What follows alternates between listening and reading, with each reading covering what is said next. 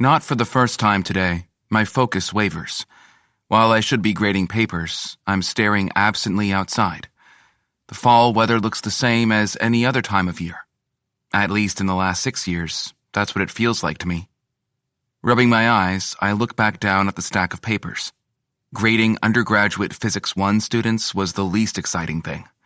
I could likely grade every third one with a B, throw in a random A, fail 20%, and give the rest an average C, and I'd be accurate in my assessment. This class was like every other year, every other course. Being a teacher's assistant while I finish my last year of graduate studies is, well, dull as fuck. Sure, it's this or research, but I thought that I'd give myself a boost and go with something mindless, so I can spend the rest of my time focusing my attention on my studies. Except that I'm not focusing on shit. Rake? Glancing up, I watch through shrewd eyes as Felicia Fowler Fawcett walks into the office we share. While her graduate studies are different from mine, we both took up TA positions as opposed to research. She likely came to the same conclusion I had. Felicia, I return. She drops her messenger bag next to her desk and sits in the chair. Not for the first time, I try to determine if she's considered objectively attractive. Her hair is long, brown, straight, and she does nothing with it. She wears glasses, but they aren't big and gaudy like I see many science majors wearing. She's not overly thin or thick, about average height. Her eyes look a little lifeless and dull to me. Turning back to my papers, I determine that I definitely can't determine whether a woman is attractive, since they're simply not to me. I don't even have the ability to appreciate anything about their bodies. I simply lack the facility to see them as attractive. Maybe I'm broken. Raising a brow, I find that I'm not actually looking at the papers, but staring outside. Again. Frustrated, I close my eyes. When I open them, I see my uncle heading toward the arena. At first, I thought it might be weird attending school on the same campus where my uncle works. But as it turns out, it's rather nice. We occasionally have lunch together. I get free tickets to his games, and in turn, he has a precious 3 of my cards left for when one of his favorite athletes is failing beyond help and needs a miracle. He disappears behind a big tree and out of sight as my attention wanders again. Sighing in frustration, I gather the papers that I need to grade and stuff them into my bag. Felicia's watching me as I shut my laptop with a snap. "You okay?" she asks. I was pretty sure the girl had been flirting with me until she realized that I didn't swing that way. The first time she offered to help me relieve my frustration and stress, I must have given her a horrified look. Thankfully, she burst out laughing. "Ah, never mind," she told me. I haven't had the misfortune to deal with that again. However, she still asks me if there's anything she can do to help my stress. I'm inclined to believe she does so more because she feels compelled to. Whether because we are office mates or it has something to do with her psychology degree, I'm not sure. "Yes," I answer as I slip my laptop into my bag. I'm not looking at her as I continue to pack up, but knowing she's watching me makes me meet her eyes as I get to my feet. I'm bored. Can't concentrate. Her lips tick up, and once more I wonder if she's attractive. Is that supposed to be a flirty smile? Suggestive? Or maybe just sympathetic? What if I was seeing it on a man? It would be far easier to determine what's behind it if it was on a man. "See you later then," she says. I give her a nod, sling my messenger bag over my shoulder, and breeze out of the office. As I head down the stairs from the 3rd floor, I realize that I told her the truth, and that's likely why I wasn't able to concentrate. I'm bored. Not just with grading papers, but in general. I'm so damn bored. When I step outside, a man crosses my path. He meets my eyes and gives me a smile. The way he blinks, all slow and flirty, lets me know that he's found me appealing. Even as he walks by, that little look tells me there's an invitation there should I happen upon him again. My dick twitches, and I raise a brow. The little twink is not at all my type, not what I'm usually interested in. But as I attempt to determine the last time I hooked up, I realize that even a twink was looking appealing right now. This boredom, this lack of getting my dick wet, is why I've been trying to determine if Felicia is attractive. When I'm horny, I try to dissect what makes women attractive. All right then, time to find a fuck. I head down the sidewalk, watching the men as I pass. No less than a dozen guys meet my eyes. Even straight men. They can't help themselves. I know. I've been told I have a quality that draws attention from anyone. Because of this, sex is always easy to come by. Always has been. Since I was 16 and ready to explore my cock with another person, it's been easy. A suggestion, an invitation. I can't remember the last time I had to lower myself to flirt. I learned pretty quickly that sex that held no challenge was really damn boring. One might argue that an orgasm is an orgasm. But it wasn't until I really gave myself something to work for that I found sex could be amazing. I finally found the high that everyone spoke about, discovered how a touch can feel like fire. But that's just it. I can't get that from someone willing to jump into my bed. I need to work for that shit. And thus, my favorite pastime since the summer before college is messing with straight men. Those who are determined that they are straight and will never be interested in dick. Every barrier of theirs I break down, from the first time they flirt as a joke or direct an innuendo in my direction, all the way to when they let me break their ass. It's all a damn thrill. Every orgasm from those moments is phenomenal, worth the effort. Since my dick is already excited at the possibility, I change my trajectory and make my way to the campus quad. There are chairs spread over the grass between the buildings. And because 5 buildings point into this one area, it's a prime place for watching and choosing my target. Or my prey. Whichever. Eastern State University is one of those places where there is a decent balance between educational focuses. The graduate programs lean heavily toward their science programs, while the undergraduate studies are heavy on liberal studies and humanities. However, our sports teams are really the school's pride and joy.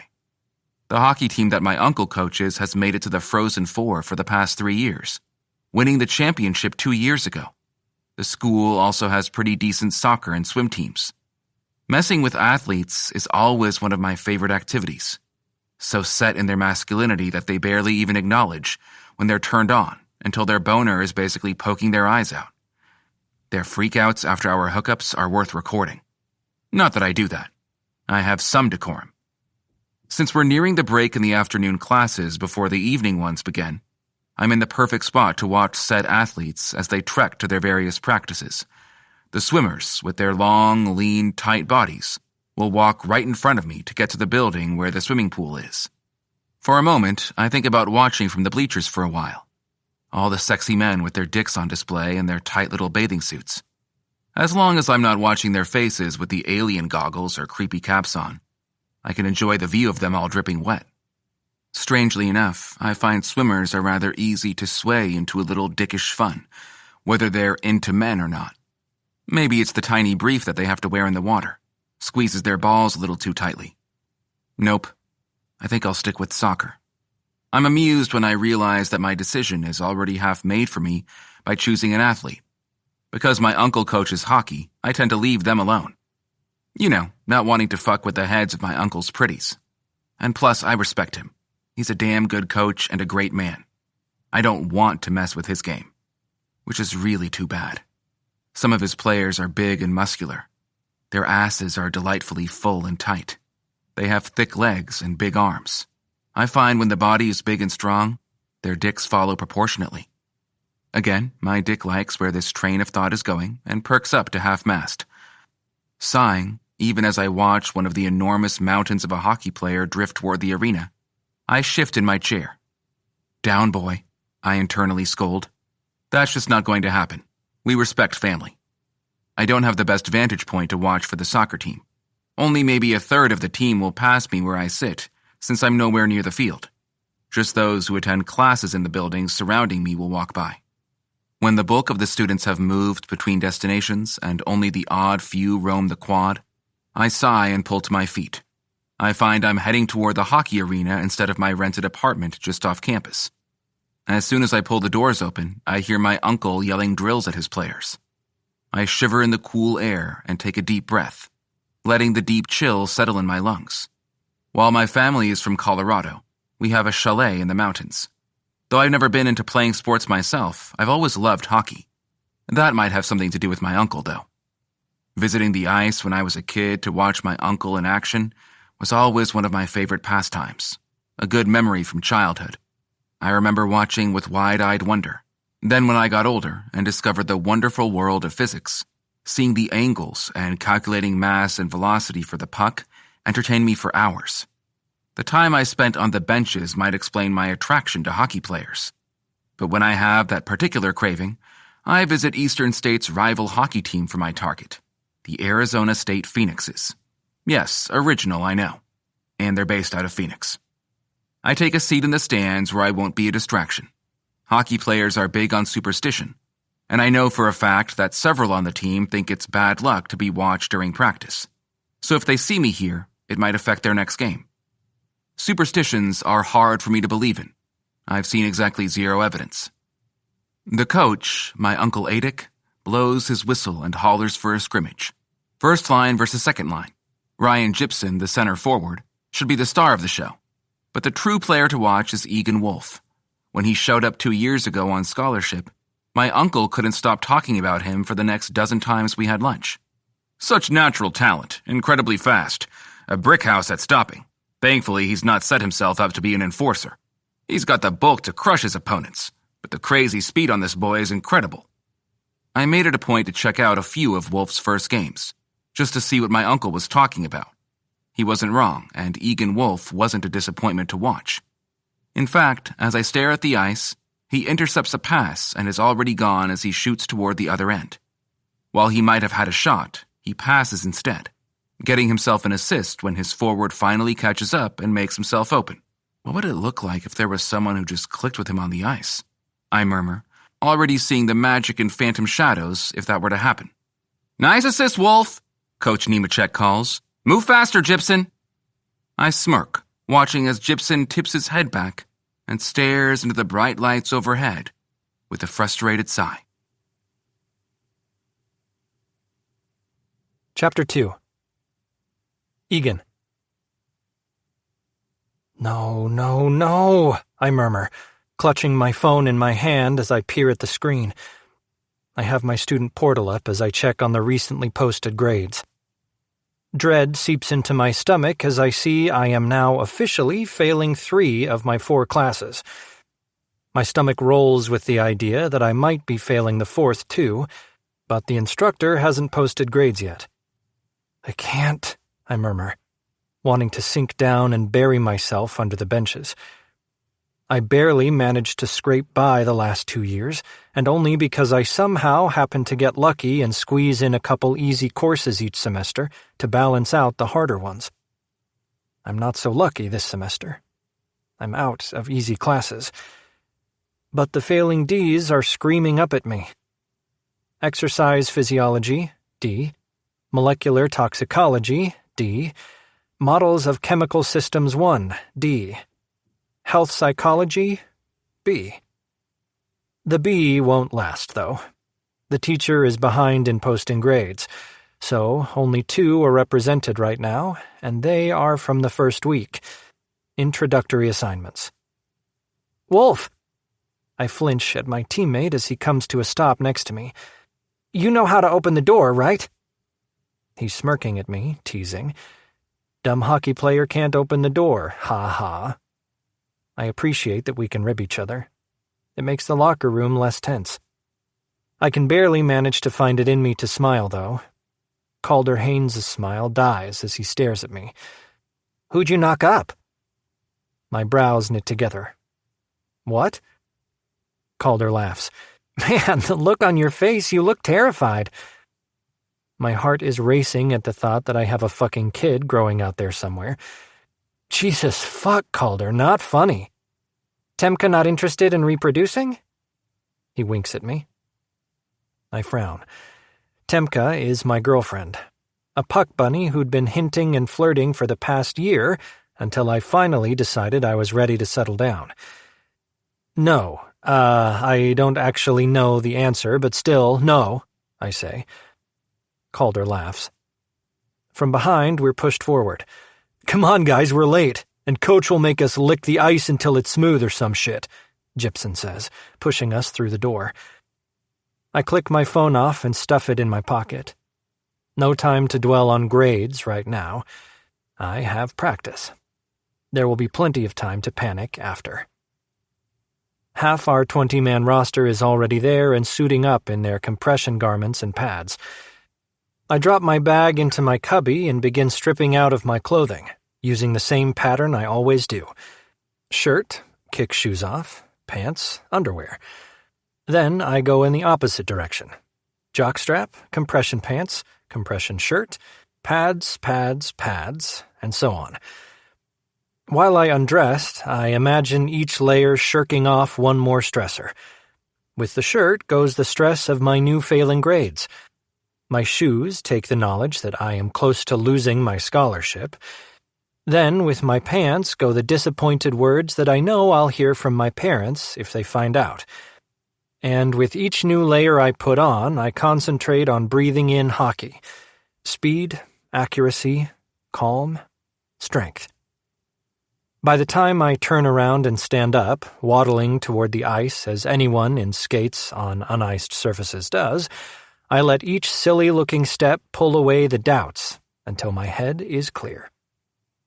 When I step on the ice, it's a freedom I can't describe, as if I become weightless. I glide around in a loose figure eight as I let the frosty air coat my lungs.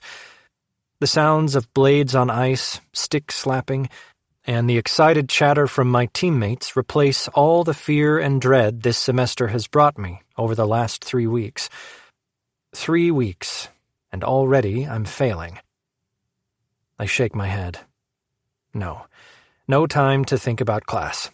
Right now, it's all about hockey.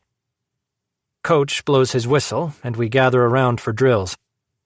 We begin with shooting pucks at the goalies, one on either end. Hart is our star. He had so many shutouts last year, it was a crime that he hadn't actually broken any records. Yet, we still didn't win the Frozen Four.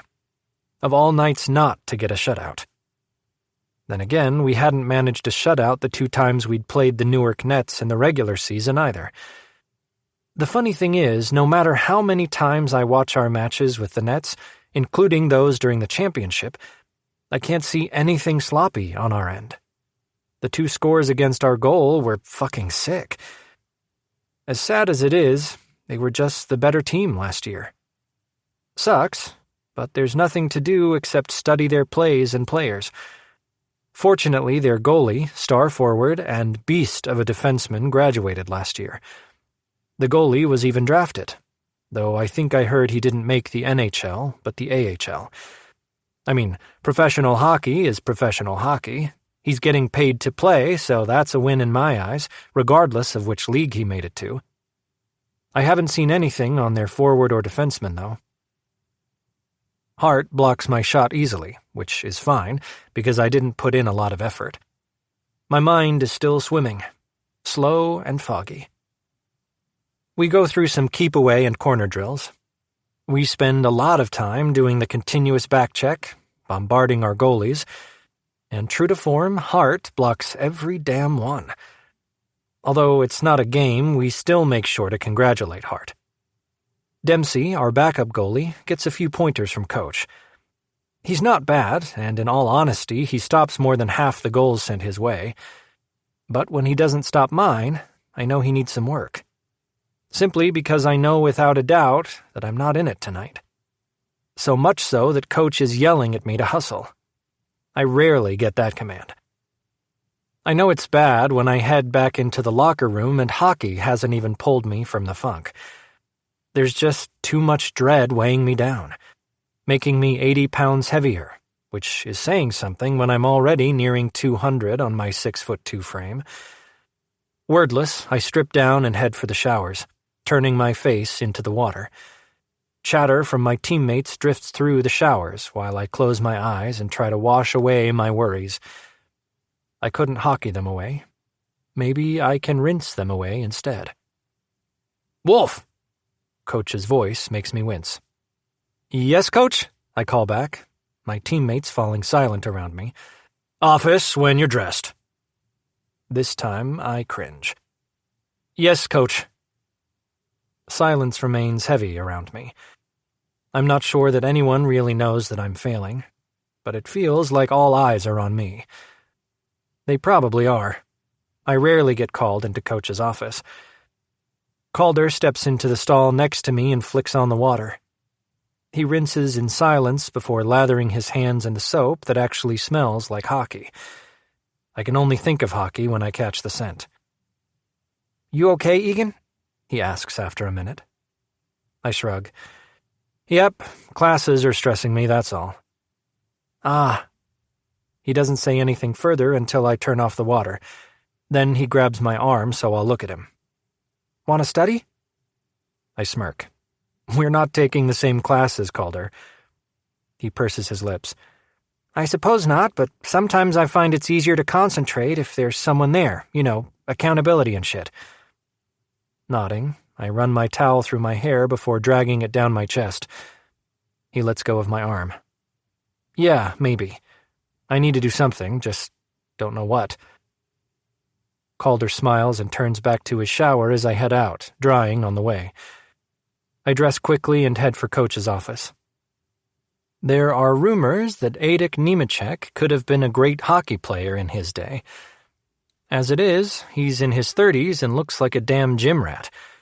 Some coaches tend to let their physique go. Not ours. He can probably bench press Gibson. Hell, I'd be surprised if he can't bench me. I stand in the doorway and knock. When Coach Nemechek looks up, his dark eyes settle on me. For the first time in a long time, I see a frown on his face when he looks at me. "Come in, Wolf. Have a seat." Yep, this isn't good. As I step inside, he tells me to shut the door. Not good at all. He leans back and crosses his arms over his chest. "Want to tell me what's going on?" Taking a breath, I try not to let it settle over me in defeat. I can't fail. I can't. "Just stressed. I'm sorry, Coach. I promise I'll be better tomorrow." Nemechek nods without speaking. As the seconds tick by and he still doesn't say anything, I try to find something else to say.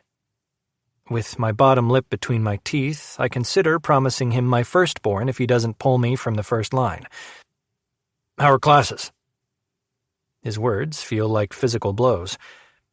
I try to keep the scowl hidden, but I know I fail, even without the sympathetic smile that crosses Coach's face.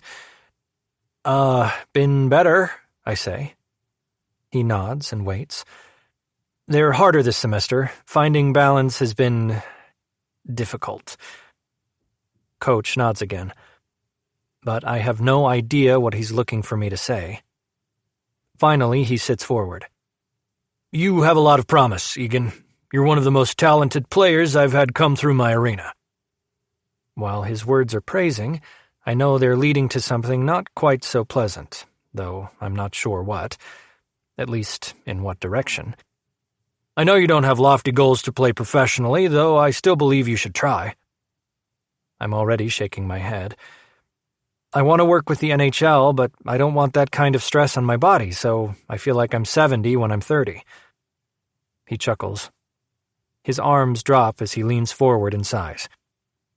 "Egan, I've received notifications from 3 of your classes that you're dangerously close to failing, and if you fail..."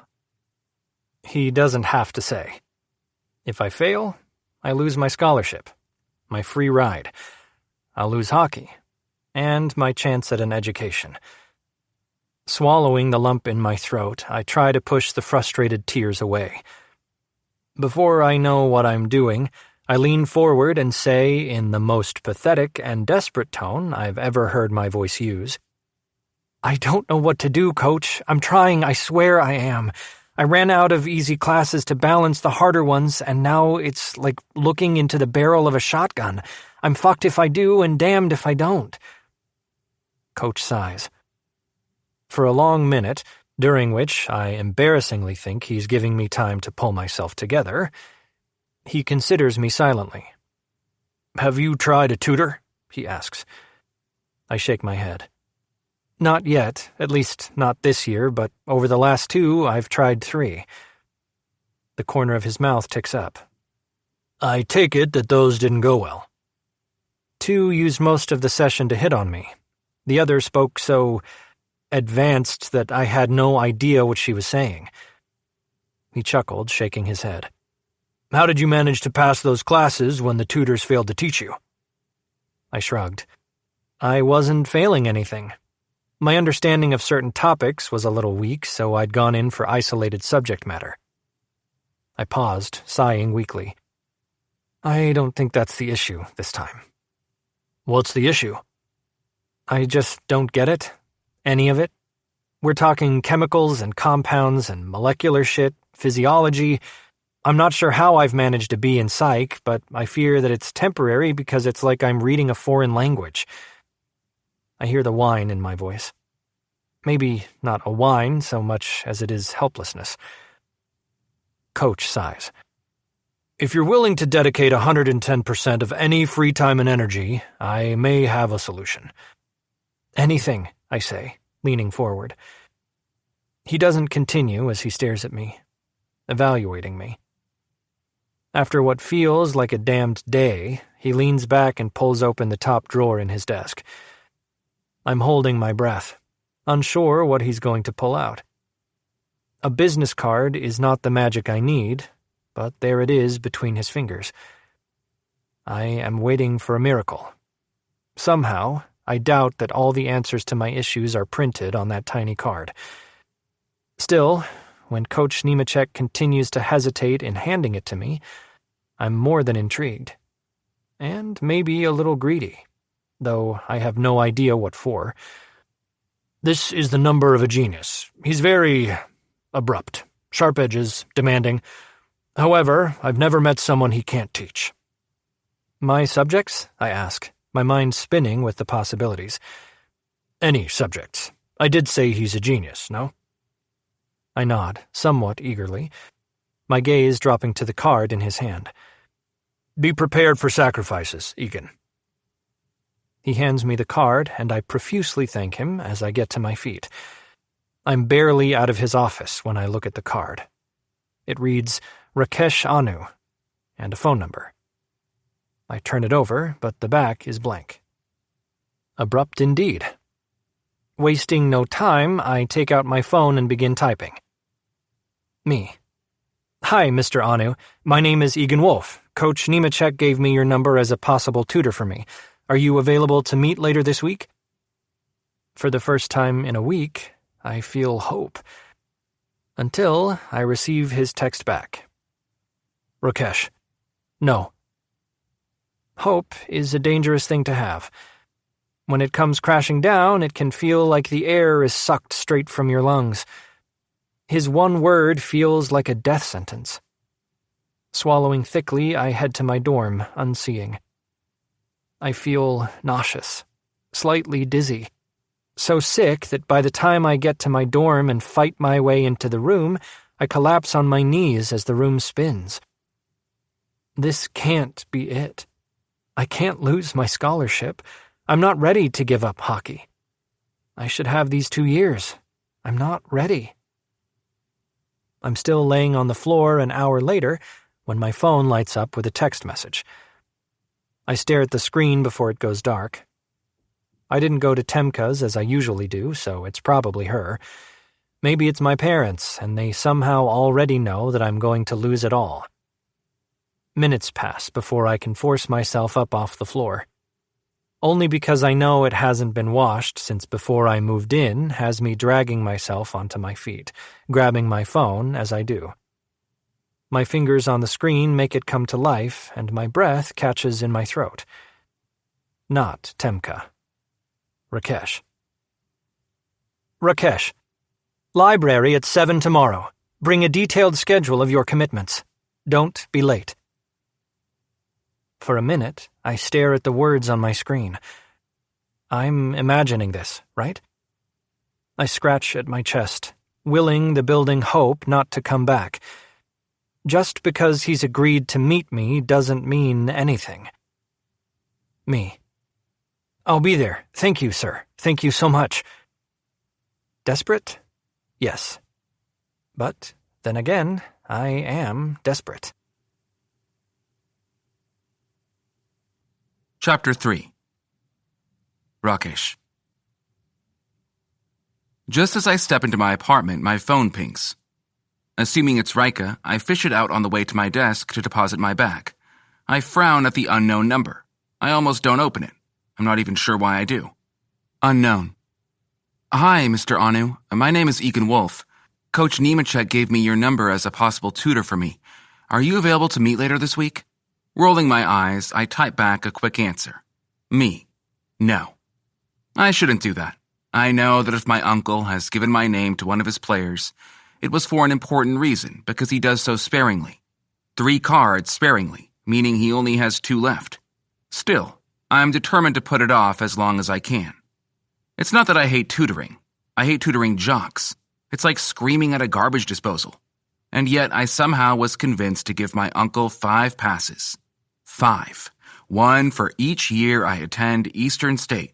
And I will not be convinced to issue any more passes. He's only used 2 thus far, and I'm in my last year. Dr. Dina says I have a knack for teaching.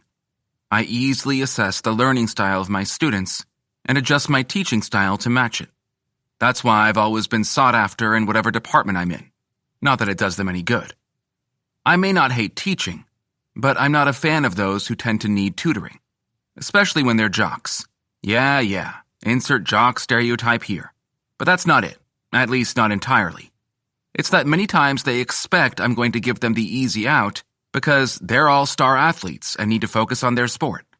I'll admit it, their looks of shock and disappointment when I tell them where to go once they pull that shit is humorous. Thus why my uncle had only 5 passes. Pick and choose wisely. As expected, my phone rings as I'm rummaging through my fridge. Without looking, I answer. Hello? Rakesh, my uncle says. I smile at his gruff voice. Hi, Uncle Adic. How's the team looking this year? You've seen our stats, Rake. What do you think? I chuckle. Still got a great first line. He hums. As he makes small talk, checking up on my studies and teaching, I wait for him to cut to the chase. I know it's coming. As I'm stuffing a burrito into the microwave, promising myself to get up early for the gym in the morning to work off the empty calories I'm about to consume, he finally gets to the point. I've given out another of your cards, Rake. I grin. Did you? To whom? I think you already know. He was typing on his phone before he even fully stepped out of my office. Did you tell him no? Of course I did. Pulling my phone from my ear, I glance at the screen before bringing it back. He hasn't begged yet. My uncle chuckles. Be nice to him, Rake. He's a good kid. And despite his struggles, he's a smart kid, too. Then why is he close to failing? Because he's bitten off more than he can chew. He's on a full scholarship, so he dedicates as many waking hours as he can to guarantee his worth on the ice. His studies are suffering. Perhaps he ought to find a better balance. Yes, and that's where you come in, Rake. Help him find balance, and help him understand what he doesn't. I promise, Egan isn't going to give you any trouble. Sighing, I pull my burrito from the microwave and let it cool on the counter. I lean back, glancing into my apartment. It's a studio, which is all the room I need. My bed is on stilts, so there's storage underneath. My desk is at the end of it. On the opposite side of the room is a television and a couch. The single door leads to a small bathroom, and then there's a kitchenette next to the door to the hall. I've rented this apartment for 4 years now. It's close to campus while still being off campus. Private and quiet. My neighbors are usually graduate students as well, so that means no wild parties. All right, I'll see what I can do with him. The smile in his voice is evident. Thank you. Now that business is taken care of, how about lunch next week? Our conversation continues to schedule lunch and then catch up on family, to which I have very little to contribute. Adic is my mother's brother. They've always been close. As such, they talk frequently. Meanwhile, I rarely call home. A cursory text here and there is my usual form of communication. It's no surprise that he has more to report than I do. When we end the call, I resign myself to texting the athlete back. Me. Library at 7 tomorrow. Bring a detailed schedule of your commitments. Don't be late. I don't receive a response right away, so I toss my phone aside and concentrate on devouring my burrito. At least it's full of protein and vegetables. It's also bland as fuck. When finished and I wash my hands, I drop onto the couch and flick on the television. It opens to Sports Spot, and I'm watching recaps of NHL, NFL, and soccer. What's not to like about sports? The guys are always wearing tight pants that show off the shape of their supple asses. I shift on the couch and rub my semi. Yep. Been far too long if watching guys on television is turning me on. I glance at Egan's return message from last night. My lips twitch at the "sir." Maybe he'll be fun after all. Hockey practice ended an hour ago. I told him 7 to let him have time to eat, and to see if he'd already be here, or if he'd show up just for our meeting. I'm curious how dedicated to this he really is. However, the library is 3 stories with many nooks, alcoves, and study rooms, not to mention the tables and chair clusters littered throughout the space. I've never seen Egan up close when off the ice, which means I've never gotten a good look at him without a helmet on. But a hockey player is a hockey player. I figure it will be easy enough to spot him. And it is. I find him at the back of the 2nd floor, sitting at a table. By the looks of the spread of books before him, he's been there for a while. His elbows are on the table. His head is in his hands fisted in his hair. I can't see his face, but if I had to guess by the tension in his posture, studying isn't going well. Egan is a defenseman, so he's a big guy. Even slumped over, there is no mistaking the bulk of his body. The pull of the tight shirt over his shoulders only emphasizes it. His hair is short, his face clean with a hint of shadow around his chin. But to see any more detail, I'd have to call his attention to me. Instead, I remain in the aisle slightly behind him and lean against the edge of the bookshelf to observe. He hasn't moved since I stopped, so I wait to see if he's taking a nap or actually trying to learn something. Nearly as soon as the thought crosses my mind, Egan sighs in frustration. He turns the page back, then another. Pushing the book up to the table, he slides a notebook closer. With a pen hovering over the half-filled sheet, he looks back at the book and stills again. Okay, the struggle is real, and whatever subject he has in front of him anyway. We're only 3 weeks into the fall semester, so this doesn't look like a short tutor job if that's the case. Shifting my messenger bag, I push from the bookshelf and round his table. Egan is so focused on his book that he doesn't see me for half a minute. Then his head snaps up and I'm met with gray eyes. Seriously, they're the rarest of eye color, and here they are in front of me. The first and only person I've ever seen with them. And they're stunning. Egan's eyes are wide as he stares at me. For the first few seconds, his gaze is locked on mine. Then they rake over my face before taking a cursory look at the rest of me. "Mr. Anu?" he asks. I nod, pleased that he at least pronounces it correctly. It isn't that difficult, but the many ways I've heard it butchered never fail to make me scowl. "Schedule," I say. Egan blinks at me as if he hasn't heard me. Then he looks to the table and shuffles books out of the way until he pulls a sheet of paper from the pile. He gives it a once-over before handing it to me. I nod in approval, especially since he followed instructions, having created a detailed schedule with all commitments, including when he goes to the gym, when he eats, and when he studies. Already, I see a glaring problem. You've only allowed yourself minimal time to study. It's not a surprise you're failing. He winces and hangs his head. I know. I feel like I'm stuck in a catch-22. I'm on a hockey scholarship, so I need to make sure my game is at peak to keep it. That means extra practice and conditioning. But I need to also keep my grades up. He pauses, causing my eyes to lift over the top of the paper to study his face. They drop to where his teeth hold his lip. My dick twitches in interest. "I managed it easier last year," he mutters. The problem with his full schedule is that mine is equally full. Frowning, I pull out my phone to compare the two. I hate adjusting my schedule to align with anyone else's. I have a comfortable routine, and disrupting it really pisses me off. "We're going to have to adjust your schedule," I say.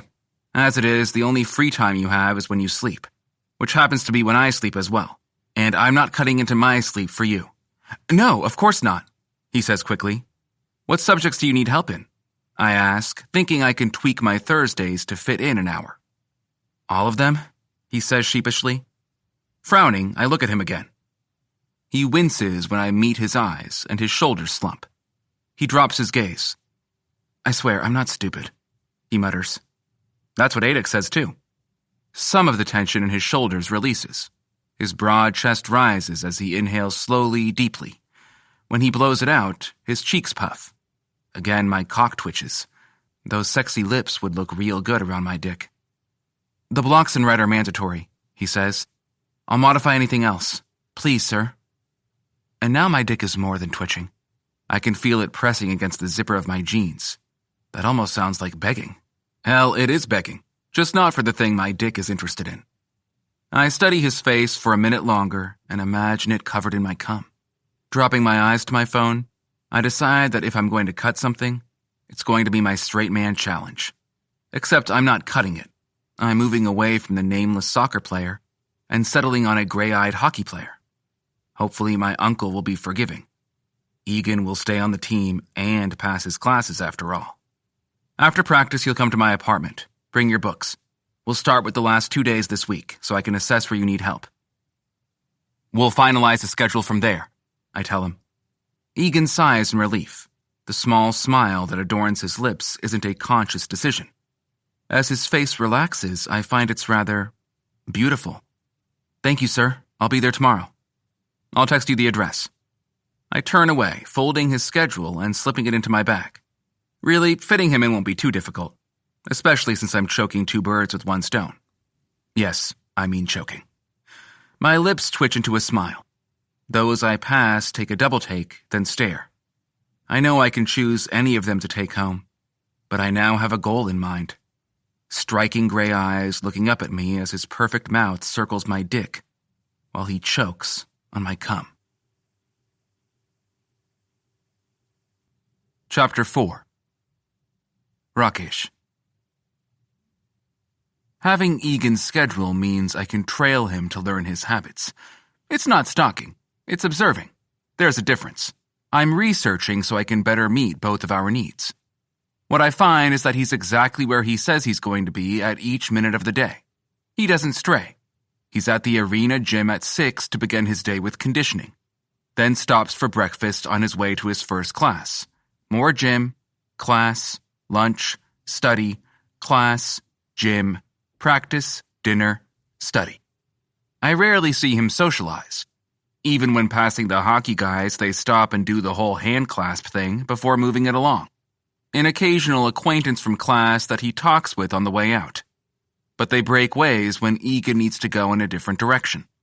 The only disruption to his day is the girl, whom I'm assuming is his girlfriend. She looks like every other puck bunny. Short shorts that don't cover the bottom of her ass cheeks. A shirt that doesn't reach the top of her shorts and displays ample cleavage. Long, sun-kissed blonde hair that falls in loose waves and curls. She's slim, but has curves and a rather large chest. Or is it large? Frowning, I look around me at other women as they pass, letting my gaze linger on their chests, mentally categorizing them into small, medium, large, and way too fucking big to be real or healthy. After a couple dozen or so, I determine that his girlfriend is in the large category. With that settled, I return to mentally cataloging her. Long lashes that I know are fake, because they don't actually grow like that.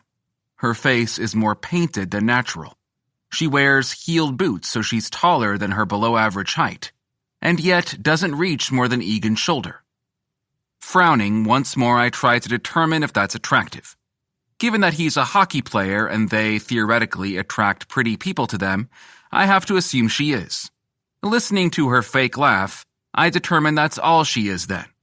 Hopefully she's at least good in bed.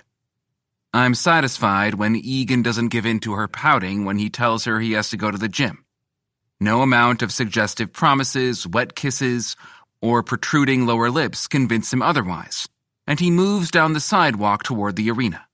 When he disappears inside, I turn to the Rutherford building where my office is. He hadn't mentioned he has a girlfriend when we spoke, but I suppose that's not something you add into his schedule. Absently, I wonder why he wouldn't. Relationships require time and dedicated energy. Hell, I was even scheduling in specific time to seduce my straight soccer jock before Egan dropped into my lap. I pause at the top of the stairs and turn toward the window. This is probably one of those morally gray areas where I should find another target, because he's in a relationship, isn't it? Then again, this is college. They're not married. They're just fucking exclusively, maybe. With that settled, I head into my office to pass the afternoon. From my window, I can see when Egan leaves the arena to head for class, and I'm back in time to spot him returning for practice. Satisfied that he's followed his schedule thus far, I head home to prepare for his classes. I haven't taken 2 of them, so I should at least brush up on the subject matter. Egan is early. At 6:45, there is a knock on my door. I flick off the television and cross the small space to open it. His face is flushed as if he ran here instead of driving. Maybe he did. It's a good way to get some cardio in when he's replacing his evening's gym routine with sitting on his ass. Later, I'll replace the need for running with a different kind of cardio. But for now, it's time to further study my subject and see if he is, in fact, an intelligent man. He grins at me. "Hi, Mr. Anu. I hope I'm not too early." "Rakesh, or Rake, is fine," I tell him, backing away and letting him enter. I watch his gaze flit around my space as I close the door behind him. "It's quiet here," he says. I nod. One of its many perks. I also have my own bathroom. He laughs. "While that seems like such a ridiculous luxury, as someone who's used to sharing communal bathrooms, I understand why you appreciate it. Men are disgusting." Egan laughs again, nodding. "Oh yeah." His laugh is easy. It's a nice sound, and I find myself smiling before I push it away. Gesturing to the table, I tell him to pull out the book and coursework for his first class tomorrow. "We'll likely run a little later tonight than usual," I say. "I want to see where you're at with each course. So tonight and tomorrow, we'll spend half an hour on each. Then I can assess where to go from here over the weekend." "Thank you," he says. "Really, I cannot say how much I appreciate this." I nod without acknowledging his thanks more than that. "Show me where you're at and what you're struggling with." "Where to begin?" he mutters. We spend the next hour talking about molecular toxicology by looking at genetics and how most have environment or gene-environmental causes. That's really the limit of his understanding on this subject. He's more enthusiastic about exercise physiology because it feels applicable to him. He understands how the body reacts to specific exercises and excels at telling me so. His hang-up is terminology. Without having to go much further into this class, I know it's really going to be a matter of technicalities versus actual understanding. After an hour, we break for a drink, and I sit back to consider him as he sips on the Gatorade and stares at the open book in front of him. I watch as his lips move while he silently forms the words with his mouth. He subtly shakes his head, and I swear he begins the sentence or paragraph again. "Does it help you understand if you read out loud?" I ask. His cheeks heat when he looks up at me. "Sorry, was I reading aloud?" I shake my head. "No, but I've seen you read a passage by forming the words as if you're wanting to speak them." The pink on his cheeks darkens. And why does my cock like that? Because I imagine that's how his face would flush when I push inside him? Or when I take his cock in my mouth? Hell, I bet I can get that flush just by stroking his dick. Blinking the thoughts away, I stare at him, waiting for his answer. He's amusingly flustered. I don't know." Laughing, I shake my head. Leaning forward, I choose a paragraph explaining the concept of how biological factors include inherited personality traits and genetic conditions. "Read that out loud," I tell him, tapping the paragraph. His eyes go wide. "Really?" I smirk. "Yes, read it, Egan." It's clear he's uncomfortable, but he bows his head and stares at the paragraph. I'm watching closely so I can see when he closes his eyes to take a breath before he dives into reading it aloud. His voice starts quiet, but by the end of the paragraph, it's strong. When he's done, he looks at me. "What did you just read?" I ask. He blinks several times before reiterating the paragraph. "Good, and what did you take away from that?" I'm pleased when he tells me with mostly correct understanding. I have him read it again, and he pauses close to the end. "Oh, I had that wrong," he says, and lets his eyes wander over it a couple times. When I determine that he's rereading a sentence or two multiple times, I tell him to repeat it out loud again. He does, and I see when the knowledge clicks. "That's it," I say, my voice soft. "You did really well, Egan." His eyes widen slightly, his focus going distant. I don't miss the shiver that races through him before he blinks at me. "I suspect this won't work with all subjects, but at least for psychology, we might have found a strategy that works," I tell him. Egan grins for a minute before frowning. I literally have no place to be reading my textbook out loud without disrupting someone. I wave him off. "Before you leave here tonight, email me your syllabus for each class." He nods and drops his face back to the book. We move on to models of chemical systems, and I can tell by the frustration and helplessness in his expression that no amount of reading out loud is going to help him understand. Fortunately, he doesn't have that class tomorrow. I have him leave his book with me tonight so I can flip through it.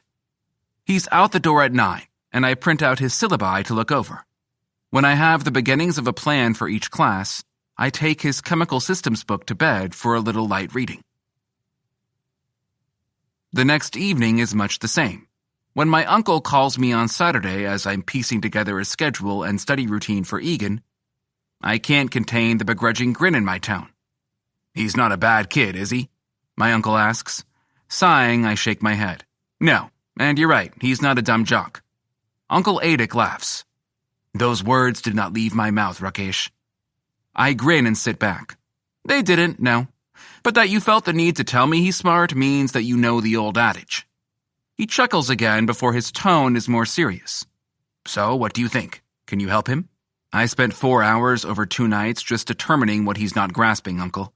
I haven't even tried teaching him anything yet." "If you're going to try to convince me that you don't have a preliminary assessment on him yet, you're going to have to try harder than that, son." I can't stop the chuckle that escapes. "I think he'll be fine." His immediate reaction when something sounds foreign is panic. And right now, he has 3 classes that are using words he's not comfortable with. Give me a week, and I'll tell you if you'll be able to count on having your star hockey player for the semester.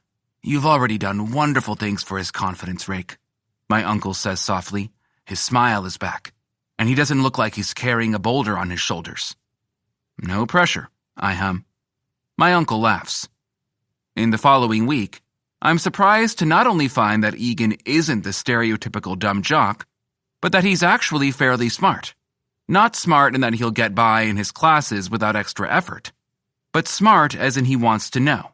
He wants to understand, and he's willing to put in the effort to do so. After I gave him a technique to practice chemical systems, he couldn't contain himself on Wednesday when something clicked in his head while he was in class. He texted me and I could practically hear his enthusiasm as he filled my screen with an explanation of chemical bonds as a direct link between atoms. I could tell he wasn't just repeating what he'd been reading because his grammar is shit. He bounds into my room that night with such excitement, I can't help smiling at him. "Rake, I understand it. At least I'm starting to. I understand." His eyes are glossy for a minute as he stares at me with a wide smile before he blinks a few times and looks away. I nod. "Good. You're doing very well. You ready for the next module?" Egan is still grinning hugely when he looks at me again and nods. I don't miss the way his smile widens when I praise him. "Yep, lay it on me, Rakesh. I'm going to pass this fucking shit." I text my uncle the following Saturday. "Me. Your boy will be fine. You can count on him for the semester." Uncle Adik. "Good to hear, son. I appreciate your help." Drumming my fingers on the desk, I glance out the window. I thought that I'd hate Egan's company, that the time I had to dedicate to him would feel like a chore.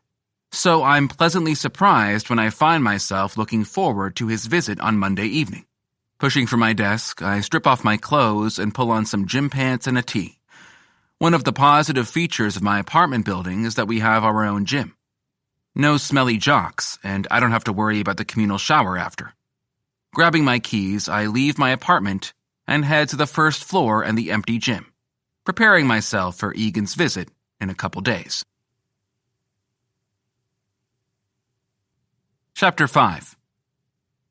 Rakesh. Preseason games for the NHL are halfway through when Eastern State has its first game. I already knew games were going to skew the schedule I'd set with Egan, so I'd created a shared calendar in which I had his commitments and games logged, highlighting when I expected him to be here for study. SportsSpot is flitting through the games between the Florida Manatees versus Tampa Pirates, the New York Gulls versus New York Lights, and the Toronto Red Foxes versus the Montreal Whiteouts, when there's a knock on my door. I get up, glancing at the clock to see that I still have nearly 20 minutes before Egan is due to arrive, and make my way to the door without taking my gaze from the television. I pause when Derek Schneider of Montreal makes a stupid spectacular save. "Fuck yeah," I mutter. That would have been a devastating goal to break the shutout in the middle of the third period. It's one of those saves that will be watched over and over. Another knock at my door has me turning and pulling it open. Egan smiles at me, holding a paper up in his hand. Rake, I got a goddamn B. As much as I try to contain my smirk, seeing the way he's beaming makes me want to pull him in and push him to his knees. Let him have a reward by choking on my dick. I'm sure his moans would fill the room from the best celebratory blowy imaginable. Or maybe the worst. I'm positive he's never had a dick in his mouth before. Instead, I take the paper from him, mentally noting which answers he missed so we can work on those areas. Egan is still beaming at me when I look back up. The corner of my lips quirk. That's really great, Egan. You're doing amazing. As I knew would happen, his eyes turn slightly glassy, and he shivers. What's new is when he takes his bottom lip between his teeth. That makes me smile a bit more. More words to push him a little further are on my tongue when a cheer comes from the television. Egan blinks several times as I turn around. The station is on the New York game, and they're replaying a rapid pass sequence between Owen Vincent and Franz Bauer, wingman for the New York Lights, that ended up with a fake from Vincent as he slapped it back to Bauer, who shot it through the legs of the Gulls goalie, Trustine. Hell yeah, Egan says, moving around me to walk into my apartment. He drops his bag by the table as I close the door and follow him toward the television. He pauses behind my couch, his hands on the back and eyes glued to the television. Look at that. That's fucking magic right there. I've always dreamed of having that kind of connection on the ice, when you just know where your teammate is, as if they're an extension of your body. I watch him, letting the small smile on my lips linger before grabbing the remote and flicking the television off. It's rare to have, I say. Egan sighs. Yep. I've been playing since I was 7, and let me tell you, the closest I came to that was when I was 11 during a summer camp. The guy was 13, and I swear, we played our own game around everyone else on the ice. His gaze goes far off for a minute. Then he looks at me. Funny thing is, he never went to the NHL. I found him on social media a few years ago, and it's disappointing that he let his talent go without following it. He was incredible. I've heard the same about you, I say as he pulls his books out and stacks them. He pushes one toward me with his current assignment sticking out between the pages, and what he made it through so far. As I'm looking over his work, I continue. But I also hear that you didn't enter the draft? Egan chuckles. Nah, I'm only 20 and my joints already hurt. I'd rather be behind the scenes. That's why I'm studying for a degree in exercise science so I can work with a team for conditioning. Nodding, I study his face as he watches my hands open the book. I'd be willing to bet he's attracted to me and doesn't realize it. I've stretched my goal to fuck him to accommodate helping him pass his classes. I don't want to break him until after the semester is over. If I time it right, he'll go out on break, having passed his classes as I assured my uncle he would, having been fully fucked in the ass and begging for more, while I tell him it was fun but time to move on. The break from school over the holiday should be enough time for him to accept it and not interfere with anything else. It's really the perfect setup. End it when our semester studying is over. It's even a legitimate excuse that I can sell to my uncle if it comes up. It shouldn't, because what hockey player runs to tell his coach that he was seduced by a man for the first time, liked it, and is now wrecked over it? Not Egan. I'm sure about that. I'm sure there's some argument there about following your dreams and opportunity isn't always presented to everyone and whatnot, I say, waving my hand in the air. His eyes track my hand before settling on my face. He really is a good-looking man. I could probably stare at his damn eyes for longer than what's comfortable. Egan smiles. Sure, and I've already heard plenty of muttered bitterness about me not seizing opportunities that are handed to me, but my dream doesn't have to be their dream. My uncle was right. He's a good kid. Smart. He's easy to have a conversation with, easy to be around, and outside of chemical systems, he's actually pretty easy to teach. I don't mind the challenge that chemical systems presents us. It's somewhat entertaining to try different methods, and then receive his texts of excitement when he gets a concept. If I wasn't set on fucking him, I'd say he'd maybe be a decent guy to hang around. Maybe if I played it right, I could have both. Fuck the straight boy until he knows he's not straight, and then convince him that we can still chill. We begin working, and the time easily slips away until an hour and a half passes. Egan sits back and yawns, rubbing his hand through his short-cropped hair. I'd like him to grow it out a little so I can grip it in a fist. But then I'm distracted when his shirt lifts, and I'm presented with very nicely toned abs. And thus, why I enjoy fucking with athletes. It's their bodies I crave. The hard muscles, taut sin, powerful hold, bigger than me. I love to break them. I begin away games this week, Egan says. He rubs his eyes with both hands. This is when hockey starts kicking my ass. I chuckle. I bet. His eyes meet mine, his brows furrowing. I'm going to have to miss some study sessions. For a minute, he bites his bottom lip. I'm sure he's not really looking at me anymore, which is fine since I'm now considering taking his lips between my teeth to give his jaw a break. I'm kind like that. He sighs, pulling my attention back to his eyes. I admit, I'm scared I'm going to fall behind and begin failing again. Check your calendar, I say. Obediently, Egan pulls out his phone. I catch a glimpse of several notifications on his screen that he ignores as he pulls up the calendar app. It takes him only a minute to find that I've populated it to accommodate hockey. His grin does something to me. My stomach flips. I can't help myself when I raise a brow. It's not directed at Egan, though I know he thinks it is as he laughs in relief. No, it's directed at myself. What the actual fuck? Nobody's smile garners a reaction from me. Taking a breath, I brush it off. That work for you? I ask. I'll make it work, he says, yawning again. Then he chuckles. Sorry, I think my body's already anticipating being sleep-deprived. I wave him off. No worries. We've covered what I wanted. Go to sleep. He flashes me another grin. This time I look away, so I don't have to see it. See you in a couple days, Rake, he says on the way out my door. As it slowly shuts behind him, I hear his voice and pause, holding it slightly ajar. I vaguely hear, Hey baby, sorry it's late and I have hockey early. Can't see you tonight. And then his voice is too far away to hear. There's a faint feeling of smugness, knowing that he's turning down his girlfriend tonight. Then I'm frowning at myself as I lock my door. Seriously, Rakesh, what the fuck? I mutter and fall back on the couch to flick on the television. Montreal kept their shutout with a low-scoring game of 1-0. The Lights won against the Gulls 2-1, and the Manatees crushed the Pirates 5-1. That had to hurt. I receive a text from Egan when he's away, begging me for a quick pointer for his toxicology class. His panic is evident in his text, so I pull my phone from the charger and roll to my back. Holding it above me, I tap the video call icon. Immediately, his face fills my screen, and I'm right. There's barely subdued panic in his eyes. These words aren't English, he complains. They're Latin. Laughter escapes me before I can stop it. He's not wrong, since many scientific terms are derived from or are Latin. Take a breath, Egan. He does what I say, and I watch through the screen as his eyes flutter closed. He's got dark lashes, the kind that women glue on.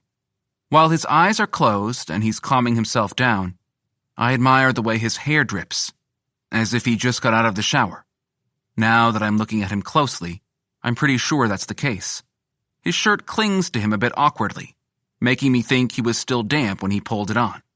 His eyes open, and he at least appears a little more rational. All right, he says. You listen well, Egan, I tell him, voice low and only slightly suggestive. His lips quirk up, and I swear there's a bashful glint in his expression. Before he has to say something in return, I say, Tell me what has you confused. Just like that, I'm laying in bed as I work him through understanding what happens when you ingest too much paracetamol. An hour goes by, and then 2. Before I realize what happened, we're no longer talking about toxicology, but anything ranging from hockey to, get this, his girlfriend. Before he can get too deep into this conversation, and I'm tasked with trying not to look disgusted, and not only how mushy his tone is getting, but also that we're talking about a woman, he abruptly stops talking and stares into the screen. Did I wake you when I texted? He asks. I raise a brow. No, why? You're in bed and not wearing a shirt, he says, his face getting closer to the screen. I'm sorry, I didn't realize what time it was when I texted you. I always try to study when my roommate is out celebrating or moping, depending on the game we played. Gotta take advantage of what little peace I get when we're traveling. Shrugging, I nod. Not a big deal. I was just watching a movie. The way I have my phone propped against the wall, he has a view of my pecs and shoulders, as well as the bicep of my right arm. There's satisfaction brewing inside me when I see him studying me. His mouth opens when he suddenly snaps his head up, and I hear the faint sound of a door opening. "Yo, you best not be video fucking Temka," the voice says. "Ha," Egan returns, grinning. "I wouldn't be fully clothed if that's what I was doing, Haynes. I'm talking to my tutor." "He has calling hours, eh?" Egan goes to grab his phone, but I'm suddenly getting motion sick as the camera goes all over the place. When it settles, the face staring back at me isn't Egan's. This man is leaner but more defined. His face is thinner, and his lips are too. His eyes are dark, partially covered by blonde hair that's likely usually styled, but flopping messily on his head right now. Well, he'll be plan B if Egan doesn't pan out. Not that I've ever failed at getting a straight man into my bed. Haynes says, staring at me with wide eyes. I don't miss the way he's studying the screen as well, likely trying to determine why Egan's tutor appears naked and in bed. "Sorry, man, I really thought Wolf was fucking with me." I shrug one shoulder. Before I'm tasked with having to consider a response, the phone has been snatched back and Egan reappears. "Sorry." He frowns at Haynes, then looks back at me. "Guess I should go now. Thanks for the help." Nodding, I tell him goodbye and hang up before there needs to be any further conversation. I don't hear from him again while he's traveling, but when he shows up at my door on Friday, I can see he's dead on his feet. His eyes are barely open and he sways. I honestly fear I'm going to have to catch him when he gives me a tired smile and trudges inside. He drops into his usual chair and starts pulling out his books, which look a lot heavier than they do other days. I take my seat and open what's in front of me. When I begin talking, I can tell he's not retaining anything. After 20 minutes go by and Egan is not at all present, I close the book. I better not have this to contend with moving forward. Egan blinks at me, then looks around as if trying to determine where he is. He groans. "Sorry, Rake." I'm surprised when he stands and begins stripping his clothes. I'm so surprised that I just stare at him, and he leaves a trail of clothing while he makes his way towards my bed. In nothing but his boxer briefs, in which I get a sexy view of his tight round ass that has me licking my lips, he climbs into my bed. Too stunned to do anything but stare at him for another solid minute, I remain where I am. Pretty sure I should be irritated, or at least offended that he's being so presumptuous. But I shake it off and stand from the table. However, I'm not sure what to do with myself at this point. Watching him as he burrows under my blankets, I'm left shaking my head. Guess we're going to bed then. I suppose 23 isn't too old for my first sleepover. Making a quick pass through my bathroom and shutting down my room for the night, I bring my tablet and climb into bed beside him. Egan's eyes blink open, and he gives me a small smile.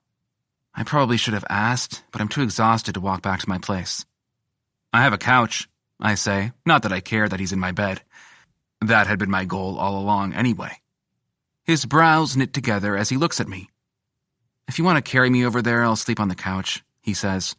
I probably should have dropped there, but my muscles have shut down for the night. I shake my head. You need to schedule in more sleep. Bringing up my tablet, I flick through what's on there until I find a movie. Then I set it between us. "I don't care that you're in my bed." Probably why I didn't hesitate to climb in. Didn't take you as homophobic.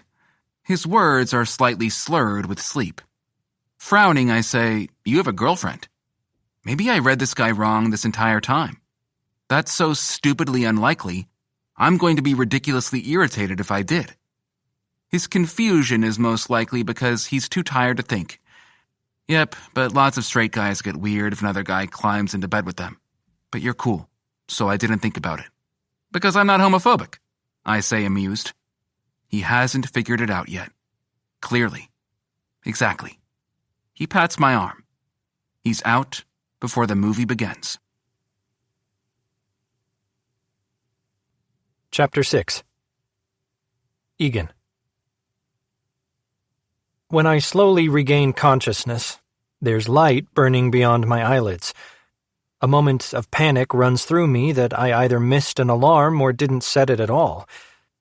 But I'm comfortable, warm, and so damn relaxed that for a moment I don't give a shit. There's a body against me. At first, I assume it's Temka, but as I bury my face in her neck and breathe in, it's not her soft floral powdery scent that fills my lungs. It's something muskier, masculine, slightly sweaty and spicy at the same time, and fresh linen, maybe? The next thing that I register as my sluggishly sleepy mind slowly turns back on is that the weight on me is much heavier and surrounds me far more than Temka's tiny frame can. Actually, now that I called attention to it, it's heavy enough that I can't catch my breath. My eyes open, and while I don't move, my heart begins to race, especially once I realize that my dick is already hard with my morning wood. Hard and aching in a rather unpleasant way. Now that I'm looking into the room I'm in, last night comes back, and I realize I basically commandeered Rake's bed. Embarrassment settles uncomfortably in my chest. Between that, the way my stomach is flipping nervously, and my cock is throbbing for some friction, I'm really hoping I'll just disappear entirely before Rake wakes up. I'm pretty sure when I fell asleep, I was not basically burrowed into his chest. And yep, that's where I am now. I'm gripping him tightly without realizing it, my arm slung around his waist, my face buried in his neck. His leg is slung over my hip. One of his arms is under my head, so I'm using his hard bicep as a pillow. The other is resting over me. When I pull in a deep breath, Rake stirs, and I freeze. Fuck. I've woken in the same bed as men before, but never like this. For some reason, I'm more than positive that he didn't pull me to him last night. Whether it was a dream or not, I vaguely recall moving into him. Okay. If he doesn't kick me out and tell me to figure my shit out on my own, I swear I'm going to worship this guy. I jump when an alarm finally sounds. Rake grumbles, and for some reason, that sound makes my dick leak. I'm horribly mortified when he pulls away, getting ready to see the state I'm in. My face is bright red, burning. Rake rolls away, but he doesn't have enough room to lie flat on his back, further solidifying the idea that yes, I had moved toward him. I'm so far across the center line of his bed, I might as well have just crawled on top of him. He pulls a hand over his face before looking at me. The alarm is still going off, and he sighs. Letting his hand drop, I follow the movement as he scratches his stomach. Tight abs. Smooth skin. Damn. Without comment, Rake pulls himself free of me and climbs from the bed. He turns off the noise that I'm going to be hearing for the next year as it blares in my head, reminding me that I royally embarrassed myself with my brilliant tutor. Rake disappears into the bathroom, and I wait, remaining completely still, wondering if I can run out of here with my tail between my legs before he comes out. Okay, I'm not quite that much of a coward. Besides, when he steps out a moment later, I wouldn't have had time to pull my clothes on, never mind run away. "Shower if you want, I'm ordering breakfast," he says, his voice low and growly from sleep. And again, my dick appreciates the noise. Wincing, I roll onto my stomach and bury my face in the pillow, willing my cock to go down. I can't walk across his apartment like this. What's he going to think? When a couple quiet minutes pass and my boner is not interested in deflating, I realize I'm going to have to make a run for it. Pulling myself up, I sit and look around. Rake isn't looking at me, but at his phone. He's still only in his underwear, and I find myself checking out his body. I had no idea he was so well-toned. Not that he dresses to hide it, but fuck. I suppose since I woke up with a boner against him, maybe I'm going to notice that now. I slip from his bed and hurry to the bathroom, shutting the door a little louder than I meant to. Releasing a breath, I lean against the closed door for a minute. Get it together. You're acting like a weird guy. When I'm through with my shower, I realize my dick has no intention of cooperating unless I give it what it wants. Apparently, it's been too long since I've paid it any attention. So I quickly rub one out before I get out and dry off. I have a weird quirk that I hate putting on the same underwear or socks that I took off. But now I'm faced with the fact that I don't have a choice. Not only did I not bring my pants into the bathroom, so going commando is out of the question, but that's literally the only article of clothing in the bathroom at all. Grumbling to myself, I pull them up and scowl into the mirror. My reflection grumps back, although I swear Mirror Egan is laughing at me too. Look at the situation you got yourself in.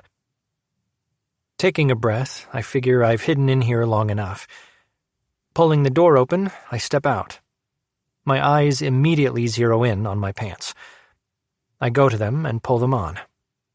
Only when I'm decently covered and half-heartedly arguing with myself to return to the bathroom to take my underwear off again do I look up to find Rake. He's sitting on his couch, now in sweatpants, with his phone in his hands. His usually neat black hair is sleep-rumpled. His perfectly trimmed facial hair is longer than the shadow he usually shapes with exact lines. With his eyes down, his long lashes are nearly brushing his cheek. His chest is bare, and I'm reminded of a caramel mocha drink looking at the long, hard plains. I lick my lips and jump when there's a knock on the door. What is wrong with me? Rake stands, meeting my eyes on the way by.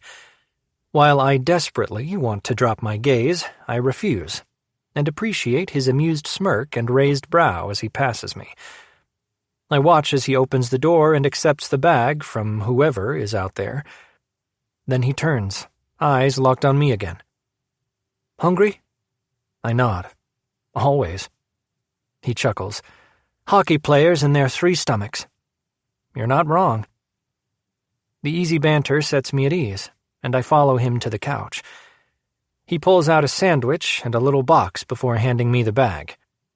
There's still 3 wrapped sandwiches, what appears to be 2 pastries, and another small box of something. I reach for a sandwich as I eye the rest of it. I could probably pack away everything in here. When I get through the first sandwich and Rake hands me another, I relax. Thanks for letting me crash, I say. Maybe if I just address the weirdness of my behavior, I'll feel like myself again. Rakesh looks at me, his dark eyes assessing as he too chews through another sandwich. My eyes drop as he swallows, his Adam's apple moving up and down. Though I mean to return my gaze to his and not let it snag anywhere else, I pause at the slight curve of his lips. His full lips. Jesus. Shaking my head, I finally manage to be a decent person and meet his eyes. He's amused as he looks at me. No problem, he says. I swear I won't make that a habit, I tell him, needing him to understand that this is not normal behavior. Any part of it, me climbing in his bed or the awkwardness that is me this morning. It's not a big deal, Egan, he says. You're working hard. Balancing hockey and doing what you need to pass your classes is going to put a lot of pressure on you. You're doing well at keeping up. Keep going. I know you can. His words, the part where he's telling me I can do this, make my heart stutter in my chest, as it usually does when he compliments me. When he gives me praise, my mouth salivates. My gaze blurs for a second, and a deliciously frightening shiver races down my spine. It makes me want. Shaking my head, I smile. Thanks. It's not just because of the words, but I feel like he means them. I could be delusional. Maybe I just need to feel like someone is in my corner. Someone believes that I can do this. If someone believes in me, then why can't I believe in myself? And if someone is confident that I can pull this off, I sure as fuck don't want to prove them wrong. I will work harder. I will make sure I succeed. Their confidence in me won't be in vain. Rake hands me the bag and I look inside. There's still food. I could still eat. He chuckles. Eat, Egan. I'm going to take a shower. He gets up and I resolutely focus on the bag, pulling out what he left. As I'm tearing into the last sandwich, I realize that he purposefully bought all this, knowing that I eat like a giant. I stare at the television, watching the highlights of whatever sports game we're on, and not listening to the way the water breaks in the shower as Rake moves under it. Yep, that's it. I need to get laid. I find Temka in her room. She's delighted that I finally decided to pay her some attention. I don't bother to remind her that hockey and school are my top priorities, as I have countless times before. I mean, I get it. She wants to feel important. It's hard to feel like a priority when there's so many other things to contend with. All day is you, babe, I tell her, enjoying the way her pretty pink lips pull into a smile. She presses her body to mine, and I can't help but wonder why I'm disappointed she doesn't feel more substantial. She's all soft curves, delicious ass, and boobs. What's not to love about that? Promise? She asks, batting her lashes at me. She's cute, right? Yeah, I tell her, smiling and kissing her lips. Promise. We'll watch this movie and cuddle, then we'll go to dinner and see what's going on tonight. What's going on tonight is I'm kicking my roommate out, so we have the room to ourselves. It's been far too long, Egan. She brings her lips to my ear and murmurs in a sultry voice, I want to ride your big dick. While I know I basically ran here with the chant going through my head, I need to get laid, I'm not sure why the idea doesn't excite me as it used to. It didn't even stir my cock. I quickly cover my frown with a smile when she pulls back to look at me, smug and confident that she's turned me on. I try to think of what I'd normally do. Bring her on my lap now? Kiss her, tease her, or... A phone notification saves me from having to determine what normal Egan would do right now.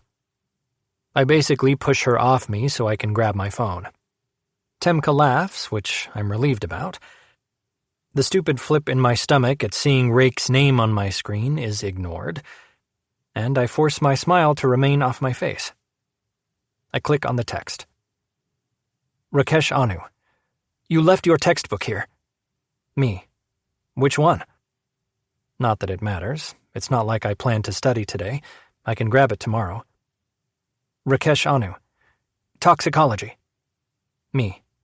I can grab it later if you'll be around. Rakesh Anu. Let me know when. I have plans. Disappointment curls inside me. So does irritation. The ridiculous question of, would he have made plans if I'd not run out of there like a scared deer, runs through my mind. Me. Okay, yeah, fine. I'll text you later. Rakesh Anu. Or maybe text me in an hour so I have a reason to leave this obligation early. A smile curls my lips as the dark disappointment suddenly flutters into pleasure. Me. I can do that. Rakesh Anu. Then you can show up in the midst of a freak-out about a midterm that you're going to fail, effectively dragging me away. Me. You want me to play damsel in distress? Rakesh Anu. I do.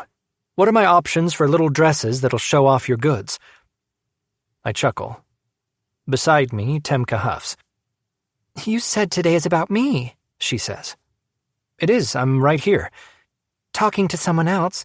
Can't you leave your hockey friends alone for 10 minutes? There's jealousy loud in her voice. I'm not talking to them. I flash her a wide smile, but her pouty lip doesn't go away. My tutor and I are solidifying plans. Do you need me to remind you that I'm on scholarship and passing isn't an option? Temka rolls her eyes. No. Her eyes narrow.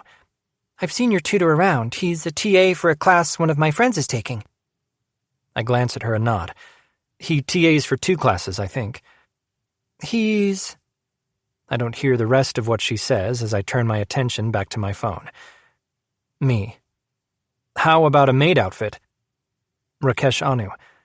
I'm not sure that's going to pull off the escape we have worked out. Maybe you broke a vase or something. Me. Or drove Daddy's car into the living room? Rakesh Anu. Oh, hell yeah. That's definitely an emergency. Make sure you have a laceration over your eye with blood dripping down. I need to sell this. Egan? Temka whines. I have to bite my tongue to not get frustrated with her. It's just a damn movie. But I tear my eyes from the phone and look into hers. She's angry, but she's trying to hide that and play up hurt. I wonder if she knows she's a shitty actress. Sorry, babe, I say, clicking off my phone and setting it down. My stomach flips uncomfortably as I cup her cheek and bring her mouth to mine. I kiss her, but it's not at all appealing. So I end up pulling away far before I should. I'm just stressed, but I took the day off for you. All day, for you. She smiles again. You did, she says, and her smile turns coy. Maybe I can show you that it was worth it. Her hand slides down my chest, and I beg my dick to wake up. Why is it all of a sudden broken? It was basically hard again when I ran out of Rake's room an hour ago. Instead of focusing on that, I pull her mouth to mine again and close my eyes. I can do this. I can do this. As it turns out, it's really difficult to force a dick to get hard when your body is not at all cooperating. That was the longest blowjob of my life, and not in a good way. How the fuck am I going to get through sex with her when I can't even enjoy a blowy? Chapter 7. Rakesh. I set my phone down from yet another meaningless yet flirty text exchange with Egan. I'm not sure he even realizes he's flirting. It's almost cute. Since the morning when he woke up in my bed with me wrapped around him, he's been growing more and more comfortable in my company. He'll text me often, and rarely does it have to do with schoolwork anymore. That business is taken care of when we study. It's a dangerous game I'm playing where I can see the line I'm crossing. I'm constantly reminding myself which side I should be on. But then I convince myself that it'll be easier to break down those barriers if he's comfortable and seeking out my attention. That's what I go with. My phone pings again while Rika sits across from me. Though my fingers itch to answer my phone, I ignore it in favor of looking at the single friend I've allowed myself to make at Eastern State University in my 6 years here. He grins as he sinks into a chair and sighs forlornly. I roll my eyes at his dramatics, but no, I don't need to. He'll begin talking in 3, 2. I take a sip of my coffee. There's this new guy on the soccer team, he begins, and I already know we're moving into this week's crush. I sit back to listen, letting an indulgent smile settle on my lips. He tells me about the guy, the exact shape of his ass, his abs, and how he studied the outline of the man's cock every time he sees the guy, and is sure of his exact shape, size, and girth. Tell me this is the one? Don't ask me why we're friends. What's his name? I ask. Rika looks at me blankly. I chuckle as his mouth opens and then closes, before he harumphs. I don't know, he grumps. Right, you're going to need to know the one's name. He sighs, sinking further into his seat and looking like I scolded him. Fine, but I can at least follow him like a puppy until he takes me under his wing and fucks me, right? Sure you can. This time he glares. A little less condescension would be nice, Rake, he snaps. I raise my hands. Don't misread my tone. That wasn't cutting, it was indulgent. His eyelids lower. Tell me about the guy you're fucking. I smirk, taking another sip of my coffee. That's going to be a short tale since I'm not seeing anyone right now. Oh, of course you're not. You don't actually see anyone. You just fuck them and move on. So tell me the current flavor. Shaking my head, I let my gaze drift to the hockey arena that I can barely see through the window of the basement cafe of the library. I'm not, actually. My uncle cornered me into tutoring one of his players. That's taking up much of my time. He snorts. Sure. I level him with a look, in all 4 of his classes. Rika's brows go up. How did you agree to that? I'd like to answer good question, but I'm pretty sure I know the answer. Stunning gray eyes. Deciding not to give him that truth, though, I settle on the easiest. He's not dumb like most other meathead athletes I've dealt with. He's chosen a major that isn't liberal studies and has to actually have time to learn shit. I shrug. Rika's staring at me, so I make sure to keep my expression neutral. Nothing to see here. Move on. Sure, he says eventually. You're telling me that you're prolonging your dry spell because your uncle bribed you into keeping one of his guys from failing, and so you've decided to go celibate? That's the story you're selling? Fucker. He didn't bribe me. He had 3 favors to pull. He just used one more. I'm not sure if I managed to not speak through gritted teeth. That doesn't answer my question. Sounds to me like you're in a dry spell and want to live vicariously through my exploits, I say. You're trying valiantly to divert the conversation, but if it helps, yes, I can't somehow seduce the virgin Michael as if it were a born skill like you can. So because my bed is cold, tell me about yours. Son of a bitch. I don't have time right now. A beat goes by as Rika looks at me. I'm beginning to question why I agreed to be friends with him. Does he really know me well enough to know that the lines I built in foot-thick concrete are getting a little hard to see? Tell me about your student, he says, enunciating each word as if I'm slow. The slight narrowing of his eyes means he's fishing, trying to find the truth I'm not telling him. Fill the holes in my story. Not that there are any. It's the truth, even if it's not the entire truth. I've already told you, he's on my uncle's team and on scholarship, so he needs help to keep his ride and his hockey position. He's not taking the easy out like so many boring jocks and therefore needs help. I shrug and take a sip of my coffee. The last sip. Shit. What else do you want to know? How long have you been seeing him? I've been tutoring him for about a month. Can't slip me up so easily. Is he pretty? I raise a brow. Objectively, yeah. He's your typical athlete. Muscles, big guy, confident, loud and smiley. I shrug again, glaring down at my empty cup. Right, Rika says. Sighing, I roll my eyes and drop both my hands on the table. Look, maybe I'll get him into bed or maybe I won't. But I am tutoring him, and because he needs help with 4 classes, it's taking up a lot of time. My phone pings, and fuck if I don't wince. I know it's Egan, because who else would it be? No one texts me as often as Egan does. The way Rika's smile begins climbing his face says that I've made some kind of expression. A fucking crucial mistake. Or maybe he spotted the flinch I tried to hide. Who's that? I'm looking at you. How would I know? So look at your phone. It might be important. If it was, they'd call. No one's going to tell me that someone's dead through a text, I say and sit back. I glance at my phone and flick it on. Sure enough, the notification is from Egan. But it's the time I'm looking for. And now that you've harassed me into an irritated mood, I need to go. I have a meeting with Dr. Dina. I stand. Rika does not. He's lounged in his seat looking smug. Rolling my eyes, I walk away. I also refuse to take my phone out from where I've dumped it in my bag. Not while he's watching. And I know that fucker is watching. I'm also not going to give myself time to consider what he not so subtly is hinting at. But as I replay the conversation we just had, I can't help but assure myself that he's got nothing to base his accusatory smirk on. Except maybe me flinching at the phone notification. The notification I haven't looked at and is currently burning a hole in my bag. Thankfully, I really do have a meeting with the professor I'm assisting. I knock on his open door, satisfied with the 6 minutes early arrival. Dr. Miles Dina is one of the tenured professors at Eastern State University, but unlike so many in his position, he's actually a good teacher. He hasn't let the security of his position slacken the effort he puts in with his students. It's why I sought him out when I was looking to fulfill this part of my graduate program. It's easy not to care once you find job security, so it's admirable to remain present, reliable, and approachable. He's in his 50s with graying hair and a pudgier physique than he should have, but he's got a pleasant smile when he flashes it at me. The kicker? His smile is genuine. I rarely receive true smiles, probably because I've been told I have a mean, resting, fuck-off face. Mr. Anu, he says, and I give him a nod. Come in, have a seat. I'll be right with you. I drop into the chair across from him, watching as he taps away on his keyboard.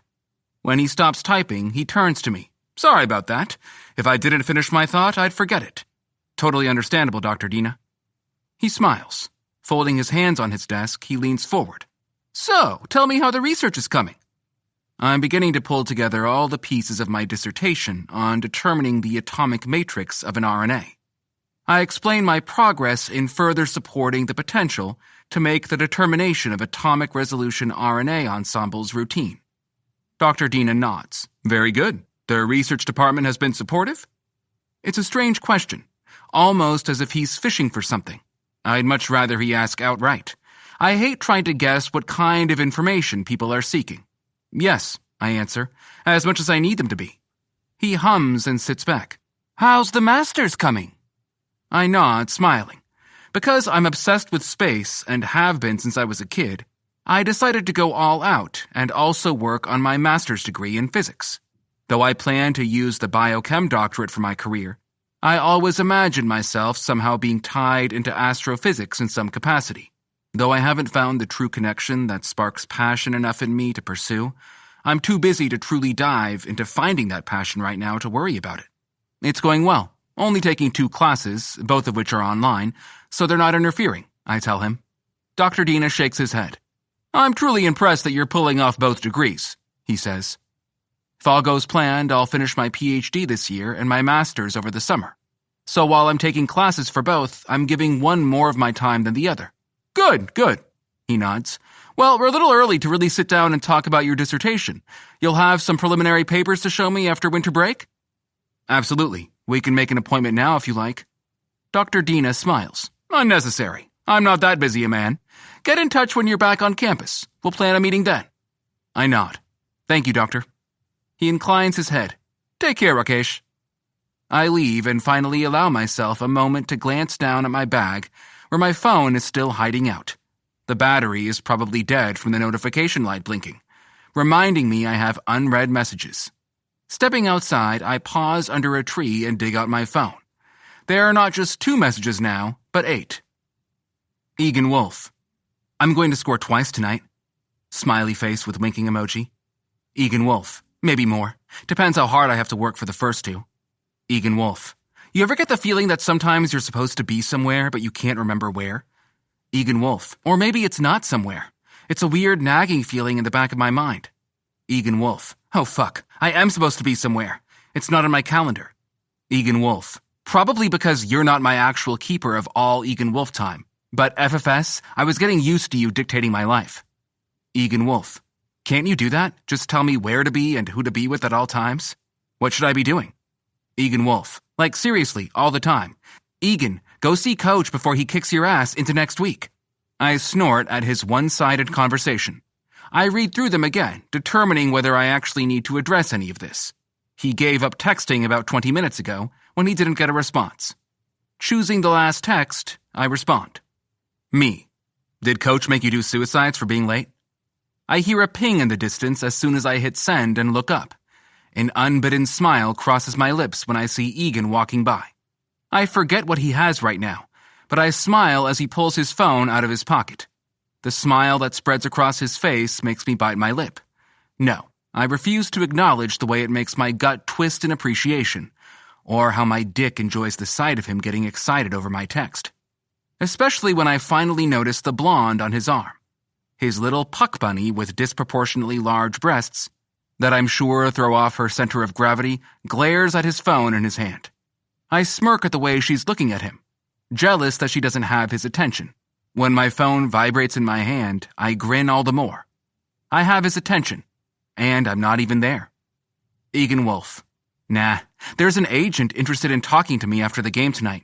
He was making sure I still plan to keep out of the NHL. Me. Bet he was disappointed. I know he was. Not that I've spoken to my uncle about this, but I know he has high hopes for Egan to go pro. He's talked a big game for this kid. I also know my uncle has aspirations to coach pro hockey. The more successful NHL recruits he gets through his arena, the better. This isn't a conversation that I'd normally do through text. Not because I thought it deserved something more personal, but because there's not many places for me to insert teasing, flirty innuendos. I keep it going because he's responding, and pissing off his girlfriend while he does so. Egan Wolf. Yeah, I keep telling him that I love hockey and I do want a career in the sport. I just don't want to play it. Me. He'll understand. Probably just wants to give you every chance to change your mind, so you have no regrets later. Egan Wolf. Yep, I'm not upset about it. I know he means well and is looking out for me, not placing pressure on me. I have to shift my position to see him again. Egan's already gone inside. However, his girlfriend has found other dicks to entertain her. I raise a brow and watch, momentarily ignoring the way my phone vibrates in my hand. This isn't another hockey player, but I vaguely recognize the guy from the soccer team. Is this the one Rika was on about? Not that it matters. He's got his hands on the blonde Barbie's ass, hiking her off her feet while she fake giggles and presses her chest to his. I can't hear what they're saying, but I can see the lust in his eyes. Frowning, I turn away. Not my problem. Though my fingers hover over the keys to tell Egan to come back outside right this second, no questions asked, I don't. While I like to pretend it's because I don't care, I close my phone without reading Egan's last text because I know the truth. I do care, and I don't want to be the one to hurt him. Sighing in exasperation, I walk toward the two who are now basically groping. I'm not an overly large guy, but I'm 6'0" and almost 170 pounds with very little fat. So when I shoulder check them, they both nearly stumble to the ground. I meet the angry glare of the girl as the guy laughs. I know when she recognizes me. Her eyes go wide. This time when I smirk, it's because we both know that she's in the doghouse. Chapter 8. Egan. Game days are probably my favorite days. There's nothing better than getting on the ice with spectators watching and showing them you're kick-ass at your job. Not that this is my job, it's more like an interview. This is the game that Coach said an agent would be attending. He didn't tell me which of my teammates was his focus. I know that 3 of them have entered the draft: Haynes, Valenti, and Johnson. I'm still not sure why Hart hasn't. Though I haven't asked outright, I think he's like me and plans to get his degree first. Although, while he has a first included in that sentence, and I have a period at the end, he rarely attends any of our social functions. At least, not over the last 2 years. I wouldn't know about this year, as I haven't either. Classes are kicking my ass. I'm doing much better. I've pulled my grades up in all my classes, but the fear is still there. If I slip at all, it won't take much for me to avalanche downhill. These classes are killer. I know, without a doubt, that without Rakesh, I'd have already been sent packing. The thought of him makes me hide a smile. I left his notification up on my phone, just so I can see it when I make the screen come to life. Rakesh Anu. Win tonight, and we'll celebrate tomorrow. I can see the words flashing before my eyes, making my gut flip. Is he here? Is he watching? Biting the inside of my lip, I give one last look at my phone before grabbing my helmet and stick and heading for the chute. The stands are already filling. It's not the largest college arena, but it seats 5,000. More times than not, it's bordering capacity. There's something exciting about your community rallying behind you, even when you're not a professional team. There's a sense of pride.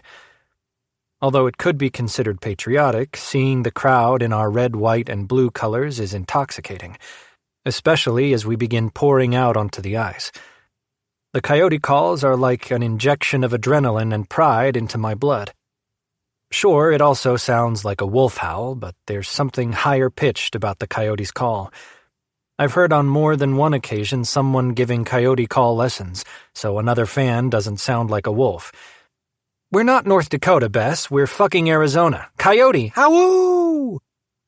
The memory always makes me chuckle. I skate a loose 8 around the ice as Hart makes his way to the goal and takes his place between the posts.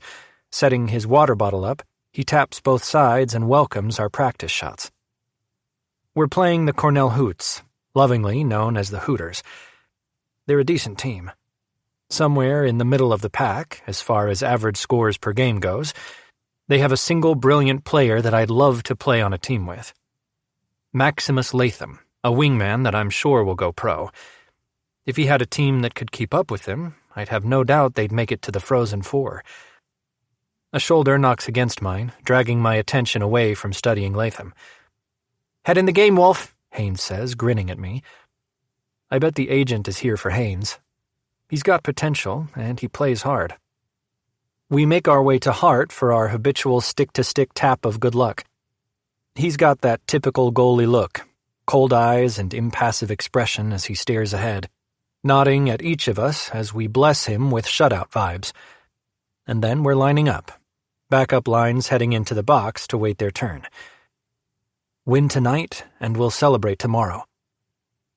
Ignore the way my stomach rolls in anticipation, the way my mind races with barely contained excitement at what that possible celebration could be.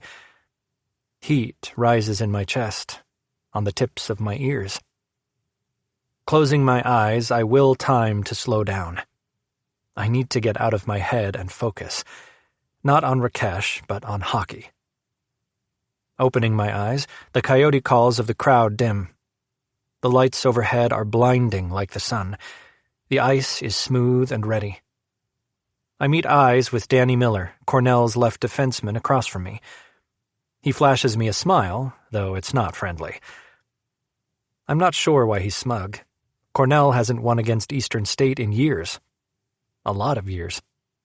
The puck is dropped, and Gibson immediately passes it to Haynes. I watch as he's pushed into the boards by Miller, but still manages to get the puck away, sliding it back to Gibson's stick. Gibson passes it backwards to Valenti, who makes a shot on goal. It goes in, and the goal is called. I'm flashing a smug look in Miller's direction. Only a couple minutes in, and we're on the board. By the middle of the third period, 28 shots have been taken on Hart. Exactly 0 have made it in. And Miller's been binned twice for tripping. I roll my eyes as I sit on the bench and take a drink. My chest is rising and falling with the cold air, though I'm not cool at all.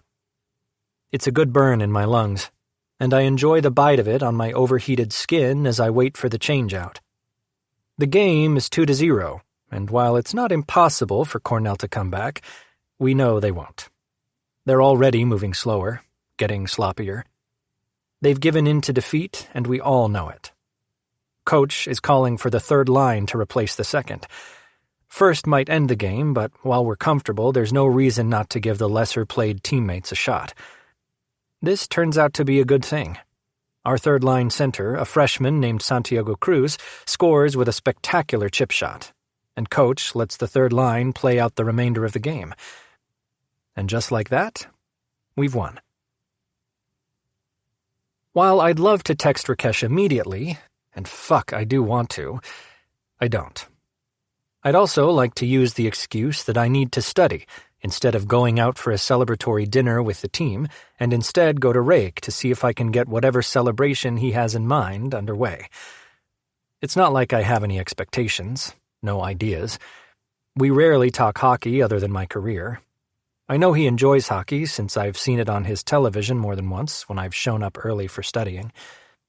Probably a beer, I tell myself, or more food. He knows I like to eat. That's what it'll be. Nothing to get worked up over. Nothing to have my fucking heart racing like I'm about to get laid for the first time either.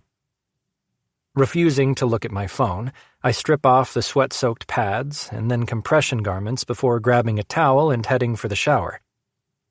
With my eyes closed, I mindlessly wash myself with my face turned up into the spray.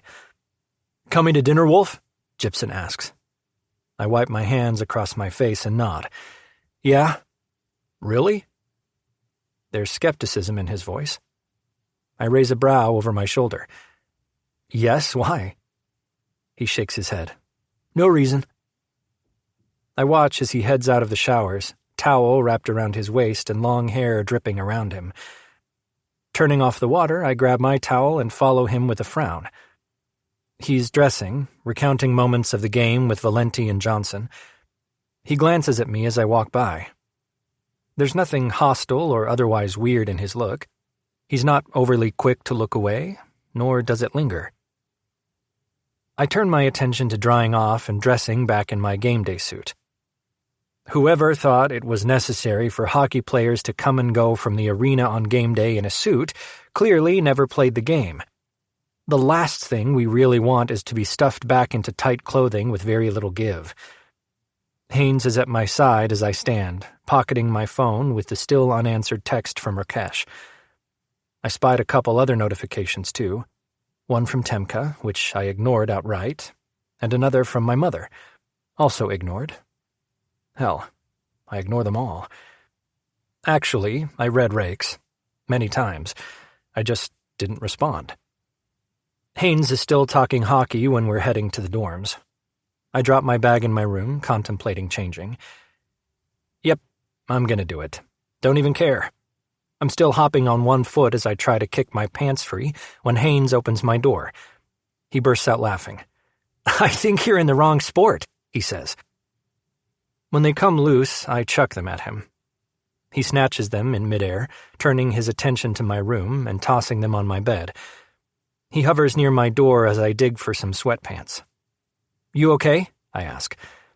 He nods, stuffing his hands in his pockets. "Yep, just hungry, and you're being slow." I have no desire to walk around in a suit any longer than I have to. It doesn't take me long to change. When I'm slipping into my sneakers, he finally looks at me. "I hear there was an agent here tonight." His grin is wide. "Yep." "Did you talk with him?" Haynes shakes his head. "I'm really hoping that Rigo Vienna takes an interest in me." "Of Pride Sports?" I ask, cocking a brow. Because I'm looking at him, I don't miss the way his skin flushes slightly. "Yeah, he represents my favorite player, and, I don't know, I just like the vibe of the company." His voice is low. Though Calder Haynes isn't an overly arrogant man, the wavering of confidence in his voice says he's not saying something. I grab my keys, wallet, and phone on my way towards him. "Cool, who's your favorite?" "Alexen Kipler? He's with the Storms right now, but I think there's a rumor about a trade coming up. He'd be really great with a team that can get their shit together." He's not wrong. San Jose needs a bit of help. Maybe a complete rehaul from the ground up. "Yeah, I've seen him. He skates rings around his own team. He's kind of got an attitude," I say, always yelling at his teammates. "Can you blame him? They're never where they should or are supposed to be." I laugh and clap his back as we step out into the cool night. "I'm surprised you know who he is." "Why? I watch hockey too, not just play it." Haynes nods. "Yep, it's just, when I mention him, the first thing someone says is, 'You mean the gay hockey player in San Jose?' Like that's what's noteworthy about him. You didn't say that." He's not looking at me as he watches a group of girls pass us. I'm not sure what he needs me to say. "Well, I think his anger issues are more noteworthy than who's in his bed, personally. I mean, we've all had hot women in our beds, no?" Haynes laughs. "Sure have. There's puck bunnies and jersey chasers in every sport. I'm sure that some of them have dicks instead of pussies." I shrug. His shoulders relax and he releases a breath. "Yeah, probably. I think those with dicks aren't quite as obvious, though." I go to argue, but then again, I haven't really looked. The pretty girls hanging around jocks are 8 deep on any given day. I've never had to look beyond the front line to see who's waiting in the wings. Shallow, maybe, but girls come easy. And until Temka, I've never cared enough to even learn their names. I've never found the same one in my bed twice. I should probably call her to come over tonight. The girlfriend I've planned to keep. Hell, the woman I've actually called a girlfriend. My first, if we're being honest. We walk into the restaurant and don't need to ask where our team is. They're loud as hell, cheering and drinking as we approach. We're immediately handed beers and a loud cheer is raised. I take a seat as I sip my beer. Gross, low-carb shit that's barely alcohol, but whatever. It's beer. I can't even remember when the last time I had one was. "Surprised you're here, man," Gibson says as he sits next to me. "Yeah, I got that impression when you asked earlier. Why?" "You're always studying?" The way he says studying is suggestive, as if he's using it in place of another word. I raise a brow. 3 weeks into the semester and I was failing 3 of 4 classes, I tell him flatly, watching his face as his brows rise in surprise. I can't just be good at hockey to keep my spot on the team. I need to keep my grades up. And you have? Valenti asks from the other side of Gypsum. Yeah, I have a tutor. Pretty sure he speaks a magic language that makes everything in those damn books English, I say, shrugging. Fighting to hide the grin behind a sip of beer. It's true, at any rate. I don't know how he says things differently than how they're said in the book, but somehow even chemical models are beginning to make vague sense. Magic tutor, hey? Haynes says. Think you can share some of his time? I'm caught off guard by the sudden bitterness in my throat that nearly makes me choke on nothing. I'm sure as fuck not sharing his time. Oh no, I need all the help I can get.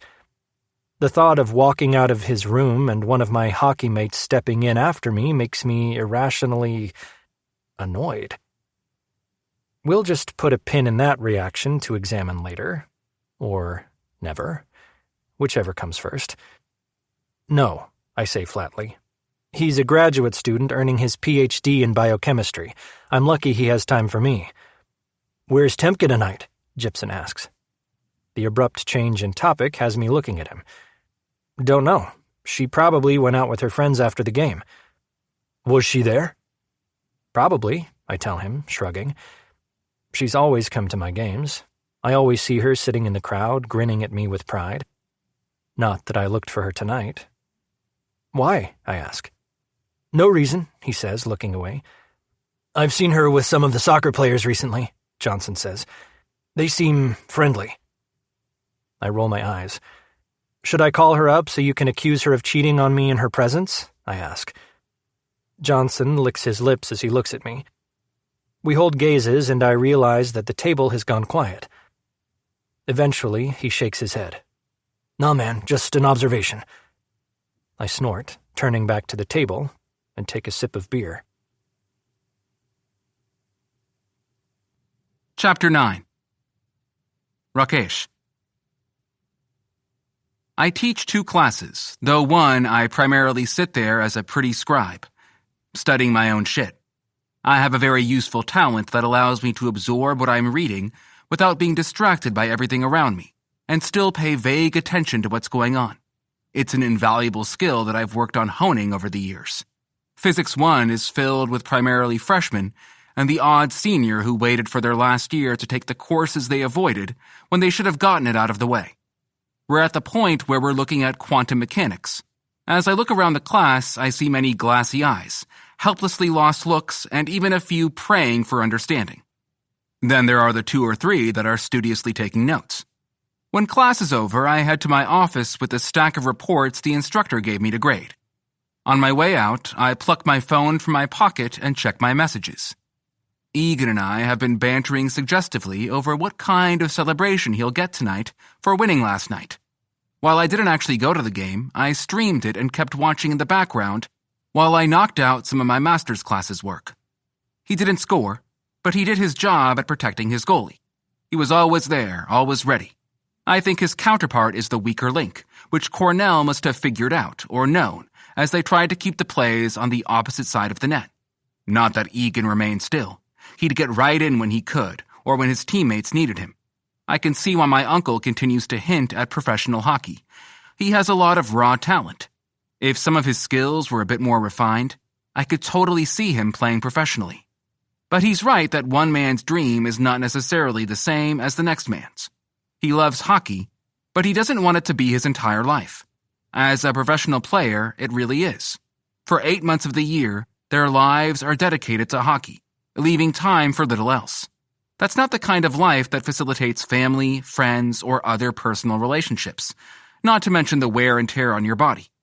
I admire Egan not being swayed by the interest in him. He's 100% dedicated to performing at his peak, but he maintains that he simply isn't interested in pursuing a future in playing hockey. It's admirable. The big contracts, the hot people surrounding rich people, the flashy lights. It's a short career, and you can make bank in it if you're good. It's difficult not to be seduced by the promise of a dip into how the other half lives. A snort leaves me as I step into my office, scanning over the text conversation Egan and I had been having. Puck shots, slap shots, to which I meant a spanking, and he responded as if he knew that. Trick plays.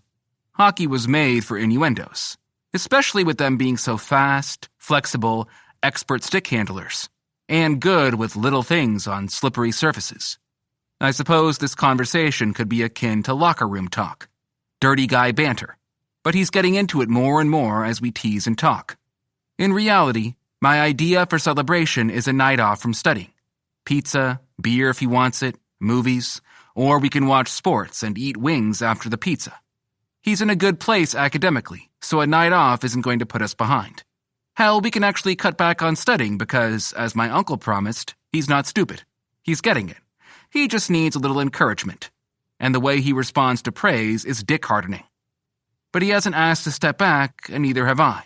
I'm actually moving ahead in his studies so he can know what's going on in class, instead of sitting there feeling like he's an idiot while the instructor drones on and he doesn't know what they're saying. Me. What time will you be by tonight? I set my phone down and take my seat, pulling the reports out of my bag and staring at them forlornly. Maybe we can work up to Egan rewarding me for not simply failing everyone. Most of these papers are going to be shit, because that's all I've gotten this semester. Egan Wolf. When do you want me, Professor? Images of role-playing student-professor punishments flash before my eyes. I shift in my seat, narrowing my eyes at the phone. It's the "when do you want me" that he's actually playing with in his question. I bet the title was just happenstance add-on.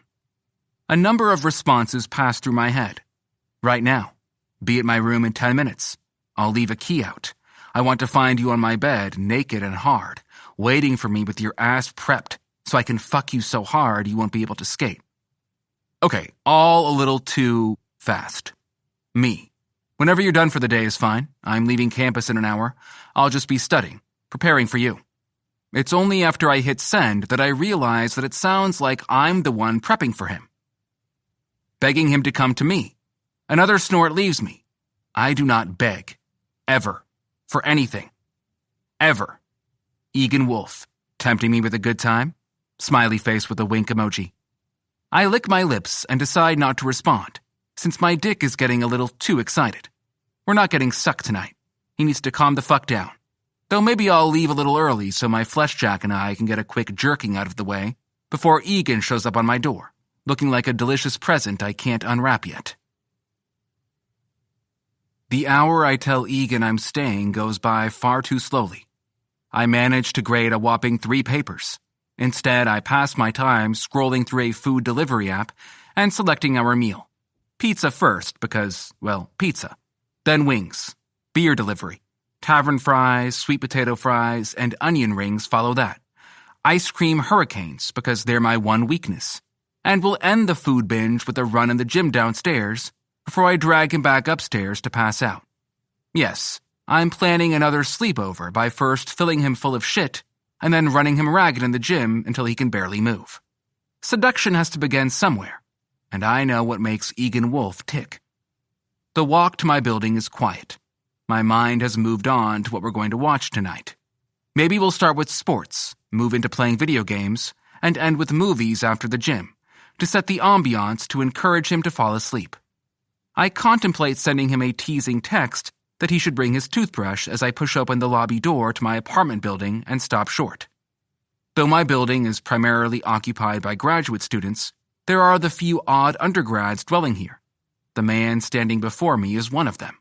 Though he's not an athlete, he's one of the few occupants of the building who utilizes the gym like I do. And it seems like the slutty blonde Barbie has a type, athletically built jocks. While Oscar Samoa isn't a jock, he could pass for one. If memory serves, he's on the same track as Egan, exercise science. But right now, his focus is on sucking the face of the cheating jersey chaser, currently wrapped around him like wisteria on a tree. I shift so that I can see for sure what they're doing.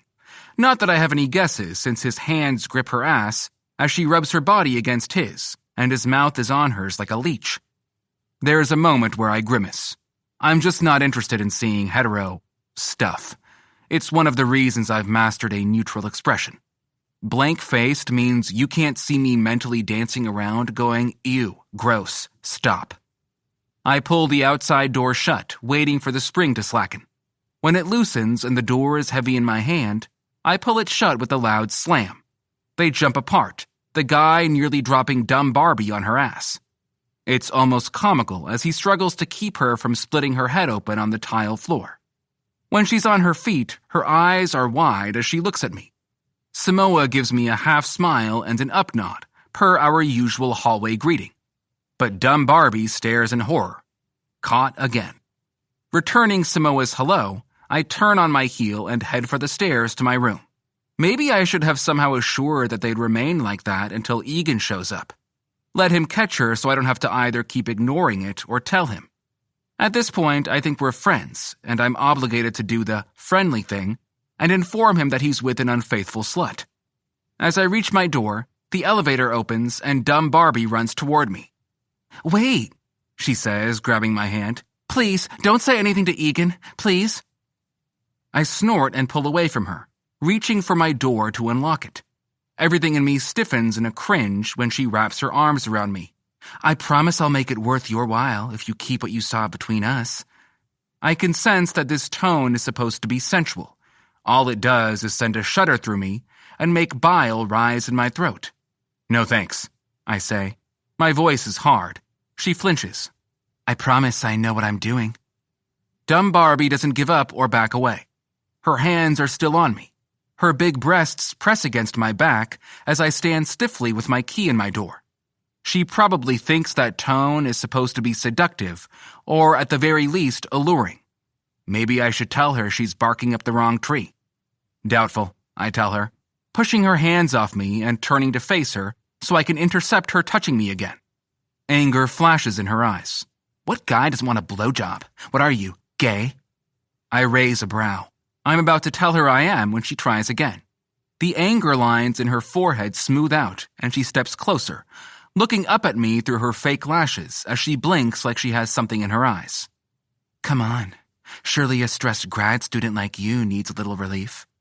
She places a hand on my stomach, her fingers quickly curling into the waistband of my pants.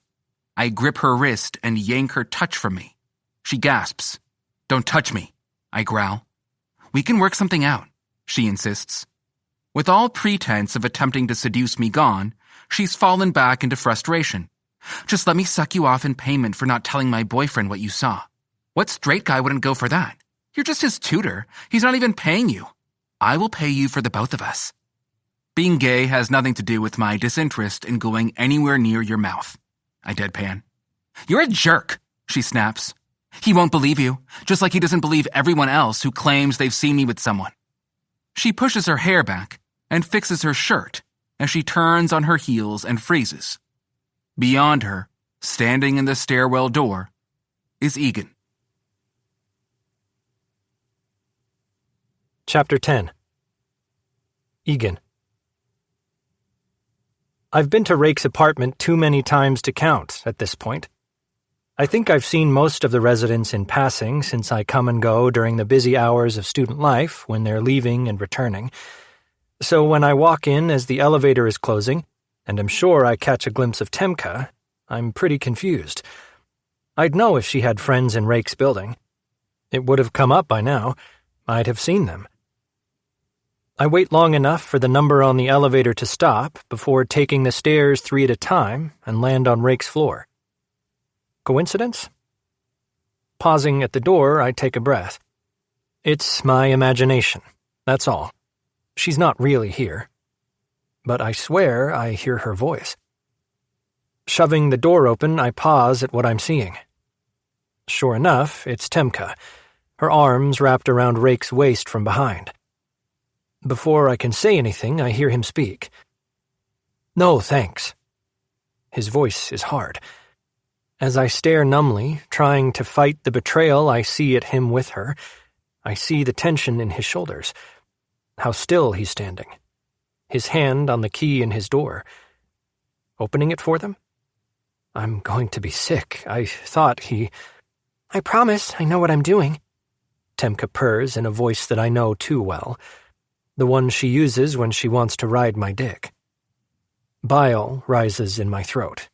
A pit in my stomach. This isn't happening. How could he? Could she? Doubtful, Rakesh says, pushing her hands off him roughly and turning to face her. I don't know if he sees me, but he's now facing in my direction, and I can see the disgust on his face, the hard set to his jaw. It's not them together. It's something else. At first, I feel relief that he isn't sleeping with my girlfriend behind my back, but that relief is quickly washed away when I put together what's actually happening. What guy doesn't want a blowjob? What are you, gay? Her tone is no longer suggestive and flirty. She's angry now. Angry that he's rejecting her. Fuck. Come on. Surely a stressed grad student like you needs a little relief. Temka places a hand on Rake's stomach, her fingers quickly curling into the waistband of his pants. I'm nearly jumping forward, but freeze again when he grabs her wrist so tightly she gasps as he yanks her touch away. "Don't touch me," he growls, repulsion dripping from his voice, dark eyes cold and glaring. "We can work something out," she says, more businesslike now, seduction forgotten, anger gone, just determination now. "Just let me suck you off in payment for not telling my boyfriend what you saw. What straight guy wouldn't go for that? You're just his tutor. He's not even paying you. I will pay you for the both of us." "Being gay has nothing to do with my disinterest in going anywhere near your mouth," Rakesh deadpans. "You're a jerk," she snaps. "He won't believe you, just like he doesn't believe everyone else who claims they've seen me with someone." She pushes her hair back and fixes her shirt as she turns on her heels and freezes. Her eyes meeting mine. Shock, dismay, a whole fucking lot of emotions flood her eyes before she gives me a shy smile. "Hi, Egan, I came to—" "Don't," I say, my voice hard. Swallowing the hurt and betrayal placed where it rightfully belongs now, it's easy to cover it with anger. "You can go." Her eyes widen before they flutter in a way that I used to melt at. She used to be beautiful to me. That's not what I see anymore. I see the manipulation for what it is. "I just came to see you. You've been working so hard and—" I let the stairwell door slam shut behind me, watching her flinch as I storm over. Grabbing her arm, I shove her back toward the elevator. "Bye." "But—" "You have no business here. Leave." She stumbles forward a few steps before catching her balance and turning to look at me with a pout. "You misunderstood what you saw, Egan. I was just—" "You were just what? Trying to blow my tutor to pay off my debt? I should thank you?" My voice is rising now. I take some sick enjoyment at watching her shrink away. I'm a big guy, made bigger by my anger. Or should we talk about the debt you implied you had about what Rake witnessed? Or maybe that you were forcing yourself on him when he clearly said he wasn't interested? To which you accused him of being gay because God fucking forbid that someone tell you no. I take an angry step forward, not knowing what I intend to do when all I'm seeing is red, driven by the hurt inside me. When Rake's arm circles my waist and pulls me backward, my back hitting his chest. "Don't," he murmurs in my ear. "Just let her go." "Leave!" I bellow at Temka, making her jump and move back several steps. For a minute, she stands there looking at me. But then she turns and moves toward the elevator, glancing at me over her shoulder several times. Swallowing thickly, I lean back against Rakesh, trying to catch my breath. Shaking, we remain there, watching Temka disappear inside the elevator, while looking at me with big, pleading eyes. My chest is heaving as I try to ignore the stinging in my eyes. Why does it hurt? It shouldn't. It fucking shouldn't. Not now that I see her for what she is, and know what she did to me. Fucking played me. And tried using one of my friends to do it. Tried to bribe him to keep her secret, with sex. Rake pulls me backwards into his room. He doesn't let me go, which is good because I think if he did, I'd completely fall apart. I'm trembling, so angry, furious, the tightness in my chest making me sick. I'm not going to cry. I won't. She's so fucking not worth it. His hands move on me, but I can't make myself turn. My bag is taken from my shoulders, but I feel like a weight has settled on me. Then he's pulling my shirt over my head. I let him. It drops to the floor. He nudges my foot, and I kick my shoes off as I try to suck in a breath. When did it get so hard to breathe? I only look down when his arms circle my waist to undo my jeans. I watch, my breath catching, vision blurry. The button pops, and then his fingers find my zipper and push it down. I take a breath, picking my head up to look forward again, but not seeing anything at all. Still hearing her words as she propositioned Rake. My pants fall and Rake's hands land on my hips. "Come on," he murmurs, his voice quiet and gentle.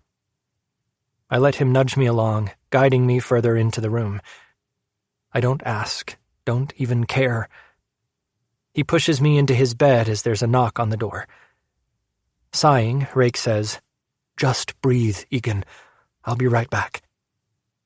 His words settle over me in the same way any other instruction he's given me in the past month does. Easy to follow, to understand. I close my eyes and listen to his voice across the room. The door closes. A rustle of something, and then he's back. His gentle fingers brush my forehead, making me open my eyes. He's right there, looking at me with concern. "What did you see?" I ask, though I don't want to hear. He purses his lips. "The other guy didn't need convincing," he says gently. I flinch, even though I'm expecting his words. My eyes slam shut as I curl further into a ball. His fingers remain gentle on my forehead, brushing my hair from my skin as I try to catch my breath. "You know what? This is my fault. Karma hates me," I say. "No, that girl being a slut isn't a reflection on you, Egan. I mean that the one girl I actually want is a slut," I say.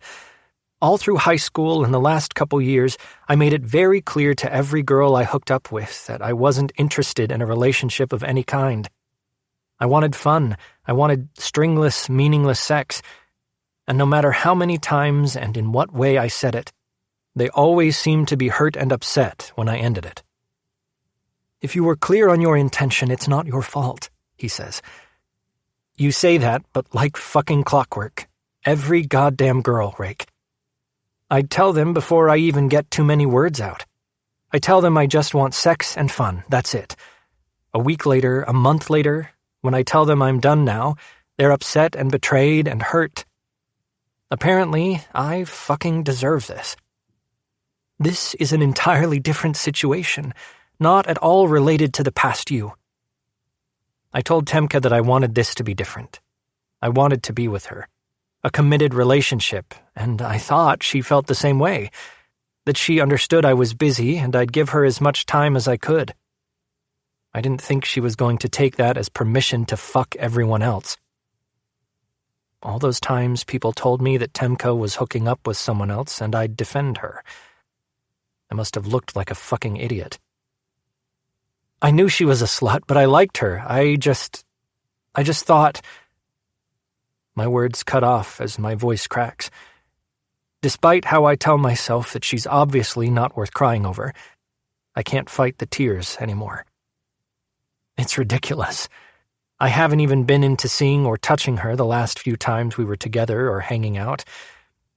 I thought I was just tired. Our time together was feeling like an obligation more than something I enjoyed. That should have been a huge indication that I wasn't into it.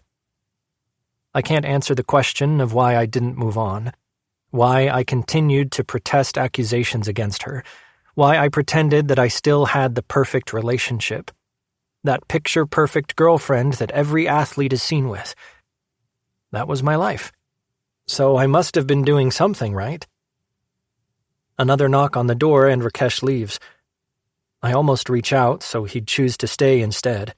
Ignore whoever is at the door. I need him. Instead, I close my eyes and let myself wallow in my self-pity, in my stupidity. My refusal to listen to my friends and teammates telling me about all the others Temka's been seen with. What if I caught something? I always use condoms, but fuck, who knows where her mouth has been? If she tried to force Rakesh to take a BJ for his silence, I can only imagine how easy it is to get in her mouth. Hell, I know how easy it is. Rake returns and I cringe. His fingers leave me. Sorry, I whisper. I just realized that I let her mouth on me. I no longer know where it's been. He hums, his fingers returning to my forehead, and I relax. I'm sorry, I murmur after a few minutes have passed. This isn't how you wanted to spend your night. Tonight was about you, he says in his usual smooth, elegant voice. I shiver at the sound, feeling the way it sweeps over and through my body. And while my plans were a bit more on the fun side, if this is what you need tonight, then this is what we'll do. I don't know what I need, I whisper, eyes open now and staring at nothing.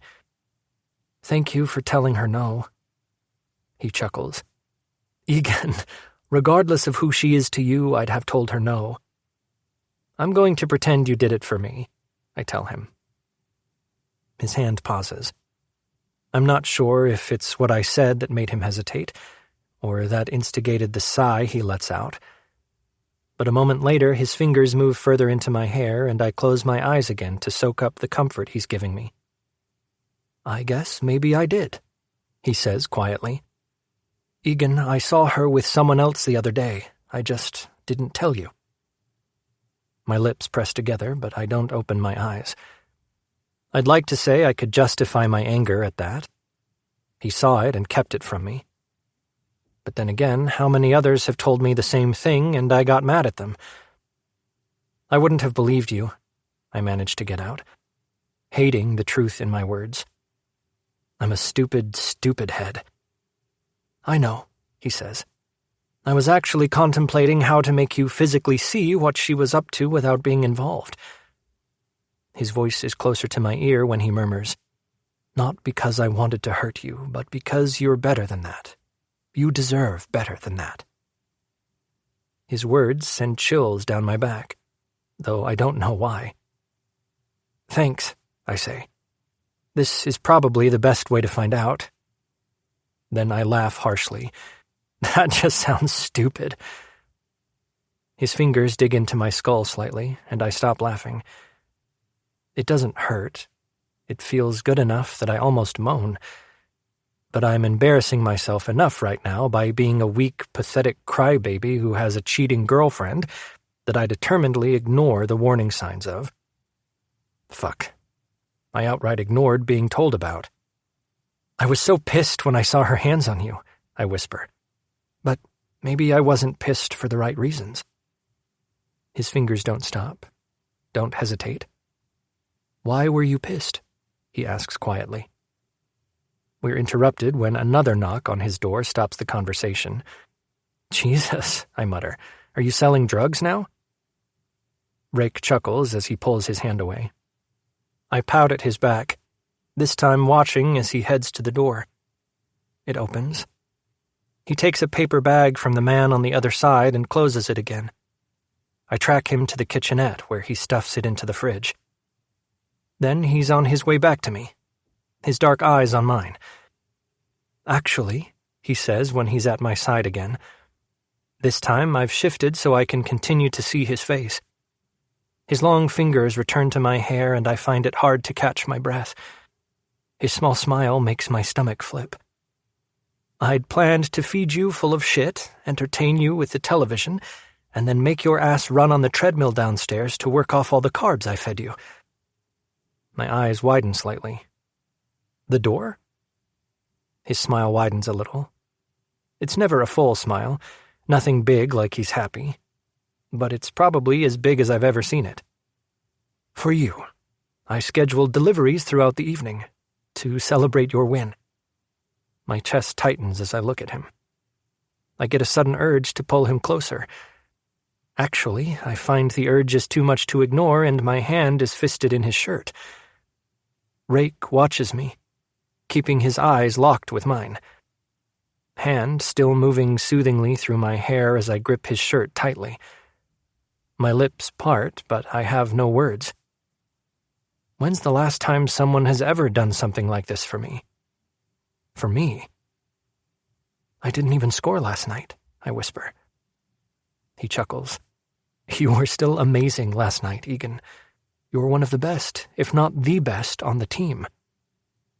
His words wash through my system like warm honey, settling in my core, making my heart pound and my cock twitch.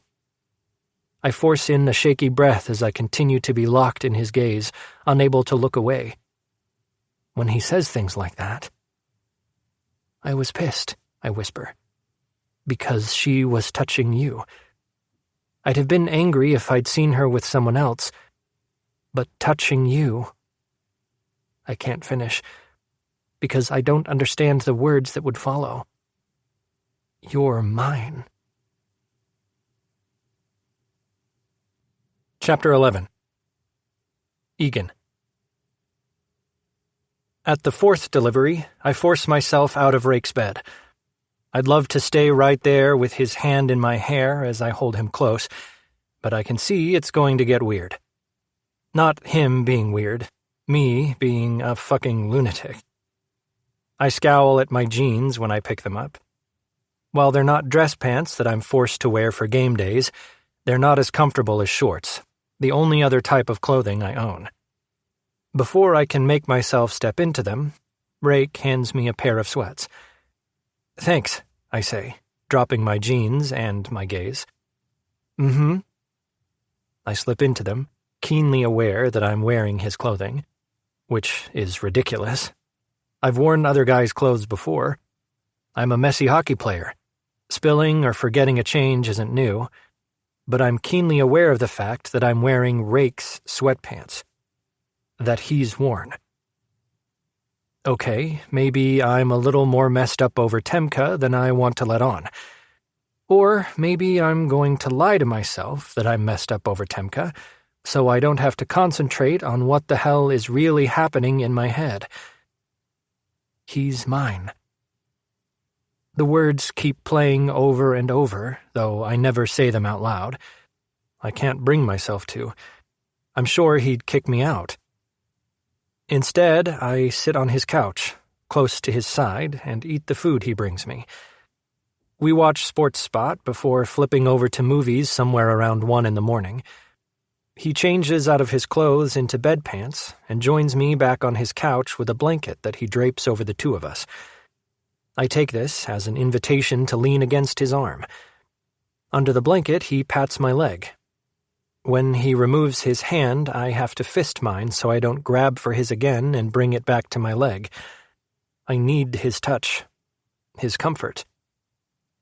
You're tense, Rake says, his quiet voice startling me out of my confusing thoughts. I look at him to find that he's watching me. Sorry, I murmur, dropping my gaze. He's quiet for a minute. Then he pulls the blanket away and takes my arm, pulling me down. Come here, he says. Lay down. Get comfortable. I've never laid with my head in another man's lap before. My face is burning as my cheek hits his thigh, keenly aware of how close to his cock my face is. My heart is racing as I violently try to shove the image of me turning my face into said cock, just because. The blanket is draped over me, and then his hand is in my hair. I take a deep breath and hold it as his fingers gently card through my hair. It's longer than I usually keep it, as it tends to get when the season starts. I don't have time to get it cut when other things take higher priority. His other hand drops to rest on my side, my ribs. It doesn't move. And this is all I seem to need. The tension leaves me as my muscles relax. My eyes close. It's less than 5 minutes later when I've fallen asleep. Over the next week, I completely ignore the fact that I was with Temka at all, or that she'd been cheating on me, probably since we got together, or the spectacular way I found out. I ignore my friends and hockey teammates who bring it up, changing the subject when it does, and avoid everyone at all costs. Instead, I force my company on Rake, no matter where he is or what he's doing when I have free time. This has included, but is not limited to, sitting at his desk in his office, even when he's not there, sitting in on his lectures, sitting in his lab while he researches. Fuck. I've even hung out at his apartment when he had to go somewhere I couldn't follow, just so I could avoid reality. He doesn't seem to mind that I'm basically filling my life with him. Sometimes he seems a little amused, but he's never commented. I've been claiming that I need to put extra work in on my classes. It's easier to get an explanation when he's right there instead of through text. Exactly 1 week to the day that I found Temka trying to blow my tutor, Rake is walking me to the arena as I ramble on about an upcoming game. I'm excited to play Maine. Their team is pretty damn good. He pauses at the door and I turn to finish my sentence. Then we're left looking at each other. So, I say, feeling a little awkward. Rake chuckles. I'm heading home and have no intention of leaving. I take a breath and nod. See you later. He nods and turns. I don't stare after him. I don't. Because I'm aware there are people around and you just don't stare at another man as they're walking away. It's not like I'm checking him out, I reason with myself as I walk into the building. I'm just watching him. For no reason at all. He's mine. Licking my lips, I force that thought away. Nope, I can't claim a living person. They're not possessions. Wolf! I begin stripping out of my clothing as I look at Haynes. Yeah? You good, man? Sighing, I throw my shirt into my cubby and turn to my team. The locker room is quiet, meaning everyone is paying attention, as they all do when someone tries to bring up the shitstorm I let happen. Look, you were right about Temka, and I'm an idiot for dismissing your warnings. Thanks for looking out for me. Valenti slaps my shoulder. I'm glad you know that's what we were doing, man. In hindsight, I can say a whole lot of shit should have tipped me off, and if I'm honest with myself, which I try not to be, I should have ended it with her a while ago since I haven't been feeling it, but... I shrug and turn back to my cubby. We can stop talking about her, though. I'm over it, and I mean that. There's a quiet chorus of goods among other bro encouragements of there are plenty more hot pieces of ass out there, but then the locker room gets quiet again. My compression clothes on, I'm padding up when I turn again, giving them an impatient look. Okay, out with the other shit. What? I demand. Shared glances and looking away, avoiding my stare. Great. Now what? The guy who you walked here with? Johnson begins. My tutor, yeah. What about him? I ask. He's your magic tutor? Haynes asks, interest in his voice. I nod. Yep, he's the reason I have a B average in all my damn classes, including chemical systems, so what about him? More silence as I lace up. You know he's gay, right? Gibson asks. I pause before meeting his eyes. The fuck? I stand, grabbing my helmet and stick. Shaking my head in irritation, I leave the locker room. Seriously, are they really going to hop on that bullshit rumor that Temka is no doubt spreading? Just when I manage to let go of the anger of Temka, it roars to life again, as does an unfamiliar desire to protect Rake from these stupid rumors. I'm the second on the ice. Hart is already moving slowly around the rink's perimeter. He's fully geared up, but his stick is lying over the top of his net. Hart, I say, tossing a couple pucks on the ice. Practice doesn't start for another 10 minutes. He looks my way as he rounds to his net. Want to let me shoot off some steam? He nods without speaking, taking his spot. Taking a breath and grabbing a puck with my stick, I glide to center ice. Moving slowly, Willing my muscles to release the aggravation I'm holding on to, I spin around and make a completely illegal high-stick shot, sending the puck flying at Hart's chest. Hart shifts like lightning, catching in his glove. He lets it drop to the ice without a word. No comment about the BS shot or how fast it came at him. With his usual blank goalie face and dark, staring eyes, he watches me as I move to grab another puck. I move my stick on the ice, keeping the puck attached to it before I spin around and send it hurtling low this time. Once again, Hart stops it without issue. But this time, he sends it back to me. I catch it and skate with it around the rink, letting the cool air and hot, bright lights wash over me in equal measures. With the next fast shot aimed for the top right of the net, I don't change my smooth, slow stride as I head back in his direction. I let the shot fly at the center line, and he catches it in his glove. Grinning, I catch the puck on my stick when he sends it back my way. "Rapid fire?" I ask. Hart nods. He sends the first puck I sent him back my way, and I grab a dozen more from the pail. Dumping them on the ice, I shift them about before looking up at Hart to see if he's ready. "Go," he says, voice deep. I send the first one fast, meant to go between his legs. He stops it just as I pull my stick back and crank the next one. This one goes a little wide, though still within goal range. It slams against his stick and ricochets away. "Try harder," he says. Grinning, I send 3 more, hard and fast, one right after the other. The first and third he catches easily, but I'm pretty sure the second was a happy accident. "Good thing there aren't usually multiple pucks on the ice," I call out. "I'll still stop them all, Wolf." Yeah, he will. And he does. I shoot all the pucks in front of me at him, one at a time, never pausing until they've all sailed toward him. He stopped the fast ones easily. It's the one that I slipped up on that moseyed along toward him that he almost missed. His laughter makes me grin. The man rarely laughs. I'm glad we have a team of grown-ass men. The shot a 3-year-old would have sent my way nearly got through. "I slipped," I defend. His grin is taunting. "Yep." "You done out here?" I turn at Coach's voice. He and the rest of the team are standing within the chute, watching. "Ready to share the ice with the team?" I nod. "Sorry, Coach." He waves me off. "There are worse things you could have been doing on my ice." He pauses, the snickers not going unnoticed. "Yes, I just heard the words." The team steps onto the ice, moving across it in smooth glides.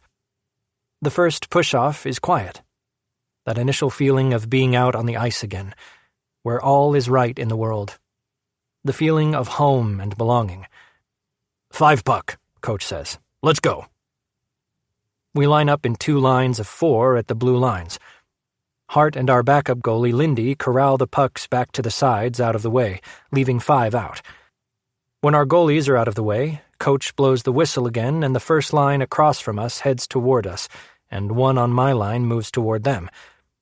Pucks fly as players move around each other, trying to get to an open teammate without getting in the way of another. I catch Gibson's shot and move forward, sending it hard towards Valenti and skating around Haynes as he moves in my direction with his own puck. It's a game of Red Rover, tag, and catch on skates. Nothing strenuous, but it's about communication, avoiding obstacles, and connection more than skill with the puck. Then we move into a 3-versus-1 keep-away. Coach splits the ice in 2, sets up some cones in a circle, and makes 3-man teams, leaving 1 in the center. And then we play monkey in the middle. This is probably one of my favorite drills.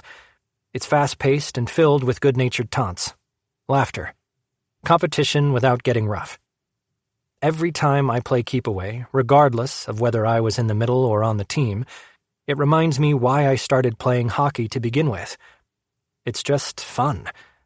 Your teammates are a brotherhood, and when you're surrounded by a good bunch, that friendship can be everything. I feel better when practice is over. I strip out of my gear and pick up a towel for the showers. As usual, I stand under the water and let it run over me. The water takes my sweat down the drain, burning into my skin and prickling my worn muscles, my stomach growling as I wash. Maybe I can convince Rake to order us dinner. I could go to the cafeteria and grab some food so he doesn't always feel forced to feed me, though he doesn't act like he minds. Maybe he feels bad for me, knowing I'm on full scholarship, which means my money is about zilch. Board is included in my scholarship, which is why I am able to eat at all. It's not like I have time for a job on top of everything else. This internal debate follows me as I head back to my cubby, drying off on my way. Tossing my towel onto the bench, I step into my boxer briefs, pulling them up over my junk, and pause at the quiet murmurs behind me when I catch what very much sounds like, "He's fucking gay." Brotherhood. Right. I turn, my hard gaze landing on where the words came from. By the way they're expecting me to face them, the words were intentionally said for my reaction, loud enough for me to hear. Stomping across the locker room, I shove one of the third-line wingmen hard. He stumbles, barely catching himself before he lands on his ass. "Were you one of the assholes Temka was fucking behind my back, Willie? Only a pussy-whipped dick would believe her bullshit." He pulls himself up, pissed. "What are you—" "She's a poor sport about being turned down so naturally. Anyone that tells her no must be gay," I say. "A warning to you, but by all means, take her to bed." I turn, ignoring him as he sputters about not touching Temka. He's careful with what he says, cutting himself off several times so he's not outright offending me. I dress in jerky movements while the rest of the room is quiet. No one looks at me as I gather my bags and leave. Fuck them. I'm irrationally pissed as I storm down the sidewalk toward Rake's apartment, food momentarily forgotten. There's no reason for how offended I am, for how hot and angry my blood pumps in my veins. There really isn't. So what if they want to support rumors? It's their repeating them that pisses me off. That's what I tell myself, anyway. Rumors can hurt a person. True or not, they can do damage. Socially, academically, and mentally. I've seen it happen. I've watched it from a distance. But I've also seen its damage up close in high school. It's fucked up immaturity that we're supposed to have fucking outgrown. And I won't allow it. Not about Rakesh. Because he's mine. Chapter 12. Rakesh. There are many reasons I should begin setting some boundaries for myself around Egan. While I enjoy winning the challenge of seducing straight men and fucking with the heteronormative expectations society has us all living in, I don't actually aim to hurt them. There's not even a fine line where I'm crossing into emotional versus physical attraction when I choose my targets. I've mastered the art of seduction that keeps expectations clear. I'm going to fuck with them physically and mentally, but not emotionally. I don't want to break them in that way.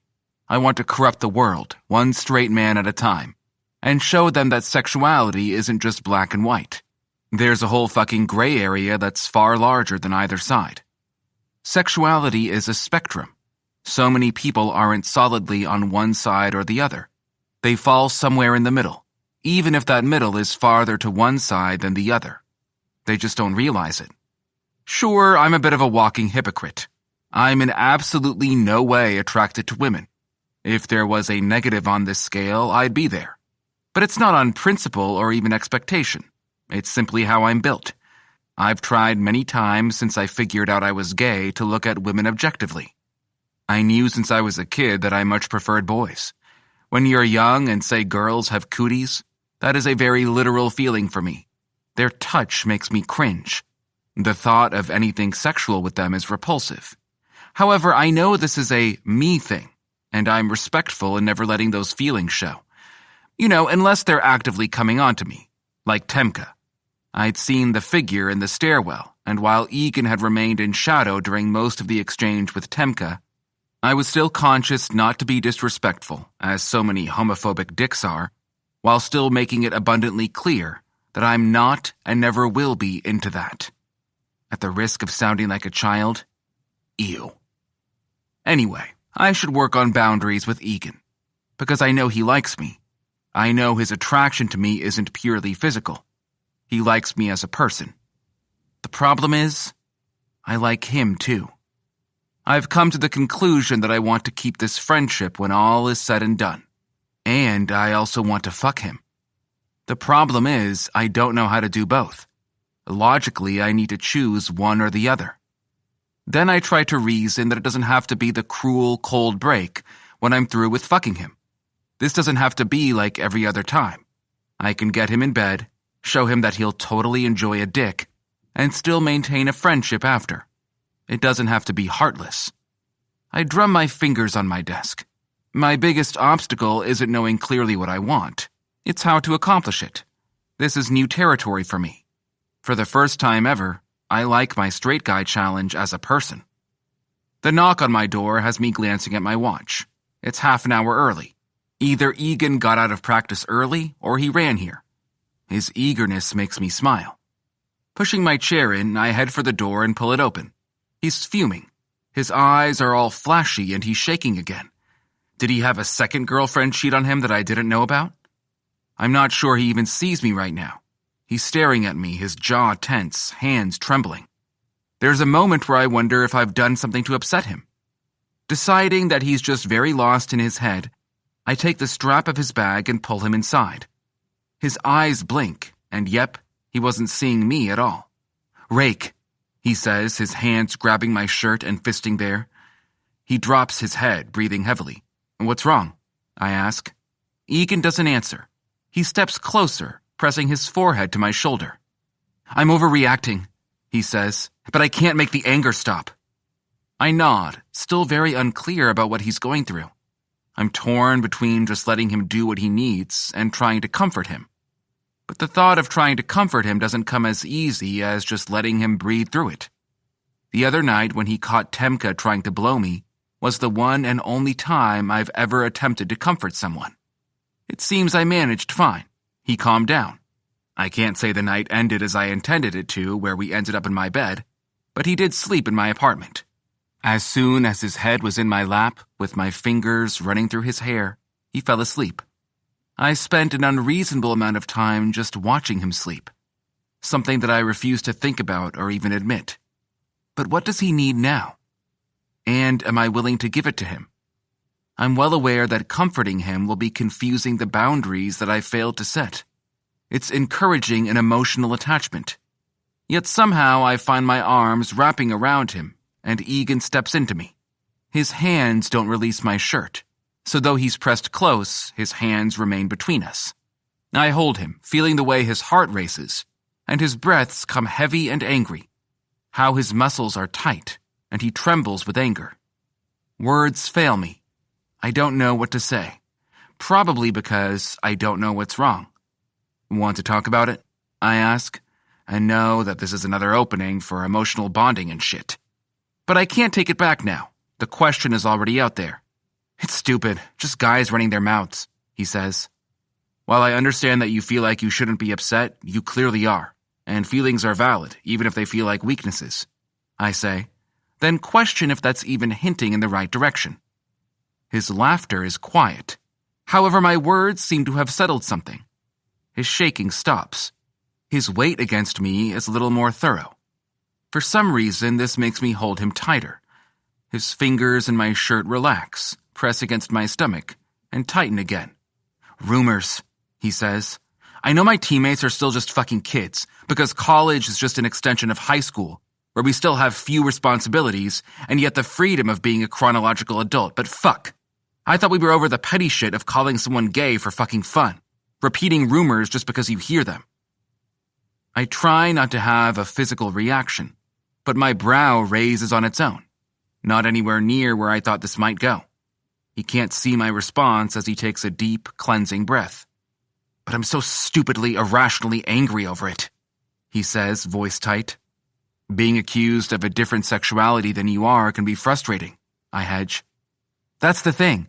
It's not even an accusation so much as it is words behind their back that these fuckers just repeating, spreading shit unnecessarily." I nod, frowning. "All right, Egan, I'm trying to figure this out, but I clearly need more details." His laugh is bitter this time. "Just Temka spreading shit because you turned her down. That's all. Like I said, I'm so irrationally overreacting, but I don't know why. It takes me all of 30 seconds to realize what his teammates are saying. A smile curves my lips, and I consider pulling away, lest the following exchange make him uncomfortable. They're saying I'm gay, I say. His body stiffens, but he nods slightly. Like I said, I don't even have a reason to be as pissed as I am. It's not even about me, and it's not like they were saying it viciously, but the fact that they're just throwing it out there like, hey, he has blue eyes when you clearly don't. Egan, what makes you think I'm clearly straight? His entire body stills. His breath catches, and he holds it. Slowly, he picks his head up to look at me. Maybe I should be guarded, but I meet his eyes and wait. Egan licks his lips, and he stares into my eyes. Then his gaze takes in my face and falls down as if he's looking at all of me, trying to see the part of me that screams, this man is straight. You know, every reason I can think of doesn't define a straight man, but just a person in general, he says. Let's see, I say, trying to keep the smile from my mouth. I'm clearly a bit of a gym rat, as you've seen by my physique, and masculinity is inherently straight. He flinches. I like and understand sports, also inherently straight. This time he turns his face away, cheeks flushing. Fuck, he mutters. Toxic masculinity right there, yeah? I chuckle. Not toxic as much as what society tells you defines a straight man. Egan sighs, the fight in him fading.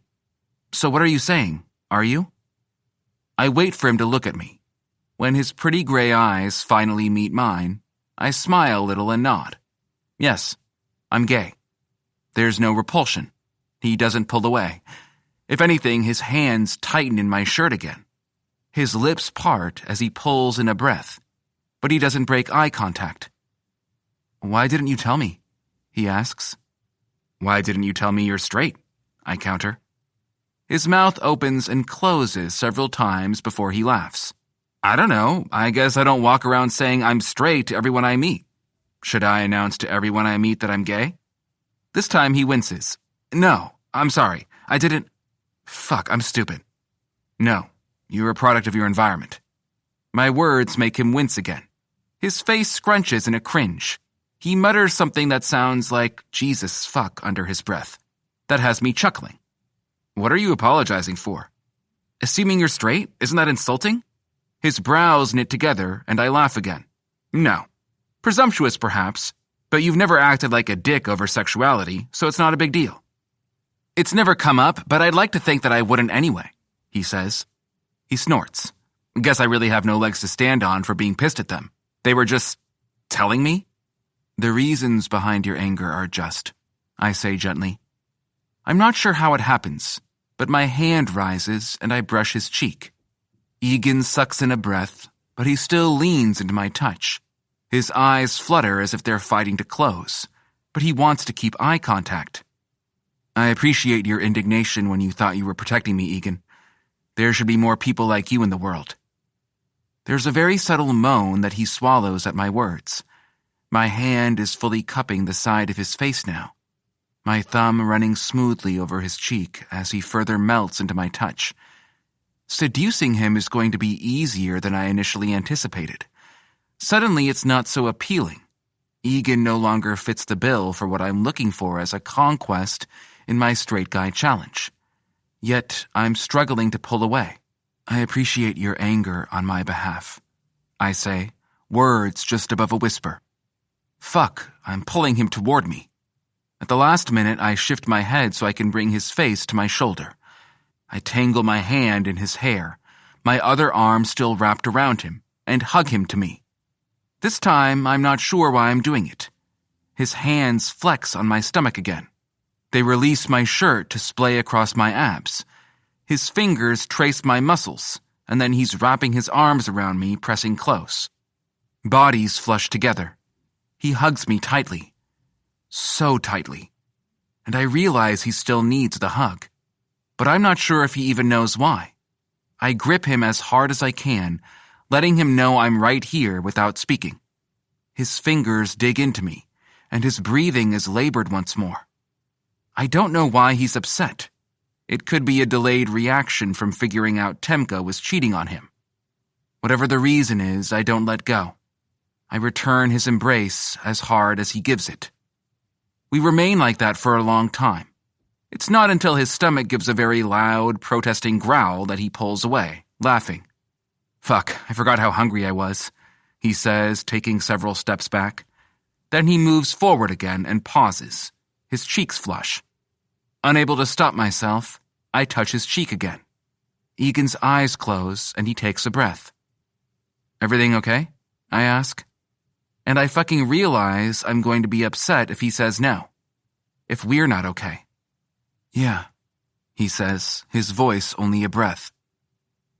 Part of me thinks I'm stupid and I should have known. But how the fuck should I have? And why does it matter? My urge is to pull him to me again, but I somehow refrain and pull my hand away. He leans forward, following my touch, but I turn and head for the kitchen. Touching is fine, but this is a boundary so far crossed that I can't even see the goddamn line right now. I have pizza or... I open the freezer and check the contents. Pulling out a bag of single-pan pasta and protein meal, I hold it up. "This? I should order a pizza. I think I could eat 3 of those, and I constantly eat your food." His voice sounds a little unsure. Guilty, maybe. Embarrassed? Since I can't bring myself to look at him with my fingers still tingling to hold him against me, I don't turn around but grab the second bag. I have 2, and frozen grilled chicken. He hesitates until I turn to look at him. Embarrassed. That's what he's feeling. Before I can stop the words, I say, "Come here, Egan." He sways before moving toward me. And for fuck's sake, I pull him to my chest again. His arms immediately circle me. His face doesn't fall on my shoulder, but buries in my neck. What the fuck is happening? The question keeps skipping through my head, even as I slide my hand up his back and tangle my fingers in his hair, urging him to touch me. I feel his lips on my skin, his hot breath, his racing heart that's matching mine beat for beat. Fuck's sake. "I like feeding you," I tell him, setting the frozen contents on my counter and shutting the freezer door with my free hand. "I enjoy taking care of you, and I really like that you let me. I need you," he whispers so damn quietly that I have to question whether I hear his words. Swallowing, I turn my body so we're flush again, and close my eyes so I can hold him properly. As if I can't stop my mouth, my next words are, "I'm here, Egan. Right here. Just let me take care of you." What's wrong with me? Why can't I stop talking?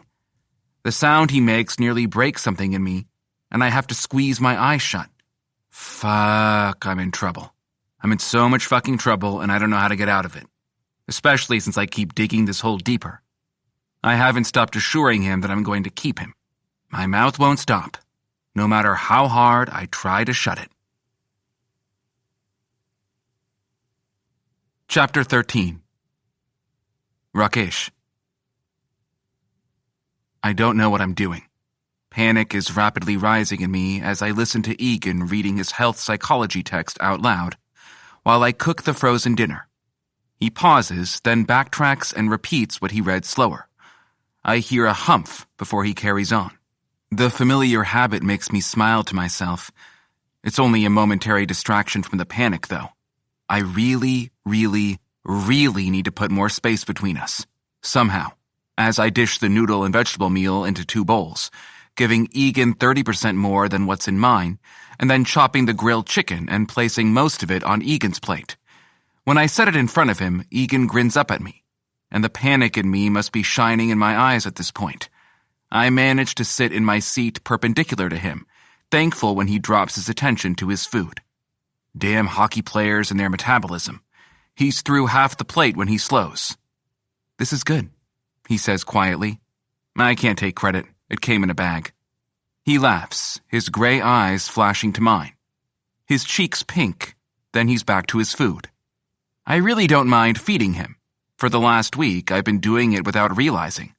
But already I can feel myself mentally preparing to buy 3 times as much food as I normally do. No matter how loud the panic in me is screaming, regardless of how insistent I am on drawing a fucking line in the sand and staying on my side. I want to take care of him. The fact that he needs me to only feeds into some weird hidden desire that I didn't know I had. I'm gripping my fork so tight my knuckles are white, just so I don't reach for him again. He just learned I'm gay. Shouldn't that make him want to put more physical distance between us? Why is it having the complete opposite effect? Egan takes my plate when I'm done. I watch him clean the dishes. When he's finished wiping the counters, he pauses with his back toward me. His shoulders rise and fall with his deep breathing. Rakesh? I lick my lips. Yes? Can I stay here tonight? No. No. No. Tell him no. Fuck me, tell him no, goddammit. Yes. In your bed?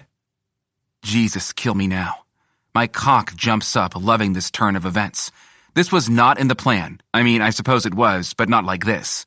Not when I'm suddenly having an internal existential crisis. If you're comfortable to sleep in my bed with me, yes. A shiver travels through him, and I swear I hear him groan. He nods but doesn't turn. I'm going to the bathroom. Can I use your shower? Images of him in my shower, naked, using my soap, stroking his cock, run through my head. My dick is so fucking hard. I nod, knowing he doesn't see me. Yes, I finally answer, swallowing, cursing the quiet tone of my voice. He briefly meets my eyes as he practically runs to the bathroom. When he's shut inside, I drop my hand below the table and squeeze my cock hard in my pants. Calm the fuck down. I squeeze myself so hard that I'm wincing. When that doesn't seem to deflate my cock, I shift to give my balls the same treatment. But then the shower turns on and I know he's naked. The water breaks and I know he's wet. I stand and cross the room, flicking on the television. I need something, anything to distract me. This is going to be a torturous night. I'm going to fucking die. There's a voice in my head that says, he knows you're gay and he wants to be in bed with you. But I'm trying to stuff a ball gag in that voice. Egan needs comfort. He needs to be taken care of. He needs me, which is probably one of the most terrifying realizations in my entire spoiled kid life. I can't be needed. I'm emotionally unavailable. He's going to get hurt. Even as that knowledge sobers me, my dick is outright ignoring the voice of reason. Taking a deep breath, I hold it and do the most ridiculous thing I can think of. Picture women naked. And yep, that does it. Dick deflating. Fuck, I'm messed up. Not the gay part of me. The part of me that's negatively objectifying women for my own gain. Even if it is mentally. I'm leaning against the edge of my bed, staring absently at my television when Egan steps out of the bathroom. I look at him and freeze.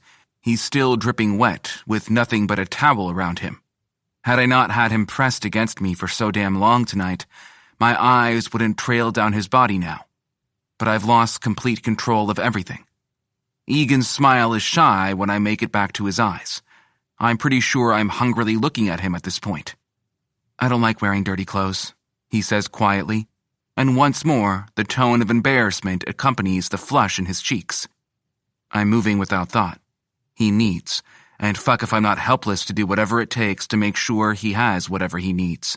Food, clothes, comfort. I don't give a fuck, apparently. I pull sweatpants and a shirt from my drawer and walk to him. My body tingles in awareness as I get closer. He's naked, only wearing a towel. Naked Egan. His eyes don't leave mine as I hold out the articles of clothing. He takes them, his hands brushing mine. His smile is too cute. It hurts my chest. Thank you. Not trusting the words that might leave my mouth, I nod. He turns and I take in the mouth-watering view from behind. He returns to the bathroom, and though he closes the door, he doesn't latch it, as if it's an invitation to join him. I groan, closing my eyes, rubbing the base of my hands into them until there are bright flashes behind my closed lids. Then, after grabbing more clothes, I head for the bathroom and enter as soon as he exits. I change before brushing my teeth. Since the toothbrush is damp, I know he's just used it. For some reason, that makes my dick twitch in excitement again. He's standing by the bed when I come out. I don't want him to feel uncomfortable. so I make sure there's no hesitation when I approach him. However, apparently my promise to take care of him has torn down some boundaries that were in place between us as straight gay friends. My hands find his hips, and I push him toward the bed. With a timid smile, Egan climbs in, and while he settles, I move into the seating area to turn the television so it faces the bed. It's still far too early for sleep, so I get into bed with the remote in my hands. He's sitting against the wall, so I join him. "What do you want to watch?" I ask. "I don't care," he answers quietly. I flick on Sports Spot and set the remote between us, letting him have access to it if he wants to change it. I'm not really watching, too keenly aware of this man in my bed, wearing my clothes, having used my toothbrush. After I fed him, after I promised that I'd take care of him. "I have a game on Friday," Egan says. I look at him and nod. "Yep. You ready?" He smiles. "Yeah, but..." Egan hesitates, his gaze shifting away, his cheeks once more pinking. It's so fucking cute. And then I find my hands cupping his face, both hands, bringing his eyes back to mine. He leans forward, letting me. I stroke his cheeks. "But what?" I ask. His inhale is shaky. "Will you come to my game, Rake? Watch me play?" The urge to kiss him is so fucking strong. Somehow I manage to just nod. "Of course." He smiles in relief. "All you need to do is ask. Whatever you need, Egan. Just ask." The look he gives me has everything inside me breaking.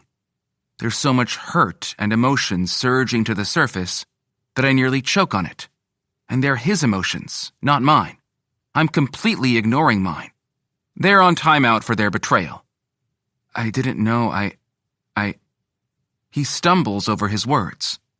When a tear slips down his cheek, I'm dragging him to my lap without thinking, bringing him between my legs and wrapping around him so this big man is somehow blanketed by me, which is silly because he easily outweighs me by like 30 pounds of pure muscle. "Shh," I murmur, stroking his back, still cupping his cheek as I press his face to my chest. "It's all right. Whatever you've been through, I'm here now. I'll never let anyone hurt you." He chokes on a quiet sob as he curls in further. That's when I know he's been hurt.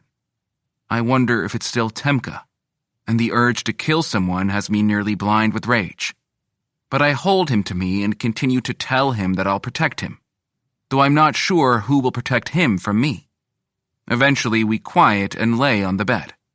The television is on, but neither of us are watching it. Egan is on his side facing me, leaning against my pillow so he's somewhat reclining back. My arm is under his, cradling him to me, and my other hand, stroking his fucking stomach and chest. His hand is gripping the hem of my shirt, dangerously close to my semi-hard dick. It's only because I'm struggling with everything going on in my head that I'm not as hard as a steel rod right now. "Want to tell me who hurt you?" I ask. He snorts. "No. I mean, Temka. I don't know if there's been others." "You said no first. That means you have something in mind," I hedge. Egan sighs, shifting closer to me, bringing his face into my neck again and making my dick jump. Jump enough that it brushes his hand as if giving it a high five. I do my damnedest to ignore that little bitch.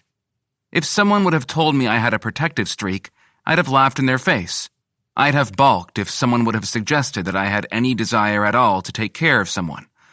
Contrary to how it might appear, I haven't been hurt in any way. I've never allowed myself to be vulnerable enough with anyone to explain my aversion to relationships. The only pattern I've noticed in my desires is that if sex is too easy to get, it's boring. Hell, sex can be a bit boring in general. Empty. The only time I feel fulfilled in any way is when I'm breaking in a man who's never been with another before. Not the virgin gay. They're eager. But the straight man is hesitant, fighting the forbidden desire, going through a crisis of identity, trying to justify and deny the pleasure I give. But this weird need to take care of Egan is freaking me the fuck out. Part of me demands I kick him out. He's already too close. Far too close. His hand moves on me, and my thoughts freeze when his touch lands on my hip. My dick perks up more, and I have to fight the groan as he shifts his body closer to mine. The movement of my hand stroking his sexy, hard muscles pauses until he says, "Please don't stop touching me," against my neck. My body breaks out in a shiver, and I cross another fucking line when I circle his waist and pull him flush against me. This is straight into cuddle territory. Fucking hell, who am I? No longer do I pet his front, but now his back. Egan's breath catches as I slide my hand down his spine until I reach the hem of my shirt he's wearing. Then my hand slides up under the shirt and touches his smooth, hard, hot skin. There's no way he's missing my erection pressed against his thigh now. It's only getting harder the longer I touch him, explore his skin. I struggle to get words out, a warning that I've never had a man in my bed and not touched them. I'm trying to back off, but it's fucking impossible when he's willingly pressing against me. Then his hand around my back grips me tight to him, and he further lines our hips together. And fucking fuck sauce, I can now feel his cock. It's not soft. I somehow keep my moan in, but it's a struggle so difficult now that I'm stiff as fuck. And when my hand travels the hard planes of his back, I don't stop at the elastic in his sweatpants. I slip down further and cup his ass. Egan releases a breath, his hips bucking against mine. That breaks the dam. I moan. "Egan," I warn, forcing my hand back up and pressing into the small of his back. He nods. I'm not sure what he's nodding to. I'm not even sure what I'm asking. I need, he says, his voice giving away the desire he can't say. And when words fail him, his hips press against mine as if he can't help himself, and a needy little whine escapes him. Every ounce of control I have snaps. I push him flat on the bed, on his back, and stretch him out. His eyes are shut tightly, but that's not going to work. "Look at me, Egan." Swallowing hard, he opens his eyes. Fear, uncertainty, and so much fucking lust I can feel it. "Keep looking at me. Don't close your eyes. Understand?" He nods. "I need to hear your words." "Yes." "What do you need?" "Touch me," he chokes. His eyes squeeze shut for a minute as his cheeks turn bright red. Before I can tell him to open his eyes again, he does. I move him so his arm is under me. It curls up my back, gripping me tightly, keeping me pressed to his side. "Reach above your head," I tell him. "Take my hand." He does, leaving himself exposed, belly up, at my mercy. "You still want me to touch you?" "Yes," he says, his hips coming off the bed. "Please." The need in his voice has my dick pulsing. I press it to his hip. Wasting no time, I hook my fingers in the sweatpants and push them down to his thighs, revealing a wonderfully proportionate cock. As soon as the cool air hits it, his hips buck up again, a whine leaving his mouth. It's dripping. I lick my lips and bring my eyes back to his. "Good boy," I hum, and he whimpers louder, his body shuddering against me as his gaze momentarily goes distant. This boy has no idea he likes to be praised. His response is immediate, and he doesn't even know it. "You listen so well. Keep being my good boy, okay? Don't look away from my face. Do not close your eyes. Can you do that for me?" "Yes," he breathes. The pleasure in his voice is loud, even if his answer is lost in the lust haze his voice has taken on. Egan Wolf, new kink unlocked. "Please, Rakesh." His hips lift off the bed again as he whimpers desperately. "I need you to touch me." I don't deny him further. Dropping my hand to his stomach, I run my fingers through the growing puddle of cum and bring it to my mouth. His eyes widen, pupils blown wide, as I bring my fingers between my lips and suck off his juice. The noise he makes is indecent. His hips don't stop bucking, looking for any kind of friction. When I've licked his taste from my fingers, I bring my hand back, my gaze going with it. I don't touch his dick, but cup his heavy balls. He nearly shouts as he tries to spread his legs. I lift mine, letting him trap one between them, and press my hard cock to his hip. He whines, wiggling. I massage his balls, then press my fingers against the skin just below his balls. He gasps, both of his hands tightening, as I push his pants down further. Spread your legs. He does, letting them fall open, bringing the one between mine up higher, so I'm rubbing against his thigh now, grinding into him as I admire his body spread beneath me. Still leaving his cock alone, I go back to his balls but drop my finger to tease his hole. "Rake," he cries, his ass leaving the bed again as he presses into my finger. "Jesus, please fucking touch my dick." I chuckle, glancing at his face. He's so damn beautiful, especially as he struggles to get his hands free so he can give his cock the attention I'm not. "I will, Egan. I'll always give you what you need." He pants and whines, his eyes closing as he bites his bottom lip hard. But he doesn't forget what I instructed him. His eyes open again. He watches me, watches my face as I lick my finger. As I press my finger into his hole, pressing harder, making him squirm as he both tries to get away and take more. The sounds he makes become ever more desperate. When he's almost sobbing, I take pity and wrap a hand around his dick and give him one long stroke from tip to root. He sobs louder, his hips jerking into my hand. I let him thrust as I rub my cock against his leg in time with the strokes I give him. Harder, quicker. I turn my attention to his face, not wanting to miss the moment he orgasms. I know it's coming, even if I don't know how his ticks. His eyes are unfocused now, his head thrown back as he shakes it back and forth. He babbles incoherently, his body moving against my hand wildly. The moment the first burst of sticky heat hits my hand, his mouth hangs open. His body stills in an awkward position, where his back is arched, hips high in the air.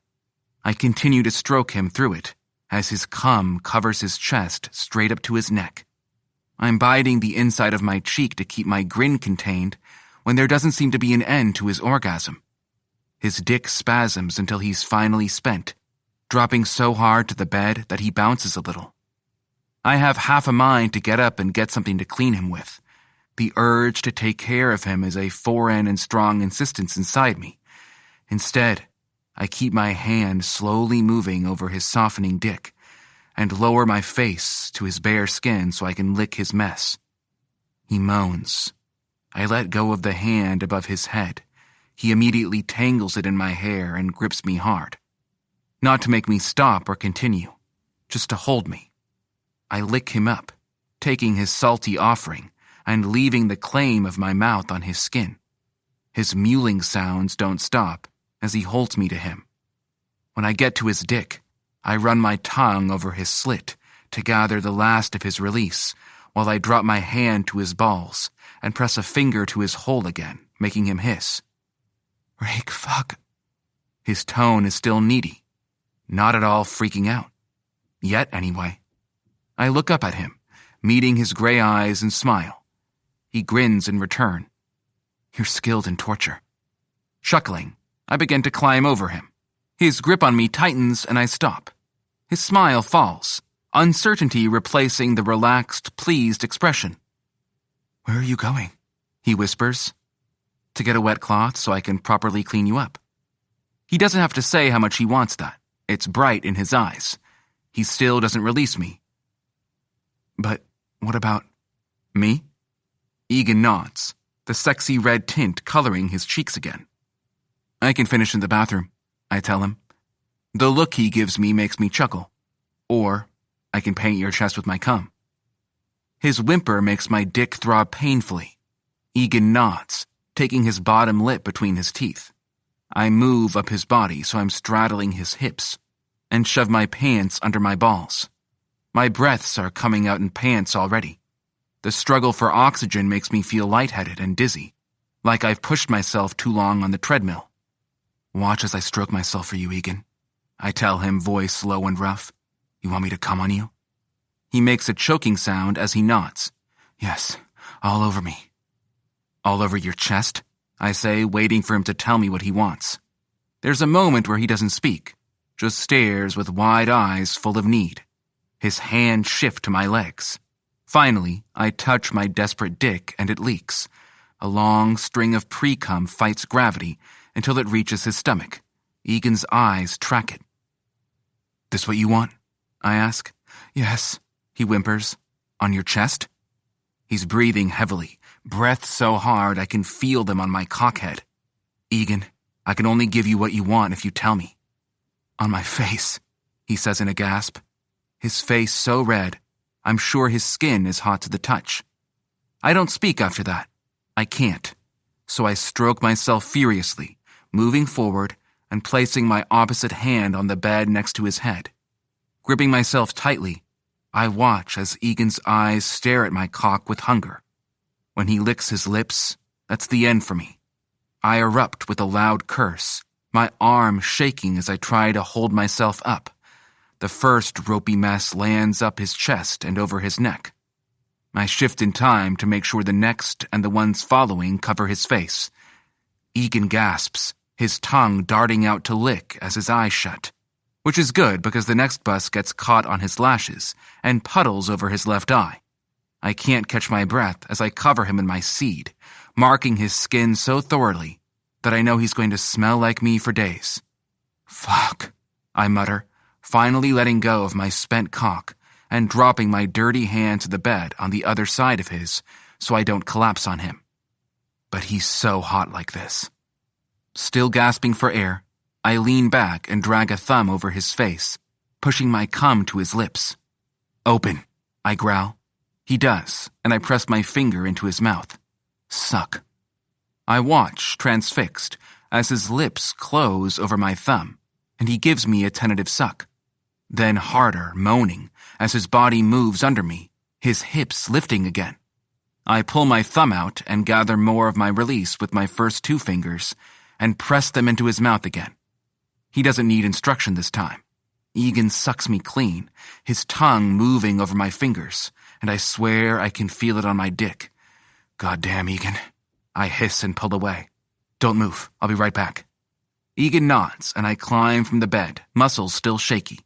I return with a damp cloth and gently wipe his face. When I've gotten the cum out of his eye, which he's laughing about as I clean it up, he looks at me. I wait for the freakout. But he just watches as I make thorough work of his face with soft movements, and then down his chest, over his stomach and his cock. Only when I'm satisfied that he won't be sticky, I wipe up myself. Then I drop it on the floor and wait for the freakout. It still doesn't come. Instead, Egan yawns. As soon as I'm laying down, he kicks his pants the rest of the way off and buries his face into my neck again. His arms wrap around me, and he pushes his leg between mine until I drape it over his hip with a smile. This was perfect, he whispers. Felt so good. You looked so fucking gorgeous covered in my cum, I tell him. I'm grinning stupidly wide when I feel his cheeks heat, and he presses his face further into my neck. My dick twitches again in my pants when I feel as he brings his lip between his teeth. I liked being held down, he admits in a whisper. Being at your mercy when you touch me. You listen well, I tell him, hugging him closer. I reach for the blankets and pull them over us. I'm going to ignore everything that's raging in my mind, warning me, sending red flags and screaming that I'm going to fuck this up. It pleases me when you do as you're told without question, and you're so good at it. His puff of breath is quiet as his hips gently rock into mine. I almost don't hear when he says, I really like when you do that. It makes me lose control. And I'm going to keep doing it. Sleep, I tell him. Sleep like my good big boy should. My big jock needs to rest so he can win the game on Friday. He nods. And you'll be there watching me. I will.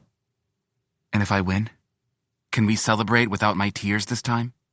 I chuckle. Yes. A beat passes. Will you hold me all night? The vulnerability in his voice cracks something in my chest, like he just slammed a sledgehammer into my sternum. I suck in a breath before putting my weight more fully on top of him, pressing him between me and the bed. All night, Egan. I'm not going anywhere. I'm in so much trouble. Chapter 14. Egan. I'm in so much trouble.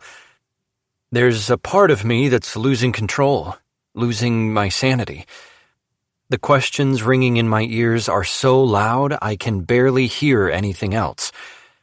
The confusion, the excitement, the fear, the horror, the pleasure.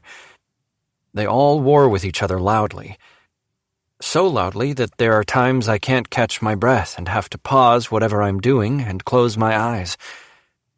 In those moments, all I want is for Rake to take me in his arms and tell me it's all right, that he's there. And then that only further adds to my panic. Lights dance in front of my eyes as blackness makes me sway on my feet. Afraid I might fall and break something, I sink to the floor and lean against the wall. My fingers shake. I'm going to be sick. Not knowing what else to do, I take out my phone and dial Rake. I haven't ever called him. Usually I send him a random text, but I don't dare open my eyes for fear that I'm going to lose the contents of my stomach as the world around me spins. He made me breakfast this morning. It was ready when I got out of his shower. Then he sent me on my way with more food for lunch, snacks, drinks. He's done the same for me every morning this week. Each night since I crawled into his bed and he made me come so hard my entire body seized. I've been there, in his bed, waking in his arms and starting each day with him. He answers, and his voice moves down my body like a caress. A shiver overtakes me as I let out a heavy breath. It settles me. "Egan," he says, his voice louder this time. I realize I haven't answered him. "Hi," I say weakly. I need you to talk to me for a minute." "Where are you?" he asks. I don't remember, and I don't want to open my eyes. I'm biting my tongue so the helpless sounds building inside me won't escape. The pain helps to clear my head a little too. "Wolf?" My eyes snap open as my body stiffens. Corey Dempson stands over me, frowning. We're in the same program, so we end up sharing a lot of the same classes. Some days I like him fine. Others, he's like nails down a chalkboard, even when he's not speaking. Today is one of the latter. "I'm fine," I say, though my voice sounds weak. I wave him off, hoping he takes a hint. "Just not feeling well." He frowns and looks around, as if someone or something will appear with an answer. "Really, Corey, I'm fine. I just need to catch my breath." The irritation I have that he's the one I'm talking to instead of Rake on the phone replaces the panic that had settled over me. I suppose that's one way to make it go away. "Okay," Corey finally says. He leaves me with a skeptical look before walking down the hall. But as I'm watching him, I see Rake coming toward me. The relief at seeing him combines with the way my stomach flips, and I think I'm going to be sick as the contents surge to my throat. I try to close my eyes, but I can't look away. Then he's there, sitting on the floor next to me, his shoulder against mine. We don't speak as the hall empties. While I'd like to just lean in and smell him, yes, I'm creepy like that, I don't. I don't want questions. Only when we're finally alone does Rake rest his hand on my thigh. It doesn't matter how messed up my head is, my dick likes his touch. It strains against my jeans. "Freaking out?" he asks, as if he knows. It's been 2 days, and yeah, I've freaked out a little each day, though not quite like this. Not to this extent. I nod. "I'm sorry." He chuckles. "Don't be. Completely normal." He hasn't touched me like that in 2 days either. Despite my dick begging for it. Despite feeling how raging hard he is against me. Instead, Rake holds me against him. Whether we're on the couch or in his bed, he just holds me. As if he's been waiting for this moment, knowing it's coming. "I didn't know." My words cut off as I laugh, leaning my head back against the wall. Then I grip his wrist tightly, leaning more heavily into his side. I guess there's a lot I didn't know about myself. Rake nods, his fingers moving gently over my leg. We can talk about it or not. Or if you'd like to talk to someone other than me, there are counselors in the medical center. That's probably the healthiest idea. But the thought of talking to anyone at all right now about everything going on in my mind feels far too daunting. So I shake my head instead. He sighs. Egan. When he doesn't continue, I shift my head so I can look at him. His eyes are dark. His hair is neatly brushed back.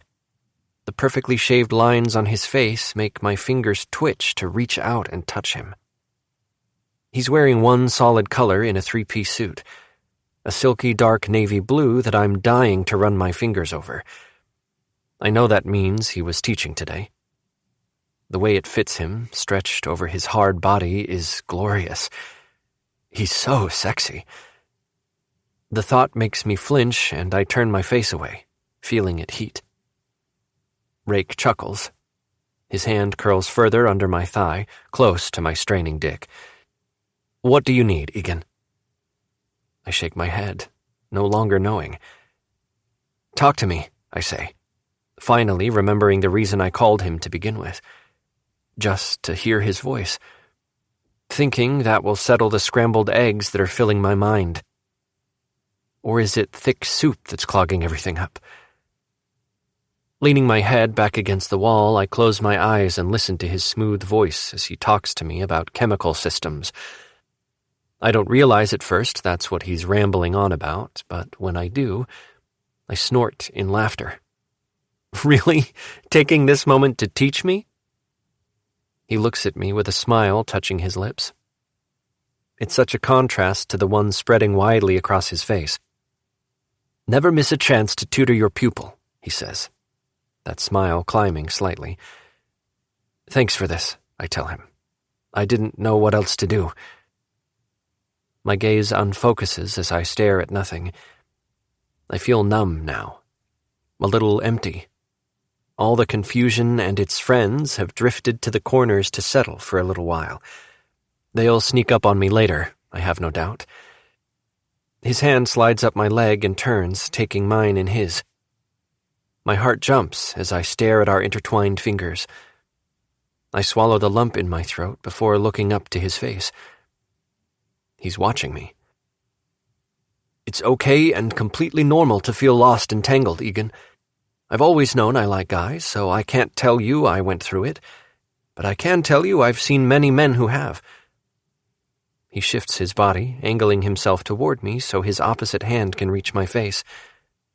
Cupping my cheek, he says, Whatever you need, all you have to do is tell me, okay? The tone of his voice makes me sink into him further.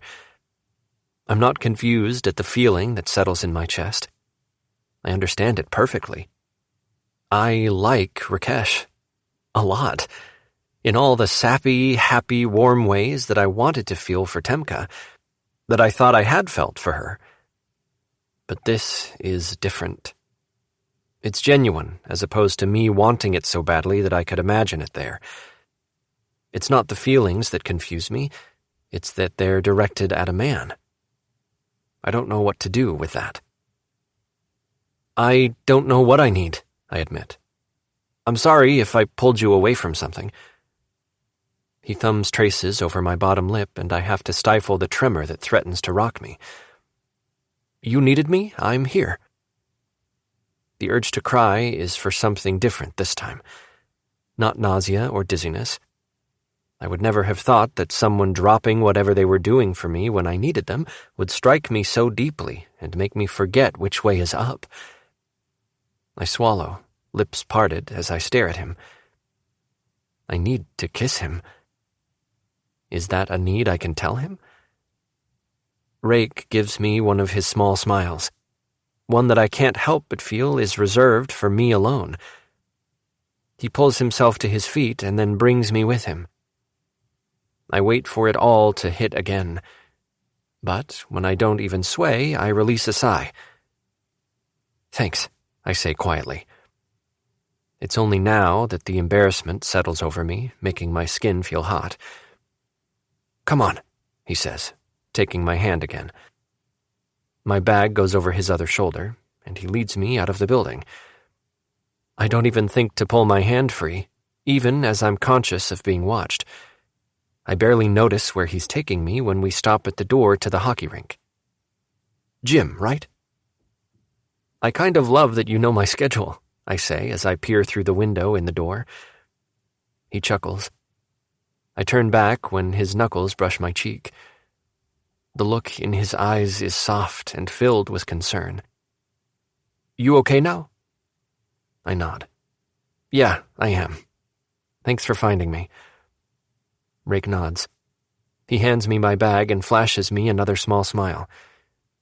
Call me if you need me. If not, I'll see you after practice. When he walks away, I watch. And while yes, I definitely acknowledge that he's fucking attractive, I'm watching because I can't help everything else I'm feeling. Not the physical reaction that really upsets my world, but the emotional one that feels a lot safer to think about. Friday is sunny and bright. Not a shock for Arizona. The day is long as I wait for the game to approach. I stop in my room to change into a suit before heading to the arena early. I'm the first in the locker room and change immediately so I can head out on the ice. I haven't avoided my team, and yet we haven't spoken much since the day they pissed me off over Rakesh. Their words keep playing in my head over and over, and I can't help but question what their tones had been. Were they disgusted? Warning me? Making sure I know that my tutor is gay like that matters? The thoughts concerning that day keep spiraling, and I always end up with the same counter-questions. What if they knew that maybe I like men too? Are they going to be whispering to everyone that I'm gay? Has their friendship been contingent on whether or not I like pussy? What if I like it less these days?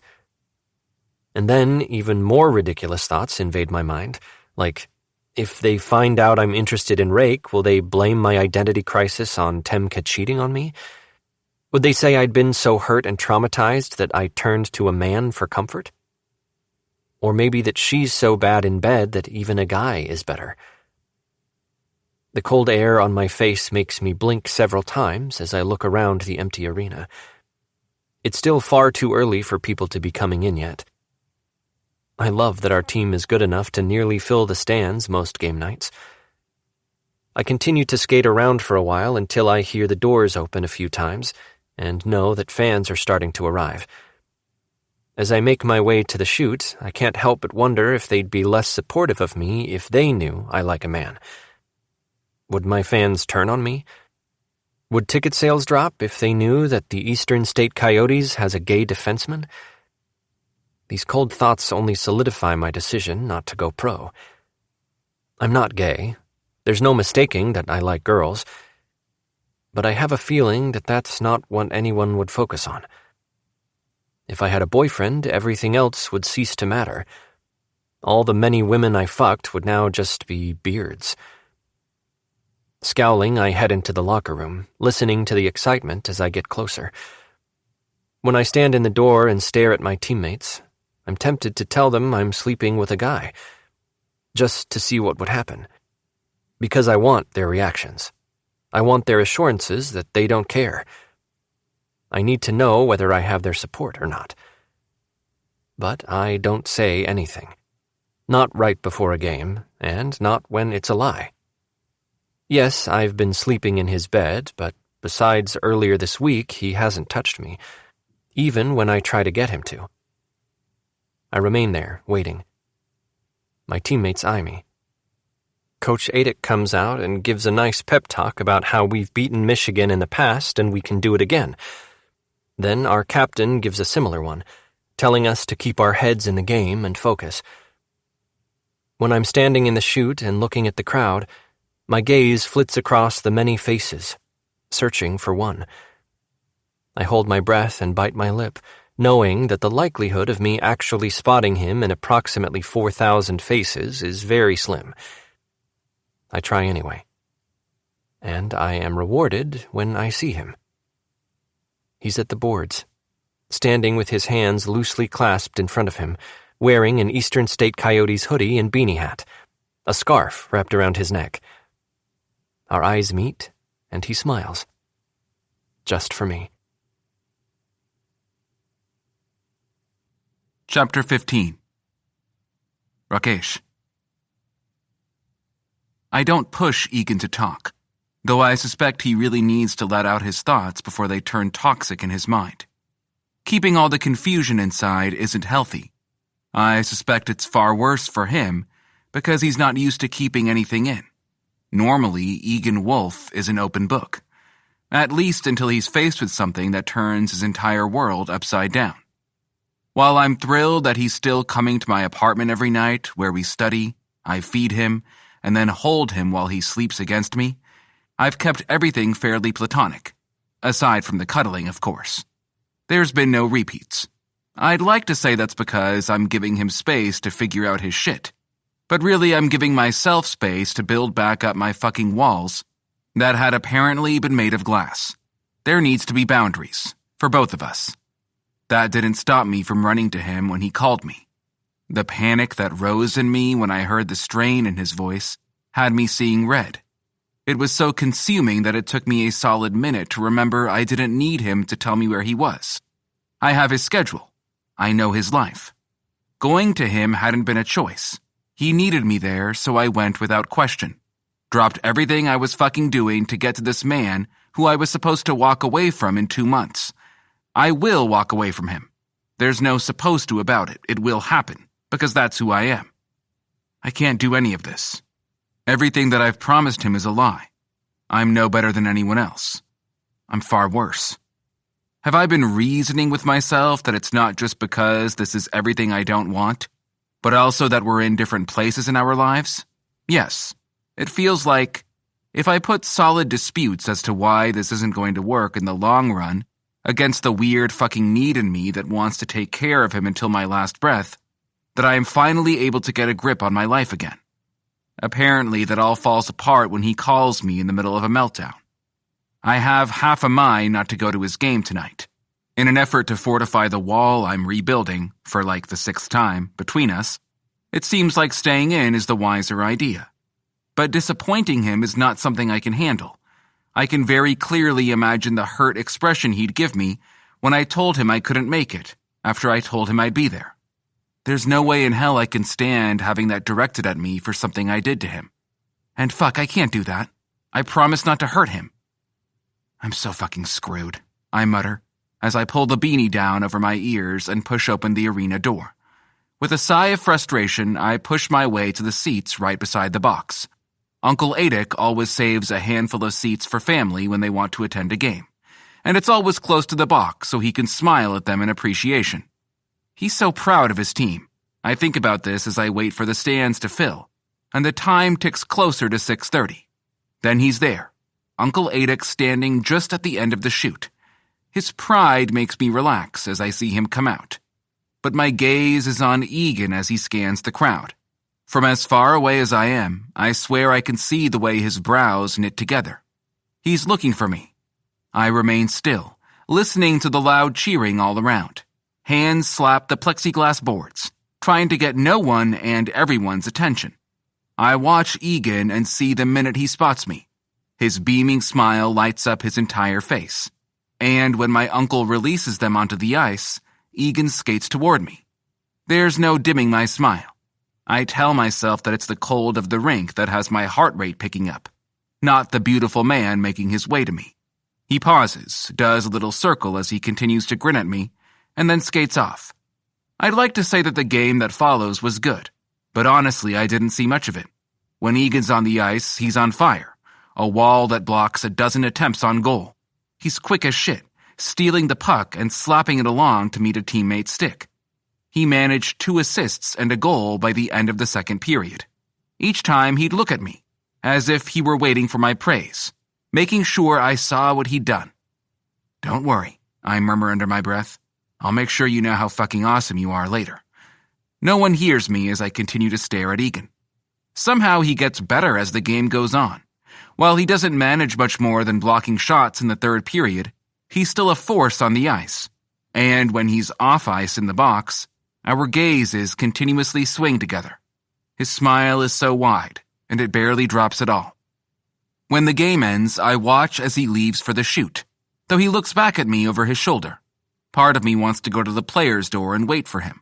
I've nearly talked myself into it, but forced myself to be realistic. We're friends. That's it. I don't need to go there like a girlfriend, puck bunny, or family member. I can wait at home. On my way, I do something useful.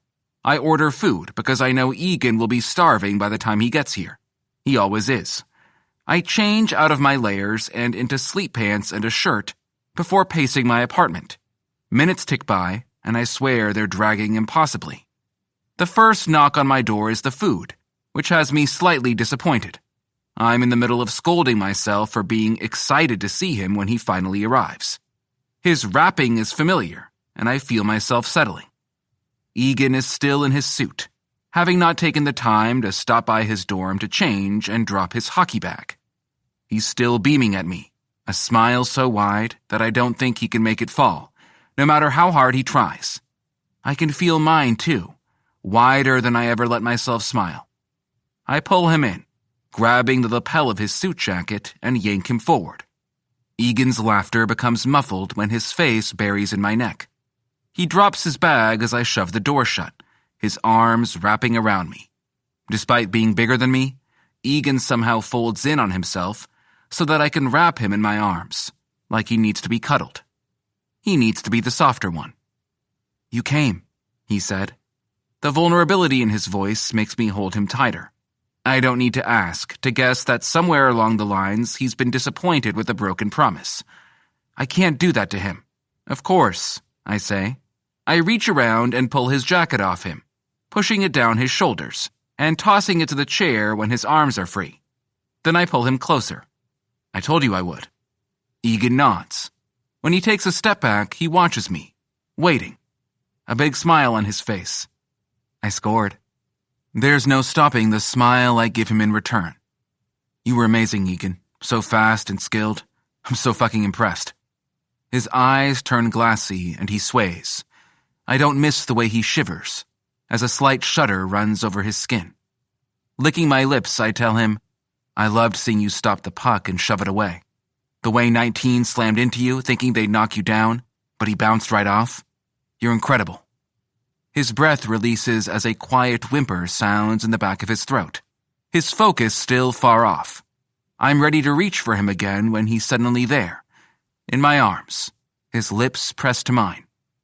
I still, feeling the way I'm fighting with my desires, needing to take him and give him everything, but also needing to make sure the situation doesn't get out of my control. My need for him is too great, too consuming. Egan takes a breath, freezes, and then pulls away an inch. Less. His eyes are wide as he stares at me. Is he waiting for my reaction? Since I'm standing here like a dead fish, probably. So I rest my hands on his hips, and that's all he needs. His hot mouth finds mine again. There's no tongue, just our lips as they move together. His hands go to my neck, sliding up the sides of my face and into my hair as he presses his body against mine. I let him, let his hips rock and press on my hard dick. When his tongue presses to the crease in my lips, I let him in. He's tentative, but after I allow him a moment to explore, I take over, claiming his mouth, making sure he knows it's mine, that I'm in control of him. I bite his tongue, his lip, suck his breath out, and make him moan. One of his hands remains where it is in my hair, incessantly trying to pull me closer so I can devour him further. But the other moves down my chest until he's pulling on my shirt. While I let him call the shots, not wanting to push where he's going with this, once he makes a decision, I execute it. I pull my lips from his long enough to bring my shirt over my head. Egan's eyes stare at my chest, his mouth open as he drinks in the ink there. Even when I marked him with my cum, he hasn't seen me without clothes. It's not for any other reason than it just hasn't happened yet. He continues to stare with wide eyes as I unbutton his shirt, pulling it out of his pants as I do. He's not wearing a tie, which is almost unfortunate. There's a lot of fun we could have with a tie. Egan swallows as he brings a hand up to my chest. "Why are you so hot?" he finally asks. Laughter makes me pause as I look at him, the sound bringing his gray eyes to mine. "Coach said you're brilliant. How can you be brilliant covered in sexy ink and with hot fucking muscles too?" he asks. Pushing his shirt over his shoulders, I pause to let his hands run over me. One of them traces the rings of Saturn that's etched over my left pectoral. "I've been obsessed with space since I was a kid," I tell him, undoing his belt and unbuttoning his pants before I pull out his white t-shirt from where it's tucked. Since I was caught between astrophysics and chemistry having won out, I decided to have the universe cover my skin. So I remember my first love every time I look in the mirror. Egan licks his lips, bringing his eyes back to mine. I break his stare as I pull his shirt over his head. "I'm glad you like what you see," I tell him, once I drop his shirt and pull him against me again. He groans when our chests come together. His hands run down my front, his fingertips tucking into my bedpants as he pushes them down slightly. "What do you want?" I murmur in his ear, enjoying the way my voice makes him shiver. "You," he answers breathless. "Touch me. Taste me." I lick along his neck, alternating with my tongue and teeth. "Tell me," he whispers. "Tell you what?" I ask, biting at his lobe. He hesitates as I begin to push his pants down over his sexy bubble butt. When he's left straining in his boxer briefs, I cup his sexy ass and push his erection against mine, making him catch his breath on a groan. "Tell you what?" I ask again. "How good I am?" He stutters the words and frames it as a question. I smile into his shoulder and push him back toward the bed. "Climb on," I tell him. Egan does, his face flushed. His dick is straining, leaking and pooling at the front of his cotton underwear to leave a wet patch. I crawl over him, my hands on either side of his hips. I love when you do as you're told without question or hesitation. My gaze flickers up to his, seeing the moment his focus goes far away. I love when you tell me what you want so I can make you feel good. I drop my face and lick at the wet spot on his underwear. His exhale is sharp. I love how badly you want me, how hard your dick is for me, how ready you are with pre-cum before I've hardly touched you. Egan groans, his face coming off the bed as I nuzzle my face into his crotch. The sounds he makes as I kiss him there are heady. I love the smell of your arousal. I realize now that I'm not actually praising him, but confessing how I'm falling apart for him. And yet the words that keep coming out of my mouth don't change. "Are you going to come for me, Egan?" "Yes," he whimpers. I nip at the head of his dick in his underwear. "How would you like me to make you come, my big hockey jock?" He groans but doesn't answer as I continue to nip and rub my face against his dick.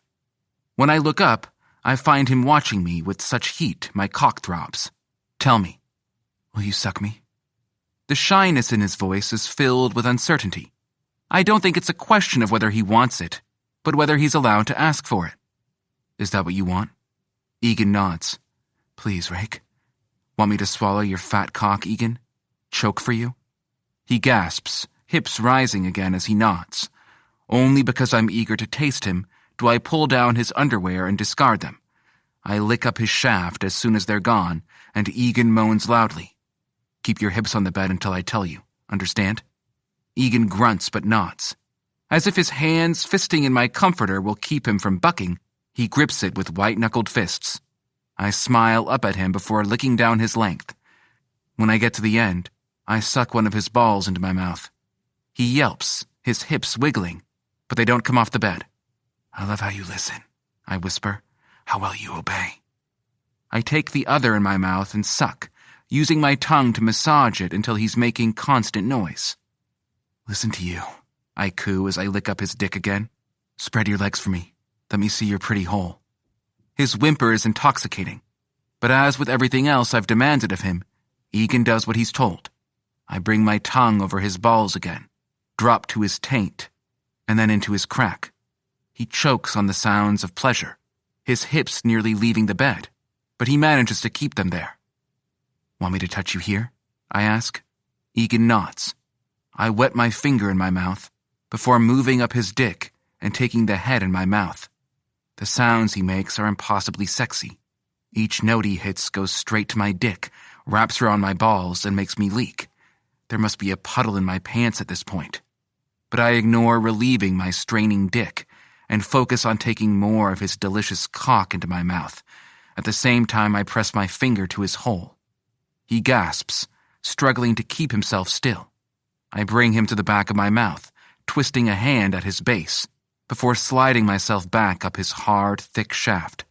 All the while, I play with his hole, teasing the skin, the quivering ring of muscles, enjoying the way his thighs strain as he forces himself not to buck up into me. "So good," I tell him. "Rake," he groans. "Please." Standing his dick up, I flick my tongue across his slit and watch his face, loving the way his lust-drunk eyes are staring at me with hunger. I'm still watching, wrapping my lips around his cockhead, when I breach his hole with my finger. Egan grunts, but presses his ass toward me. His eyes roll for a minute, his body arching slightly, and then he drops and shakes, swallowing hard. I give him a suck as I move my finger in deeper. He's looking at me again, and I can see the way his emotions play across his face. He likes it, but he doesn't. It's weird and foreign. He wants more, but he's not sure he does. "Ready to come?" I ask. It's mostly a tease because I'm not going to end him quite yet. I just want to get his attention off my finger in his ass without making him lose focus on what I'm doing. I want him to feel it. So I press in, deep enough that I can't advance further. "Egan?" I ask when he doesn't answer. Egan nods, his brows knit together. "Ready for some magic?" I ask, giving him a smirk. He smiles. "Yeah, Rake." I curl my finger and watch as he comes undone when I stroke his prostate. A string of nonsense leaves his mouth while I continue to massage it, pressing firmly and never giving him a minute to take a breath as he squirms wildly under me. The pleasure that I feel in watching him experience the magic that is his P-spot isn't something I can put into words. My lips remain on his dick, slightly kissing him and licking the solid stream of pre-cum that began dripping down once I showed him what he's been missing, showing him what pleasure can be found in that tight little hole of his. One I am now going to be obsessed with wrecking until I actually get to bury myself inside him. When his noises become desperate, bordering sobs, and his hands move to my hair, I take pity on him. "Come hard for me, Egan," I purr. "Fill my mouth with everything in these heavy balls, baby." I know he hears me. He tries to say my name, tries to plead, nods frantically when words fail him. Recapturing his cock again, I take him to the back of my throat. He grunts, his hips rolling despite his best efforts not to move. Swallowing, I pull him down to the root, locking the top of his cock in my throat and humming. His balls draw tight as he moans loudly. Words leave his lips, but I don't think they're English. I ease off him, sucking hard on my way back up his shaft. When I swallow him down and press firmly against his prostate, Egan erupts both vocally and in my mouth. I slide up again, increasing my suction and hollow out my cheeks for him to fill as I swallow him down. He does as I told him to. His orgasm carries on as he rides beneath me, his sporadic bursts in my mouth continuing until he falls limply under my touch. I release the pressure on his prostate, but don't stop the gentle rub until I'm sure he's done. Only then do I pull my finger out. Egan hisses, shudders, and remains motionless. After making sure he's got nothing left, I kiss up his body until I can cover his mouth. While I've always tried not to kiss my hookups, I can't stop myself from doing so with him. His mouth is perfect. His hands are heavy when he pulls me on top of him, throwing one leg over mine and sighing. "Best orgasm ever," he says into my mouth. "Your turn." I snort. "You don't really think you're up for that, do you?" His cheeks blush, and he shakes his head. "No," he whispers, "but you can come on my face again." "Like that, do you?" His burning cheeks don't cool as he nods slightly. hand in my mouth. I don't miss his words, the way they tremble and are nearly too low to hear. I kiss along his jaw, down his neck, and over his cheeks, until my mouth takes his again in a long, deep kiss that's not nearly as filled with heat as it should be. This is something else, something I quickly put a stop to. Is that what you want? You want to taste me? Egan swallows and nods, not taking his gaze from mine. He might be shy and a little scared, but he's not backing down from what he wants. As I did earlier in the week, I move up his body. This time I straddle his chest, so I can rub one out right over his face. I stare at him. The way his eyes are wide and hungry, how blown his pupils are, suffocating all hints of gray in his irises. The way his chest heaves as he anticipates my orgasm. When my name forms on his lips and he opens for me, the tip of his tongue touching the underside of my cock, I let go. I cover his face and he moans. He opens his mouth wider, inviting me there. So I press the end of my dick to his tongue and grunt loudly as my balls tighten uncomfortably. I spill into his mouth with force. Egan grunts, chokes, but swallows much of it. His mouth momentarily closes tighter around me to do so. Fuck, I hiss, losing more of my load into his hungry mouth. I only meant to give him a taste, not force him to drink me. But fuck with the way he keeps swallowing around me, trapping the head of my dick in his mouth when he does, and pressing his tongue to my slit. I can't stop myself from giving him the rest. Every last fucking drop. The look of bliss on his face will forever be burned in my mind. Chapter 16. Egan. As strange as it might be, my mind finally calms the fuck down after being in Rake's bed again. I mean, I've been in his bed all week, but once his mouth has been on me and his finger up my ass making me see fucking stars, everything else seems so inconsequential. That's obviously not the case. There will be a reaction to me suddenly shacking up with a man. Like, really shacking up, not crashing on the couch, but in his bed with his hot, heavy body pressed against mine, his mouth on mine, my cock in his mouth. I've wanted to touch him for days now, but I can't seem to bring myself to ask. I'm terrified I'm going to suck at it. What if I touch him wrong? What if he doesn't like what I do? These are now the thoughts that plague me. No longer am I questioning who the fuck I am because I can't bring myself to care. Anything that feels this good can't possibly be wrong, regardless of what others might say or feel about it. That doesn't mean I've said anything to anyone. I feel like before I bring myself to do that, I need to make sure Rake is on the same play as me. It's a hot mess when your teammates are playing a completely different game than the one you are. This is too important for a misunderstanding. But I'm also not ready for that pressure or that discussion yet. So I don't bring it up. I don't ask what we're doing or where this is going, and I don't ask to touch him. Instead, I focus on everything that I normally do. Classes, hockey, studying. I return to Rake's room every evening where he feeds me, helps me study, and then we climb into bed. I'd like to say that it's a fuckfest from that point until the wee hours of the morning, but it's not. If I'm really insistent, Rake will jerk me off while he commands my mouth and I squirm desperately under him. Then he cleans me with soft strokes, wraps me in his arms, and tells me to go to sleep. Because I'm a good boy, I do. It took me far too long to realize that I can likely get off just from listening to him tell me what a good boy I am. Even if whatever it is he's praising is something ridiculous, like how I wake up with my hair every which way. If he's telling me I'm good at looking like that, my dick is excited.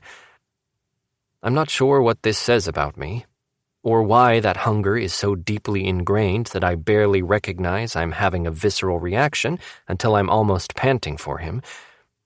Even reading it in a text has my dick twitching and my heart racing. A hand slapping on my bike makes me jump, and I glare at Calder as he moves by. He's grinning, his blue eyes sparkling with excitement as he climbs onto the bike next to me. Man, I just signed with an agent, he tells me. I smile back at him. Stretching across the space between us, I slap his arm. Hell yeah, man, nice. Which agent? Valenti asks from where he's sitting on a bench across from us. Rigo Vienna, he says. He signed some huge names this year, so I'm stoked that he was interested in me. Shit, yeah, he has. That's awesome, I say. Didn't he just take on the gay football player? Valenti asks. Calder shrugs. Which one? Valenti raises his brow, his expression echoing mine that asks, there's more than one?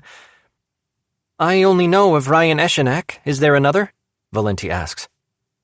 Calder snorts. He might be the only one who's made headlines because he just married his husband, but there are plenty of others, in all sports, even if they're not out. Really? Gibson asks as he pauses to lean against one of the machines in front of us. I think I can count them all on one hand. He's frowning, but I don't think it's in disapproval so much as he's trying to recall names. My legs have already slowed their revolutions as I listen to this conversation, as if this is a precursor for what I'm facing in the days to come. My heart stutters hard. This isn't really the point of my excitement, man, Calder says. Glancing at him, I see the faint flush on his cheeks. He picks up his bottle of water and chugs half of it. No, it's not, Valenti says, grinning.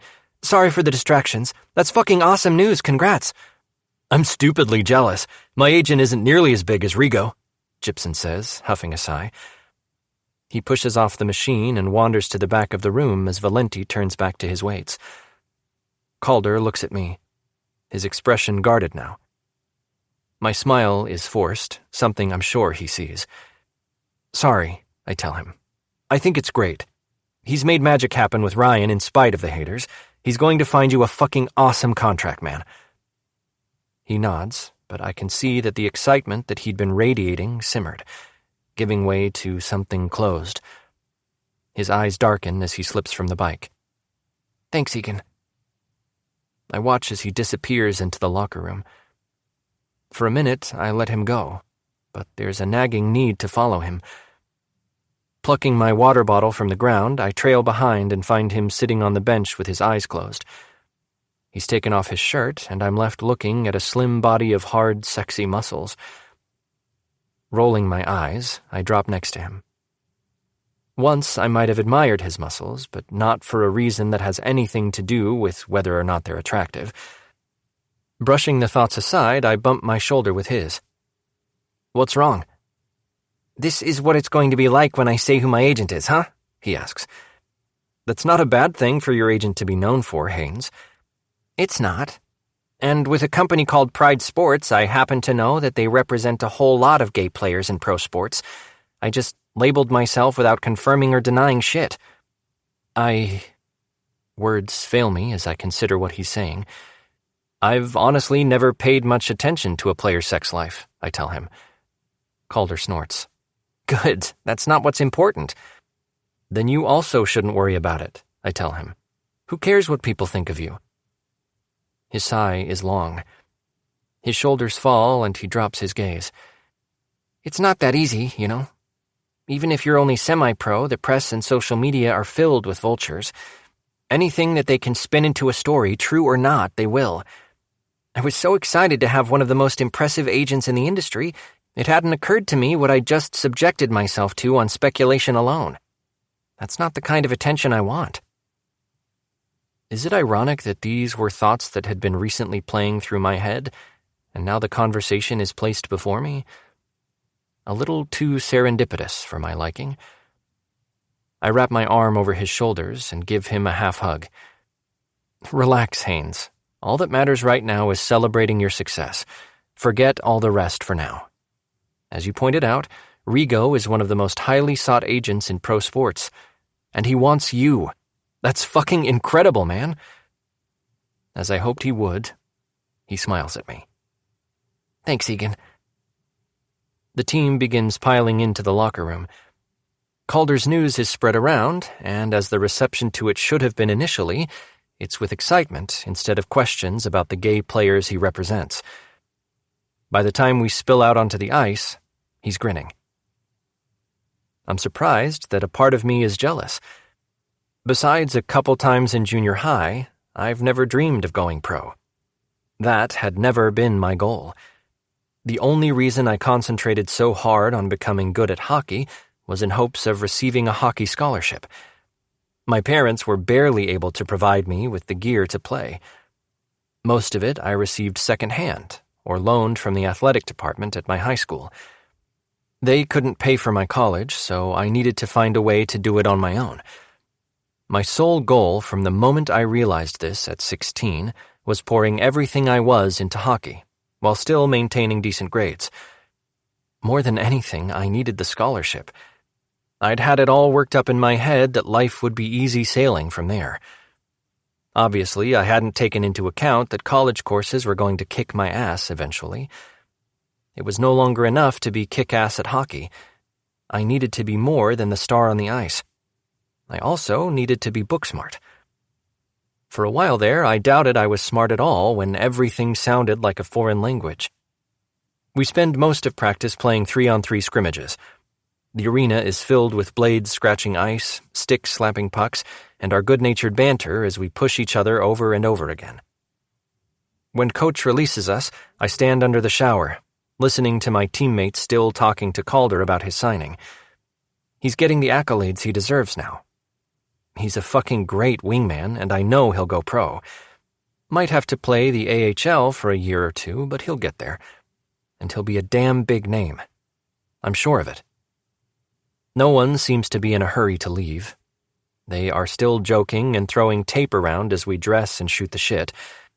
But I'm not wasting time.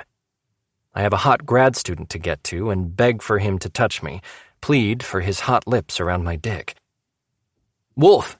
Gibson calls as I'm exiting the player's entrance door. I turn to look at him. He and a handful of others spill out. I continue to walk backward as I wait for him to say whatever he needs to. "Coming out to celebrate Haynes tonight?" I raise a brow as I pause. He rolls his eyes at me. "Honestly, man, I wasn't raining on his parade. Eshenak was literally just in the news and Rigo was by his side. Name association, that's all. I'll celebrate with Haynes later. I need to study." "That's all you do," he says, eyes narrowing. "I'm on a fucking scholarship. Being good at hockey isn't enough to keep it. I need at least a C average in all my classes, all of them. And these classes fucking suck. Sorry if I can't party with you every night anymore. Life happens, man." I'm distracted when arms wrap around me. Instinctively, my body stiffens, especially when lips press against my shoulder. Based on the way the guys are looking at me, I know it's not who I'd welcome this touch from. Not that I thought it was.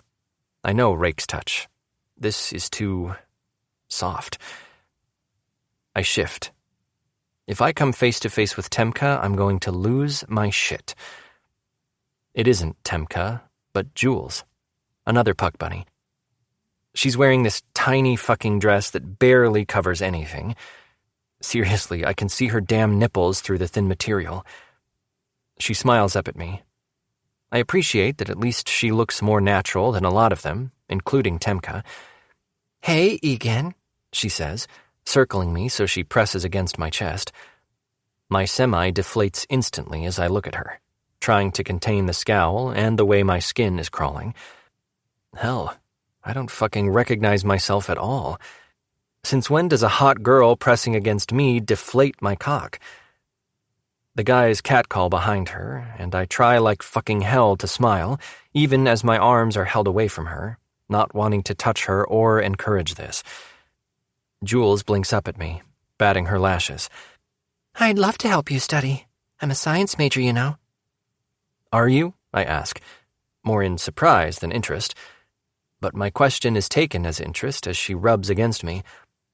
Unfortunately for her, that only discourages my dick more and makes me force away the shudder that tries to escape. Actually, that thought should have been unfortunately for me. "Yep." She pops the P. "And I'm currently 6th in our class, so I can definitely help."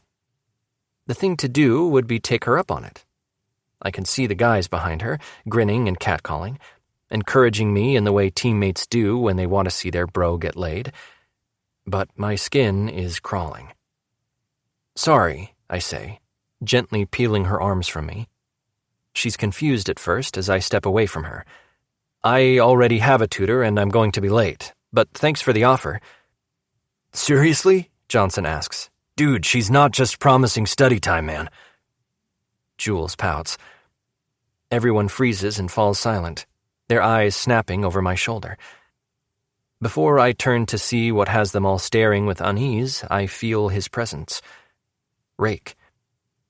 I have no idea what he's doing here, but I sigh in relief. A smile much too big crawling across my face as I relax. Throwing my teammates a grin and giving Jules another apologetic one that's all for show, I wave them off. "Told you I was running late," I call to them. Without waiting for an answer, I turn and start walking away with Rake at my side. His hand goes to the small of my back, and the smile that spreads across my face can't be helped. Chapter 17. Rakesh.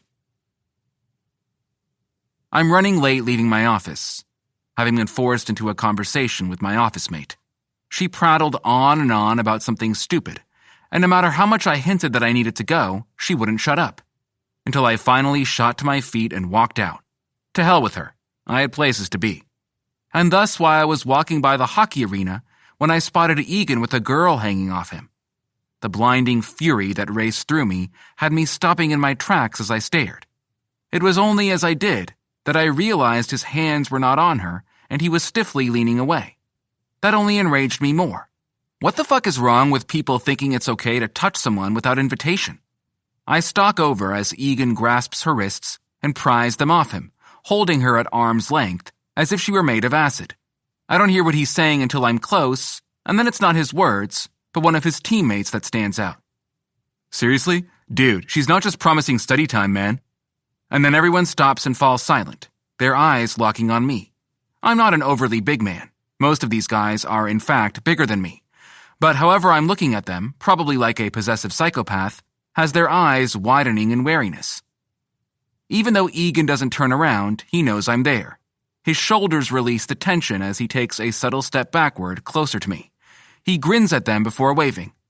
"Told you I was running late," he says and turns on his heel, walking away. I catch up easily and can't stop myself from resting my hand on the small of his back.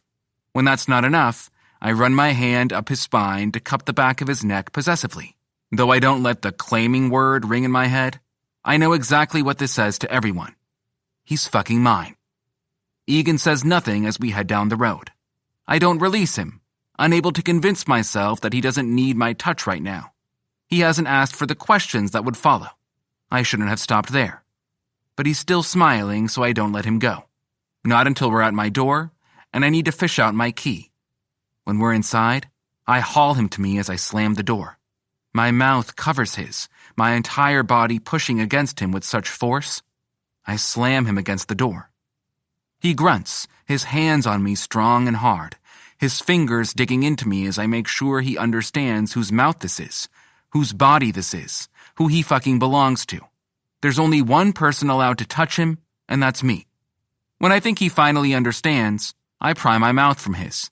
His eyes are half closed, but I can still see that there's only the slightest gray showing around his wide pupils. He groans, blinks lazily, and I chuckle.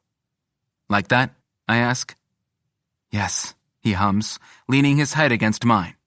I give him this moment of closeness.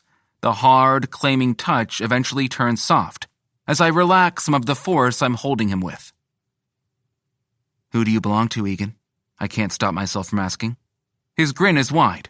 He blinks, his eyes focusing on me when he answers. "You. Only you, Rakesh." "Good," I grunt. "Don't let anyone else touch you." I push off him as he chuckles. You know, I wasn't inviting her to. The sound I make is mostly animal, not an intelligent human. It's all gruff and possessive. "Hungry?" I ask. "Always," is the answer I receive. "What do you want tonight?" Egan sighs, dropping his bag by the door and shoving his shoes off his feet. "I don't know. Whatever you want is good with me." More and more, I realize he doesn't want to answer those questions. He'd rather me make his decision for him. Most of the time, I allow it to happen, unless we're talking about something serious or are in bed. Chinese, I tell him. He nods, watching me as I change from the suit I was wearing into sleep pants and a long-sleeved shirt. When I look at him, he's watching me with heated eyes, his cock inflating. Sit, I tell him, gesturing to the couch. Without question, he does, dropping onto the cushions as I order. It's dinner time, so our delivery isn't for 45 minutes. I take a seat next to him and flick on the television. We should be studying, but I'm too irritated to do so. A minute passes before Egan leans closer. That's his way of saying he wants more contact. I shift on the couch and pat my legs, prompting him to climb between them and lay on my chest. His hand rests on my thigh, dangerously close to my cock that's been chubbed up for hours thinking about him being here. We're not really watching TV. I'm vaguely staring in its direction when Egan says, Calder was signed with an agent today. I'm not sure who Calder is, so I nod. That's cool. He nods too. Rigo Vienna? Know who he is? Yes, he's got some prestigious clients these days, I answer, realizing he's mentioned this because an ad for Pride Sports had just been on TV. Another minute goes by before he says, Calder was excited until the first thing someone asked him is whether Rigo is the one who signed the gay football player. Since I'm not sure where this is going, I don't say anything. It made me think. We don't sit here and say, hey, Derek Schneider is the straight goalie for Montreal. We just say he's the goalie. Why should we be saying, hey, Ryan is the gay guard for Detroit? We shouldn't. However, we do say, hey, Derek Schneider is the German goalie who plays for Montreal. Egan grins. Yeah, I guess, but that's not associated with a negative connotation. Gay is. But it can be. To some people, you say German and automatically you're a Nazi. He hums, but doesn't say anything further. We watch Sports Spot until dinner gets here. Then we eat at the table while studying. Dinner is prolonged because of this. I think we're both trying to eat slowly because once the food is gone, we don't want to be talking about school. I'm still stupidly annoyed by how jealous I'd been over Egan. I can't remember the last time, if ever, I felt such hot possession surge through me like that. Instead of feeling off-kilter because of it, I'm driven like a fucking Neanderthal and need to mark him so the fucking world knows he's mine. No one else can touch him. But I don't bring him to bed when we finally push the books aside. He cleans the cartons of takeout while I stack his books. We end up back on the couch with his big body laying on top of mine. His hand rests on my hip, his fingers flexing on me periodically as if he's a cat kneading my skin.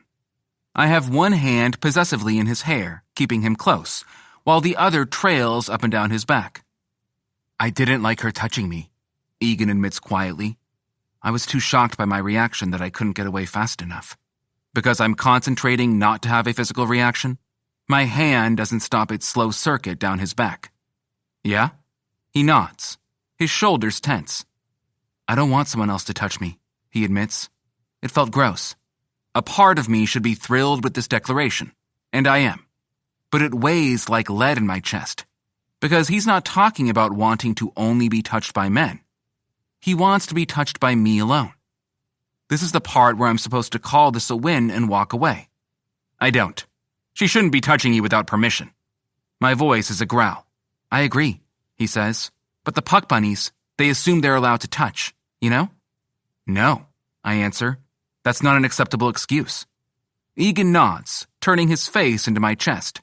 He kisses me before pulling himself up. He doesn't meet my gaze when he pushes at my shirt, wanting it off. I pull myself up and then yank my shirt off and toss it over the side of the couch so we're not tripping over it later. I lay back down, and Egan's watching my abs. He groans, splaying his hands across my stomach. Fuck, that's hot, he murmurs before coming back down on me.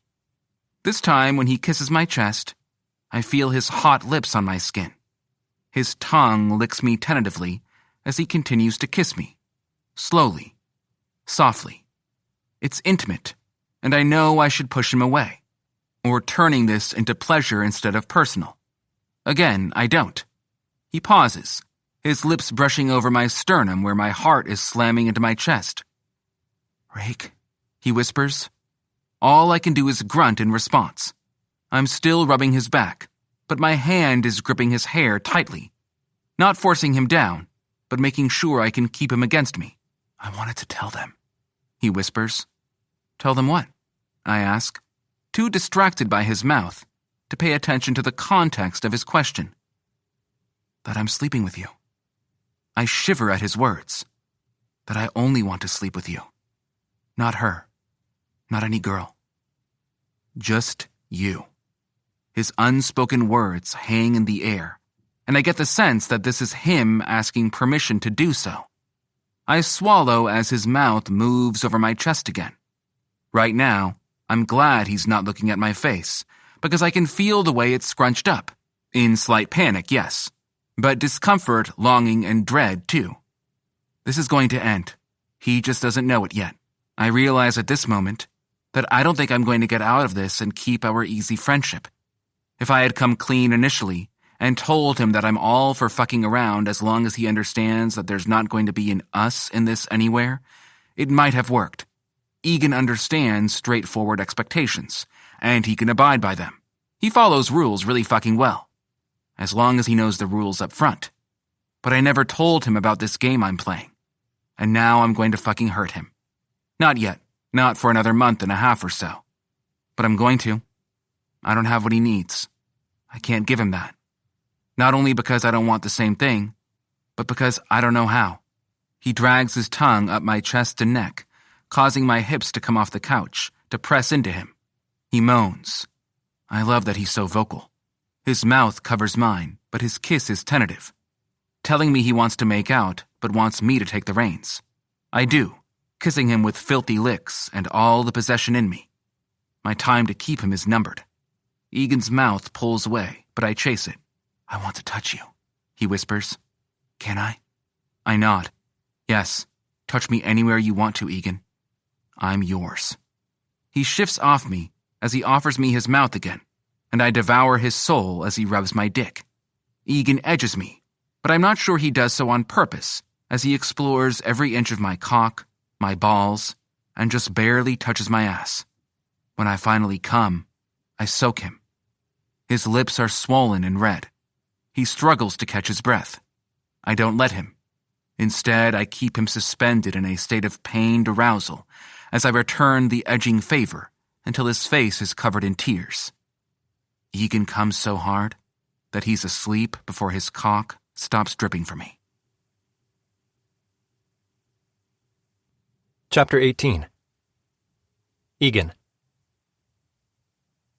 Midterms are next week, and while I'm comfortably sitting in the neighborhood of a B in all my classes, I'm feeling the stress.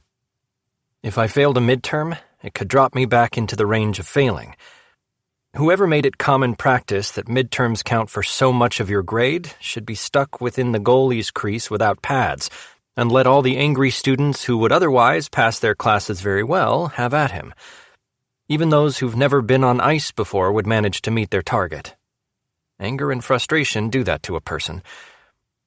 While my grades are all good, so much better than I could ever have hoped for, Chemical Systems is only just barely a B. I really need to concentrate on that class more than the others, and yet I'm too afraid to do so because I don't want to miss something else. I don't want to fall behind. I've reduced myself to such a jittery mess that even while I'm on the bike in the hockey facility's gym, I've got equations and compounds running through my head. But I'm convinced I'm not remembering them correctly. I'm probably training myself over and over again in something incorrect. "You all right, Egan?" Calder asks. I glance at him, having forgotten he was there. Dwayne Hart is also in the gym. It's just the three of us, but Dwayne is across the room on the weight bench. While I mean to tell him I'm fine, I end up shaking my head. Midterms are going to kill me. "You brought your grades up, yeah?" I nod. But I'm terrified about midterms and finals. They count for so much of the term. These are the assignments I need to ace, but I think I'm too psyched out for them.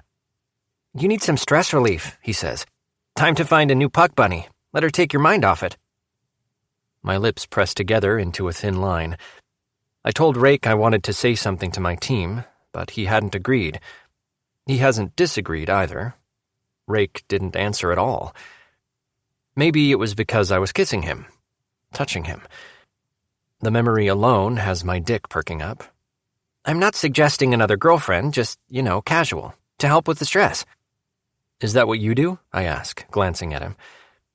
Even though my eyes only barely catch his face before I've looked away, I swear I see something flash in his expression. It's there and gone so quickly that I might have just imagined it.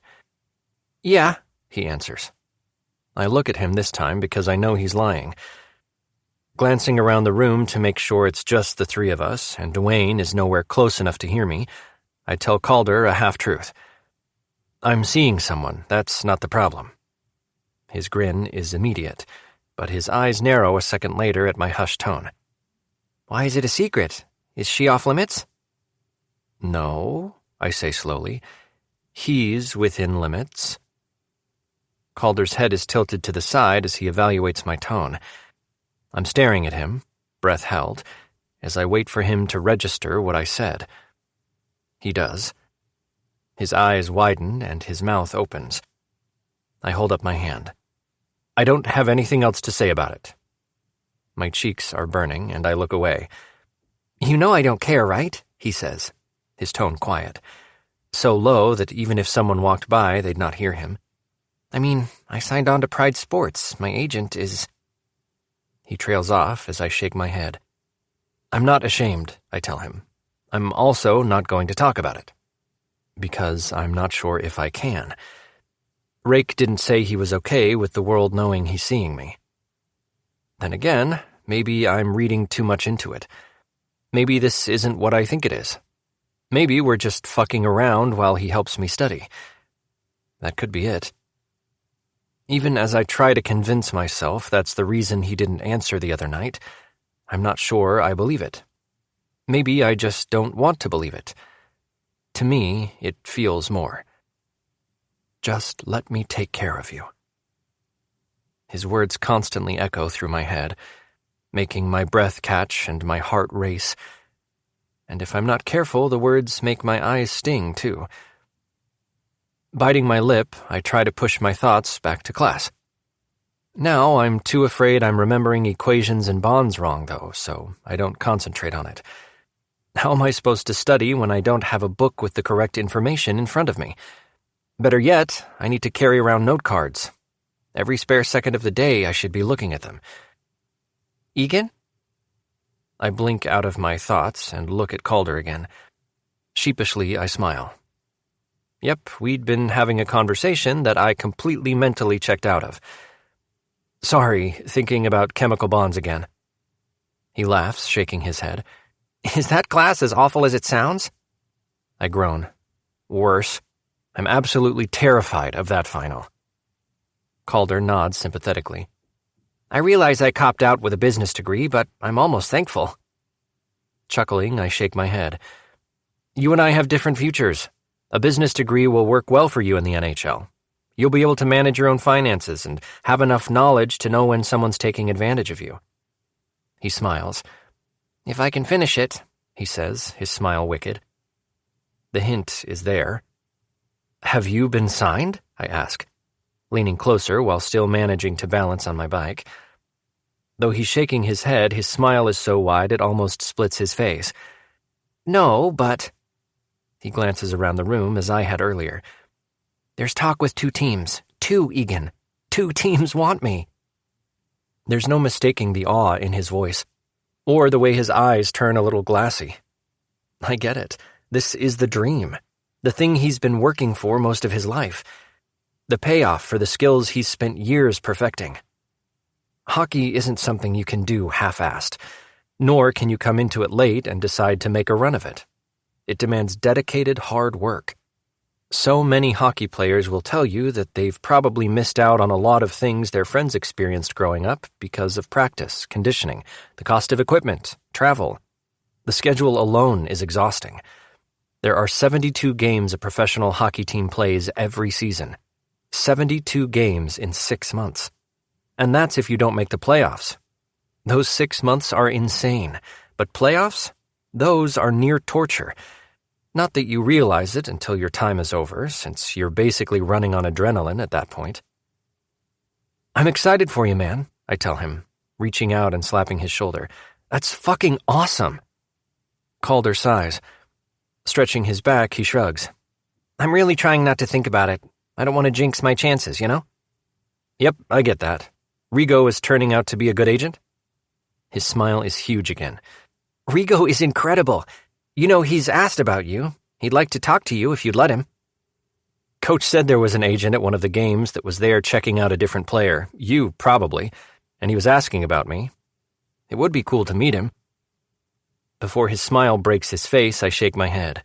I said meet him, because he's going to be a legend by the time he retires, and I'd love to say I met him in person. But I'm serious when I say I'm not interested in playing pro. I know. Calder waves a hand. While I'd like to throw you some line about you throwing away your talent, I'm not going to. I know you'll still be able to use your talent in whatever you do. That's sweet, I tease. His phone is sitting in the cup holder. When it begins ringing, the sound fills the room. He flinches and laughs as he picks it up. Sorry, he calls across the room to Dwayne, who jumped off the bench. Good thing he wasn't actually lifting right then. He looks at me sheepishly. Been waiting for my mom to call. I forgot it was so loud, he tells me as he answers the phone and steps from the bike.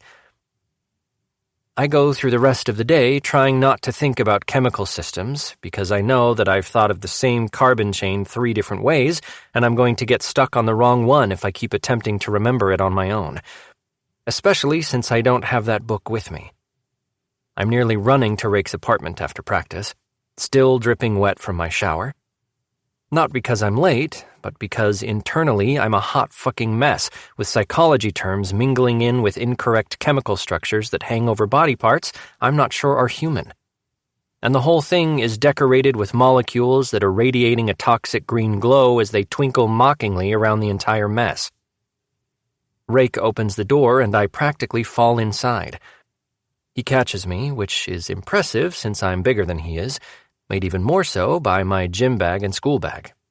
He pulls me inside and drops both my bags on the ground as he brings me to his chest and coos to me. I don't know how he does it. I'm basically hyperventilating, and just his touch on my shaking body is enough to bring my breathing back to normal. What happened? He asks. I can hear the threat in his voice. He's ready to protect me again. I bury a smile into his neck, which I know he can feel. I'm going to fail midterms, I tell him. Everything is all mixed up in my head. I know I'm going to answer something that belongs in toxicology instead of psychology on the test. His arms ease a little, but his hands are gently rubbing up and down my back. You're worried about your tests, he says. Yeah. I keep seeing things in my head that I know are incorrect, and they're just going to keep growing wrong because I can't think of the right thing. So my mind is adding things in that it's convinced fit, but it's like when you have a puzzle piece that looks right, but it just doesn't fit once you put it in the empty space. He chuckles quietly. The soft breath on my neck makes me shiver, and I try to move in closer. Rake kisses the side of my head. Change. Get on the couch. I'll order some pizza. I nod and move away, though I really don't want to right now. My skin feels tight and needy. But I do as he says, kicking my shoes off where I stand and pushing them toward the door where his are. Then I drag my bags to the side so no one trips on them. Unlike the times where I strip my clothes off and leave them in a trail to his bed, I dump them together in a pile by his laundry basket, which has a mixture of both of our clothes at this point, and dig out a pair of sweats from his drawer. I've had the mental argument that I should be bringing my own clothes, but the only changes I bring are clean underwear and socks, which are in my gym bag. Otherwise, I'll throw his sweats on. I like to wear his clothes, remembering that his body has been in them too. I never understood why girls like to wear my hoodies, but now I totally get the appeal. When I'm on the couch, Rake joins me once he's changed as well. He pulls me into his arms where I can curl in his lap. I take a deep breath as he runs his fingers through my hair. All right, here's the plan. Tonight, we're not studying. Panic surges through me, but his fingers cover my lips before I can protest. I need to study every possible second. You know this stuff, Egan. There isn't going to be anything on the midterms that you haven't already studied. You need a break from your stress. So tonight, we're going to have pizza and watch TV. Tomorrow, we're going to look at your past assignments and see the areas you're not quite comfortable with. We'll head to the gym downstairs to blow off some steam, and then we're going to spend the rest of the day fooling around. My body heats up at the words. My cock likes this plan, even as my brain is half-heartedly protesting. And then Sunday, when you're well-rested and sated to the point where you can barely lift your head, we're going to leisurely study throughout the day. You'll eat well-balanced meals. We'll take exercise breaks, and then Sunday night, I'm going to make you orgasm so fucking hard you're going to pass out and sleep like a baby until Monday morning. Understand? Although his tone was all businesslike, the promises of him spending the next 2.5 days solely on me made me grip him all the tighter. He couldn't see my face, which was good. I didn't know what I looked like right then, but I was sure I didn't want him to see it. No one, under any circumstances, has ever dedicated this much time and energy to making sure I succeed at something. Yes, I whisper. I turn my face into his bare chest and kiss him, squeezing my eyes shut. Thank you, Rake, for always taking care of me. Chapter 19. Rakesh. The week of midterms is stressful for the entire student body.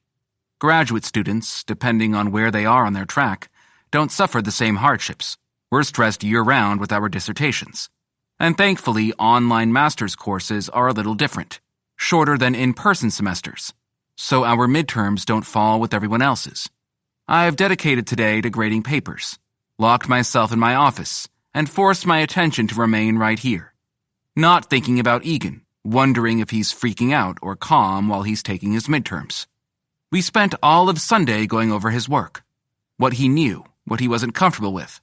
By the time I got him in bed and used my finger to rub his prostate raw while sucking his dick, until he shot with such force that he passed out before he caught his breath, and his dick had stopped leaking, I knew he had a grasp on his classes. I was confident about that. As long as he stayed out of his head, he'd be fine. But that was the true test. Staying out of his head. Most of the time, that was easier said than done. We practiced using some of his hockey techniques to put him in a calm, focused state. When I could bring hockey into the equation, Egan found a way to get into the zone, using his strength to his full advantage. However, I hadn't heard from him today. He had 2 midterms, and I was not at all interested to know how he thought he did. I had his student portal information. He gave it to me weeks ago, so I could keep up on his assignments and see his grades, to know where he was and which classes we needed to focus more on. Not that his midterms would be posted yet.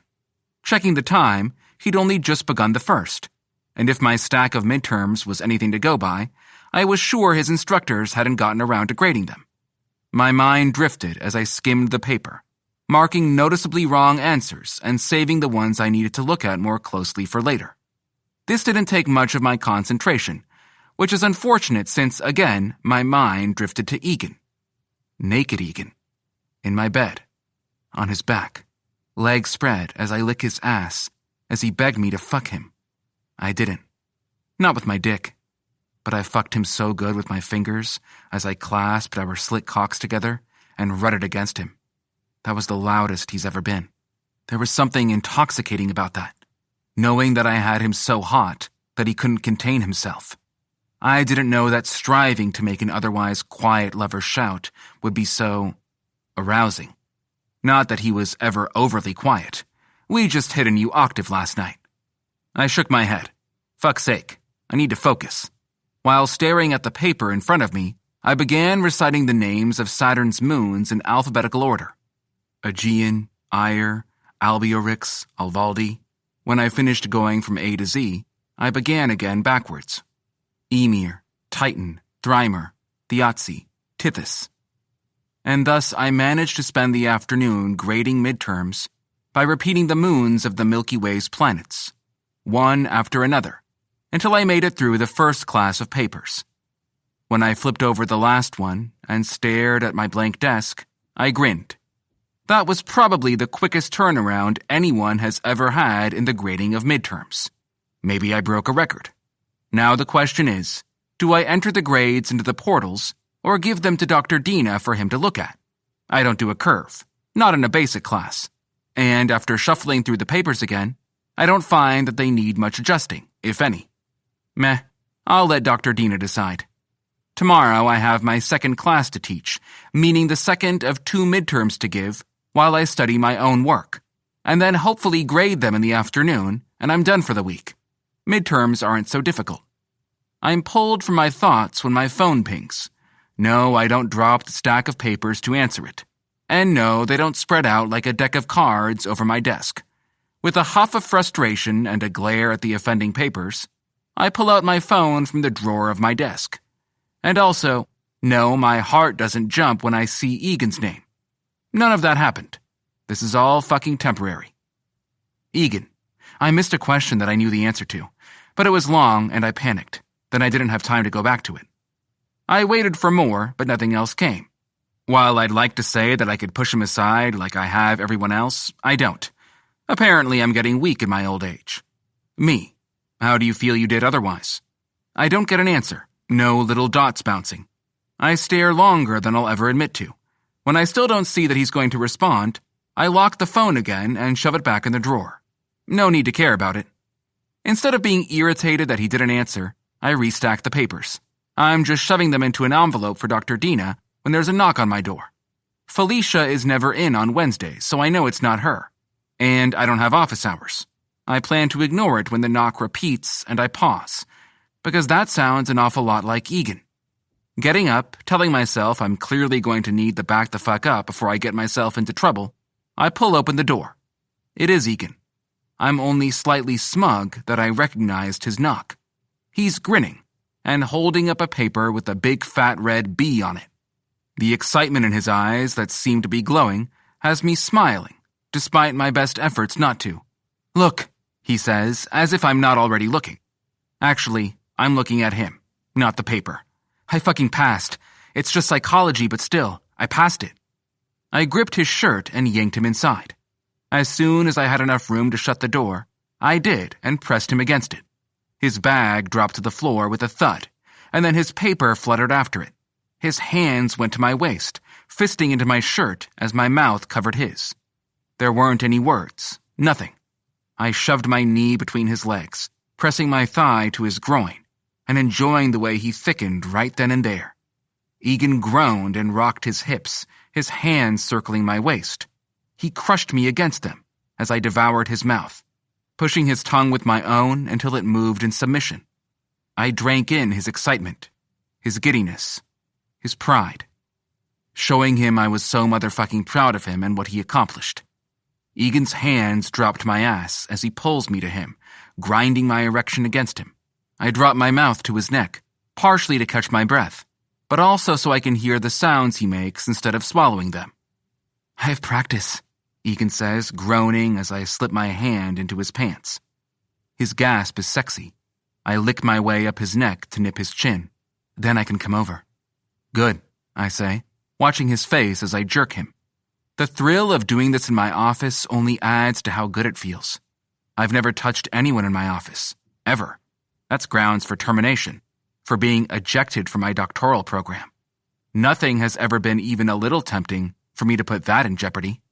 And yet I can't stop.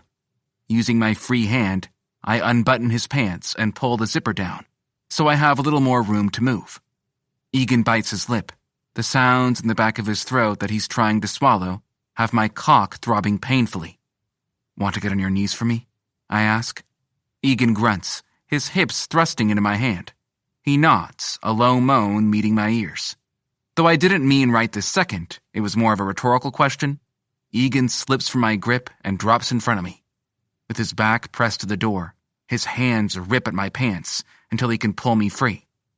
I brace both my hands on the door, leaning my weight on it to assure no one can try to open it and walk in on this. As soon as he has my dick free, he licks the drops that have accumulated before wrapping his mouth around me. My eyes close as his heat envelops my dick. He moves his hands to my thigh, swallowing me a little deeper. When I tear my eyes open, he's looking up at me with heat, telling me to fuck him. Leaving one hand on the door, I do.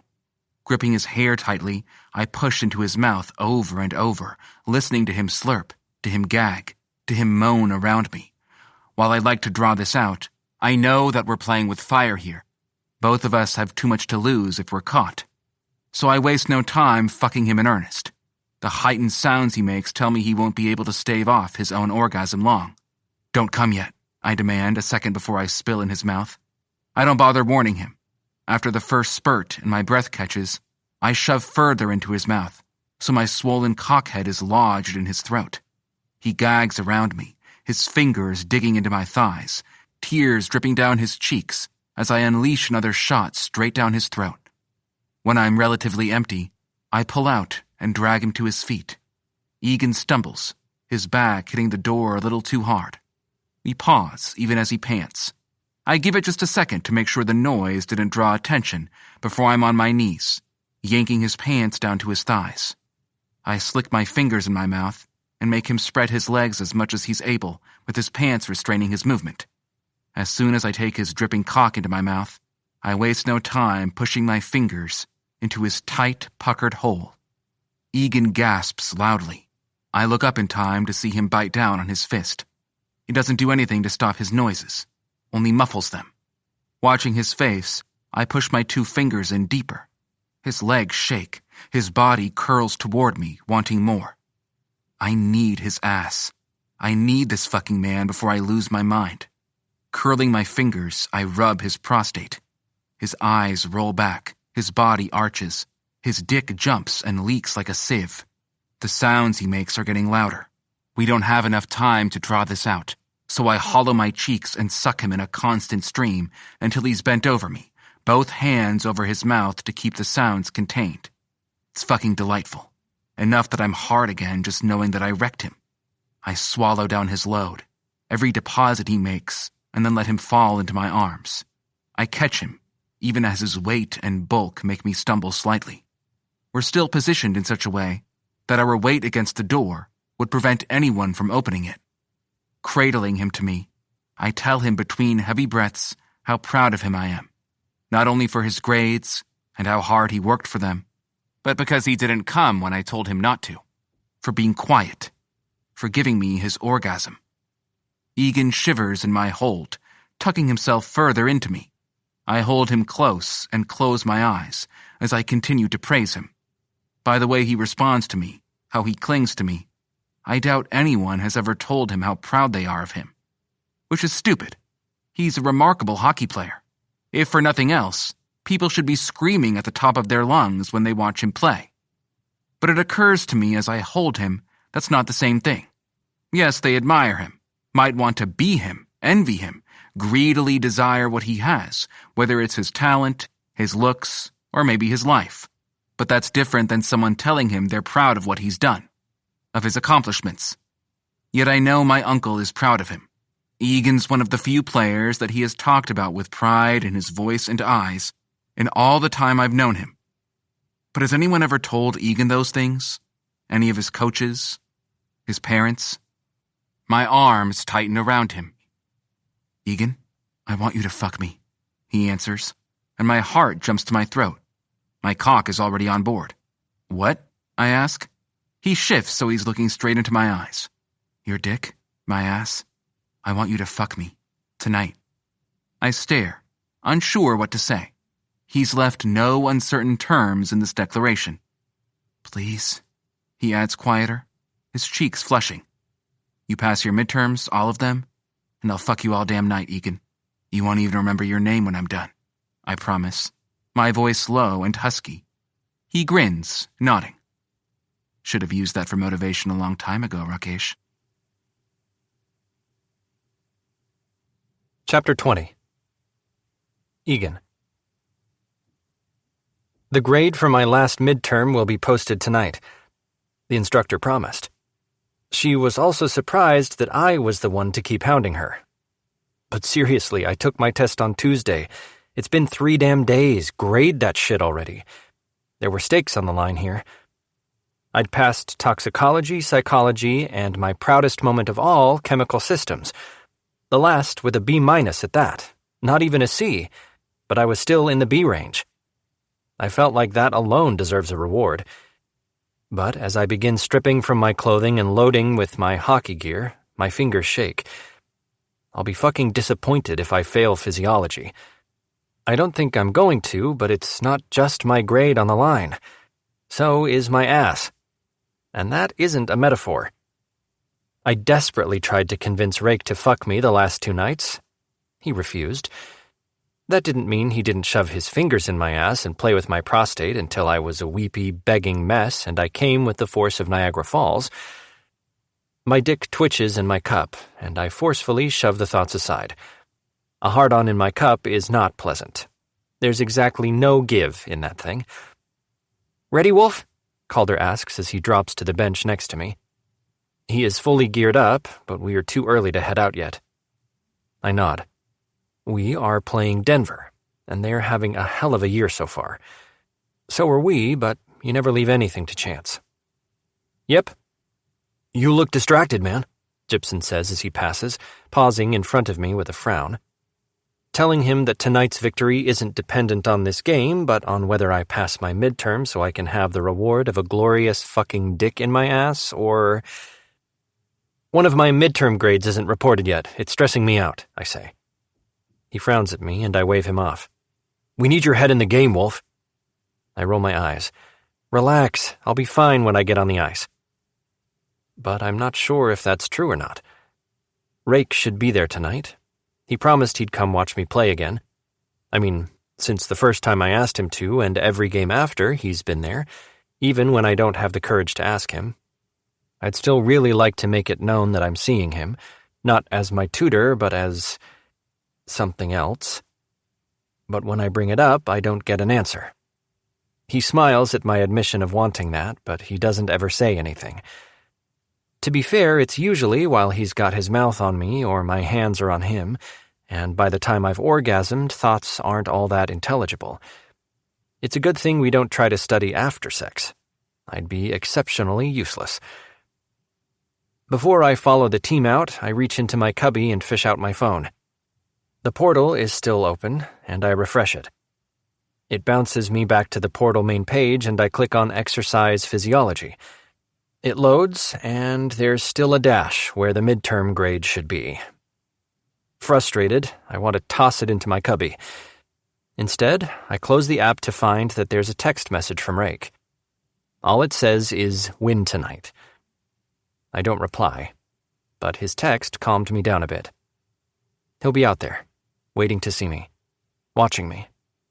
And as he's been with all my recent games, he'll be waiting at the player's entrance for me when it's all over. I may not have gained his consent to tell the world that I'm sleeping with him yet, but there's already speculation that there's a lot more going on between us because of his presence there, and the way he touches me, as if he can't help himself, especially when there's a puck bunny around, as if he's telling them that I belong to him. I want to belong to him. How do I tell him that, though? How do I make him have that conversation? Shaking the thoughts away, I join my team in the chute. The visiting team is on the ice right now. We like to let them go first, so they skate around on the ice to warm up alone while the fans pile in. I used to be annoyed at this routine, but now I appreciate it because it gives me time to scout for Rake in the crowd. It never takes me long to find him. He's always by our box. My gaze locks on his immediately, and I smile. His returning smile makes my heart race. "Your tutor is here," Gibson says. Try as I may, I can't tear my attention from Rake, nor can I wipe the goofy grin from my face. "He is," I say. "You and Rakesh have become friends," Coach says. His not-quite question makes me look at him. I lick my lips, trying to read his expression. "Yes," I answer, unsure if that's what he wants to hear. I'm relieved when he smiles. "Good. That boy doesn't like to make friends. I'm glad you broke his shell a little." I sigh and turn back to look at Rake. He's still watching me, his beanie low on his head and a scarf wrapped around his neck. I nod. Yeah, he's a great guy and so smart. So many other things I'd like to add to that, but I refrain. Barely. Those aren't things you tell your coach. Coach Adick's hand drops on my shoulder, and even through my pads I can feel his squeeze. He is. I'm glad that you see that. As much as I want to look at him, to try to decipher if he's hinting at anything else, I don't. That would be too telling. Maybe instead of sex tonight, I'll demand a conversation instead. I snort inwardly. Yeah, that's not going to happen. We move on to the ice, joining Denver and skating around to warm up. I skate right to Rake and grin at him before turning to skate around my goalie. I love his smile, the heated way he looks at me. There's no way people don't see it. I want people to see it. It's everything. By the second period, I'm playing the game of my life. While Hart's shutout streak ended early in the first period, he hasn't let another in. I haven't let anything near his little box either. Denver is being incredibly aggressive in their play tonight, but that's also making them sloppy. I've managed 2 goals, which is incredible in games that are usually low scoring. I've also managed a single assist. The score is 3-1 by the time we head in for our break before the third period. The mood is riotous and excited. As much as Coach tries to tell us not to get too complacent, 2 goals are not unheard of to come back from. There's no mistaking the confidence and heated voices rising in celebration. While I'm happy too, I can't stop myself from grabbing my phone and checking the app. Calder stops next to me. He knows how stressed I've been about my classes. He's the only one who ever really understood that my constant studying was necessary. It's not good enough to excel in hockey if I could lose my spot by failing my classes. He's never given me a hard time. Clicking on the app, I wait for it to load. Calder grabs my arm and leans in. "You got this, Egan," he says. "Got what?" someone asks from behind. My blood is pumping too loudly in my ears to recognize the voice. "His last class grade should be loaded," Calder says. Suddenly, there are bodies pressed to my back, looking over my shoulder, tapping me on the back and head, encouraging me. For a minute, I wait to touch the link to the class as I let my team's support settle around me. I take a breath, the sting of how much that means to me making my gaze blur for a minute. Then I click, and we wait for it to load. I don't register the screen right away when it comes up. I've been holding my breath, and now I'm a little lightheaded. It isn't until Calder cries, "Fuck yeah!" that I'm able to focus. And there it is. 89. My chest is heaving more than it had been when I was on the ice.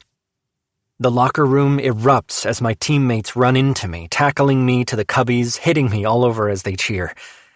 Tears fill my eyes again as once more, I'm taken aback by how much they're offering their support. And they're celebrating my victory. Mine. Not a shared one, but mine. "What's going on in here?" Coach asks. I'm barely able to peek up through the bodies surrounding me. "Egan passed all his midterms," Calder says, beaming like they're his accomplishments instead of mine.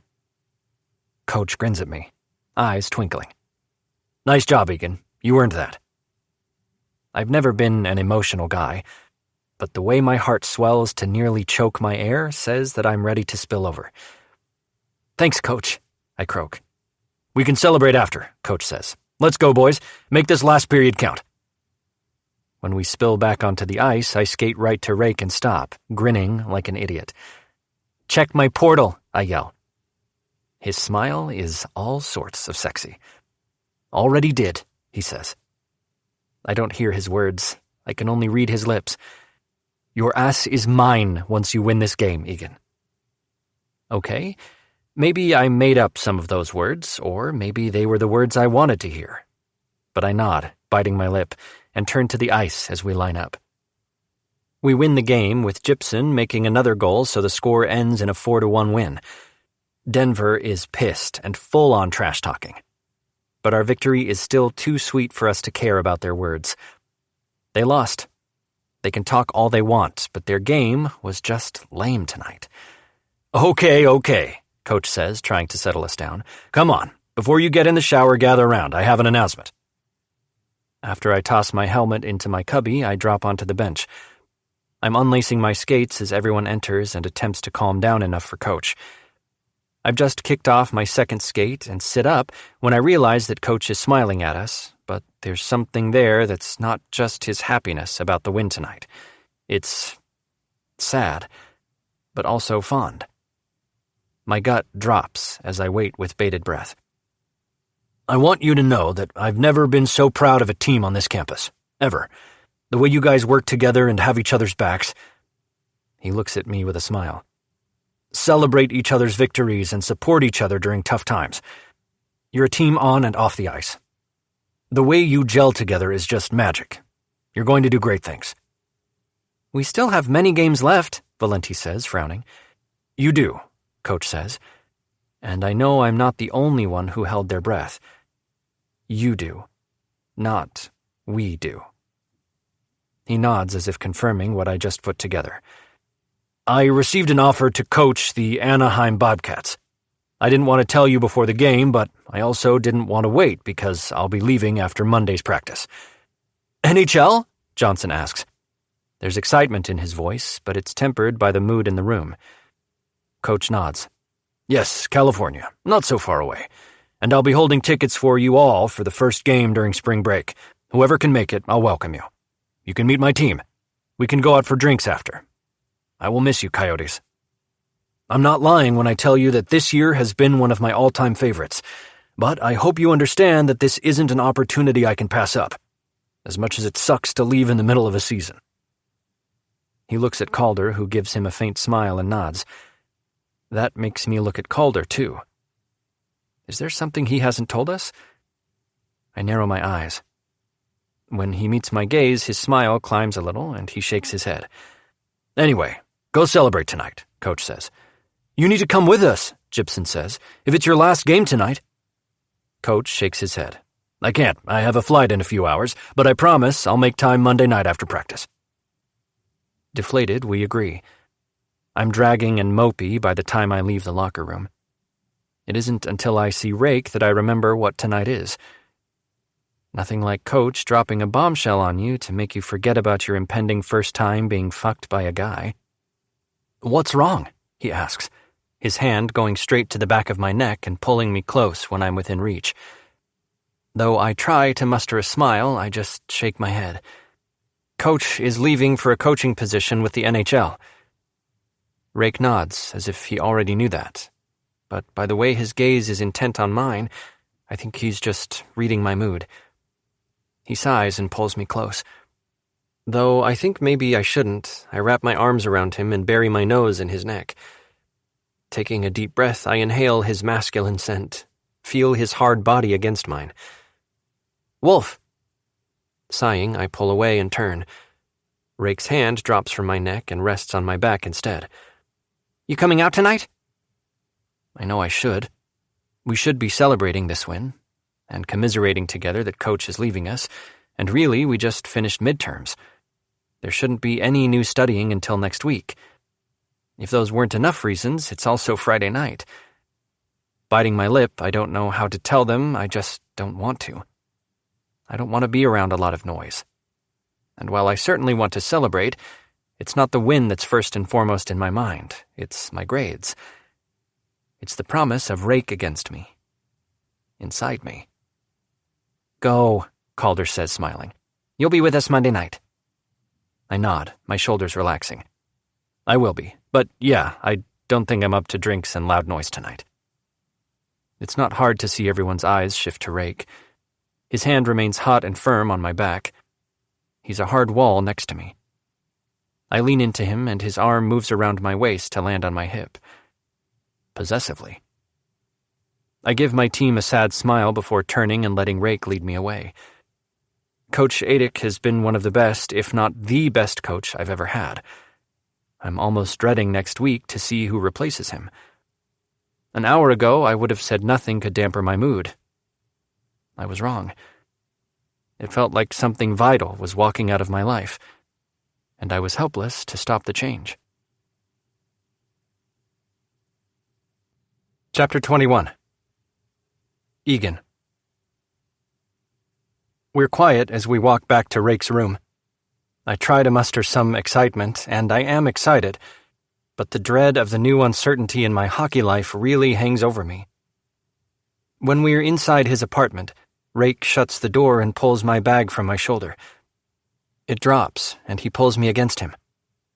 "Talk," he says. I stare at his face.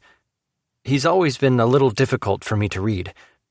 There's something closed in his expression. If he didn't answer whenever I needed him to talk to me, just to assure all the wild voices in my head, I'd have no idea what he was thinking, where he stood. Right now, his gaze is intent as he stares into my eyes. "If it wasn't for Coach, I wouldn't be here right now," I tell him. "I'd have lost my scholarship. I'd already be home." The weight of that sits on my shoulders. It's not just this with you, it's that he cared enough to help me find a solution. To help me. Rake nods. The short bobs of his head are slow as he considers me. "Wouldn't most coaches try to help you stay on the team?" I shake my head. "Their version of helping is warning that if you flunk, you lose your spot, so get your shit together." I've had a couple of those coaches in my life. High school. I wasn't always the best student, especially the first couple of years when I really began taking notice of girls and sex. As a hockey player, they flocked to me, fawned all over me, offered themselves up on a platter, and I greedily partook. Usually, it was math classes that I nearly failed. I don't know how I managed to get passing grades. I suspected that I didn't earn them outright because the school didn't want to lose one of their star hockey players. It wasn't any secret that I was that team. It's part of the reason I scored a scholarship. Rake's fingers brush over my jaw. The stubble on my face makes it feel abrasive. I should have shaved this morning. "What do you need right now? Want to watch television? I can hold you." The tension I didn't realize was in my shoulders relaxed as I closed my eyes. "No, Rakesh, I'm fucking wrecked about Coach leaving, but I still want my reward." The corner of his lips curves slightly. "What do you want?" His voice is low, already getting husky before I say the words. "You? Your dick in my ass? I've wanted this forever." He chuckles. "Forever, huh?" "Since the first time you touched me," I amend. His smile fades and his look gets intense. For a minute, I think I did something wrong. What did I say that makes him look at me that way? My breath lodges in my throat as I wait for him. But then his lips are on mine, his tongue forcing its way into my mouth and taking control of my entire body. He pulls off my jacket, then my tie, and makes quick work of my shirt. We're a mess of hands as we remove the too many layers of clothing until we're both naked. His hands wrap around me, dropping to my ass. When I'm suddenly off the ground, my legs wrapping around his legs, I pull my mouth from his with a laugh. "You're going to drop me!" Rake snorts and strides to the bed. His arms don't shake. He doesn't appear to struggle at all. And when he sets me down, I don't fall with gravity. He plants my ass on the bed, intentionally, using his core muscles to bring me down at his pace and not just release me. I had no idea being picked up and moved around like I am a doll would be so fucking hot. He kisses me again before moving to the desk and pulling out the lube and a condom. Then he's pushing me up on the bed, our mouths once more locked together as he devours me. His tongue commands mine. He steals my breath and my will to do anything but be right here. I'm so caught up in his kisses, my hands running over his shoulders and arms and chest, that I miss the sound of the tube of lube opening until his fingers are rimming my hole. I'm so fucking eager for his touch, for his presence in my body, stroking and stretching me. Rake wastes no time breaching my ring. He doesn't start out with a single finger, but two. I grip his shoulders, moaning into his mouth as he manages to kiss me harder. With each deeper thrust of his tongue in my mouth, his fingers ease their way in, stretching me, opening me, scissoring me wider. For far too long he uses just his two, pushing them in and pulling them out, twisting them, curling them without hitting my prostate like he's trying to torture me. When I'm getting lightheaded from not being able to breathe, his mouth breaks from mine and trails down my chest. He bites my nipple, making me grunt and tangle my fingers into his hair. "More," I demand. "Stop taking your time." He chuckles and I feel his third finger as he pulls the two out. The sting is back as he eases that one in. I grunt, my legs coming up to allow him more access as my muscles tense at the new filled feeling. It doesn't hurt exactly, but my body is prepared for it too, tensing, waiting for the pain. His mouth drops to my dick and everything uncomfortable melts away. I grip his hair as he sucks me to the back of his throat. My back arches off the bed as I loudly groan into the room. I still feel his fingers moving inside me, moving deeper, harder. I'm expecting a long interlude between that third and fourth, since he wanted to torture me with two for an entire day before adding the third. But I've barely gotten used to the third when he's working the fourth in. My hips buck, but I'm not sure if it's from pleasure or pain. He's not as gentle as he had been, but the arousal inside me is spinning so loudly with the things his tongue is doing to my dick that it's a war to determine which sensation will win out. When he curls his fingers and starts pressing purposefully on my prostate, I go wild. Bucking into his mouth, my legs box his head in. I'm so damn loud that I'm going to wake the dead, and I'm not even sure there's a cemetery nearby. I've come like this many times. He's an expert at delivering an orgasm so good that I am instantly asleep after. And this one builds. I know it's coming. That intense pleasure that sends me careening into another world. "Rake," I grunt, begging. Don't make me come. I want your cock." His chuckle around my rigid length has my dick leaking. This is more than pre-cum. It's like the appetizer. More than a snack, but less than the full course. He pops off my dick, and I think he's going to let up, but his fingers press incessantly on my prostate as he fucks almost his entire hand in my ass. It's so delicious, so fucking good that my head hurts.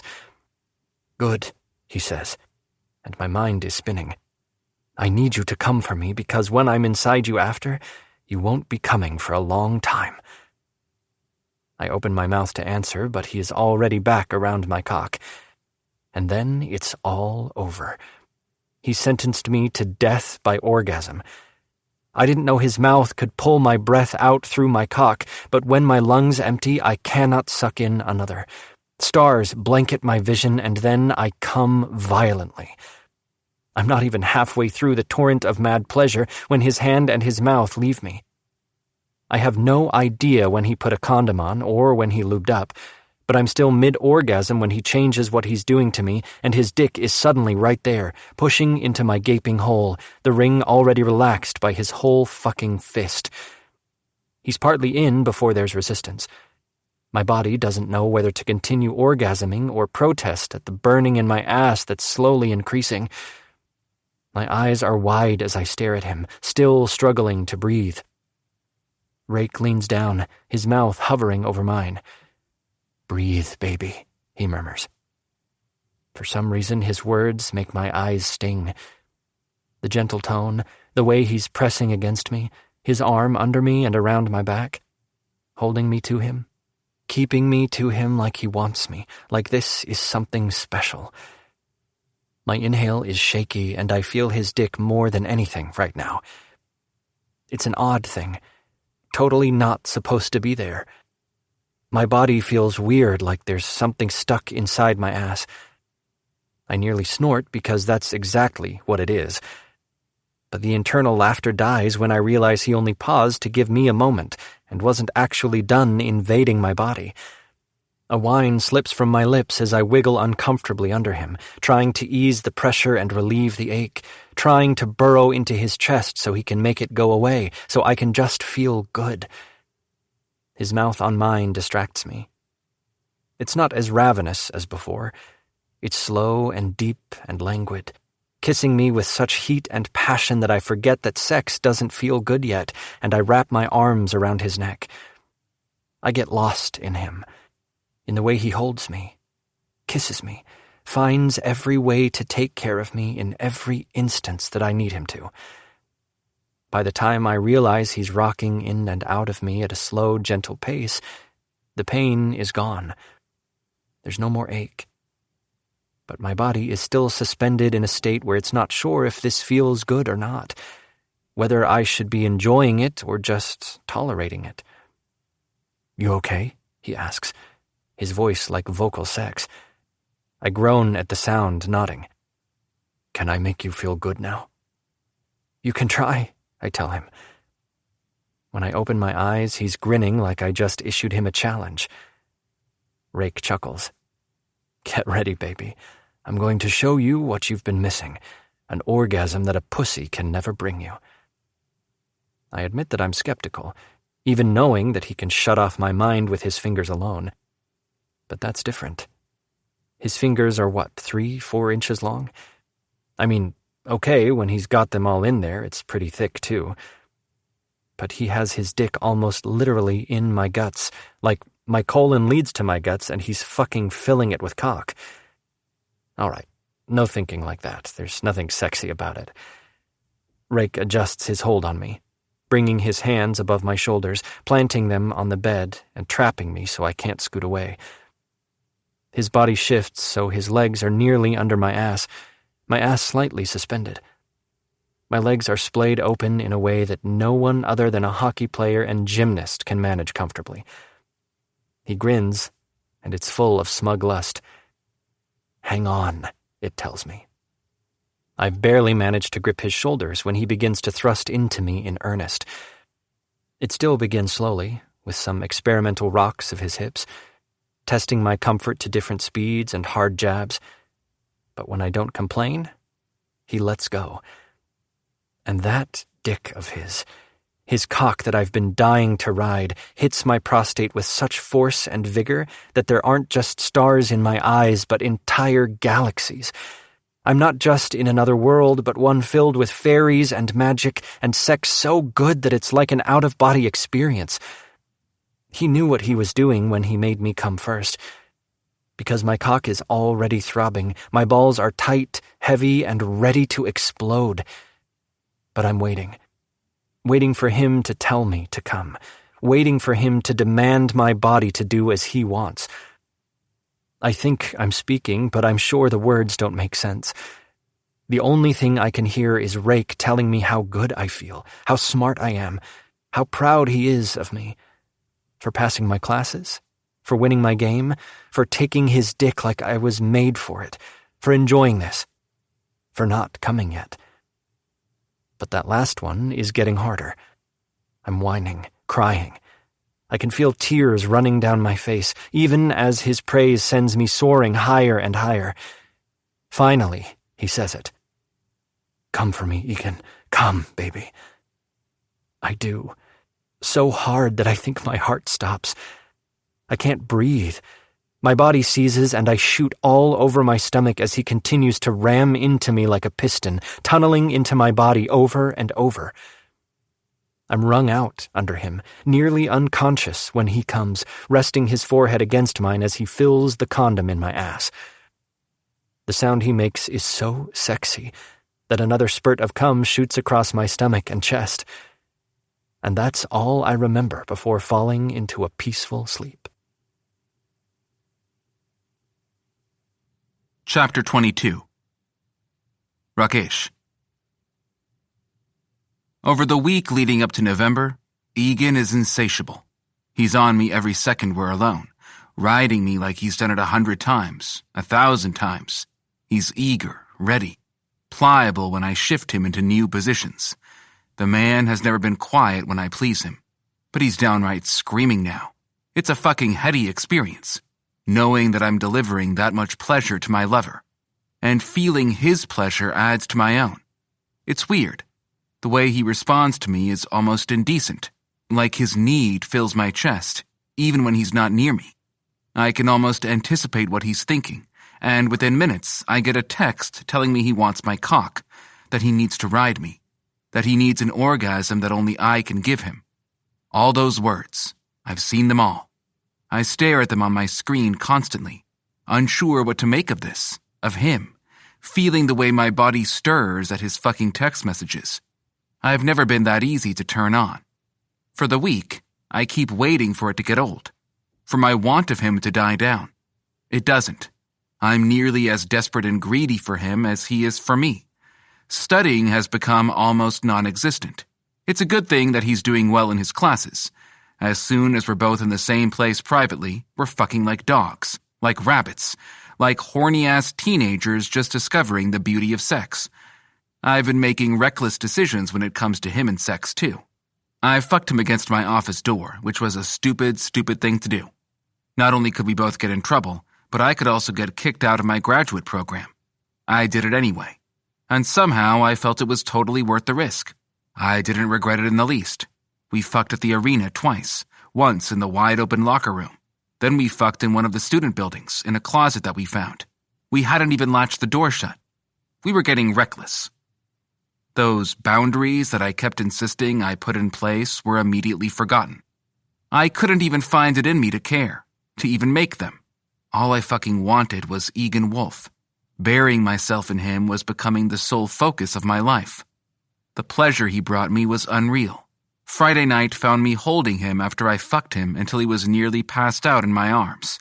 Just staring at him, stroking his face, carding my fingers through his sweaty hair, looking at his bare body, so hard and filled with muscles, so sexy.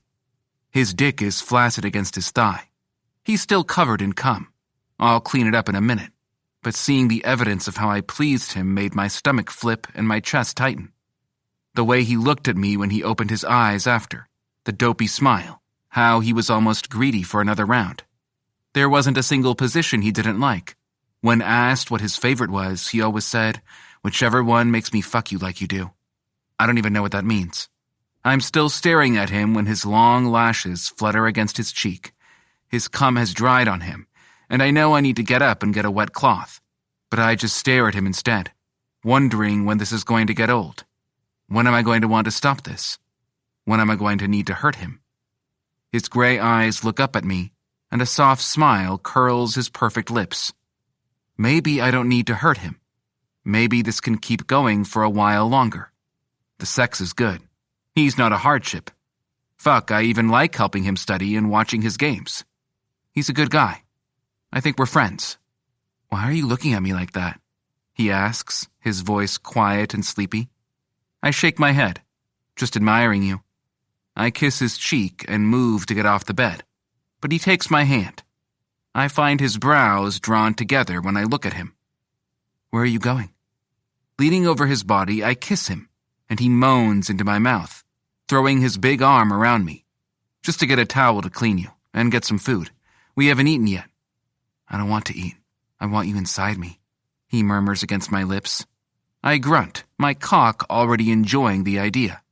That's dessert, I tell him. He lets me go, but stares with narrow eyes as I walk into my bathroom. The way he stares at my ass, I keep waiting for him to ask to fuck me. He hasn't yet. In fact, he's never brought it up. I'm not sure if I would. What am I saying? Of course that would be a no. I don't bottom. I don't like to bottom. Rolling my eyes as I dampen a cloth, I return to Egan. He's still disgruntled, his cock already hardening again. I wipe his stomach and chest, working on gently loosening his dried cum from his smooth skin. When I get it off, I stroke his dick with the cloth. He groans, his hips bucking up. Unable to stop myself, I toss the cloth aside and lean down, wrapping my mouth around his dick, pushing his legs apart, something he doesn't at all resist. I press 2 fingers into his ass. Since I didn't clean the lube out, he's still slightly slick. Not a lot. There will be some unpleasant friction. Rake, Egan wheezes, his hips coming off the bed. I need your dick. I prevent him from talking by swallowing him down my throat and curling my fingers into his prostate. He whines before shouting. Egan has no mellow. There's no slow build and relaxed release. He's all wild and flailing. This time is no different. He slams roughly into my throat, babbling incoherently as his orgasm builds. I hum around his cock, swallow his head, shove my fingers against his prostate, and he comes, shooting his load down my throat, his hands gripping my head as he shoves it down on his dick until he's fully wedged in my esophagus. I swallow around him, his body still as his balls pulse another shot. He shouts, his hands becoming tighter. I need a breath, but I refuse to pull off him until he's spent. Instead, I shove a third finger inside him and harshly press against his prostate until he's crying out again and giving me the last bits of his release. Then he goes slack, and I slide him out of my throat, swallowing a breath. I'm slightly dizzy as I stare down at him, wiping my face with the back of my hand that's not still wedged in his ass. Still stroking his pleasure. His cock leaks a little more, and I bend down to capture it, licking it into my mouth before moving to his mouth to share his release with him. Egan groans, licking at it greedily. If he wasn't such a mess from me fucking him, he'd be all over my dick. He's found that he enjoys sucking me too, and he's so goddamn eager for it. Right now, I think we're both too caught up in the sex to worry about blowies for a while. When I pull my fingers from his ass, he sighs. I kiss him a moment longer before standing. "You're going to be okay for 10 minutes?" I ask. He blinks slowly. "Maybe." Laughing, I wipe my hand on the spent cloth and toss it in the bathroom. I don't order food, but put 2 frozen pizzas in the oven. While they cook, I fuck him over the side of the bed. I know he's sore at this point, but he still has his hands fisted harshly in my hair as he tells me he wants it harder. I'm beginning to think he enjoys the pain, too. The pizzas are almost burned when I pull them out. He eats 2 pieces before he's looking at my dick again, licking his lips. "Eat," I tell him, and he glares at me. It's not like I can hide the fact that I'm just as horny for him, especially since we're naked as soon as we step into my apartment, and don't dress until we're forced to leave it for class. My chubbing dick is all he needs to see to encourage him. Because I need him to eat, I decide on trying something to satisfy my starved hockey player. "Have you heard of cock warming?" I ask. His dark gaze meets mine, already filled with hunger. Fuck. Seeing it is like a drug. Knowing I put it there, that he wants me with that much insatiable need, is intoxicating. Egan shakes his head. I'm a little surprised, but I suspect he knows what it is. However, he's too focused on what he wants. "I'll make a deal with you," I tell him, and the pizza is forgotten as he stares at me, paying no attention to his already rigid dick. He rarely does. He's all about mine and his body. "Go get a condom and lube." He's up and across the room before I have the words out of my mouth. Then he's on his knees in front of me, tearing the foil open. I push his hands away and force his attention to my eyes. "Are you listening?" "Yes," he says, though his voice is far away. "You're going to sit on my dick, right here, at the table, and then you're going to sit still, completely still. I can move, but you can't. Do you understand?" His brows knit together, and some of the vacant expression leaves. "Why?" "Because you're going to eat this fucking pizza, Egan." He huffs in irritation. His gaze drops to my dick as he weighs his options. "All right," he says, handing me the condom. I roll it on as he shoves a bit of lube up his ass. When he turns, I lean forward and kiss his ass before sinking my teeth into it. "Fuck," Egan mutters, shivering. "Why do I like everything you do to me?" I chuckle and guide him down. It doesn't take long for him to settle fully. Egan grunts as he wiggles. His chest is heaving as he tries to rock on me. I wrap my arms firmly around him, holding him tightly in place. You're just going to sit on my dick. Keep it nice and warm and ready. All you're allowed to do is eat the fucking pizza." Egan growls, but he does as I say. It's a struggle for him to hold still, especially when I'm done with the pizza and begin messing with him, pushing my dick into him further until he's nearly choking. But I don't give in until he's through an entire pizza and eaten the last 2 pieces of the second that I left. I know this man. I know his appetite.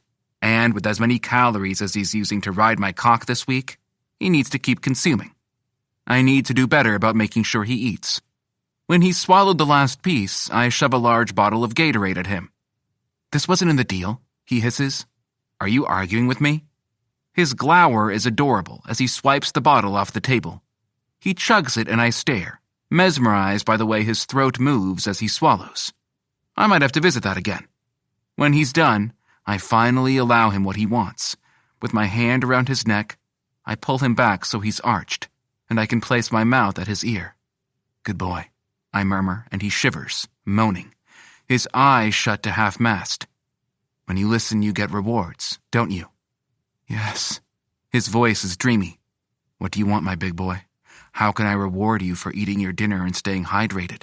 I purr. I want to ride you, Rake, he says. Right here. I want to ride you so hard. It takes all my energy not to groan. When I'm sure I've kept it in, I say, Ride me, Egan. Use my cock to find your pleasure. You better come so hard that you fall asleep in my arms, and I have to carry you to bed. Understand? He groans again, loudly. Yes, Rake. Yes. Ride me, baby. Now. He does. He's wild, howling, letting his hands roam over his chest, touching himself, rubbing himself. But when he gets frustrated that he can't get the momentum he craves, I move the chair so he can use another chair pressed against the wall as leverage. And then he has my eyes rolling as he rides me with abandon. He's so noisy and out of control. I'm not sure he's going to come. There's no rhythm to what he's doing. He's just fucking. I let him. I let him ride my dick however he wants. It's hot, sexy, so fucking addicting. And when he comes, he falls back, his hips rapidly moving on my cock in small thrusts, just enough to keep his prostate poked. His legs are taut, shaking crazily, and then he nearly falls off my lap. I laugh as we almost topple over. He's dead weight. When I manage to keep us both seated, I see he's done exactly what I told him to. His eyes are closed and his face is lax as he sighs in contentment. A warmth spreads through my chest as I stare at him. He's mine. That's fucking horrifying. Chapter 23. Rakesh. Egan remains passed out for the rest of Friday night. I haul his heavy ass to my bed and wipe him up. Then I clean up our dinner and the clothes strewn all over the place. When I climb into bed, I'm exhausted. But even with my fatigue, I can't fall asleep. I stare at Egan in the light of the moon. A strange feeling inside me, almost as if I'm watching this from the outside, staring at myself. It's early Saturday morning when I truly know something is bothering me. I feel unsettled, distant, distracted, and then extra fucking tired because I was awake most of the night with a sense of anxious frustration, without knowing what it concerns. Egan wakes early and he's ready for another fuck. I give it to him. All of Saturday is the same thing. While I'm giving him everything he wants, while I fuck him without holding back, and maybe a little rougher than necessary, my mind is somewhere high above. I'm still watching us from outside my body. Watching myself come apart. Seams popping. Voices that are so far off I don't know what they're saying, pinging around in my head. I feed Egan, letting him warm my dick when he fights me about food, making eating a game so he forgets that he's not on my cock. He's insatiable, never wanting me to be outside his body. He wants me fucking him, even when he's sore and raw and needs a break. It's almost like he knows that I have unrest, that something is happening to me. I can see it in his eyes. His desperate need to have me, to feel the pleasure only I give him, to be connected to me, for me to hold him and take care of him. I'm not doing anything different. I still tell him how good he feels, and I mean it. Everything that comes out of my mouth is absolute honesty. I'm definitely into our sex. It's excellent, consuming. So fucking good that I drown a little more with every time.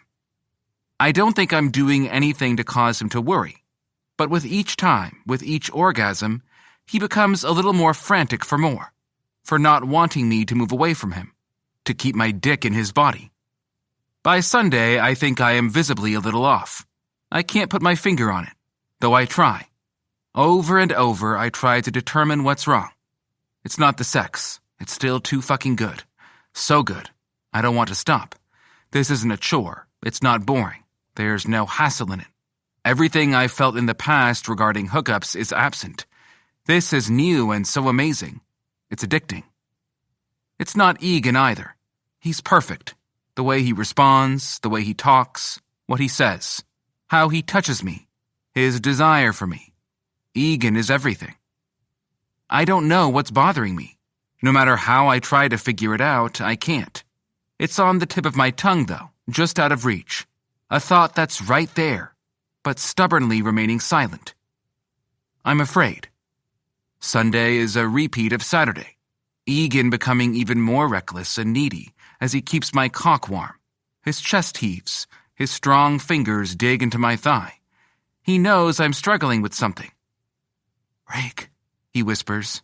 I can hear the note of upset. Wrapping my arms around him, I kiss his shoulder. Over and over, I kiss him. But I don't have any words to ease his mind. In that moment, I feel it. A pit in my stomach. I feel sick. I hug him to me, holding on to him so tightly that I only make him more upset. He burrows down on me, trying to get more of my cock inside him, as if this connection is all we need, and it'll make everything go away. I don't bother with lunch or dinner. Every time Egan wants me inside him, I fuck him with everything I have, until midnight rolls around, and I'm so lost in the throes of another orgasm that I've almost forgotten everything, feeling light, happy. My body relaxes as it fills the condom in Egan's ass, as I hear his shouts of pleasure while he messes across my bed. Again. It's so fucking intoxicating releasing in his ass. So good. Feeling his ass clench around me until I lose my load. It's a maddening, sweet, sweet pleasure that I can't get enough of. We collapse and I remain there, lodged inside him even as I soften. I can't wait to fill his ass without a condom. Mark him inside and out as fucking mine. The thought is still ringing through my head as I fall asleep, still wrapped tightly around Egan, still in his ass, though slowly falling out as I soften. His gentle breathing is soothing, his hand gripping mine, our fingers twined together, is perfect. I sleep soundly, but when I wake up in the morning before the sun, everything inside me is dark. The urge to get away is fucking consuming. To run. To forget it all. Too much. I can't do this. The panic that fills me is enough that Egan stirs. I let him go and launch out of bed, nearly sliding into the bathroom as I shut the door. Slam it, lock it, and stumble to the ground as I heave for breath. Fuck, what have I done? I've gone too far. I don't have time for this. I've already lost an entire fucking week to him. A whole week. A week of preparing my dissertation. A week of working on my master's classes. A fucking week. For what? Sex? Too much. This isn't what I signed up for. I can't keep doing this. Not even for sex. Not for Egan, not for anything. I can't do this. I can't be what he needs me to be. I just can't. I can't give him what he wants. I'm not there. I'm not emotionally equipped to do that. A knock on the door has me jerking away from it. I must look at it as if it's covered in blood. "Rakesh?" Egan asks. His voice is filled with worry. It stings. Hearing that tone hurts. I swallow it down. Too much. "I'll be out in a minute. Need a shower," I say. My voice is weak. It croaks, cracks. I force myself to my feet and flick on the water. Without waiting for it to get hot, I climb in. My body shudders violently at the freezing water over my feverish skin. It's the shock that I need to settle down the panic. What the fuck am I panicking for? I close my eyes as the water heats. This isn't a big deal. I know how to fix this. I know how to get everything in my life back to where it should be. Not a big deal. Just need to remind myself of my priorities, which is easy. School, dissertation, masters. I suppose student teaching should be in there somewhere. I repeat this list over and over in my head until I'm breathing normally. "I'm fine," I whisper. When I get out, I brush my teeth, shave, scowl at how long my hair is, and then dry off where I haven't air dried. Then I stare at the door, knowing that I have to get through this morning. Then it's clean sailing. I'll have control of my life again. My life. And all I'll have to worry about is me. The next breath I take is painful. I shove that down somewhere deep and lock it away. There's no place for that here. That's not the life I signed up for. I agreed to tutor, and to fuck him for the challenge of it. I'm there. He's passing. He understands the material. I've already got him prepped enough for future topics that he'll be fine for the rest of the semester. I succeeded in getting him in bed, in showing him that dick is better, that he enjoys men. Now I'm done. My uncle isn't even here anymore. I don't have to feel guilty. I don't have to feel guilty. Taking a breath, I click the lock and open the door. Egan is sitting on my desk chair, staring at the door. He inhales sharply when he sees me. I stare at him for just a second before turning to dig out some clothes. When I'm dressed, I push open all the windows to air out my room. It smells like nothing but sex. A lump forms in my throat, and I have to swallow around it. Shower, I tell Egan, hearing the detachment in my voice. I don't look at him, but I feel him flinch. Egan doesn't move for a minute. He just watches me move around, gathering his books and stacking them on the table, cleaning up the empty bottles, wrappers, and food containers. Jesus, fuck, I've been living like a caveman. Shower, I snap, and Egan jumps up. He shuts himself in the bathroom. I take a minute to collect myself, not allowing the panic to resurface. I have that shit on a leash. It won't sneak up on me again. No more panicking. This is fine. I'm fixing it. I'm resetting my life to where it needs to be. I don't make us breakfast. My stomach is churning anyway. I don't make him lunch. I make sure all his things are together so he takes it all. Egan comes out and stares at me as I move around, keeping myself busy. He watches me as he dresses, and I can see his chest heave. The way his brows are knitted together. How glossy his eyes are. Then I'm at the door. It's too early for either of us to have anywhere to be. But I need to get out of here. I need to get away from him. Far away. I open the door and look at him expectantly. Tears gather in his eyes as he looks at me. His arms are wrapped around himself. He needs me. Pressing my lips together at the voice that I need to ignore, I take a breath and try to gentle my voice. By the way Egan flinches, I think I failed. I need to get to the office. I didn't do shit last week and I need to make up for it. It's reasonable and true. And you should go to the gym. We've cut into your conditioning time a lot last week, too. Egan stares at me. A tear slides down his cheek, and I have to look away before I vomit. It's too much. I can't do this. I'm not good for you. Why can't you just see that and leave? Finally, he moves, picks up his backpack with all his school books, and then his hockey bag with his gear. I move aside so he can get out the door. He does, and I wait for him to move further into the hall before I follow him out, my messenger bag over my shoulders. I'll see you tonight? Egan asks. I can't bring myself to lie to him. I've lied enough, telling him I'd take care of him, that no one would hurt him. I've lied enough that I could fill a bank with them. I don't meet his eyes as I move past him toward the stairs. His voice stops me. Rake. There's so much emotion and hurt in that one word I freeze. My eyes sting. I'll text you, I say quietly, and I will. He doesn't stop me as I run to the stairwell. I stop for just a second to suck in a breath before racing down them and out the door. I've always liked who I am. I've been proud of the person I am, proud of my accomplishments, of my intelligence, that I'm fairly well-rounded, healthy, and successfully obtaining my goals, one victory at a time. None of that matters. The more distance I put between me and Egan, the more I hate myself. Every step makes one of those victories meaningless, empty. Every pang in my chest, every time my stomach churns, threatening to regurgitate bile since there's no fucking food in it, I realize how awful a person I am. With every dizzying step toward my office, and the way my eyes sting, I know that I'm a piece of shit. It was necessary, all of it, because I can't be what he needs. Eventually he'll see that. He'll know. He'll know that I was such a fucking coward that I couldn't even tell him that it was over, that we were done, that what we had was nothing. It was sex. I wanted sex. That's it. Just fun. I couldn't tell him because I'd not have been able to do so and keep myself together because it's a lie as much as it's the truth. I don't have the emotional capacity or maturity to be what Egan deserves. And now, he's forced to find someone who does. A week. He just needs a week. Then he'll be fine. Laying my head down on my desk, I let my tears fall. Just for a minute. Because I know Egan will be fine. He's strong and perfect and easy to love. He'll be fine. I might not be. Egan deserves someone to love him and take care of him in the way he needs them to, in a way I can't.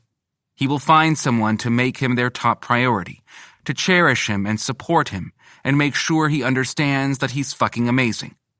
That person isn't me. A pain cuts through my chest, and I welcome it.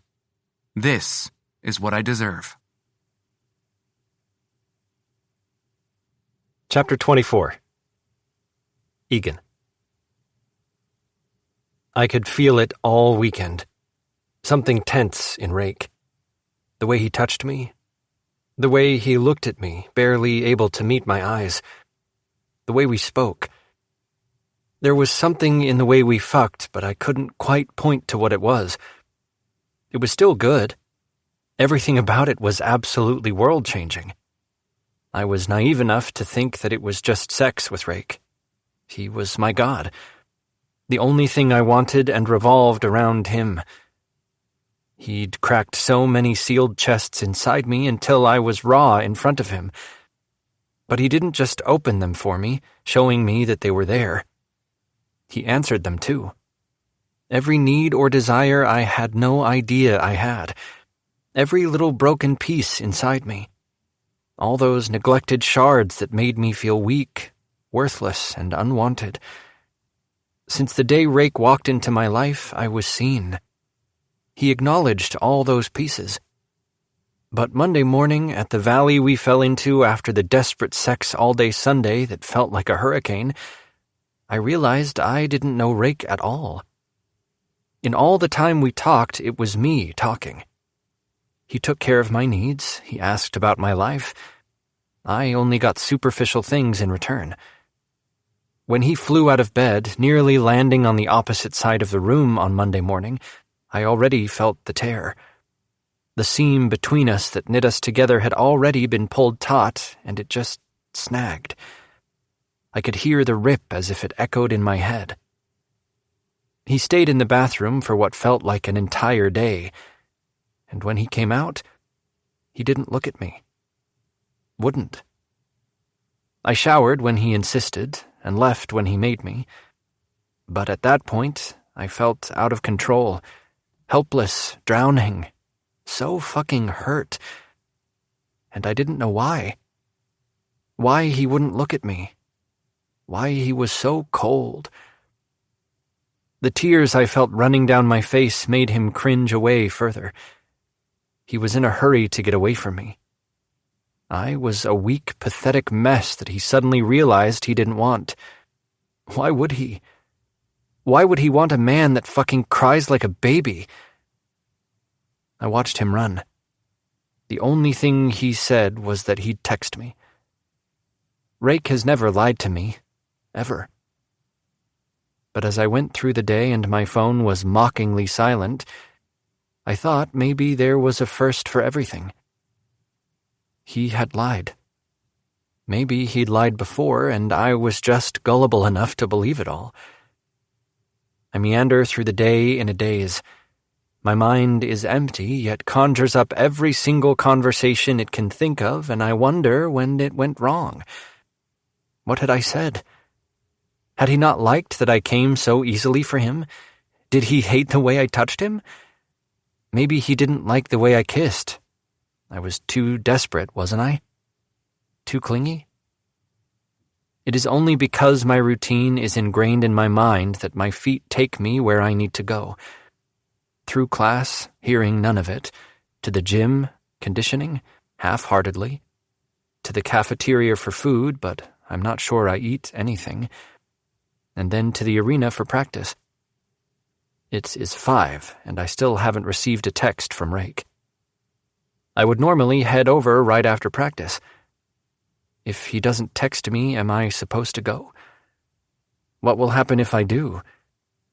Will he take me in his arms and hug me, tell me everything is fine? That he was just Having a bad morning? Maybe he received a call right before I woke up and something horrible had happened. I stare into my cubby after I change, not knowing what to do. Not even my shedding ritual is enough to pull my mind out of the hollow pit it is falling down. Looking at my phone again, and it staring blankly up at me, has me turning and heading for the ice. Practice is awful. I fuck it all up. Everything I do is weak. I can't catch my breath. Hell, I can't breathe at all. Coach Larder, Adek's replacement, is constantly screaming my name, but this time it isn't impressed as it had been last week. Right now, he is ready to pull his hair out, ready to bench me. He should. It is only because my teammates keep rallying around me, saying that I am just having a bad day, that I'd get it together, that he doesn't. They are a sea of blurry faces that I have a hard time concentrating on. At the end of practice, I somehow land on my back on the ice. There I stay, staring up into the blinding lights above the rink. Maybe the Zamboni will run over me, polish me, and make me all shiny and new. Maybe then, Rake will want me again. It takes me far too much time to pull myself to my feet and head into the locker room. My team is in the shower. I can hear their voices. I strip and follow, letting the hot water fall down my skin, wash away everything. But it is still there when I step out. I dress and pick up my phone. The movement makes the screen flash, and there it is, a text. Rake's name flashes on my screen before it goes dark. My heart hammers in my chest and I flick it on. There's a lump in my throat, but when I pull it up, everything in me hits the floor like a ball of lead. Rakesh Anu. No session tonight. That's it. Nothing else. Does that mean I can still come over? Does that mean he still wants me in his bed? I bite my lip and text back. Me. Does that mean I shouldn't come over? No answer. No answer.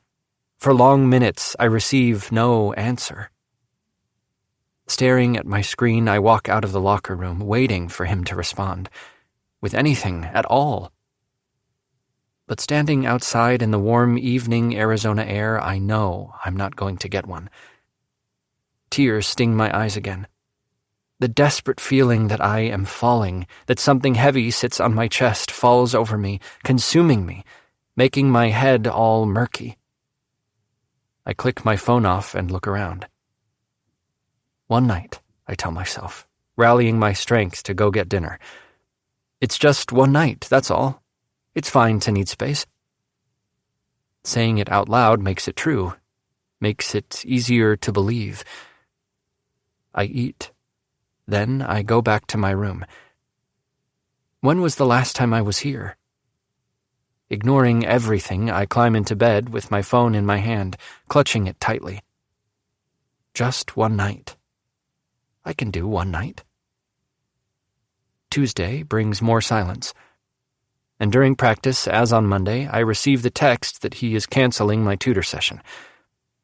I text him back, irritated that he is texting me when he knows I am at practice and don't have my phone. He doesn't answer. Does he know I am driving myself up a wall with this? Does he know I am fucking panicking, thinking the worst things, questioning everything? Does he care? The thought that he never cared at all whispers through my head, but I push it aside. It's not true. I won't believe it. I refuse. He fucking held me when I was upset because of Temka. You don't do that if you don't care. You just don't. He didn't have to, and he did it anyway. Wednesday is the same. Silence until the text to cancel tonight, which I can't even respond to. And then more silence. By Thursday, I haven't slept at all. I am a fucking mess. I go to his classes, the ones he teaches, but he isn't there, in either class. I go to his office, but he is never there. Every single time I drop in, he isn't there. His office mate is. She looks at me, startled, horrified. "Can I help you?" "I'm looking for Rakesh," I tell her. She shakes her head. "I haven't seen him. Do you want me to leave him a message?" I shake my head. No message. I hang out at his building for a while, just to see if he shows up. He doesn't. I don't see him. No sign of him anywhere. But I stay there until practice, though it's pointless to go because I'm shit. We have a game tomorrow and I'm going to fuck it all up. There's no text when I get out of practice. None. Hope flutters inside me and I practically run to his apartment and knock on the door. My heart races, pounds, thunders.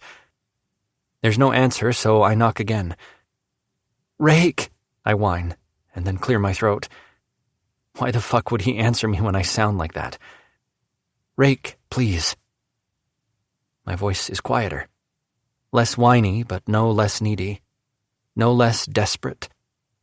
The hurt, the pain in it is loud, even to my own ears. There's no answer. I knock again, quieter, resting my forehead against the door. "Please," I whisper. "Just tell me what I did." Tears sting my eyes. My lip trembles. I pull in a shaking breath and knock one last time.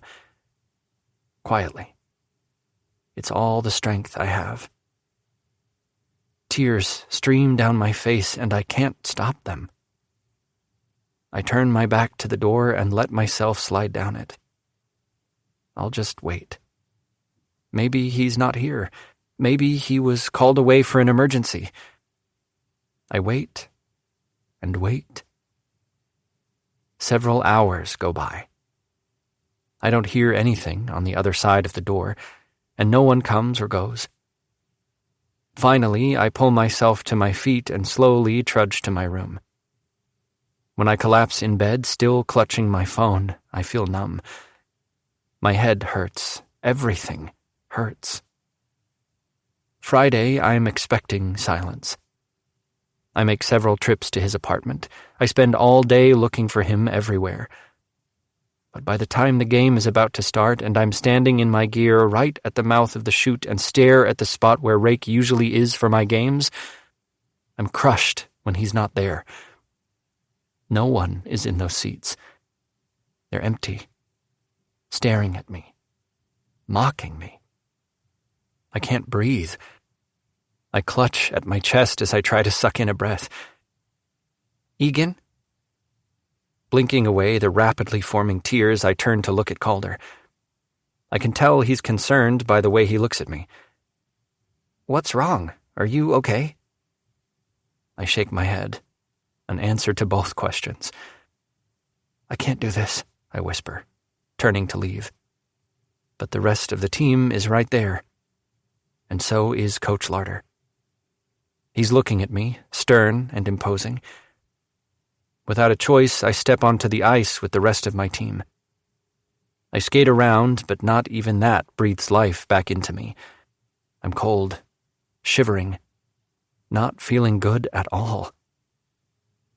Then I'm standing where I'm supposed to, but as soon as the puck drops, I'm slammed into the boards and fall to the ground where I sprawl on my back.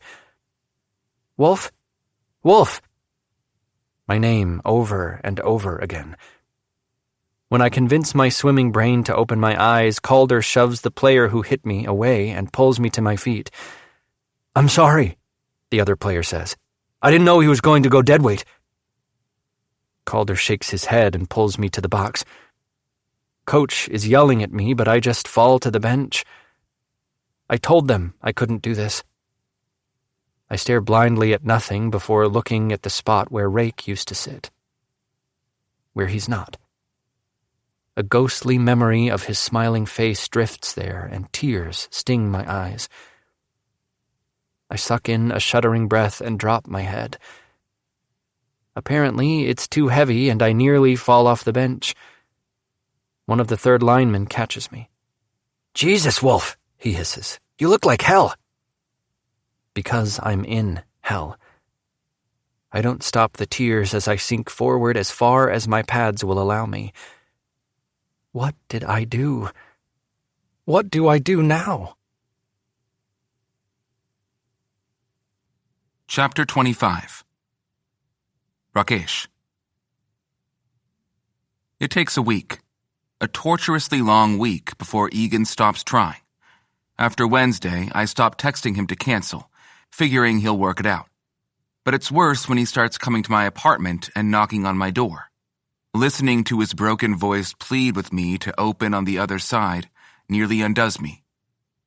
I am at the door, on my knees, head and hand pressed to it, internally hoping he goes away before I give in and let him in.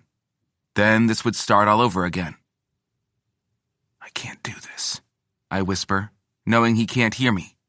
I'm so sorry I'm not strong enough to tell you to your face like you deserve. I'm sorry I'm fucked up. Please go away. He doesn't.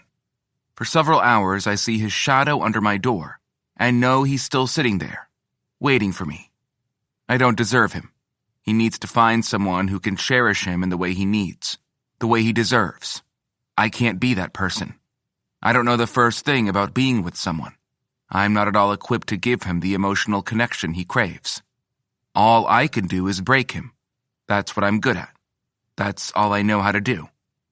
He doesn't stop coming around through the following weekend, searching me out everywhere. I've basically barricaded myself in my apartment, never coming out, and always keep my noise-canceling headphones on. Back stubbornly to the door, so I don't have to see his shadow. It takes a week, but he finally moved on. While I should be relieved by that, every single slow day after the week that goes by hurts a little more. I feel hollow and angry. My chest is tight. My stomach is rolling. I can't eat. All I want to do is curl up in my bed. Every surface in my room reminds me of Egan. So much so that I debate throwing it all out and buying new furniture, new bedding, an entirely new wardrobe. Fuck, I'll move apartments. Deciding I'm being drastic and dramatic and pathetic, I settle on moving my furniture around. I heave it all into the kitchen and then shove my bed on its stilts to where the seating area was. Because the storage underneath only fits one way, there's no changing that. In the corner where the bed had been, I move my desk and table, arranging them so I'm facing the wall of windows and not my door. And then the middle part of my room gets the couch, chair, and television with the table between them all. I'm not in the least bit satisfied with this, but at least I don't look somewhere and immediately see Egan. Unless I close my eyes. Then his laughter echoes in my head. His smile dances before my eyelids.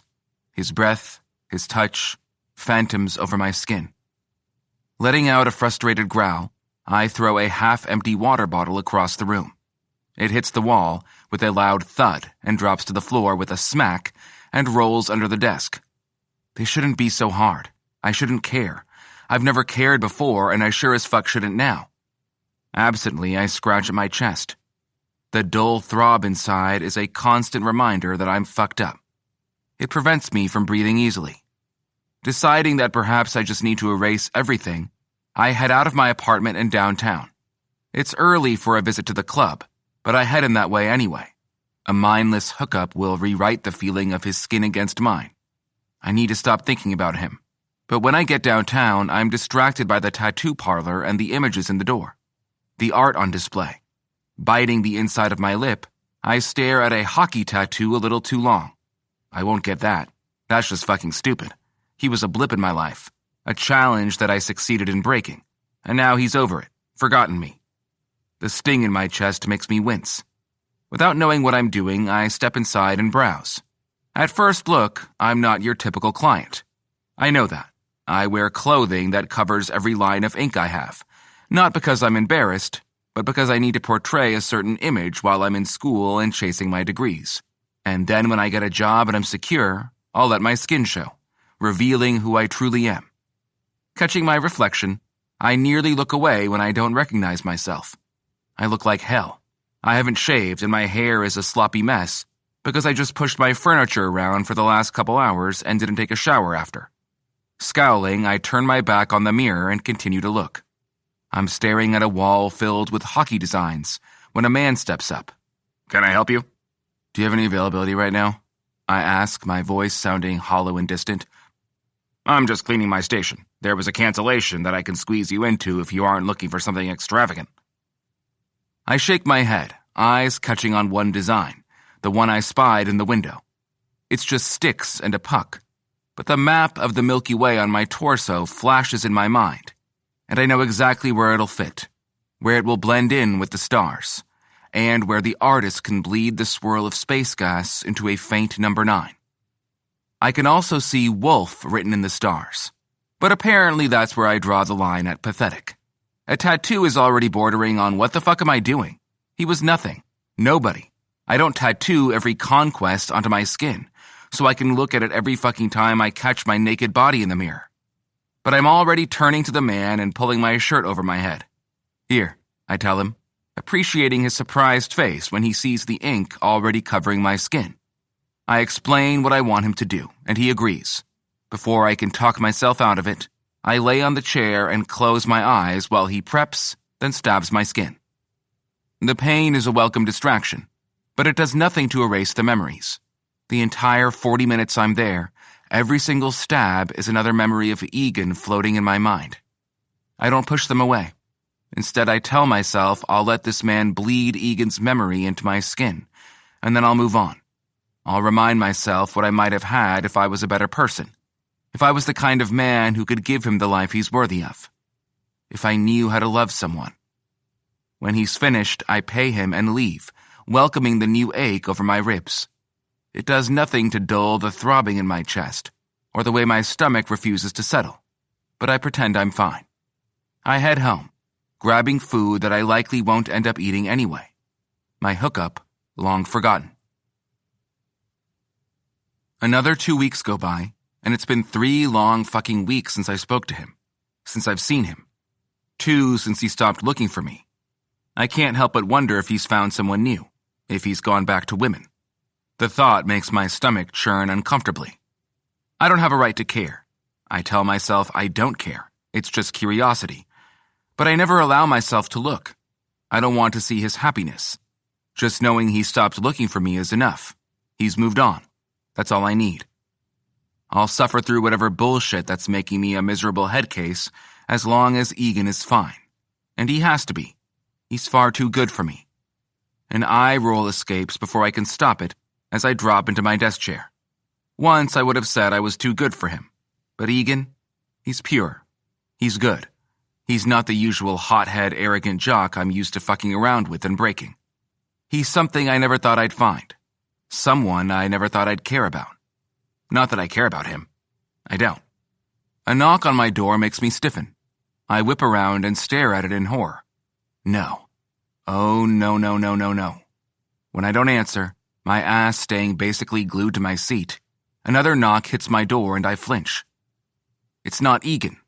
That's not Egan's knock.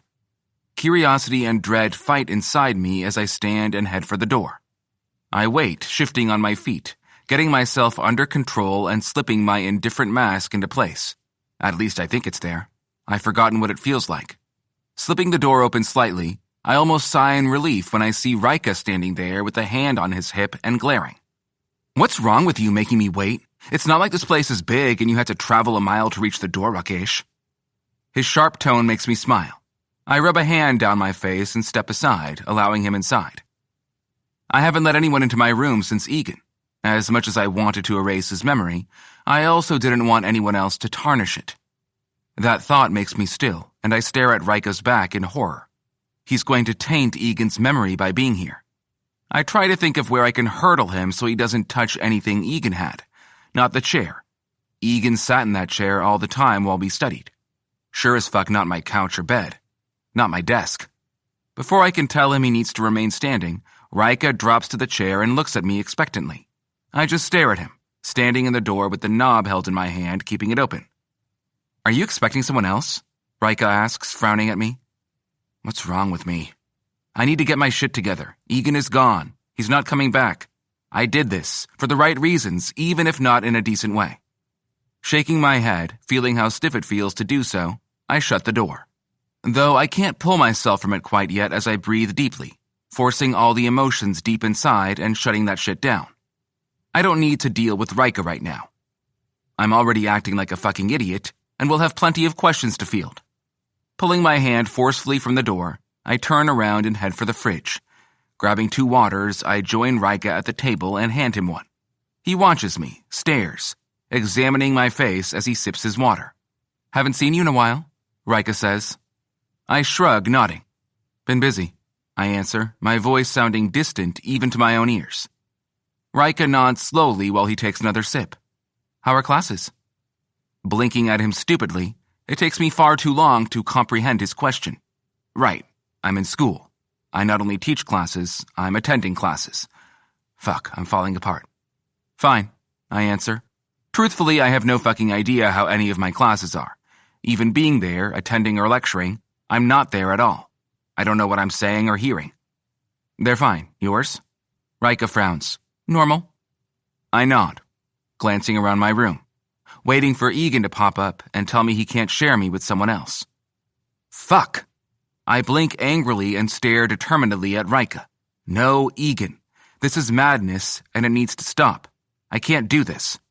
Rika leans forward and rests his hand over mine. He never touches me. I'm not exactly a cuddly kitten, so I just stare at his hand, confused.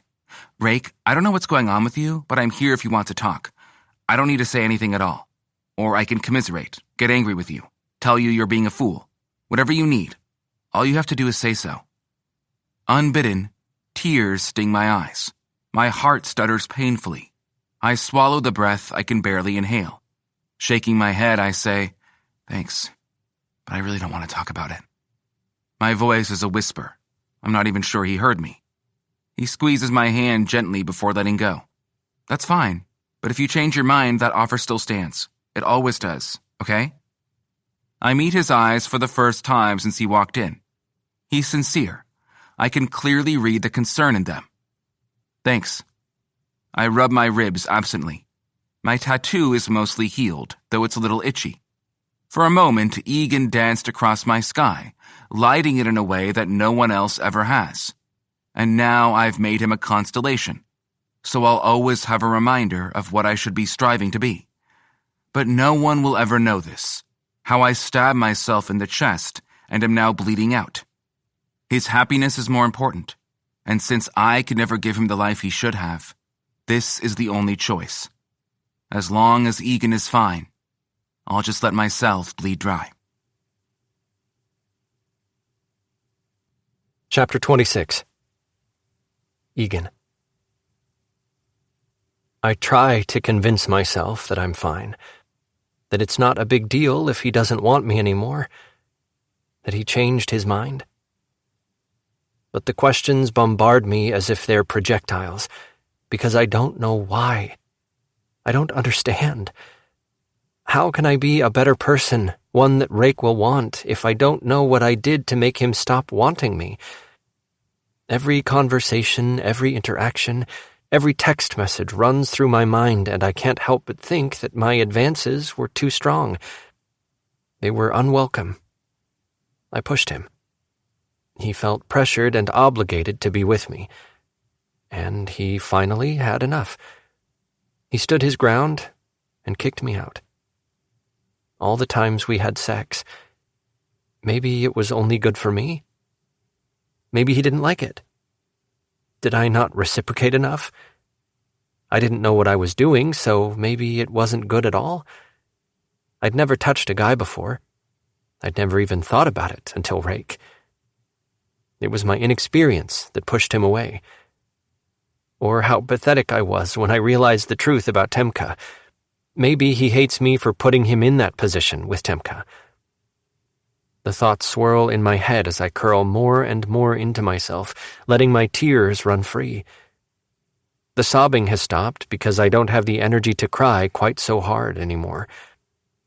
I stare at my phone, still clutched in my hand, begging for it to light up with something from Rake, a text, a call, anything.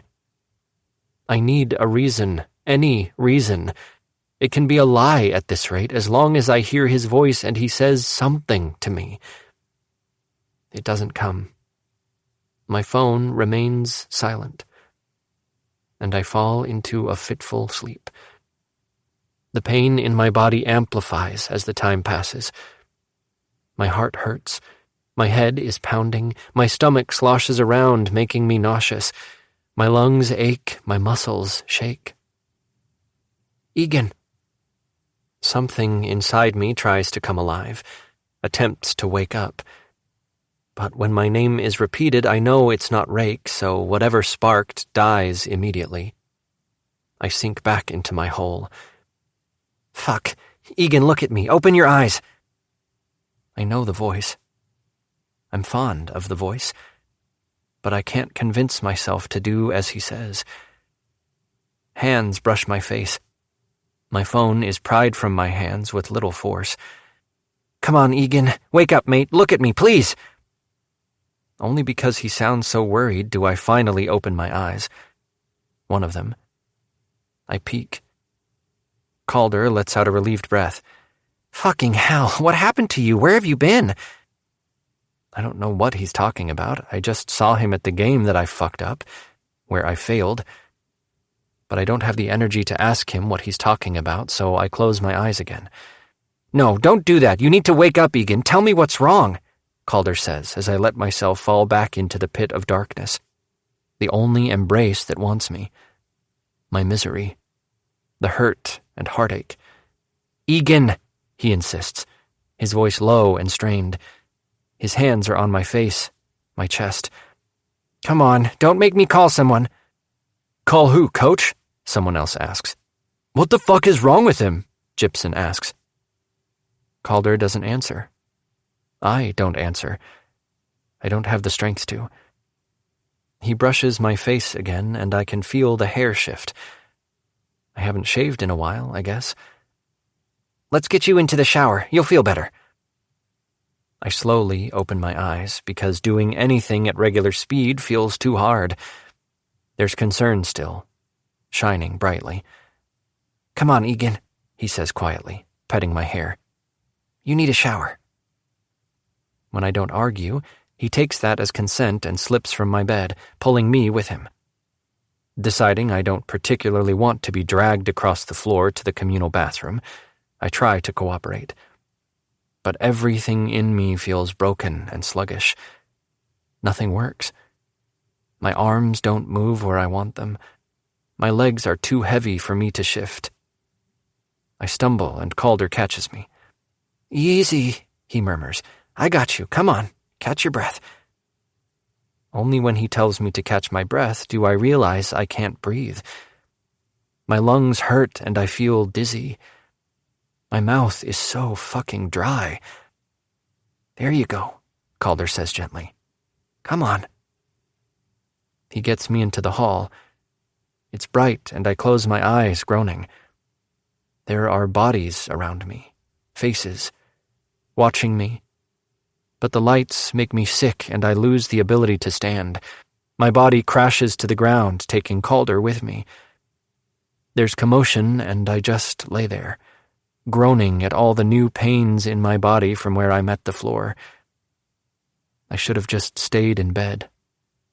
Calder is saying something, but I can't hear him properly. The world spins around me. My new friend, the darkness, pokes at me, opening his arms. With a sigh of defeat, I let myself fall. Maybe Rake will be there. Maybe he'll tell me why he hates me now. Or maybe I can escape to a place where he still wants me instead. The world is silent when I wake up. I'm more comfortable than I had been on the floor.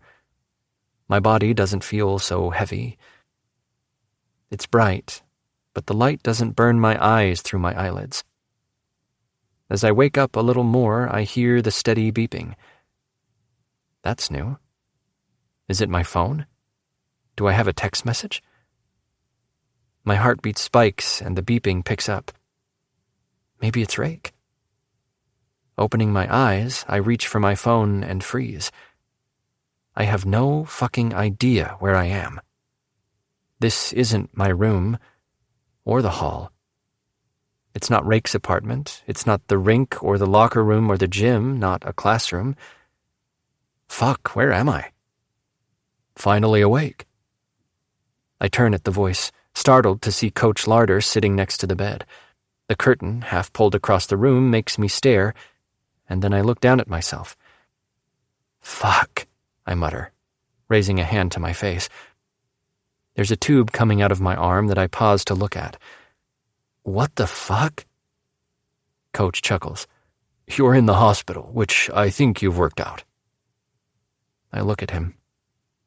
He's going to tell me I was in a hockey accident, isn't he? I have a concussion. Did I break something? I don't remember being on the ice. Maybe he knows what I'm thinking, or sees my panicked confusion. It might just be the beeping of the machine being a tattletale and announcing to the world that I'm freaking out.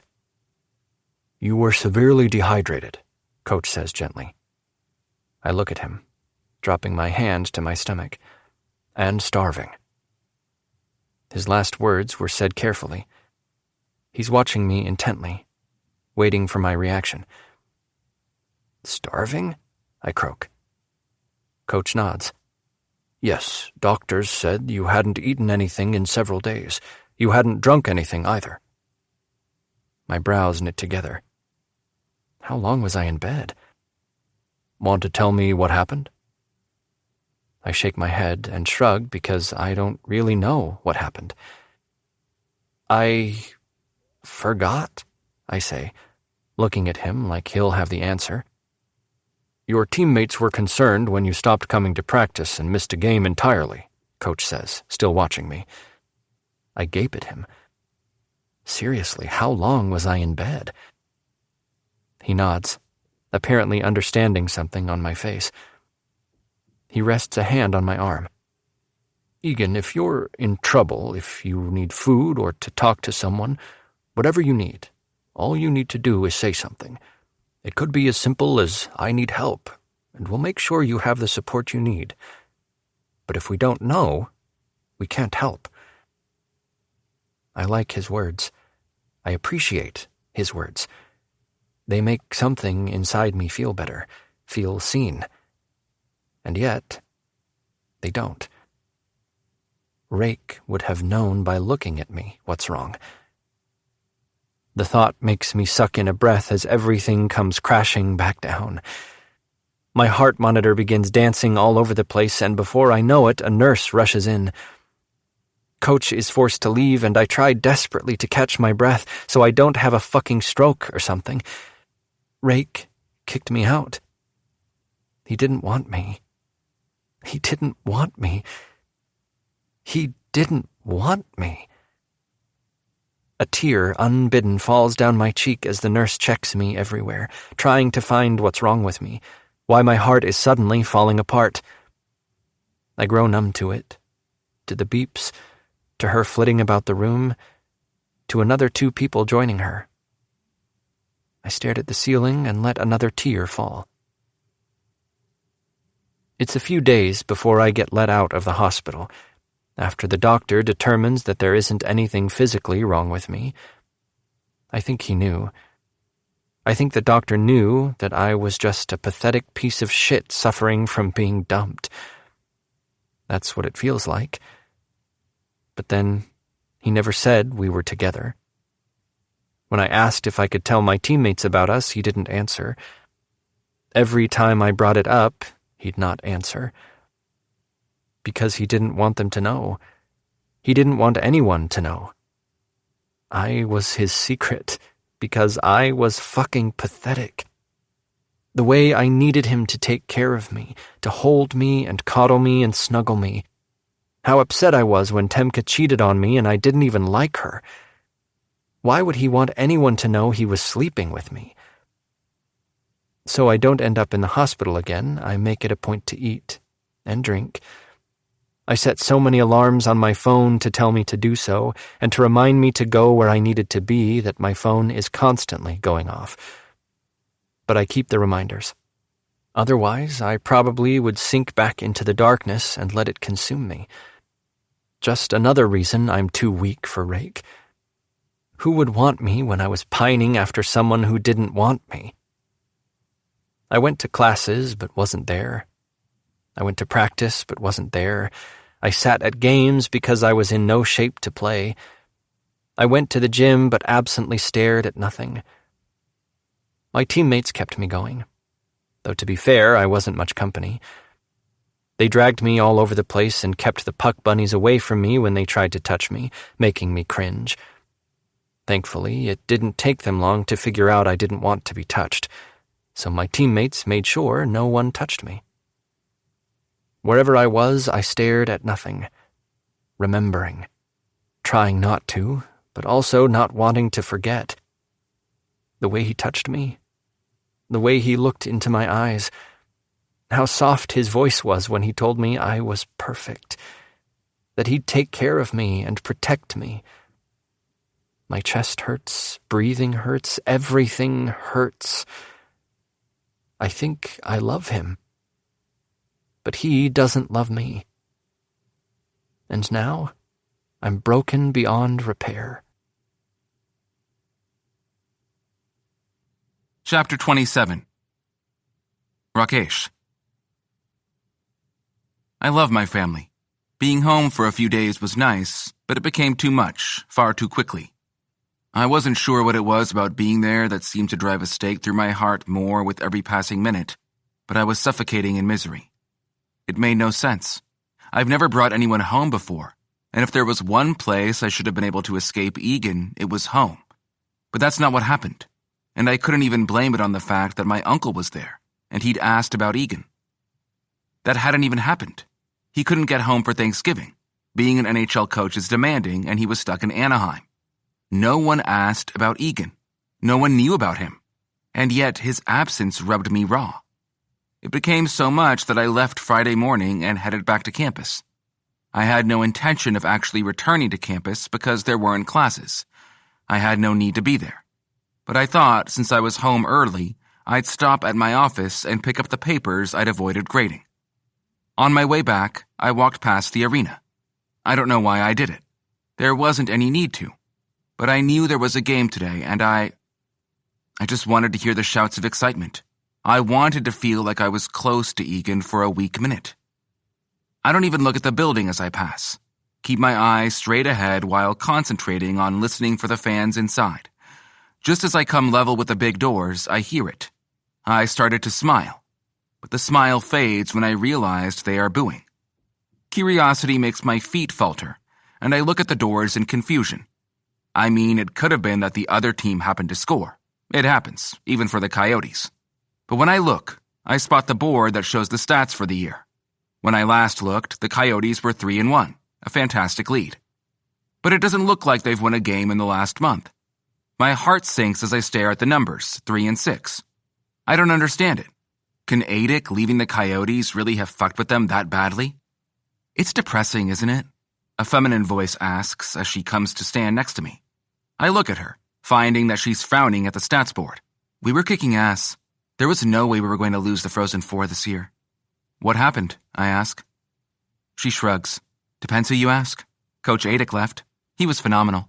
I hear his absence really put a damper on the team. That's not what happened, another girl says, coming to stand next to her. A man stopped behind her, glowering at the board. Egan Wolf lost his talent. You don't lose talent, the first girl says, rolling her eyes. I nearly don't hear the rest of their exchange because my gut drops and I can't catch a breath. I'm going to pass out. He's not just lost his talent, the second girl insists, but he's also losing his scholarship since he's failing everything else too. She sniffs and turns away, heading for the doors. I don't know why we're even here, the guy says in irritation. The first girl stares after them hotly. She looks at me and frowns. Are you okay? I nod numbly and turn away. My feet carry me back to my apartment and I drop on the couch. That's not true. None of that is true. Egan's fine. He has to be. It's been weeks since he texted me or knocked on my door. Weeks. He's fine. My body feels like it's going to erupt. I'm not sure what it's going to erupt with, but when it does, I think I'm going to fall apart into 100 pieces that will never be put back together. What have I done? This can't be because of me. It's been a month. It can't be. He's so much better than that. He's got such a big heart. Egan is a good person. Shaking my head, I stand and pull out a hoodie. His hoodie. The only thing of his that is still here. It's a Coyotes hoodie with his number on the front. I pull a beanie and a scarf from the closet, then rush out of my apartment. It's not true. It's not. I'm just going to see for myself that it's not true. Egan Wolf is fine. He's fucking perfect and fine. Anger has me shoving the doors open and then roughly pulling the beanie over my head. I give my name, grateful that it's still on the family and friends list from my uncle. I'd pay for the ticket, but it's the spot I need to be in to see for myself that matters right now. When I'm gestured to the stairs to move through, I wrap my scarf around my neck a little too tightly and let the freezing air claw at my skin for a second. I breathe it in, letting it sting my lungs. Another loud boo rises in the stands, and the spectators are jeering. Get him off the ice! Lame, Wolf. Why is he still on the team? I tense, ready to tear someone's head off. Not sure how I restrain myself, I head for the box and slip into the empty family and friends section to stare onto the ice. He's there, moving slowly, absently, seeing nothing. The puck drops and someone's on the ground. One of his teammates. It's enough that Egan pauses and stares for a minute, as if it takes his brain a second to catch up. When his teammate doesn't move, silence falls over the arena. A medic is called for, and the team is pushed away so they can get to the player. I can't see the number. Not that it would matter. It's only Egan I'm staring at. His team is gathered around, looking at the player. Egan is too, but he's standing at such an angle that I can make out his face. He blinks slowly. His body is lax. His stick barely held in his grip. I stand and slam my hand into the plexiglass of the board, trying to get his attention. He doesn't hear me. No one does. So I do it again and again and again. Fucking look at me, Egan, I hiss under my breath. The paramedics get the guy up, and there's cheering. Egan smiles dully before turning away. I continue to hit the boards until he looks up. I freeze, and his eyes gloss right over me. Swearing again, I hit the glass some more. He turns away and then pauses. His shoulders tense, and I wait. Egan turns slowly, his expression guarded. And our eyes meet. He does nothing but stand there and look at me. Swallowing, he looks away for a second and closes his eyes. I watch as he shakes his head minutely, his mouth moving as if he's saying something. Then he looks up, and our eyes lock again. I realize then that I've fucked up so badly that I'm not sure what to do at this point. His pain is loud, especially when he sees that I'm really here. The confusion and hurt and exhaustion are so bright in his eyes that I nearly choke on them. I'm sorry, I whisper. It's not enough. It'll never be enough. I see him swallow again, and he skates to where I am behind the board. He stares at me for a minute, before pressing his gloved hand to the glass, as if he forgot it was there and needs to touch me to convince himself I'm real. What have I done to this man? Swallowing roughly, I pressed my hand to his through the glass. I'm sorry, Egan. Where have you been? He asks. I don't actually hear his words, but I can read them on his lips. I'm so fucking sorry. I'm here now. His brows scrunch together. I'm not sure he understood me. His face crumples as if I hurt him all over again. Wolf, the coach calls. Egan doesn't move as he stares me. Wolf? Egan takes a breath and looks at his coach. Let's go, ice. Egan looks at me again, a clear plea on his face. I'm not going anywhere, I promise. I'll be right here watching you. Fuck some shit up, baby. He takes a breath as his coach bellows to him again, but he gives me a slight nod. He's still hesitant to back away, afraid I'm going to disappear again. I remain standing, making sure he can see me no matter where he is. His game picks up, and while he doesn't score in the second period, he's back to stopping the puck from getting to the goal. He looks at me when he does, just to see if I'm there. I smile, mouthing to him that he's a badass and I'm proud of him. Each time he gives me a small, unsure smile, but turns back with renewed determination. The third period finds him scoring twice and assisting once. Egan dominates the last period, and his teammates are all over him. Even though they lose 4-3, His team is ecstatic. Egan turns to me as his team heads for the chute. He skates for me and stops, staring as the stands around us empty. "I'll be at your entrance," I tell him, raising my voice so he can hear me over the arena noise. "I promise, Egan. I'll be waiting for you." He nods, but I can see that he's not convinced. "Go. I promise. I'm heading there right now. I'll be there when you come out." Egan turns but looks back at me several times. When he's gone from sight, I go to the players' entrance and wait for him, leaning against the light pole like I always used to, and watch the door like a stalker. My heart is pounding. What am I going to tell him? What should I say? How can this even be? He should have moved on, gotten over me. I'm nothing. I'm not good enough for him. Why is he so upset still? Why is he still hurting? How do I take it away when I'm the one who put it there? I'm not waiting long before Egan comes out. It's obvious that he barely took a shower. His hair is still covered in soap. His face is damp. His suit clings to him strangely. He stops as soon as he's out the door and sees me. His eyes are glossy, and his face filled with hurt. He takes a breath and walks toward me. When he's within reach, I touch a strand of his hair. "You could have rinsed off," I tell him gently. "I'm not going anywhere. I'll wait for as long as you need me to." Egan licks his lips. "Where have you been?" he asks quietly, his deep voice shaking. Inhaling deeply, I tell him, "Egan, I'm a dick. I'm so sorry." Tears well in his eyes as he presses his lips together.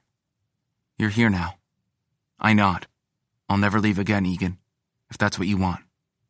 I don't even know what I'm saying, but one thing I know is that this time I'm telling the truth. I would go through life living with the regret of not being what this man needs if he is happy. But he's not, and if he wants me, I'll do whatever the fuck it takes to be the man he needs. He drops his bag and walks into me. I wrap him tightly and feel his body tremble. "What did I do?" he whispers. My eyes burn as I feel the hurt in his words.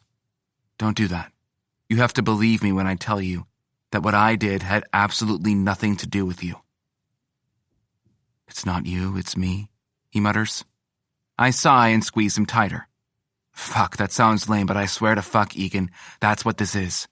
I'm fucked up. I'm a dick. You did nothing wrong. This is all on me, every bit of it." He sniffs. His body is still shaking, but I don't think he's actually crying. A new pit forms in my stomach, but I push the words out anyway. "Come back to my apartment with me. I'll tell you why. I'll tell you anything, and then you can decide what you want."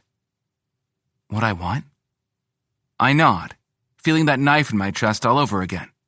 It takes me a minute to get the words out, because now that I'm touching him again, I never want to let him go. "Whether you want me in your life or you don't." Wolf. He sighs, and I can feel how tired he is. Reluctantly, he pulls from my embrace and looks into my eyes as his teammates begin trickling out the door. I'm sure my eyes are as bloodshot as his are. He's got tears drying on his cheeks, and I reach up to brush one away. Egan turns slowly to look at his team, and I pick up his bag and sling it on my shoulder. "You coming with us?" one asks. The concern in his voice is clear. Egan looks at him for a minute, then glances at me. I need him to hear me out. I need to tell him. That way, when he walks away, he can do so with a clear conscience and closure, knowing that he's a fucking amazing person and I'm not. He shakes his head. "I'm tired," he says, and he doesn't have to fake it. His voice sounds exhausted. "I'm going..." He doesn't finish. "Are you sure?" one asks. I think that's Calder Haynes, the face that had been in Egan's tablet screen when he called me from an away game. I appreciate that he's concerned for Egan, that he cares, and is acting a little protective as he steps closer. Egan gives him a weak smile. "Yeah, I'm good, just tired." Calder's eyes look at me, and I can see his disapproval. He looks back at Egan. "Call me if you need anything. Promise?" Egan smiles a little fuller this time. "Yeah, I promise. I need to do this before I can sleep." My heart beats harder. His teammates accept this, though I think they do so reluctantly. Egan turns back to me, and looks at his bag on my shoulder. He doesn't try to take it, but turns to head for the sidewalk. I can't stop myself from touching him, since my time to do so might be limited. So I touch his arm and let my fingers slide down to his hand. I link my fingers with his. I'm relieved when he grips my hand tightly in return. He hasn't walked away yet. I'll do whatever it takes to keep him. I'll be whatever he needs me to be. Egan Wolf is mine, and this time I'll make sure he knows everything about me. Hopefully, he still wants me even after I've bared my black soul to him. Chapter 28. Egan. I thought I had been imagining him in the seats next to the box. So many times I've looked there, hoping that I'd see his face, smiling just for me. But when I blinked, the mirage of Rake would disappear. Because he was never really there. But when he never faded away today, I didn't want to do anything else but stare at him, touch him. The boards made that impossible to do, but he was there. I could see him, and he stared right at me. He spoke to me, even if I couldn't hear him over the noise. His presence breathed life back into me. I felt like a weight was lifted. Even as confused as I was to see him again, suddenly, as if he were an apparition, I half expected him to disappear. So I kept looking, kept seeking out his smile. And he was always there. So I played. Because I needed him to keep smiling at me. I needed him to be proud so he wouldn't leave again.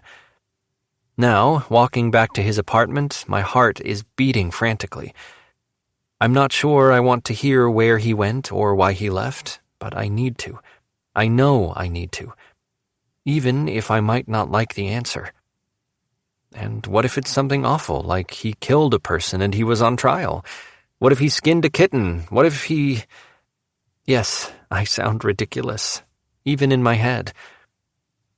We step inside and Rake turns to me. His gaze is intent, as it always is. He stares for a long time, searching my eyes. I'm not sure what he's looking for, but I'm positive all he's finding is exhaustion. I'm so tired. Ever since getting out of the hospital, I just feel like I was run over. No matter how often I head to the gym, my time is shorter. My reps are fewer. The weight I press is less. I'm just so tired.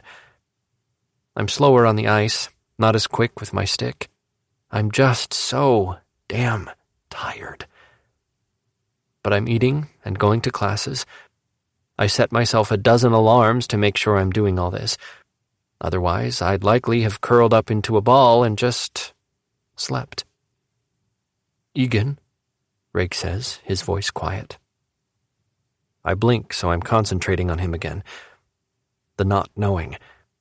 Remembering his sudden coldness toward me and then his absence.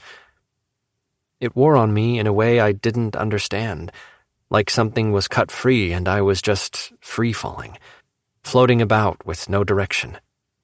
Confused, frustrated, and so fucking hurt I couldn't put it into words. Not that I tried. Who was going to understand? Come on, let's get you washed for real, then we can talk. I go willingly when he leads me toward his bathroom and strip off my clothes. His hands are businesslike and it stings because I don't want to be just a person here. I want him to want me like he had before. To see the arousal and attraction in his eyes when he looks at me, not the sad, guarded darkness in his eyes. More than anything, I need him to take me in his arms and hug me, to make it all go away, to tell me what I did wrong so I can never do it again. I need him to heal all the broken pieces of my heart. He pushes me gently into the shower but doesn't join me. Rake stands just outside and tips my head back. I close my eyes against the spray of water as he rinses my hair, and then his businesslike hands go about cleaning my body, which is probably good. I didn't use soap when I passed through the locker room shower. I probably smell disgusting. Rake pulls me out when he's done and wraps a big towel around me. I bury my face in it as he scrubs it against my head, pausing when I do. "This is new," I say. A quiet hum leaves him, but he doesn't say anything else. Leaving the bathroom, he gives me a pair of sweats. I take them, slip them on, but leave the shirt. He's already stripped from his ice rink garb, so he's not sweating. And then we're standing there, looking at each other. I need him to touch me, but I can't bring myself to ask. Swallowing, I turn my head and then look around in confusion. Everything is different. "What happened?" He huffs. I turn back in time to see him run a frustrated hand through his hair. "I moved my room around because everywhere I looked reminded me of you." He stops frowning. "This isn't an improvement. I still see you everywhere." His words just confuse me more. I shake my head, needing him to tell me something that makes sense. "Rakesh, tell me what I did, please." He looks miserable when he scowls at me. Taking my hand, he pulls me to his bed and urges me to climb in. I do, and he follows, but he doesn't take me into his arms. I'm cold. I need his touch. "Rake," I say, feeling my chest tighten. "Why won't you touch me?" The noise that comes from him sounds pained, and then I'm pressed to his chest, his fingers tight in my hair. He slings a leg over me, pinning my body to his. "I didn't know if you'd want me to," he answers. I grip him tightly. "Tell me. I need to know." He sighs. "Remember when you learned about Temka? You were convinced that you're a bad person because you didn't like to commit, and no one could get that through their fucking heads." A chuckle escapes me and I shake my head. "Yeah?" I'm still not convinced I'm not a bad person. "You're not a bad person," he says, as if reading my mind. I grin. "You're not, Egan, but I am." My fingers dig into his back as I bury my face in his chest. Maybe I don't want to know. Before I can tell him that, he continues. "So many gay men will tell you that it was hard growing up, knowing you liked men when you should like women. The struggle to date and to live and be accepted." He pauses for a second. "I didn't have that problem. I've never struggled with my sexuality, and I didn't live in a place that was particularly harsh against the queer community. Because of that, I didn't have any problems at all finding someone to fuck." I grin, not sure where this is going, but I'm not surprised by this admission. In fact, it was too fucking easy. So easy that it was boring as hell. Gay men are ecstatic when someone wants to hook up. It felt so empty, transactional. There was just nothing in it that excited me. So I decided I'd try something that was more of a challenge. If gay men were all too ready to fall onto my dick, I needed someone other than gay. "Straight," I say. "Yeah," he answers, as if he's sad about it. I'm not sure why he's sad. I'm following this story. I started setting goals for myself when I got bored. Seducing straight men became a hobby of mine. The more homophobic or toxically straight, the better target they made. My success rate is impressively high. I snort. When I get bored, when I start picking apart women in an attempt to determine what the hell is so fascinating about them that men are interested in them at all, I laugh at that because I can't help myself. I know that I'm far too bored and need a new challenge. But you see, it's not just the challenge of seducing a straight man. That's not, inherently evil. Unless you ask the church, they would disagree. But once they want me, once I've got them convinced that they enjoy dick, once they're begging me to keep them, I get bored again. This is no longer amusing. My muscles are tense as I wait for him to say it. My stomach is tight, sour, as I feel the contents curdle. "And I leave," he says quietly. "And I don't come back." I swallow the lump in my throat. It takes me several attempts to ask, "I was your challenge?" Rake's hands on me tighten. "Yes," he whispers. "But I didn't leave because I was bored. Far from it. I've never met someone who I just inherently click with, who is so easy to get along with. Anyone I want to be around and who I want to spoil the fuck out of. Who I want to see their smile and make them laugh, who makes sex not feel so transactional but so full of pleasure instead. I'm like a fucking child as my tears begin to fall. Again.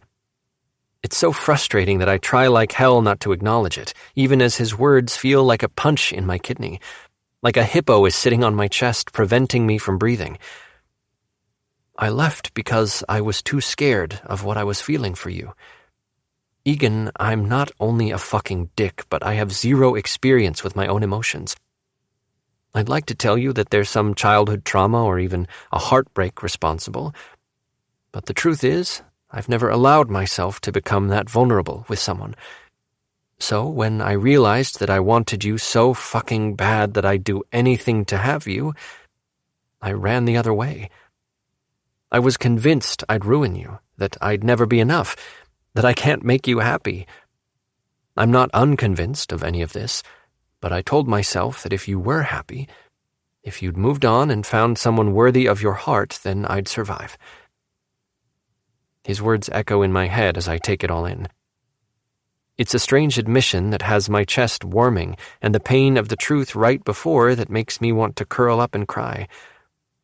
He left me because I was just a challenge to him. He wanted to seduce the straight man, and then he was done. For a minute, that's the only part I can concentrate on. Then the rest of his admission penetrates the fog of misery, making it hard to breathe. I haven't just been punched in the gut. I've been run over by the Zamboni. "You came back," I whisper. "Why?" He sighs. "You stopped texting me after a week. You stopped coming by." "I didn't think you were going to answer," I whisper. His fingers curl in my hair. "When you stopped, I thought you had moved on, Egan. I thought you finally realized I was just a dick not worthy of you, and you'd moved on to find what you really deserved. I had no idea that you were upset, or how upset you were. I walked by the arena today and noticed the stats." I flinch, cringing at what I know they look like. I was baffled. Some girls found me staring and were commiserating. They said it's your fault, that you're just a shell now, and I couldn't process that. I didn't understand, so I went to the game so I could see for myself. I was still convinced that it had nothing to do with me, that maybe the new coach just wasn't gelling with the team. But when I saw you, I knew that wasn't the case. I knew it was my fault. I could see it in your eyes when you looked at me. "Not your fault," I say, trying to keep myself together. "You don't have to be with me." Rake pulls away, pushing me onto my back and cupping my face so he's staring right into my watery eyes.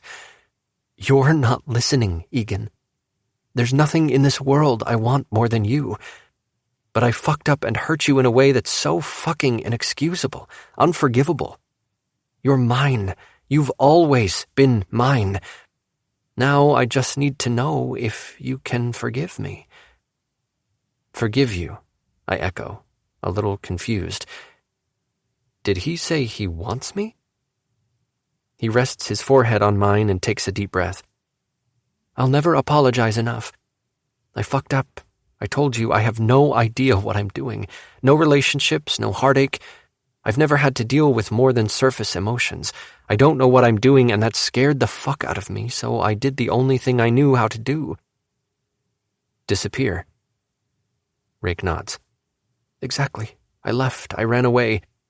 Awfully cowardly, don't you think? Why didn't you just say something?" He sighs again and pulls his face up so we can look at each other. "Because I thought this was better. You deserve someone who is a whole fucking person, who isn't stunted in their goddamn emotions because they don't trust anyone enough to not run away with their tail between their legs at the first sign of something new and daunting. I'm not convinced I can be that person, Egan. I have this deep fear that I'm going to keep fucking up and hurting you because I don't know what I'm doing. Then I think the first thing we need to agree on is that you don't just shut me out and disappear again, I tell him. That's not an acceptable reaction, Rake. He laughs, probably at my tone. No, it's not. And you need to talk to me about whatever it is you're feeling. I hear people say communication is important or something. He laughs again. Fuck, Egan. His lips cover mine and my entire body lights up like he just brought me back from the dead. I wrap around him, convincing him to settle his weight on top of me. This means you still want me? I stare at him, barely recognizing him for how open he's looking at me, letting me see his hurt, his fear, his vulnerability, and so many other things crowding in his eyes that I can't even name them all. You're all I've ever wanted, Rakesh. He sags a little, and I know it's in relief. Then, while I know I don't really have the room to demand anything, hold on. I cut him off, kissing him quickly, just because I can. I don't want you to treat me any differently. You're sorry, I accept and forgive that.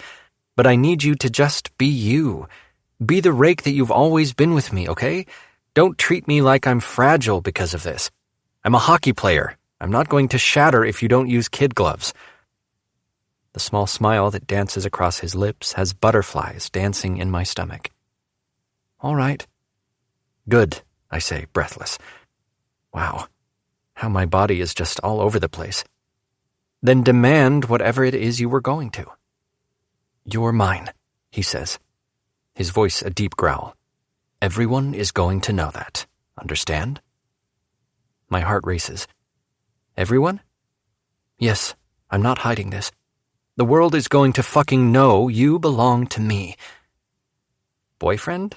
I ask, amused. He gives me a demure look. I don't care about labels. The only one that matters is mine. I grin far too wide. So I can tell my team then? You tell whoever you want, Egan Wolf. I don't care what happens next. The only thing that I care about is that you belong to me, and I will never let you go again.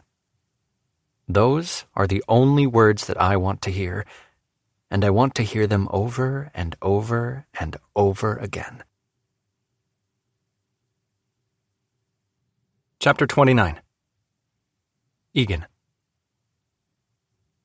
We don't leave his bed much on Saturday. In all the times I replayed every single day and conversation and interaction with Rake over the last month, I thought I'd been romanticizing how good sex with him was. I wasn't. It's so much better than I remembered. There's something different about it this time.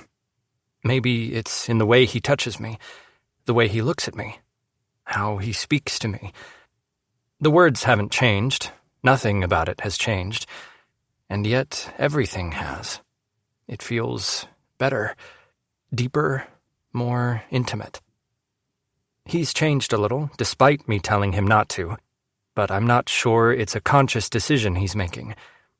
He's always been very attentive, but now it's nearly obsessive, and he anticipates my needs and wants before they even make themselves known to me. Rakesh Anu is making me fall in love with him all over again. On Sunday, we move back to studying, which is disheartening when I see how far I've fallen. 1 month can ruin you. I know. I just pulled off some epic fails. I watch Rake stare at my student portal with my lip between my teeth. He doesn't say anything, just stares, scrolling and clicking. He's pretty expressionless while he does so, which makes me fidget nervously. All right, he finally says, and I blow out a breath, but he continues to stare quietly. Finally, he mutters, "Fuck." My shoulders fall. I can't fix it, can I?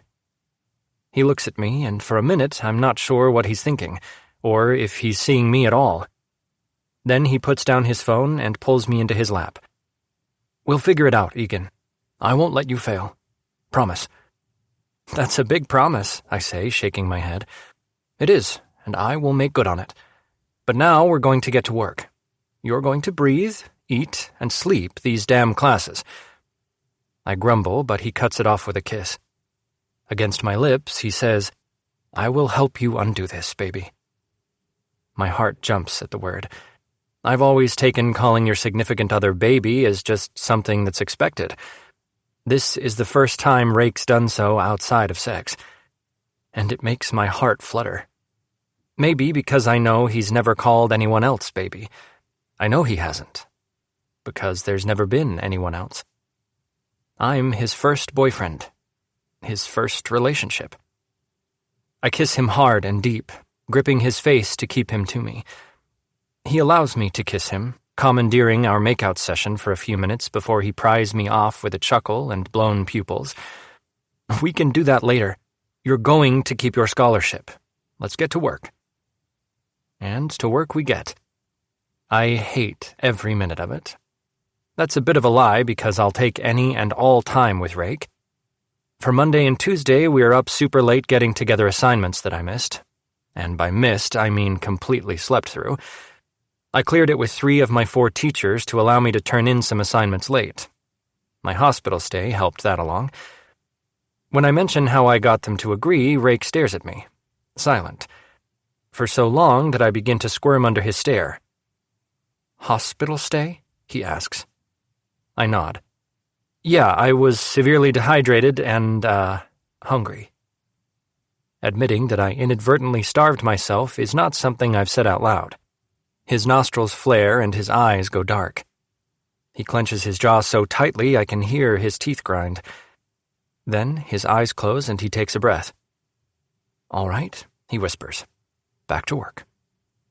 He was extra worshipping that night. The anger at himself kicked up a notch with that admission. I forgot I hadn't told him, or I might have avoided it. Rake spends every single minute with me that he can.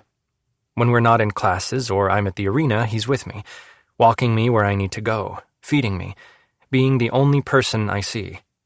I'm so consumed in this that practice all week goes by unnoticed. I'm sure that I'm there and doing something, but I'm completely oblivious to it, and to my teammates. They haven't burst my bubble yet. Not that I give them a chance by showing up at the last possible second and leaving before I even shower. I'd much rather shower at Rake's apartment, when he can join me in washing away the day. We take that time for me to tell him anything I haven't about the day, which isn't ever much, and yet the conversation never lulls. Then he dries me, dresses me, and feeds me. After all the pampering, I'm stuck studying for at least 3 hours. Monday through Friday, this is my life. But by Friday night, I'm defeated. I'm still going to fail physiology and chemical systems, I say as I sink dejectedly against the wall. There's only 2 weeks left of actual classes before finals, and there are not enough assignments I can turn in to make up for the month of my absence, even with the allowances I was granted. "You'll pass," Rake says, pulling me from the wall and washing me. I close my eyes, not wanting to argue right now. I would when we get out because there really isn't anything I can do, because I've looked and calculated. I'm done. When we're sitting at the table, I drop my head into my hands. Rake immediately pulls me to him and hugs me. "You're not going to fail. I got you extra credit." I pull away and stare with wide eyes. "How?" I ask. He gives me a wry smile. "I may be a dick, but I'm a well-respected one in the science department," he says, sighing. "I gave both your professors a censored version of me fucking with you and asked them both if they'd let you have extra credit." "They agreed?" I ask, dumbfounded. Rake grins. "Yes, reluctantly, but yes." I love his smiles. He never smiled before, not like this. But the walls he had up to protect him before aren't there anymore. Now he smiles at me, and I fucking melt. He pulls out 2 sheets of paper and begins explaining what I'll need to do to earn the points. We spend the weekend on these projects, and when we're not working on them, we're studying. And when we're not studying, we're at the gym in his basement. Of course, Rake noticed that hockey was exhausting me. It doesn't take much to fall out of shape. So, along with my studying, he added more conditioning. But none of that matters. I'll do whatever torture he gives me if it means I can be with him again. After the third shower of the day, because I've sweat my ass off in the gym that many times between subjects, Rake pushes me onto the couch and tells me to rest while he makes dinner. I listen to him in the kitchen with my eyes closed. The television is on with a constant low murmur of Sports Spot flipping between multiple games as they cover them, but I focus on Rake. He's here. Maybe it shouldn't have been so easy to forgive him. Maybe I should have made him beg or something, but all I wanted was to be with him again. He's my person. The person that makes me whole, that makes everything okay. And it's not just the parts of our relationship that he nurtures, but I have his support in my academics and hockey. He makes them a priority in our relationship, refusing to let me fail, giving me all his free time, more than I think he actually has, so that I can keep my scholarship and my place on the team. My heart beats for him. And if that makes me pathetic to have taken him back so easily, then I don't care. I'll accept that. All I know was being without Rake for that month was the worst of my entire life. It was too much, too hard, too painful. I don't want to go through it again. Ever. I need to be with him.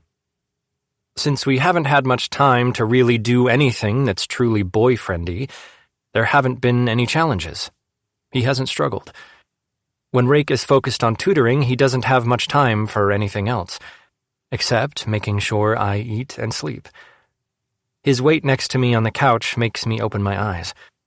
Apparently, we're eating in front of the television tonight. "Thought we'd give your muscles a break and sit somewhere comfortable," he says, smirking at me. I'd complain, except he exercises right beside me without complaint. We eat the noodles, meat, and sauce concoction he's thrown together. Rake makes sure I eat 2 bowls, and then he pulls me against him and we settle into the couch. "No more studying?" I ask. He shakes his head, his fingers running over my back. "No, your brain needs a break." It does. It really, truly does. "I'm doing okay?" I ask. "In your professional tutoring opinion, I'm where I should be to catch up?" Rake kisses the top of my head. "You're going to be fine, Egan. I won't let you fail." "I know, but yes, baby, you're right where you need to be. I need you to stop stressing for the night and relax, all right?" I sigh, nodding into his chest. "Thank you." "You don't need to thank me. I would help you anyway, even if things were different and we met under different circumstances and somehow I still got to keep you. I'd never let you fail anything." A smile climbs my face as I shift to look at him, crossing my arms over his chest and resting my chin on them. "That's awfully sweet." He huffs. "I don't know what a relationship is supposed to look like. Between my lack of experience and my disinterest, I haven't studied many. However, I feel like what's important to you needs to take a spot high on my priority list. I will support you however you need. Right now, you need a tutor and a one-on-one coach. We'll see what it is you need over break." I love that he is planning ahead for us, without thought. Knowing that we're going to be together over break has my entire being excited. My mouth opens to tell him I love him, but I quickly snap it closed. What a way to freak him out again. His smile is amused as he gently pulls my face to his with the tight grip he has on my hair. "What was that you were going to say?" I shake my head, trying to get closer to his mouth so I can kiss it. He licks me, teasing me with a short, open-mouthed kiss. "Say it, no secrets. That's what we agreed on." I whine a little and his expression softens. "Tell me, baby." "Please don't make me," I whisper. Rake sighs, bringing my mouth to his. While I was trying for a deep, hungry, distracting kiss, he refuses it.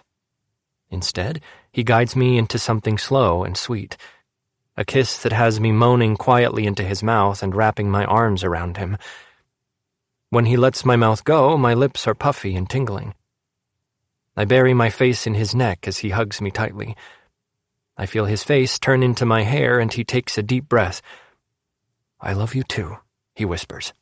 "Don't be afraid to say it." My breath catches at his words, and my eyes are wide. Under his body, my fingers dig into his ribs, and I hold him so tight, trying to prevent myself from falling, or floating away, maybe drowning. "So much," I manage to say. "I love you so much, Rakesh, I just don't know how to tell you." "You just did, baby." Yes, I did. I've never felt more at peace. Chapter 30. Rakesh. During the first week of December, Egan works his ass off to study and catch up on all the work he missed. It takes everything in me not to apologize endlessly when I look at his grades and what became of his game. Not to mention, he was in the fucking hospital. I'd done that. And this man, he blamed himself. He thought he did something wrong. If I hadn't known I was a piece of shit before, I sure as fuck do now. There is still a very loud part of me that says I'm not what this man needs. He is so good, so kind, focused and smart and just good people. I am none of those things. Yeah, he enjoys sex and messing around, but he'd always been upfront about his intentions. You can't blame a person for that. He was honest every time. It's not his fault that everyone falls in love with him. Why wouldn't they? In all my years, the only future I've seen for myself is my career. While I'm not necessarily certain what I want to do with my degree, I know that my education and career will always be the most important things to me. I love learning. I love science. A part of me even loves to teach, though as a caveat, only to those eager to learn. My biggest dream is to be successful based on my intellect, and where I take myself with it. It isn't about money or prestige. It isn't about glory or getting my name on some highly sought award. I don't need to name a planet or a bacterium. For me, success is measured by reaching the goals I set forth, and I'm fucking good at that. Every goal I set in any aspect of my life is always met. To me, that makes me successful. Now the vision of my future is all over the place. My career is no longer my first priority, which is only marginally terrifying. Heavy on sarcasm because it's downright horrifying. What do I do with my life if my career is not my sole focus? How do I ensure I reach the level of success that I set for myself when there is something so unpredictable and variable as another human being? And yet, even with the addition of Egan in my future, there is no questioning it. When alone, I may have momentary panics, but since I'm spending every waking moment making sure we pull Egan out of the dumpster fire that I set, I don't have much time to focus on it.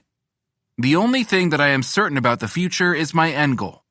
I'll have a career when I decide on one, and I'll have Egan Wolf by my side, in my arms. The only living, breathing thing that has any bearing on my life. How we get there, how I move around, whatever obstacles are sure to come, is another thing I can't spend time on, even though not doing so is causing me stress. None of that matters. The only thing that matters is Egan. Another glance at my watch tells me it is late enough that, as long as I pack up slowly, I won't be stupidly early waiting for Egan. I meet him at every class I can, walk him to the next one, make sure he eats and drinks. I make sure he is well taken care of, make sure he knows that he is the only reason I live and breathe. Yes, I hear myself, fucking dramatic. My mind is turning into one of those sappy Hallmark movies. Pathetic. Doesn't change the fact that it feels true. Outside the building where my office is located, there's a line of student crafters lined up in the quad. While I'm annoyed with the crowd it brings, I stop when I notice a flower made out of playing cards. Not just any cards. These are black with foil blue faces and backs. I buy one, and when one seems a little lonely, I buy 2 more.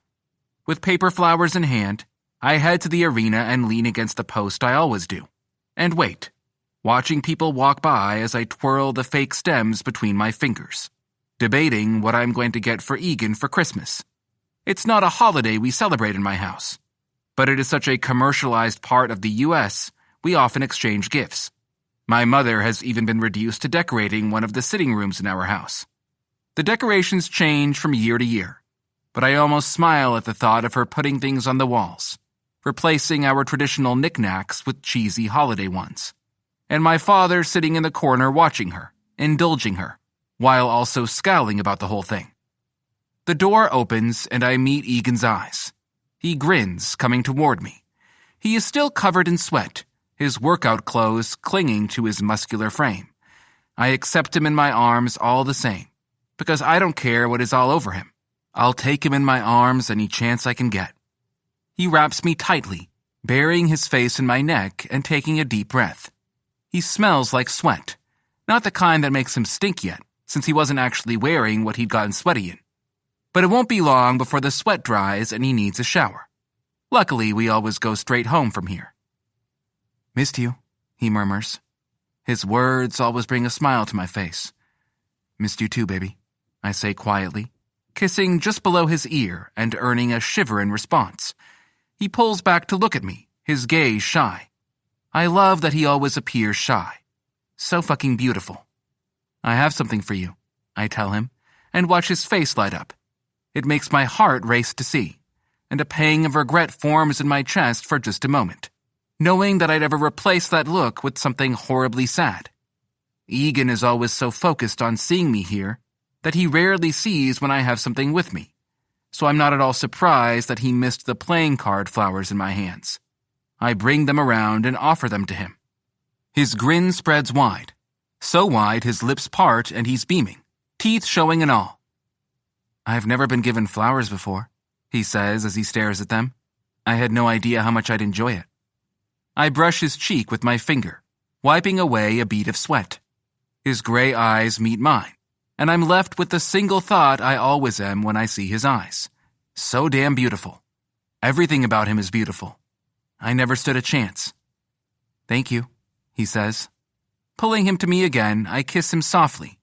"I'll bring you flowers all the time if you like. All manner of flowers." He grins again, kissing my lips once, twice. "You don't need to bring me flowers. Just being here when I need you is everything. Always, I swear. There's nowhere else I want to be." "You're so sappy," he teases. "Yes, I am. It's gross." "Wolf." He sighs deeply, the smile falling from his lips a bit. He turns to face his teammates filing out of the player entrance. They're used to seeing me here now. I still get hard looks and some glares, but mostly there's suspicion and questions pointed my way. By the way they watch us, I know he hasn't told them about us yet. It makes me wonder why. He told me he wanted 2 weeks ago. 2 months ago, in October? Has it been that long? And I already made it clear that it wasn't an option, that we keep our relationship secret. I wasn't hiding. "Yes?" Wolf asks patiently. "Do I even need to ask if you're coming out with us?" one of them asks. "I am still technically failing all my classes," Egan says. "I'll happily show you my portal if you want to question it." "No," the one who I've determined is Calder says. "Last month. We believe you." Reminder of last month makes a pit form in my stomach. I swallow the sour taste. My fault. Egan sighs. "Look, I need to fix this. I'm not exaggerating when I tell you that I spend every waking moment that's not in class or hockey-related studying and making up assignments. And now some extra credit work added on top of it. I have less than 2 weeks before finals. This is no longer an option. If I don't pass, I lose everything." "And your tutor is helping you again?" one of the others asks. He's usually the guy glaring at me. I smirk in return when his narrowed eyes fall on me. "Rake has put his entire life on hold to help me, yes," Egan says. "Problem with that?" There's no answer. Egan nods. "I promise, after finals, we'll celebrate whatever the fuck you want, okay? But until then, my answer is just no. I need to fix everything I dropped the ball in, which is my entire fucking academic career." "Go," Calder says. "Study hard." Egan smiles. He raises his hand in departure and realizes he's still holding the flowers. Grinning, he tips them toward his teammates and turns to me, offering me his free hand. I take his bag from his shoulder and he grins a little more. Swinging it over my messenger bag, I link our fingers together and lead him to the sidewalk.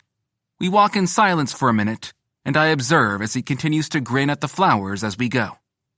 You haven't told them, I say when we're rounding onto the walk leading up to my apartment. He shrugs and shakes his head. I feel like it's going to require a longer conversation than I'm with a man, and I haven't afforded anyone that kind of time right now. So no, I haven't. You asked 2 weeks ago. Egan looks at me, smiling. Once again, I catch the slight blush on his cheeks. I do still want to. I need them to know more than I've ever wanted to tell anyone anything. But like I said, they're going to have questions, and I don't want to take the time to talk about it right now. I'm close to bringing up my grades, and I just don't want to lose a minute. It might be that minute that makes me fail something. A fact that I don't have time to learn. Something that I didn't recite enough, and I forget when I need it next. In front of my door, I cup his cheek and keep his gaze on mine. 10 minutes isn't going to break you, baby. I know where they're going. If you need me to tell them today, I will. I pull him to me and kiss him. No, I just don't want you to hide from them. Given what we've gone through over the last couple months, I think there's a lot you haven't told them that you want to. You don't have to keep it quiet anymore. He smiles, letting his forehead fall to my shoulder. I guess maybe I'm also a little nervous, so I'm avoiding it. I don't know how they'll react to me saying I'm sleeping with a man, that I'm in love with a man. I hear him swallow. I guess I'm just putting off facing that. They've gotten used to seeing me there and you in my arms. They've seen us kiss. Today they saw that I gave you flowers. He chuckles. They know I'm pretty fucking possessive over you, and they watch us walk away holding hands every day. They already know. They're just waiting for you to tell them. Egan nods. Yeah, okay. And you should also go out with them. They're your teammates and friends. I know you've not hung out with them in months. He huffs now. It's not like I was lying about studying. I kiss his cheek and turn to open the door. Dropping both our bags and kicking off my shoes, I urge Egan toward the bathroom, watching as he strips on the way. I've moved my laundry basket outside the bathroom door, which seems practical, and he dumps his clothes in. While he doesn't technically live here, he's got most of his clothing here at this point. I send it along with mine through my laundry service. I'm going to have to get another set of drawers, though. Right now, his clothes are piled on top of my dresser, having already used up any drawer space I had available. Studio apartments aren't really made for 2 people. I could move to a 1-bedroom that comes with a closet and proper storage, but there's something that I love about sharing this small space with him. I wash him down, taking my time to massage his scalp, and then kneading his back while he's leaning against me. I slowly stroke his cock and massage his balls as I clean him, making him whine until I take pity on him and jerk him till he's empty, just like we do every day after practice. As soon as we step out, there's a knock on the door. I frown as I stare at it. Did you order food? I ask. Egan shakes his head as he steps into a clean pair of underwear. We don't normally get dressed beyond that layer, since we shed all our clothing in a few hours anyway. But he slips a pair of my sweats on over them so I can open the door. Even when he has all his clothing here, he chooses mine. I get hard over seeing him in them every time. There's nothing better than that. Opening the door, I frown at Rika. I know we didn't have plans, I tell him. He grins and then narrows his eyes at me. We didn't, but once again, you've fallen off the face of the earth and aren't returning my texts. So here I am. His gaze travels over my bare chest and further south. Unlike Egan, I didn't pull sweats on. I'm standing there in nothing but a pair of black Calvins that cut my cock nicely. You've never opened the door without clothes before, he muses. I just got out of the shower. He nods. So you going to let me in? I let out a breath. Fine, but you can't stay long. We have plans. His lips form an O as he's about to ask who we is when I step aside and hold the door open. Egan is leaning against the back of the couch looking like a hockey god. Rika's mouth drops. His eyes bug out. What do you have here? He practically purrs. Rolling my eyes, I grab him by the forearm and pull him inside. While I'm not opposed to the world looking at me in my underwear, I don't want it to be awkward in my apartment building. Seeing your neighbors practically naked can be a little gauche any day. Egan's expression has turned amuse. When the door clicks shut, I move around Rika and hold my arm out for Egan. His grin widens as he pushes off the couch and walks into my side, wrapping his arms around me. Rika's eyes are basically falling out of his head. This is my, boyfriend, I say, rolling the word on my tongue. It's not enough of a word, but it works for now. Egan, I supply as an afterthought. My friend Rika. Boyfriend? Rika asks, his voice a squeak. You've got to be kidding me. This is where you've been? I really hope my friends act like this, Egan says, laughing. Digging my fingers into his hair fondly, I smile at him and kiss his lips quickly. They'll react just fine, I assure him, before turning back to Rika. And about those plants, we need to study. Is that what we're calling it? He asks, somewhat recovered. Though still staring at Egan as if I just revealed a dragon to him. No, we call that dessert. Studying is just what it sounds like, I say. Rika blinks and then laughs. Fine, I'll leave. But you better fucking meet me for coffee soon, or I will be here knocking a whole hell of a lot. Taking it as the threat it is, I nod. Tomorrow, 9:15. Accepting that, Rika eyes Egan once again with a wide grin and turns for the door. Nice to meet you, Egan. Egan waves him off, and finally we're alone again. However, as I told Rika, studying is just what it sounds like. And that's what we do until our eyes are burning. Chapter 31. Egan. Watching my grades slowly creep up from the pits of hell is frustrating, but they're getting there. My finals will be my biggest spike, or the final nail in the coffin. Rake refuses to let me say anything about failing. He swears it won't happen. I'm trying like hell to believe him, but watching my grades tick up by only a few points at a time gives me fucking anxiety. We're let out of my second period class half an hour early. Instead of waiting for Rake or texting him that I'm out, I head to his office. He's sexy as hell in his suits. Today is a teaching day, though I know his class isn't until this afternoon. Seeing him in his suits, one full color from head to toe, is so damn hot, and those suits are magic to touch. I peek into his office, finding him alone. I can't remember what he told me about his office mate, but she's not there. For a solid few minutes, my view of him is unobstructed, and I can slide my gaze over my boyfriend for as long as I want. Not only is the word foreign and a little daunting to me, but boyfriend feels too insignificant. I swear it feels like we've moved beyond that. This isn't a college relationship where we're trying to see where it goes. This is it. We've had the time apart to know that this isn't just going to get old and go away. You don't feel like you've fallen into a black hole if the pain isn't as deep as a broken heart. Being without Rake for that month was the worst thing I've ever felt. It goes beyond despair, cut deeper than a knife in my chest. As melodramatic as it sounds, I really didn't want to keep living. Not that I was suicidal, and I'd never say these words out loud. I know how that sounds. I've judged people who say those things after a breakup. But it wasn't just a depressive state that I would have grown out of, that I'd move on from. It was far different from that. It's like he took with him the will to do anything.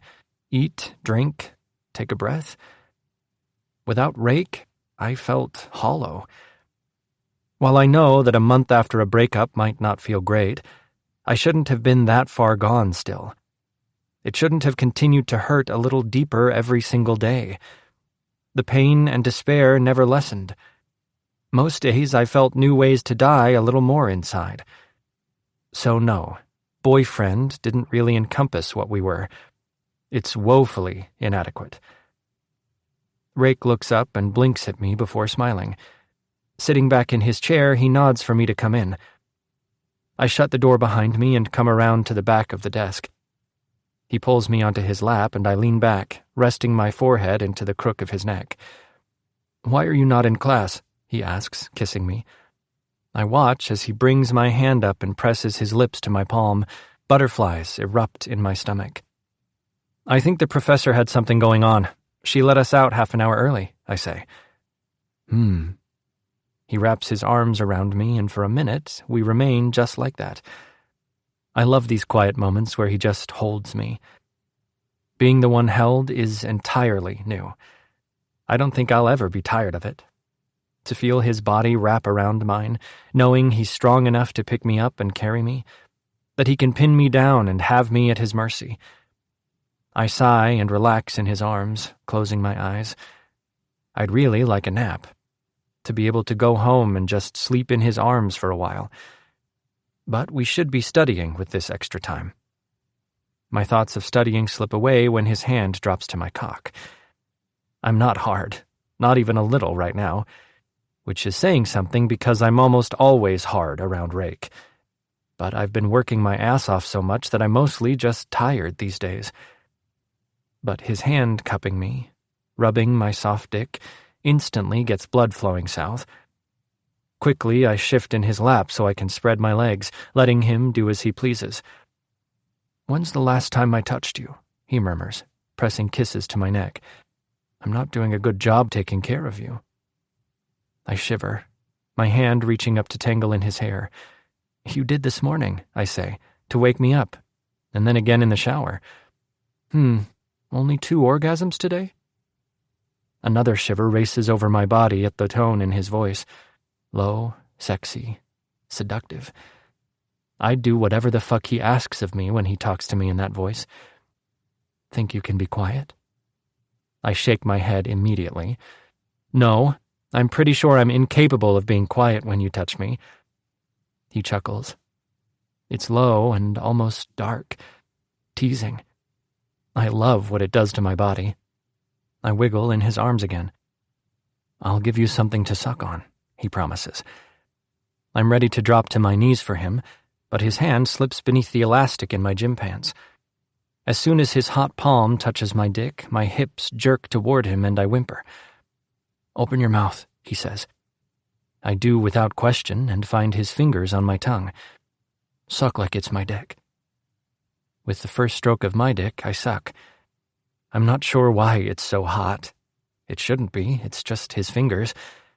But with every caress of my cock, I suck hard and it makes my head spin. "That's it, baby," he purrs. "So good. I love how you listen." I whimper at his words. My entire body feels like I've been doused in a fresh wave of heat. There's nothing like listening to him praise me, even for something silly like this. Sucking on his fingers isn't something to be proud of, but the way he talks, it's like I just cured cancer.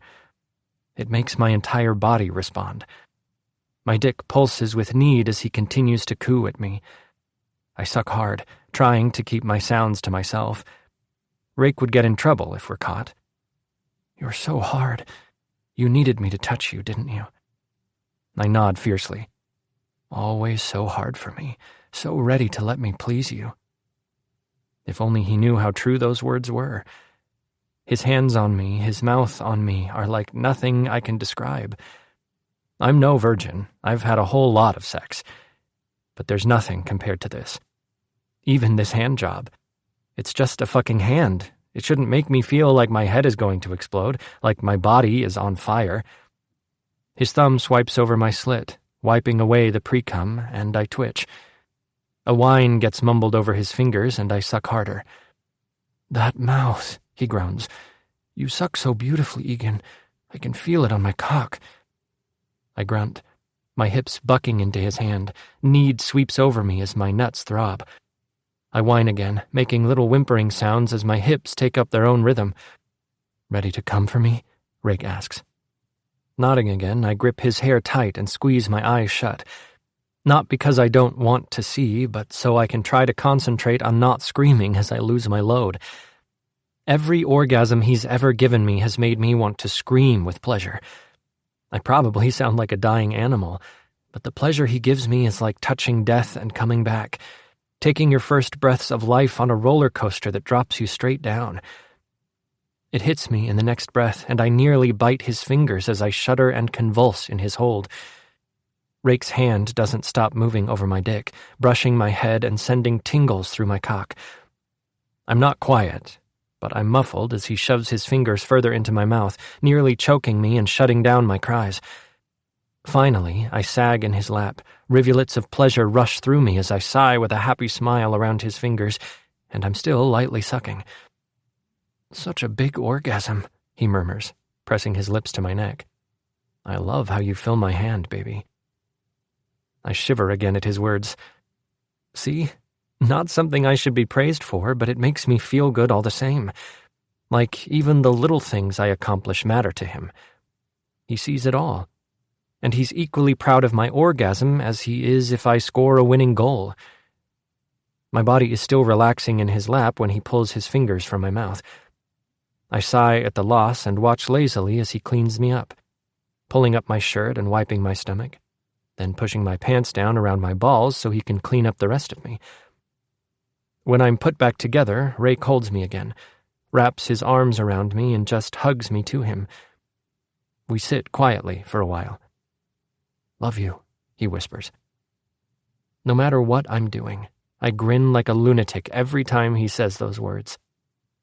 I shift so I can look at him and his dark eyes meet mine. Once they'd been distant, keeping me from seeing anything real. But he's always so open to me now, letting me see everything.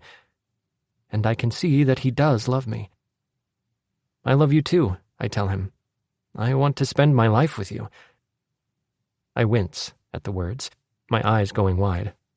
Jesus fucking hell, I muttered. Shit just comes out of my mouth and I can't stop it sometimes. But Rakesh just grins. Good.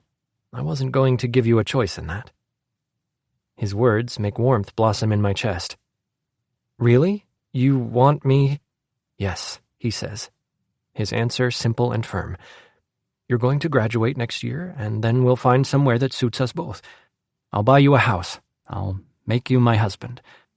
Should I change my name? I ask, tilting my head at the thought. He thinks about it, his lips pressed together before he answers. I can feel his hesitation, but when he doesn't want to tell me something, I take a lot of pride when he does. Like right now.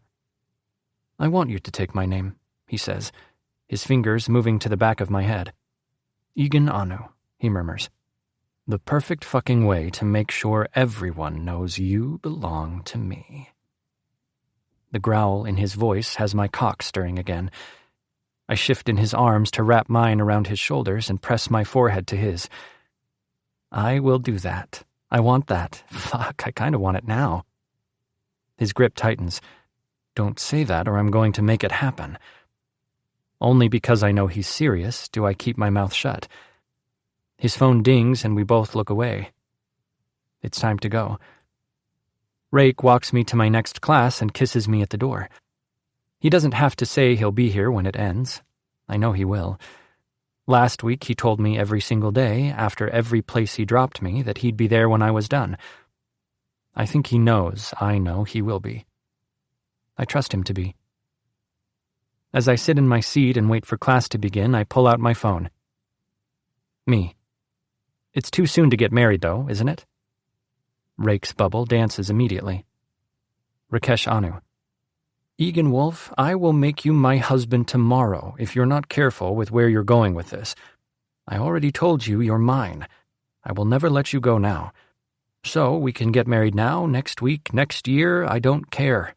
Makes no difference to me. You're mine. Tapping my fingers against the screen, I pause with my finger over the send arrow. I know he's serious. But am I moving too quickly? Am I desperate for a promise that can't be broken? Am I still scared that he's going to disappear on me again one day and I need to keep him in any way I can? Am I young and acting irrationally? Impulsively? College romances don't last. I hit send and put my phone away. Me. I want to return next semester as Egan Anu, your husband. Can we do that? The kiss I receive after class is nearly indecent. Rake has me pressed against the wall as his tongue tries to possess my mouth for its own. I'm basically panting and whining like a bitch as I grip him tightly. There are snickers and catcalls all around, but I can only hear them as one might the eerie music in a horror movie. Quiet, setting the mood. When he brings me to hockey practice, I tell him that I'm going to be out a few minutes later than usual. It's time to tell them. Especially since I plan to come back after Christmas break as a married man, with a husband. I don't say anything before practice, not wanting to distract them. But when we come back in and are stripping down, I turn to look at them. Swallowing nervously, I say, "All right, I'm ready to talk." Immediately, I have everyone's attention. "Not about last month, I'm skipping that. Just know that I appreciate what you did for me.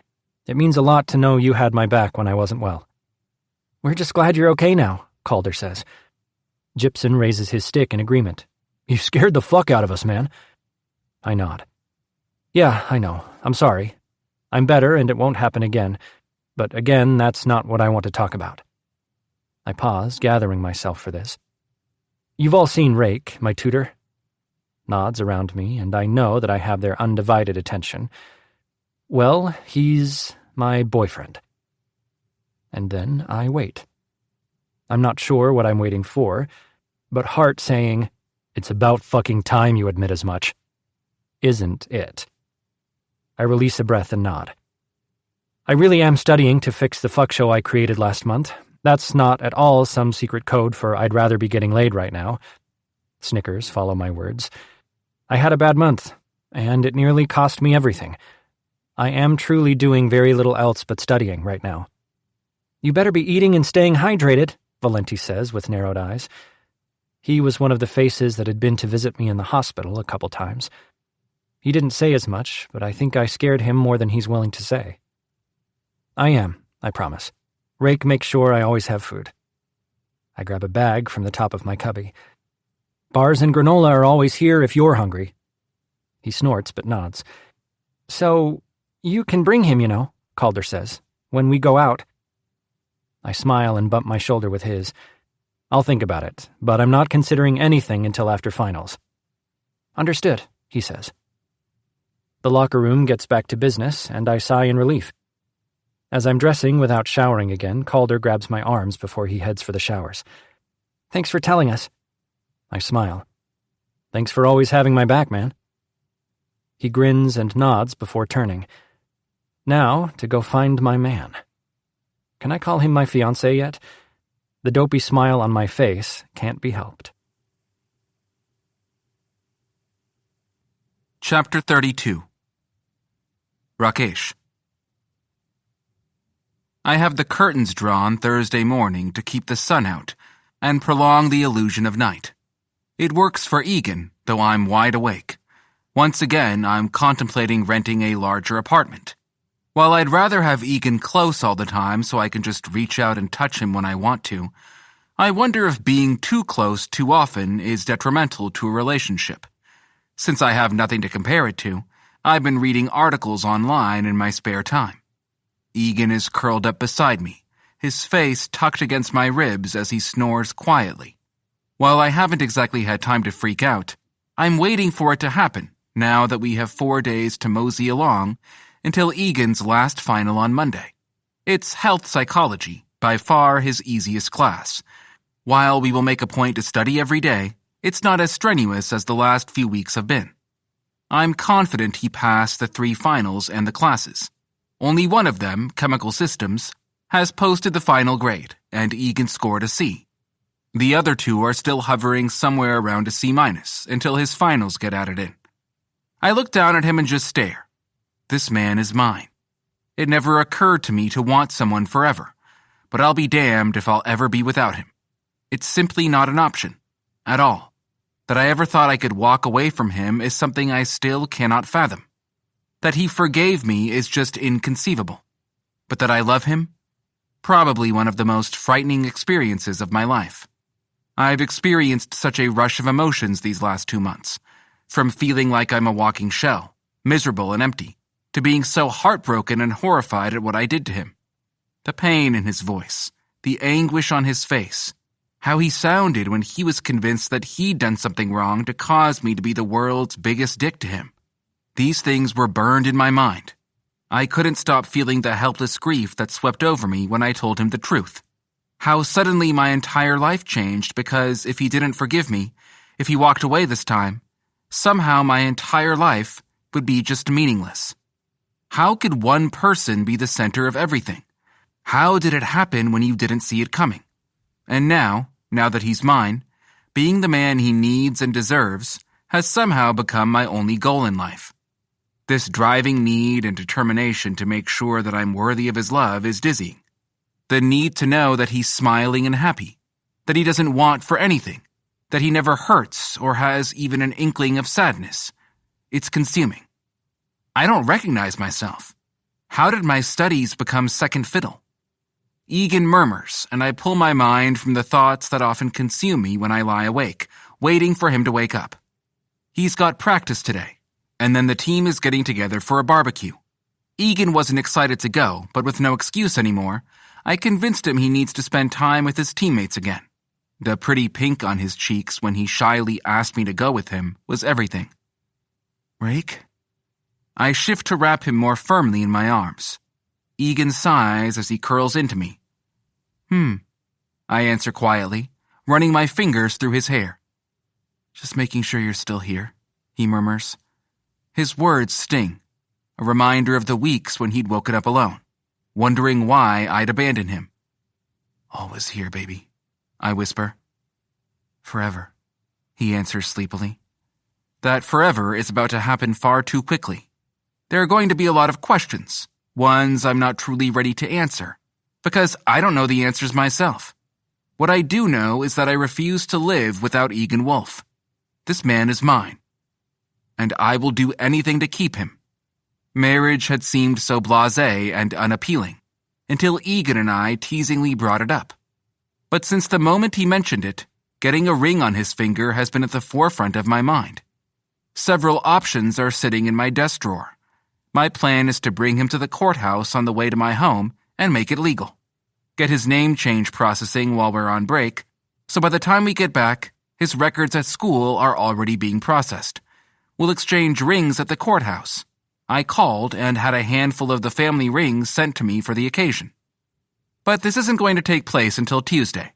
5 days is feeling entirely too long to wait. Egan sighs again, and I feel his eyelashes flutter against my skin. I love to wake up in your arms, he whispers. Good. That's how it'll be going forward. His grin is wide, and he presses his face to my skin. Unless I'm at an away game. You have relatively few of those left in your college career. But when they're done, never again will you sleep in a bed other than mine, I say. What if I need space? Then we'll get a bigger bed. Egan laughs and hugs me tighter. I don't need space, he whispers. I don't want space. I kiss his hair. Good. I am not really going to give him space. We lie in comfortable silence for a while before I say, So I realize that I never told you our plans for break. Egan shifts so he can scoot up the bed and look into my eyes. My heart flutters as I stare into his pretty gray ones. I don't know how I didn't know from the very beginning that he was mine. From the second I looked into his eyes, I was a different person. What's the plan?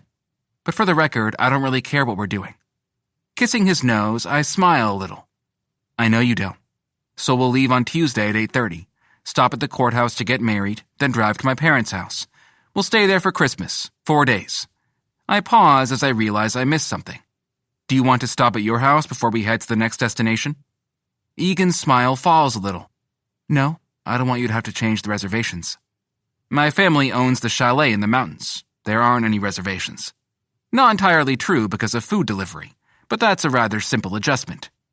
I watch his face closely, so I don't miss the way he's trying to hold his smile in place. We haven't spoken about his family, or mine for that matter.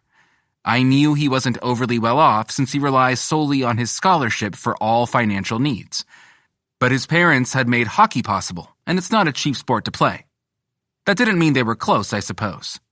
He chews the inside of his lip before shaking his head slightly. We don't need to go to my parents' house, he says quietly. I continue to study his face, trying to determine why he is uncomfortable. Egan smiles a little. Okay, bottom line is, they're not going to approve of my life choices. Narrowing my eyes, I play the naive route first. They want you to continue with hockey and don't support your degree option instead? He grins. I think they're a little disappointed because of how much time, money, and energy they put into my hockey career, but it's not that. What is it? You want me to say it out loud? I nod, and he sighs heavily. They're not going to approve I'm in love with a man, that I am married to a man and plan to spend my life with him. While I try not to be angry, by the way he presses his lips to mine with a wide grin, I know I don't pull it off. Someday after I graduate and we've settled somewhere, then yeah, we can tell them. But right now, all I want to do is live in my happy place with you and finish school without listening to their hate speech. Is that okay? Whatever makes you happy, I say. What will make me happy is if you stuff that big, hard dick that's pressed against my thigh into my ass, he says huskily. Since my blood is already hot from knowing that his family would treat him that way, it takes no time for that heat to switch gears. I shift him onto his back and decide that right now, right this fucking minute, is it. This is the time.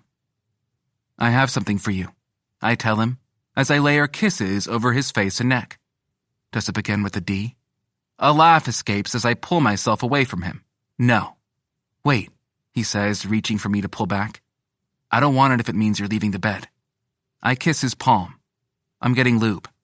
His eyes narrow as he glances at the nightstand beside the bed, where there's a bottle right on top. I just grin at him and head to my desk drawer. Opening it, I pull out a bottle of lube as I pick one of the rings. My favorite. The one I've always loved, but never had a reason to keep it for myself. Now I do. Slipping it on my finger so I don't lose it, I get back in bed. Roll over, I tell him. Egan grins and does so, sticking his ass in the air. I bite his ass cheek, earning a moan from his mouth. Licking up his crack, he shivers and drops his face into the pillow. I don't actually plan to mess with his ass a lot. I need to get a ring on his finger. The need to do so is burning hotly inside me. Then I'll spill in his ass. No condom. I've been waiting for this moment. I'm not even sure he realized I didn't bring a condom to the bed, just the lube. We went to the health office a couple weeks ago when we needed a break from studying and had all our health screens run. They came back last week, but I kept using condoms. I'm not sure why. It had been the thought of branding him with my cum inside his body that had sent me panicking so badly that I walked away from him. And now I'm almost afraid to do so. Like it is an enormous step, I know that when I take it, there will be no going back. Today is a big day all around. Ring, bareback, and I'll officially be meeting his friends. Lapping at his ass, I work him just enough to get him squirming and moaning loudly. I rub his hole with a slick finger, pressing it inside for only a few seconds. Feeling his ass clench around me. Then I roll him onto his back and slick up my dick. I grab his hand with mine and lay on top of him, rubbing my dick along his ass until the head of my cock catches on his pretty puckered asshole.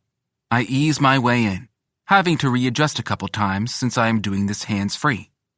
Watching his face is like watching a star falling from the sky. Magical. It fills me with such heat and wonder. I never want to look away. As soon as I am wedged tightly inside his body as far as I can manage, I shift my hand in his and work the ring from my finger to his. He is moving against me until he feels the warm metal slide into place. His eyes go wide, but I don't let him pull his hand away. I twist our fingers together and press my mouth to his. Egan clings to me as I move inside him, drawing out this moment until I can't hold back any longer. His hands on me never stop shaking. His kiss is almost desperate. Egan wraps his legs around my waist, his heels digging into my ass cheeks, and I stare down at him as my pace becomes punishing. Our eyes never leave the others as he moans through his building orgasm. When he finally falls and I hold his writhing body against mine, I let myself go too, spilling into his tight ass, filling his body with a piece of me. It's like the moment I found space, knowing that's where I belong, that it was my future, and I never leave it. I'll never forget it. Space was always going to exist around me, keeping my love, devotion, and wonder. Egan surpasses that moment, and filling his ass, feeling his skin against mine as he orgasms around my dick, is the height of perfection. I lie on top of him, finally letting go of his hand. Egan immediately picks it up to look at the ring. I kiss and suck at his neck while he does, lazily leaving marks all over his skin. When I feel quivers go through his body, I prop myself up to look at him. His eyes are glassy as he turns to look at me. What's wrong? I ask. Sometimes I can't believe this is real. That you really want me. Egan, I say, pressing my forehead to his. No, really. You're so smart, gorgeous. You have this alluring, sexy quality about you. How can I ever be enough? I close my eyes and kiss him gently, before looking back into his eyes. Need I remind you I'm really not a good person? He snorts, a quiet, watery laughter filling the room. You are the kindest person I've ever met. The entire reason I ran away, okay, aside from me being a complete dick, was because I knew I'd never be good enough for you. You're the kind of person that everyone falls in love with. You can have your pick of anyone. You're sweet, you're caring, you're intelligent, you're a hard worker, you're a great friend, you're strong and dedicated to everything you put your mind to. I'm not the kind of man who should be at your side. I'm the kind that parents don't want for their kids, and you're the complete opposite. You're being dramatic, Egan says quietly, tracing a finger over my cheekbone. I'm really not. I'm not friendly, not kind, not courteous, not thoughtful. You're all of those things to me, he argues, because you're the sun that I'm orbiting around. I will love you until the stars stop burning. You aren't just my world, Egan Wolf. You're my entire universe. The glossy look in his eyes makes me smile. Look, I say, pulling myself up and shifting so he can see where I added the tattoo. It's in a place that I can see it every time I look into the mirror, but unless you're looking for it, it blends in remarkably well with the rest of space. I trace the hockey sticks with his number in the constellations. His eyes widen and he sits up. When did you do that? He asks, placing his hand over it. Now his eyes aren't just glassy, but a tear slips down his cheek. I wipe it away before wrapping my hand around his neck and turning his face up to mine. When I realized I was in love with you, but that you were living your life as you should be without me, I needed something visible to remind myself of the one thing I thought I was doing right, letting you go, so you could be with the person you were always meant to be with. He blinks several more tears and shakes his head. Rakesh, you were always that person, he says as he tries not to become emotional, tries to hold back his tears. If I'm the universe, you're everything in it. You can't have a universe without the stars and the moons and planets and asteroids. He waved a hand. You complete me. You make me whole. And when you take all those things away, I'm fucking empty. No more, I say, pulling him up by my hand still around his neck. Because Egan is still half under me, he scrambles to get his legs under him and onto his knees. I love you. I will never stop loving you. Be my husband? He asks. Marry me. I laugh quietly and nod. Yes, Egan. The answer is always yes. Chapter 33. Egan. My thoughts are all over the place as we drive to Rake's house with the quiet road noise the only sound. I stare at my hand, at the 2 rings. Although I only had the first for a few days, he added another. Both bands are similar, with little shapes carved in. The initial ring is a thin band, while the second is thicker. They are stunning, and I can't stop looking at them. Every now and again I glance at Rake's hand on the steering wheel, where I can see his matching band. The one he kind of proposed to me with, even though I technically asked him in that moment, is on my first finger. There wasn't anything spectacular about the ceremony. It wasn't a ceremony, really, just an exchange of pre-written vows, and we signed some papers. In my head, I was repeating Egan Anu over and over again, trying not to grin maniacally. But then there was the news that Calder dropped on us the same day. He's been drafted. After finals, he'll be heading to Buffalo for a 3-year no-trade contract. He is going to the NHL. I am fucking ecstatic for him. At the same time, everything in my life has changed in one fell swoop. No Calder, no Coach Adick. I am no longer Egan Wolf, but Egan Anu. All of my classes that I miraculously passed are now done and over with. Monday afternoon, after my last final, we stopped in the registrar's office to cancel my housing. As it turned out, with a sports scholarship, I had to live on campus. I had half a mind to tell them no, I would be living with my husband regardless of what they said, but the words felt too big. Besides, we hadn't been married. Yet. We are now, and Rake will be watching his email for the filing to be finalized. Then we'll send a copy to the registrar's office, and I'll try to cancel my housing again. Truth be told, it doesn't really matter to me whether they cancel it. I'm not going to be sleeping there. I am married. I have a husband. A giddy laugh tries to bubble its way from my mouth, but I bite my tongue to swallow it down, even as I stare at the rings on my fingers. It won't be long now before I am going to meet his parents, his entire family. The nerves of that make my stomach feel like it's filled with carbon. Rake's hand takes mine, covering my rings, and I look up at him. You okay? Freaking out? A little bit, but not for the reasons you might think, I admit. Tell me. With a deep breath, I say, Calder won't be there when we get back. He's my best friend, even if I've been a bit of a shit best friend lately.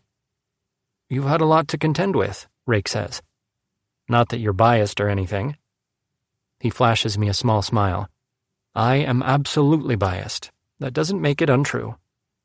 I feel like I left campus as one person and will be returning as a brand new person in an entirely new life, with a new name and everything. You don't have to change your name, Egan. I want to. That's not what I'm saying. Besides, what I don't say is that I like the separation from my parents. I spoke to them last night, and when they asked when I would be home, I told them I wasn't coming home this break. I was heading to a friend's house, and then we were heading to his family's chalet. The lie initially made me feel bitter, but after their subtle homophobic comments when they learned that my friend was a male, it only solidified my desire not to go home and see them, not to tell them until after I've graduated. Changing my name from Wolf to Anu actually feels like a breath of fresh air. I no longer belong to them, to their beliefs and their gross outlooks. I just mean that it's a little daunting. Everything that lies ahead is brand new. Rake brings my hand to his lips and kisses it. His dark eyes meet mine for a minute, and my heart flips. Maybe, but we're doing it together. You'll never be alone. I smile and lean my head back on the seat, staring at my husband. My husband. The house we pull up to an hour later can't really be called a house. I swear it sprawls so far that the earth curves and I can't see the other end. What the fuck, Rakesh? I hiss as I climb out. You didn't tell me that you're loaded. Rake chuckles as he rounds the car and pulls me against him. Technically speaking, I'm not. My parents are. I turn a look of disbelief on him. Really? If your bank account has more than 6 figures, then I beg to differ. He tilts his head, and I roll my eyes when he doesn't deny it. Speaking of bank accounts, I've already filed to add you to my account. We should receive your card while here. I balk at him. You're fucking with me. His grin is mischievous. My hips give an involuntary jerk against his when he bites my bottom lip. Not currently, but that'll change in a few hours.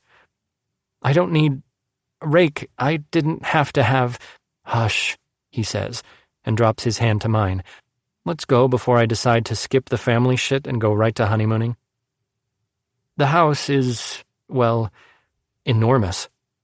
It occurs to me as we're winding down halls and through open rooms that I know nothing about this man outside of the things that relate to school and his wants. And maybe he doesn't know much about me. We're married now. Clearly, we skipped like 8,000 steps and just went straight for gold. Rake stops abruptly, and I almost run into him.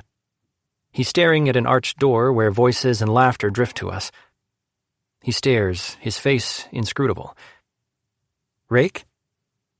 He doesn't answer for a minute before I'm suddenly being pulled away from the room and his family. Through more turns that I don't have time to keep track of, Rake's got me pressed against the wall in what I assume is a closet of some kind. It's dim, the door slightly cracked, allowing daylight to spill in from the windows in the room beyond. He presses a leg between mine and kisses me hard. Just as I'm beginning to panic that he's realized he made a mistake and doesn't want me to be a part of his family, Rake pulls his mouth from mine and sighs. "The enormity of what I'm doing just hit me," he says. "It wasn't the marriage that did that?" I ask, breathless. He huffs, a soft puff of his breath. "I've always kept my family life completely separate from anything else. From school, from my friends, work, everything. There's never been a time when the two have come together, not even briefly." I nod, trying to understand what he's saying. "You're the first person I've brought home," he muses. "And it just hit me how this entire thing is going to go down. Silence, shock, and then a whole lot of overwhelming chatter as they yell at me for marrying you and not inviting them."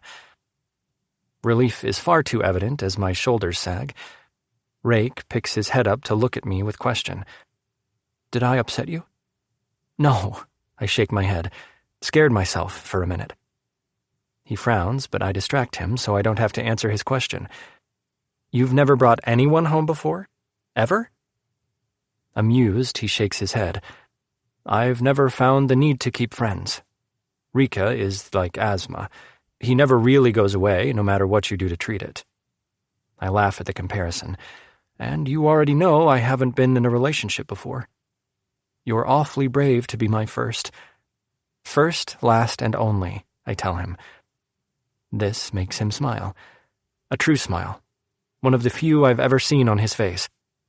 "Yes, all that, Egan Anu," he murmurs and kisses my lips. It's long and hard, his body crushing mine against the wall until I'm almost whining for something deeper. But he pulls away entirely, his body letting mine go, so I'm panting and glaring at him for getting me hard and horny before meeting his family. "Ready?" he asks. I glare harder. "No, jerk, what the hell?" Rake chuckles and kisses my cheek. His lips brush the shell of my ear and he whispers, "I love you, husband." A shiver races over my body. Between you saying my new name, Egan Anu, and calling me husband, I'm going to fall at your feet as a puddle, Rake. He tangles our fingers and pulls me from the closet. "The sooner we get this over with, the sooner I can hold you down and fuck my husband until he's screaming like a banshee. Then I'm going to watch my cum drip from his sexy little hole." My entire body heats. The only reason my dick isn't as hard as it would normally be is because I hear the voices again. We're nearing them. Closer. I see a shadow move in front of the door. Rake doesn't stop, slow, or hesitate this time. We stride in, and the dining room falls silent. "What took you so long?" the woman I assume to be his mother asks. A girl breaks free and runs for him. Rake lets me go and steps away to catch her in his arms. He hugs her tightly. "Asshole brother," she mutters. "You never return my calls anymore." The room has fallen silent, and the sister's eyes lock on me. I smile, trying not to fidget while I stand there with all eyes on me, and I stare at the back of Rake's head. Rake puts his sister down. He kisses her forehead and moves back to me. I release a breath as he stands at my back, wrapping his arms around me so one of his hands rests over my heart, the other around my waist. He kisses the back of my head and whispers, "Take a breath, husband." I grin despite myself. With my hands on his legs behind me, I take in the faces staring at me. This is my mother, Laska, my father, Priyan, sister and brother, Jia and Ishan, and you know my uncle. My eyes follow his introductions around the room, and my mouth falls open when they land on his uncle. "Coach Adic?" I ask, incredulous. "Hello, Egan. I see you two are getting along." I blink dumbly and twist in Rake's hold. "I never said Adic is my uncle?" he asks, brow raised. "You left that out." He chuckles and kisses my nose. "Sorry. I promise it wasn't intentional." With a huff, I turn back around, but settle again when everyone's eyes are still trained on me. I bring my hand up to cover his as my heart begins to race again. His mother gets up from the table to stand in front of me, her eyes on my hand. Our hands. "This is Egan," Rake says quietly. "You did not marry him," she says, and my stomach drops. I can't swallow the bile in my throat as I stare at this woman a foot in front of me, angrily looking at Rake. "I did, Mama," Rake says, "and brought him home for Christmas." Her eyes narrow. My grip on Rake tightens as I press harder into his chest. I'm not shaking. I won't tremble in front of this woman. Fuck, I can't breathe.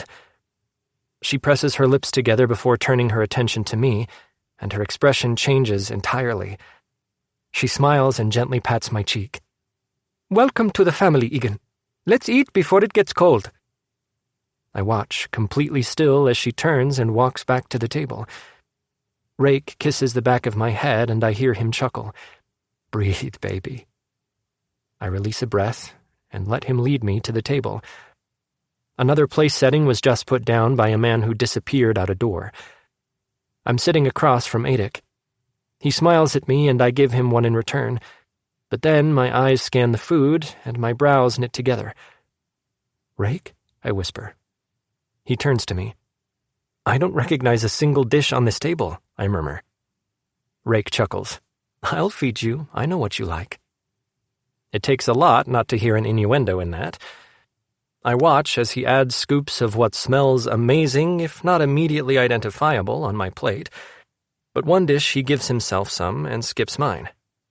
"I don't get that one?" He looks at me. "You're not going to like it." "Are you sure?" With a brow raised, he studies me. The slight smile on his lips should have been warning enough, but he uses his spoon and picks up a chunk, offering it to me. I let him put it in my mouth. It's not instantly horrible. A little weird and squishy. And then I bite into it, and it takes all I have not to spit it out.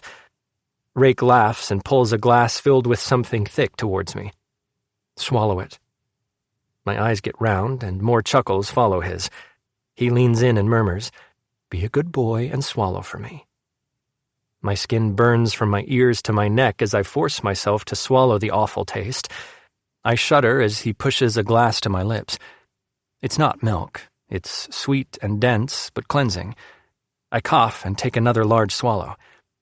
"Now you want to trust me that I'll only feed you what I know you like?" he asks. With a wary nod, I sit back and watch as he continues to go through the dishes. Then I eat all the new flavors and listen to them talk. Catch up. Rake has most of their attention, and I gather it's because he isn't very good at keeping up communication. When dinner is finished, we head into another room where Rake pulls me onto his lap. I adjust until I'm curled in on him, which should be somewhat awkward because I'm quite a bit bigger than him, but it feels nothing but good. This time their attention turns to me, and they ask me all kinds of questions. None of them feel overly invasive or personal, but like they're trying to get to know me. I feel welcome. Important. Already I belong there so much more than I ever felt in my own home. I'm nearly asleep with a smile on my face as I listen to Adik talk about his team and the NHL. Rake's fingers gently card through my hair, his other hand linked with mine. "Love you," he whispers against my head. "I'm so proud of you for how hard you worked in your classes, and how you brought your game back, for being here and meeting my family all at once, even though I'm sure that was intimidating. I'm so fucking proud of you, Egan." Warmth spreads all over my body, and I sigh, shifting more into him so I can press my face to his neck. "I love when you tell me that. I will tell you every day for the rest of my life." Once I thought I knew what I wanted. That dream was all wrong. Nothing compares to this feeling. Chapter 34. Egan. The drive to the chalet is going to take 11 hours. Rake says he usually gets up at 3 in the morning to make the drive, and while I didn't relish the idea of getting up that early, I agreed. It really doesn't matter what we're doing. Spending time with Rake is already like having the best day ever, only to be outdone by the next. While I'm not accustomed to doing nothing all day, it was nice just chilling at Rake's home.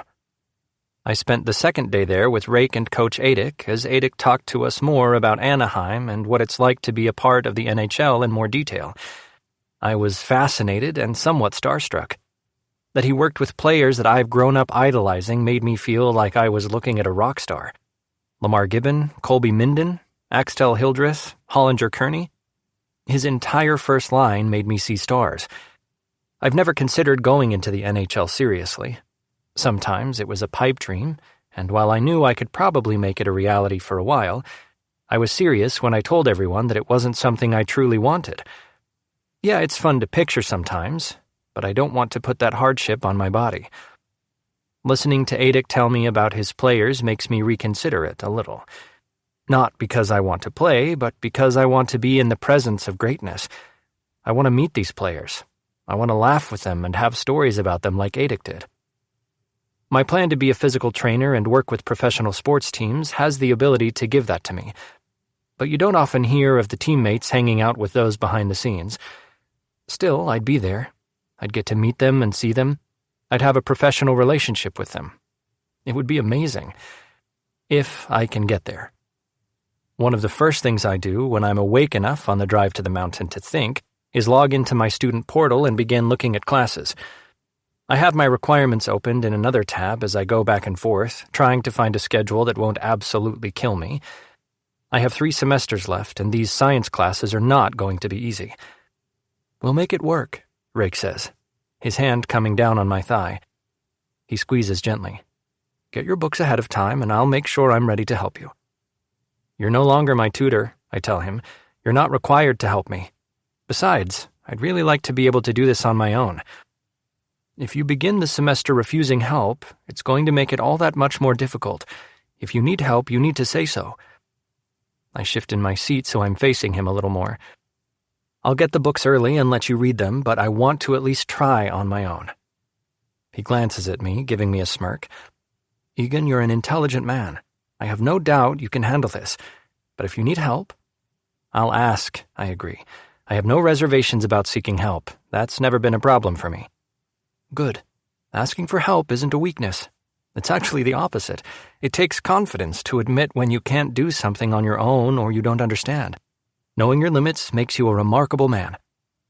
You're always so full of compliments, I huff, leaning my head against the seat to watch him. I study his profile as he smiles, and I feel the excitement of being with him, of knowing that he approves and supports me. That he's proud of me for wanting to be independent, but even more proud that I can admit to needing help and asking for it. To have that kind of support is lifting. I never spend a lot of time thinking about my family, but after spending 4 days with Rakes, I realize how messed up my family is. I'm an only child, and while my parents make sure I had what I needed for hockey, they weren't exactly supportive of anything, of any decisions I've made. We aren't close. Sometimes I'd been sure they didn't want me and I was their dirty secret accident. My house wasn't devoid of love. They love each other deeply. It's almost sickening, but their love for me was never obvious. And when I really think about it, I can't recall the last time they said they loved me. Rake's family isn't like that. I could see their love for each other, the pride in their faces when they ask Rake about his studies and dissertation. It makes me wonder why he never spoke of them. Maybe because he was trying to keep himself from loving me. He was trying to make it impersonal. And then it was so busy while I was trying to put out the dumpster fire I created the last 3 weeks of term that we didn't talk about anything but school, hockey, and being together. Except that when we got to his house and he told me he'd never brought anyone home for any reason and he'd always kept his family life entirely separate from any other part of his life, I think I never would have heard about his family until I brought it up. And since I didn't really want to talk about mine, I wasn't eager to ask about his. I glance down at my rings and smile, all sappy with hearts in my eyes. I'm married. The butterflies that storm around my stomach have me nearly feeling nauseous. I'm so giddy, my muscles are bound tightly as if I'm ready to jump out of my skin. His hand closes over mine again, and I look up with a beaming smile that makes him chuckle. Happy? I nod. Yeah, I am. His smile widens a little. Good. We spend the next few hours talking about things that are usually covered in the getting-to-know-you stage of being with someone. The things we skipped entirely. Favorites, likes, dislikes, people we know, things we've done and things we still want to do, places we've traveled. All of my travel places revolved around hockey. They still do. This week with Rake is the first time I've gone somewhere new for leisure, ever. No family vacations? He asks. I shake my head as I lace our fingers together and look out the window. Hockey was my life. It didn't leave much time for other things. There's at least 5 months of off-season, he says. It's an expensive sport, I tell him, not willing to think too much about it. Rake doesn't push after that. He nods, and we fall into a comfortable silence until he says, "Start making a list of places you want to go." I look at him questioningly. What do you mean? Just what I said. Everywhere you've wanted to see. I don't even care if it's just for a single thing like a rock shaped like a dick. I laugh. Write it down. We'll start crossing places off that list in the summer. This summer? I ask with wide eyes. He glances at me with a smirk. Yes, husband, this summer. A shiver races over my body again. Husband. I'll never get tired of hearing that. But don't you need to finish your master's degree or find a job? Rake laughs quietly. I have money, Egan. I don't need a job immediately. Yes, I'll have to work on my degree for a bit here and there, but it's online. I can do it anywhere. I lean across the console and press a kiss to his cheek. You don't need to take me places, you know. I just want to be with you, to be your husband and wake up to you every morning. That's all I need. He turns his face to mine and kisses me longer than he should, given that he's driving. Yes, and you'll have that. But I want to show you the world. I want to make all your dreams come true. This man who thought he wasn't going to be good at relationships makes me swoon every damn day. I rest my forehead against the side of his face, which isn't really safe, but I can't stop myself. You already have, I whisper, and you do all the time. He answers, his hand tightening around mine. After a while, I go back to looking at classes and choose ones I think I can handle, trying to remain conscious of the fact that I don't want next year, my final year, filled with miserable classes that will stress me even further. So I take the second chemical systems class, another hard science, plus a couple lighter classes about sports nutrition and sports performance training.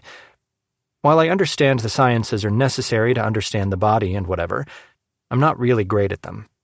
It's likely partially mental. I go in thinking I'm already drowning before the first word is spoken, imagining failure before I fail anything. It's a pattern I need to stop. I know that. Maybe knowing I have Rake to help me along the way, should I need it, will change that mindset. After the few stops we make for fuel and food, it's 4 p.m. when we arrive at the mountain. It's covered in snow, and the road to the chalet, while paved, is steep. We're not in the car he'd driven us to his house in. We're now in a large SUV that has big tires. When the road begins to get a little slick, he drops it into all-wheel drive, and we cruise along. The mountain looks like another country. The trees are white with fresh snow, and it looks like a magical wonderland, like something from a fairy tale is going to step out from the trees at any moment. In the distance, I can see a ski lift, and once we pass a smaller road that Rake says leads to another private residence. Is this part of a ski resort? I ask. He nods. Yes, the mountain is primarily owned by the resort. While we don't rent our place out as some others do who own private residences, we do pay the resort for the upkeep when it's not in use. They clean it and keep it stocked. Our agreement is that we also have use of the resort when we want it. Are there roads from your place to the lodge or whatever? Rake grins. No, we have snowmobiles, ATVs, and a couple other snow machines, depending on the weather. We also have a massive generator, so storms are rarely ever an issue. Unless a tree falls, I say as I stare up at the trees towering over us. He chuckles. Yes, but these mountains are thousands and thousands of years old. The trees that grow here are acclimated to the kind of weather the mountain faces. So yes, trees fall, but it's never been an issue. And if one falls, the resort takes care of it? Yes, part of the price we pay. It's then that we turn off the main road and follow what is clearly a driveway. I'm staring out the window as we move along, but nothing he's told me about the place has me prepared for what I see. Holy fuck, Rakesh, I mutter. I see him smile out of the corner of my eye, but I can't take my stare from the massive stone and glass house. All the lights are on, so it's glowing warmly ahead of us. The drive takes us around the side of the house, and he pulls into an open garage. This is as big as your house, I accuse. It's not, but true, it's far bigger than necessary considering we don't use it as a family anymore. You should, it's so beautiful. You should celebrate Christmas here. Rake watches me as we get out of the vehicle, and I'm even enamored with the garage. Or maybe it's all the different snow toys that I see lined up. Fucking hell, I married Daddy Warbucks. I'll suggest that for next year, he says as he takes my hand. What about our bags? I ask. He glances at the car and shakes his head. They'll be brought in. I narrow my eyes. You invited someone on our honeymoon, Rake? Rake laughs. Someone to pamper you? I did. While I try to contain my smile, I fail.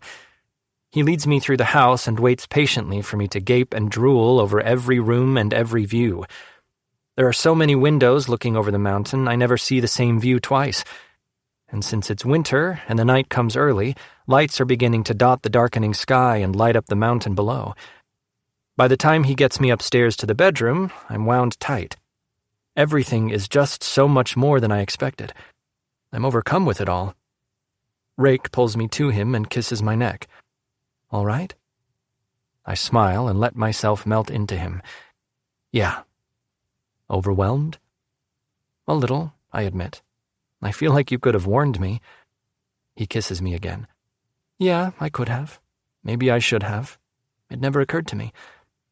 I really don't need rich and fancy places, you know, I tell him, shifting so I can look at his face. You know that, right? Rake nods. I do. It's just the life I'm used to living. Your apartment is a lie. He laughs. No, it's without distractions, purposefully bland and small. Ah. I do have amenities, laundry services, gym, food delivered. Someone comes in to clean weekly. He shrugs. But yes, it's intentionally boring. It's not boring, I argue. It's my favorite place to be. All my favorite things happen there. His eyes get dark. How about we get this honeymoon started, husband? I nod and lick my lips. Clothes off, get on the bed, face down, ass up. Can I clean up first? Rake considers it but nods. 5 minutes. That's all I need. I pull my clothes off on my way to the bathroom, and while I'd have liked to stand there and gawk for a few minutes, I don't. I run a soapy cloth over my body quickly, paying special attention to everything between my legs, and then I run out and jump onto the bed. He's already on me before I even stop bouncing. He's got my ass cheeks apart, and his tongue follows my crease, flicking over my hole before he nuzzles my taint. I gasp, my hands digging into the comforter. Half a day is far too long, he growls quietly. Before I can speak, his face is buried in my ass and his tongue is spearing my hole. I yell loudly into the pillow as every nerve ending comes undone. My body sings. My muscles spasm and my dick hardens so quickly that it aches. This isn't the first time he's licked my ass, but it's the first time he's concentrated there for so long. I'm whining, desperate, crying nonsense at how good it feels. My body is all tingly and floating as my arousal crashes into me over and over again, ready to spill. I don't, because he doesn't want me to. I know that. He gives me a minute to breathe, but barely. I'm so heady that when he pulls me up onto my knees, it's only his hold keeping me upright. And then his cock is pressing into my body. I whine as he sinks in, my hips rocking back on him to take him deeper, quicker. So good, he says. You make your husband feel so fucking good, baby. I groan, my balls tightening. That's it, he says. Squeeze my dick tight. Feel every long, thick inch so deep in your ass. His hand on my chest shifts so he can pinch my nipple. My hips jerk back as I grunt, and then gasp at the movement of his dick. You like that? I nod. Work yourself on my cock, Egan Anu. Fuck yourself on me until you come. His fingers pinch my nipple again, and his hips move on their own. Rake shifts us slightly so I have enough leverage to do as he told me to. I snap my hips back on him, driving him in deep and hard. My head lolls back onto his shoulder, and the hand that's not playing with my nipple wraps around my neck. So sexy, baby. I wish you could see what this looks like, how your body moves against mine. I don't stop thrusting backward, hitting my prostate with his hard dick with every drive. Even though I'm whining loudly at each brush, his voice is clear in my ear, low and sexy, only adding fuel to my fire. Your hard dick slapping against your stomach, your balls swaying. They're so tight, aren't they? I don't have the breath to tell him I'm ready to come, but I can't. I won't come loose. I'm so ready, but it just hangs there, taunting me. It's okay, Egan, he whispers, licking the shell of my ear. Come on my dick. That's what I'm waiting for. My orgasm lets loose and everything in me bursts into flames as my body shudders. Rake's hand on my neck tightens and I grunt out more ropes of cum as I slam my body back and keep him deep. My ass clenching around his dick and spurring my release. I'm barely conscious when I find us laying on our sides. Otherwise, our position hasn't changed. His hand is still around my neck, his other still pinching and twisting and rubbing my nipple. His dick is still in my ass, moving slowly. So good, he says, using my body to find your orgasm. You're such a fucking good husband, Egan. I shiver and close my eyes, trying to nestle my ass back for him. I need him to come inside me, to brand my soul. I will, he says, as if he's read my mind. But we have all night, and I'm not ready to let this round end yet. Maybe when you're ready for another orgasm, I'll come with you. Or maybe by your third. I whimper and grip the bed, my cock already filling up again. Then I reach my other hand to his hip and lick my lips. I get to enjoy this man for the rest of my life. A silly smile spreads across my face. Chapter 35. Egan. The school told me I still need to live on campus because of hockey. All student athletes are required to. So, naturally, I don't listen. All of my things are in Rake's studio apartment. He brought in a larger dresser and got rid of the small one and added another desk. Otherwise, it stayed the same. Our apartment is my favorite place to be. Even when he wasn't here, I know that he'll be back. We share this place. My pillow is on the bed. We bought a new comforter, a bigger one, together. The sheets are new too. 800 thread count gray Egyptian cotton. They're heaven. The kitchen is so stocked with food, I'm sure Rake spends a fortune. But there's always food of all kinds. And since I come home sometimes and there are food storage containers lining the fridge and the freezer just after we had a food delivery, I'm sure he's hired someone to cook it all too. I feel like I'm being spoiled.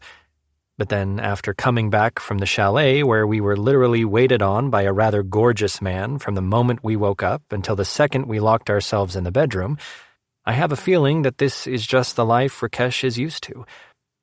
He once told me that time is valuable, and especially when you have someone to share it with, you don't want to be wasting that time doing something mundane like cooking or laundry. It was worth the expense. I couldn't help but wonder if he'd feel that way if money was something he concerned himself with. Rake presented me with a bank card before we left for the chalet and set up my access online through an app on my phone. There is something far too intimidating about looking at it, though, so I never log in, and rarely do I use the card. Honestly, I have no need to. When my phone pings, I glance down to see a text, and the smile that always comes to my face when anything has to do with Rake slides into place. Rakesh Anu, husband. Don't be late. Win tonight. I smile, and like a silly girl, I pat my screen. Then I shake my head at how ridiculous I am. With a couple of bottles of Gatorade in my hands and my gym bag over my shoulder, I leave our apartment and make the short walk to campus. Our first game since coming back from break is this evening, the first one without Calder. I called Calder as soon as I got back to campus because I wanted him to hear it from me that I got married after finals, that my name has now changed. He was excited for me. He even invited us out to Buffalo to celebrate, and he'd hook us up with meeting the team. Rake said we'd go this summer, but I didn't say that. He's already promised me a trip around the world for the summer, which is a lot to do in 3 months, so I'm not going to add more to that right now. Stepping inside the locker room, most of my teammates are already there, and it occurs to me that perhaps I should have told them about my name change before the game. I can already see my new jerseys hanging in my cubby. As always, I don't like to change the mental dynamics of my team, so I never found the right time to say it. However, I'm too fucking excited as I drop my bag and pull the jersey out. There it is, number 9. And where it once said Wolf, it now reads Anu. I bite my lip as my stomach flips. My rings are already off. There's typically enough time between classes and hockey-related activities that I leave my rings at home. The cubbies are open wide to anyone who comes into the locker room, and although nothing has ever gone missing, I don't want to take a chance with anything so important and priceless. Rake's father told me that those rings have been in their family for a very, very long time. It made me all the more nervous to leave them anywhere I wasn't 1,000% confident was safe. An open cubby was just not that place.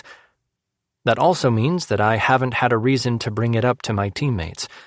Now isn't really the right time, considering we have a big game in the next half an hour. But it's not like I can keep it a secret. Not anymore. Holding it to my chest, I turn around. Most of the guys I'm friends with are there. Without Calder, I don't see anyone missing, but Calder already knows. All right, I say, gaining attention in the quiet room. This is entirely a bad time to lay this out there, but I can't not say anything since it's going to be obvious in the next 10 minutes. Expectant but confused gazes land on me as everyone stops stripping or dressing, depending on what stage they're at in their own pregame routine. I turn the jersey around to display my name. I got married over the break, I say, and then wait, breath held. You're fucking kidding me, Gypsum says, throwing his head back. Seriously, Egan, I thought this whole thing was a phase. It's not, I snap. My tone makes him look up, and there's wariness in his eyes. Hart roughly slaps Gypsum's shoulder as he crosses the locker room. He offers me his hand, and I let him take mine. I'm surprised when he pulls me into a brief but tight hug. Congrats, man. I'm happy for you. The tension in my shoulders relaxes away. Thanks, Dwayne. He looks at me with an amused smirk. You're right. This was a shit time to say something. I shrug. You know that's just how I roll. Don't say anything until I have to. Hart chuckles. He claps my shoulder and moves back to his cubby and continues to dress. Gypsum still watches me, his lips flat in a frown. Is this part of my life that affects you in no way going to be a problem, Ryan? I ask. Gypsum frowns at me. The right answer is no. That's the only answer, I tell him. Frankly, I don't give a fuck what you think about it, man.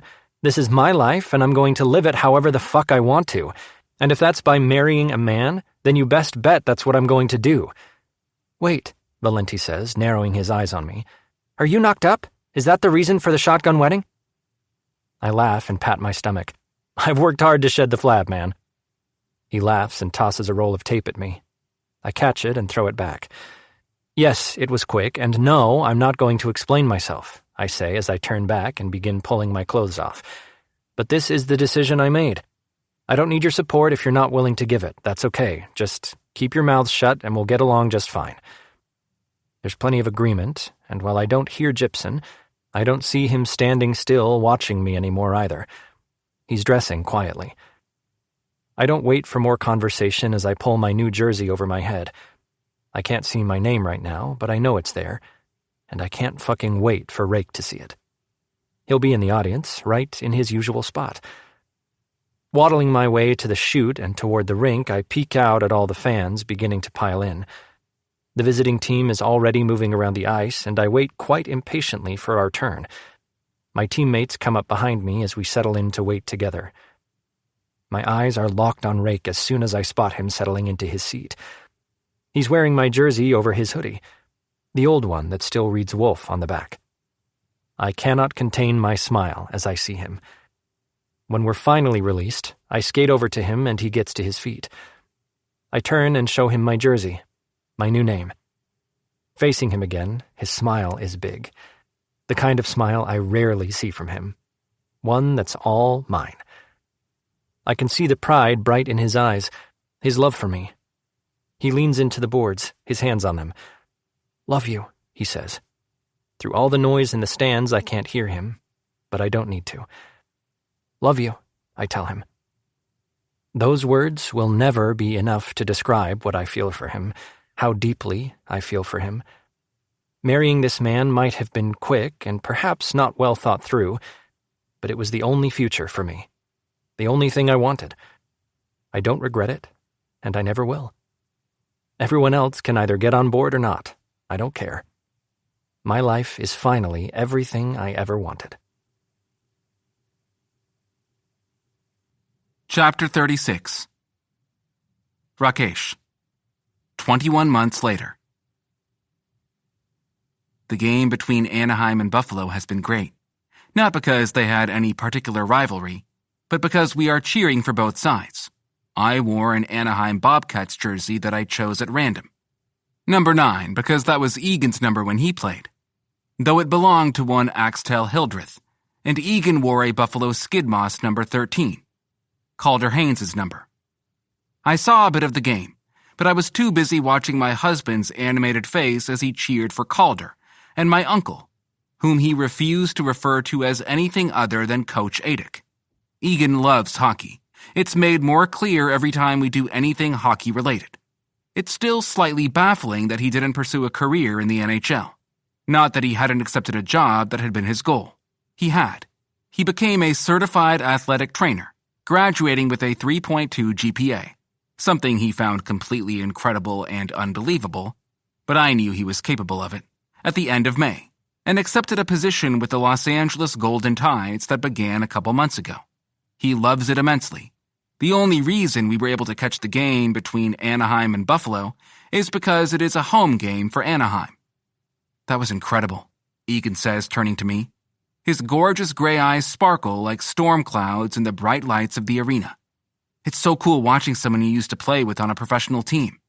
I kiss him, quite inappropriately, and as always happens, Egan melts into me. He hums into my mouth, his hand fisting in my jersey. When I let him go, he murmurs, "What was that for?" "Because you're sexy when you're all excited about hockey," I tell him, stealing another kiss. He snorts, his eyes fluttering open a little. "Yeah?" A hit on the boards makes us turn away from him. Calder is standing there, grinning. "Stop sucking face and get to the room," he hollers. Egan grins. "Don't be jealous, man. He's a fucking great kisser." Calder rolls his eyes, but his grin never leaves his face. He points toward the door and Egan nods. His friend skates away, and he gets to his feet. "Come on, husband, let's go see my jealous friend. However, he's only going to remain my friend if he doesn't drool over you." I chuckle, shaking my head. We lace our fingers together and follow the crowds out. While we were invited by both Uncle Adick and Calder to head to the back rooms where friends and family wait, we opt not to. Instead, we are going to meet them at the hotel Calder is staying at, and Adick will meet us there. We aren't staying in LA long. Between closing on our house and Egan's job, we couldn't miss too much time. He'd gotten permission from the team to miss the game tonight, so he could watch his old coach and teammate play. But he's new on the team and didn't want to push for more time. We are staying the night, but we'll be driving back first thing in the morning. Not 3 in the morning, since Egan is a bit of a grump that early, but by 6 or so. Besides, I have a surprise that will be waiting for him at home that is a little time-sensitive. But since it won't be dropped off until tomorrow morning, we have some wiggle room. Egan is still talking animatedly as we head for the exits. We don't hurry out or push our way through. Both Calder and Adick will be here for a bit. I nod along as Egan recaps the game I didn't see much of. And instead of paying strict attention to what he's saying now, I watch him. We rushed into so much of our relationship, and I admit that I thought the hiccup where I royally fucked up and hurt him was going to come back to bite us at some point. But over the last year and a half, I've never been happier. I thought my life was exactly how I wanted it before, setting lofty goals and meeting them, celebrating them on my own, somewhat smugly, not forming any attachments and messing men up when I felt the desire. And in my secret heart, I feared that at some point, I'd get bored with Egan. Not because he's a boring person, but because I've never had anything in my life, anyone, who has kept my attention for longer than a couple weeks. Especially not someone I'm having sex with. My biggest fear after I got used to being married to him was that I'd wake up one day and our sex life would just feel meh. Sometimes that fear keeps me awake at night, because my heart is all for Egan. Everything about me is all for Egan. Thankfully, my cock has received that memo, and so far it's on board as well. It's not that our relationship is perfect. It's not. I'm learning to live a life where my choices don't just affect me, and that I can't make decisions as if they do. Even when something big in my life feels like I should be able to make that call on my own, I've learned that I can't do that.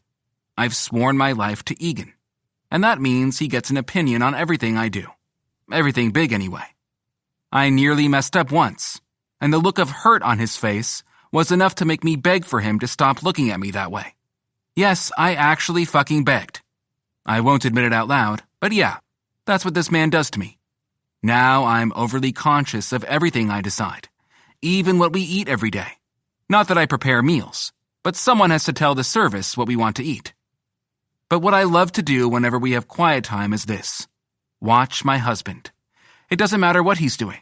I could watch him reading textbooks or working on his training regimens, and I'll be thoroughly engrossed. He's so pretty. His hair that's longer than he used to keep it, light in color, and falling messily over his forehead. Egan's gorgeous gray eyes that captivated me from the moment I saw them. His hard features and big smile. This man is a god, and he's mine. Egan looks at me, and his face heats. "Do you have to look at me like that in public?" he mutters. I grin wider and pull him to my side. "Yep." He sighs, leaning into my touch. "Love you," he whispers, and I grin far too wide. "Love you too, baby." We're outside now, and already I can feel that we're wearing too many clothes. When we get to the car, we strip down to the t-shirts miles beneath the layers we put on for the cold arena, and then replace the jerseys. "I can't wait for you to meet Calder," he says. He's been talking like this for weeks, apparently forgetting that I've already met Calder, the day he announced that he was drafted, but I let him continue. It's fine. We drive to the hotel, and I watch Egan stare around as if he's never been to Anaheim. He has been. I've taken him here before, recently too. When he was offered the job with LA, we came out for a week to look at houses. While here, I took him to Anaheim, and we visited with my uncle. But the wonder on his face makes me remember that he's had very little adventure in his life. He appreciates everything as if he's a child, and seeing the big world for the first time. It reminds me that his parents gave him hockey, and then basically sent him into the world on his own. They didn't even make the trip to Arizona for his college graduation. It didn't seem to bother him, but it did me. My family came, which I could see meant the world to him. Adik even made the trip out to support him. He knows what family means through me and mine, and I'll always make sure he does. We haven't visited his parents. He hasn't told them we're married. I was in the room sitting across from him when he video chatted with them to share the news of his job. They were supportive, but I could hear the passive-aggressive remarks about how they're disappointed that he didn't go pro. They don't say anything outright, but use subtle remarks that poke and prod at Egan. And then his father asked him when he was going to settle down with a nice girl. Egan froze, his eyes going wide.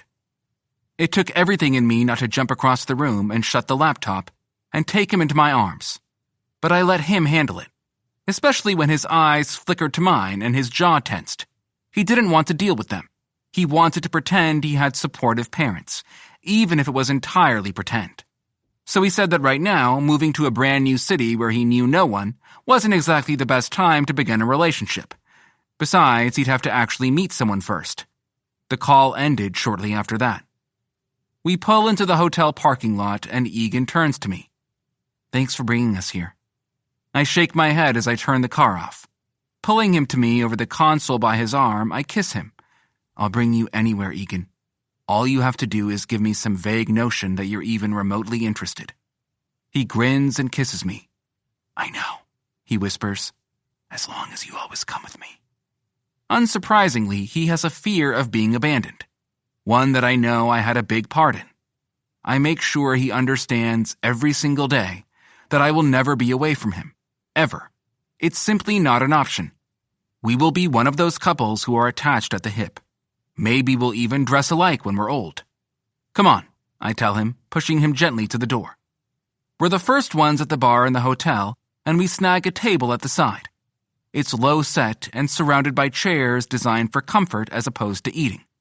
The lighting is low with a couple candles for ambiance. For right now, it's quiet. The waitress brings us menus, giving Egan doe eyes and fluttering her lashes. My husband is completely oblivious, his gaze watching me. I can't help the smile. Adik joins us before the visiting team arrives back to their hotel, and we spend some time catching up. He asks Egan about his job, and Egan's only too happy to carry the conversation for a minute. There's no hiding when the Buffalo team shows up. They're loud as they invade the bar. Calder finds us immediately, and I watch him hug my husband tightly. "I'm so happy you could come," Calder says as Egan gives him his seat and squishes into mine with me. "I haven't seen anyone from college. Hart passed through, but I was at an away game." "I'll come as often as I can," Egan says. "It was so fucking awesome to see my teammate play in the NHL." Calder grins. "It's exhausting," he says, laughing. "Seriously, I swear I do nothing but sleep." "Your skills have improved impressively," Adik says, making Calder grin. "Now that you have an entire team of athletes at your level, you've been able to flourish." Calder beams at him. "Thanks, coach. Don't get me wrong, I fucking love this. But man, you're not really prepared for what the pros throw at you. It's a huge change." Adik nods, and for a while, I sit and listen to the three of them talk hockey. Egan is right in his element, talking pros and tips and rehashing other games. They talk a bit about Egan's job again, and I love to see him come to life. We eat and stay until the bar closes, though none of us drink anything. I hug my uncle when he stands to leave. "I love seeing how happy you are, son," he murmurs in my ear. "The way you look at him." Though I roll my eyes, I can't fight the smile. He's mine. There have never been words to describe what this man is to me. I doubt I'd ever find any. Adik kisses my cheek before hugging Egan and Calder. Then the three of us head upstairs. Calder gets off on the 8th floor, but we head to the top where our suite waits. Egan rolls his eyes as we walk in. "You know we're only here for a night, right? We're going to sleep for like 8 hours and then leave this room." "It's cute you think we're sleeping for 8 hours," I tell him, pulling his jersey over his head. He groans. Not because I'm going to fuck him into the mattress, and that's why he's not getting 8 hours of sleep, but because he knows his sexy ass will be woken up early. I kiss his chest and down to his stomach as I undo his jeans and shove them down. "Don't pout. Get some sleep. You can sleep in the car. And when we get home, I have a surprise waiting there for you." Egan has become relaxed under my touch as I kiss him just above the elastic to his underwear. His cock is hardening in them, though I'm ignoring it entirely. If I start on him now, we won't get any sleep. But at the mention of a surprise, his gentle touch in my hair hardens, and he pulls my face back to look at him. "What did you do, Rakesh?" he asks, eyes narrowed. I grin and get up from my knees to kiss him. "You'll have to be a good boy and go to sleep." He rolls his eyes. "This sounds like a Santa thing," he says, turning away from me and heading for the bed. He says that, but he loves surprises. I follow him a few minutes later and wrap around him. Egan sighs and backs his body tightly against mine, so I spoon him as if my body were another skin. I hold him close, my hand over his heart. "Love you, husband," he whispers. For a minute, I imagine the face he's going to give me when he looks into the basket at the kitten waiting for him at our new house. Our house. The place where we'll be starting our life together as adults. The place where we'll grow together. Where we'll share holidays and host friends and spoil each other. Where maybe we'll argue and disagree, but where we'll always make up. Where we'll spend so much time making memories, the walls will glow with them. And in that place, we'll have our first kid, a little black and gray kitten that I named Puck.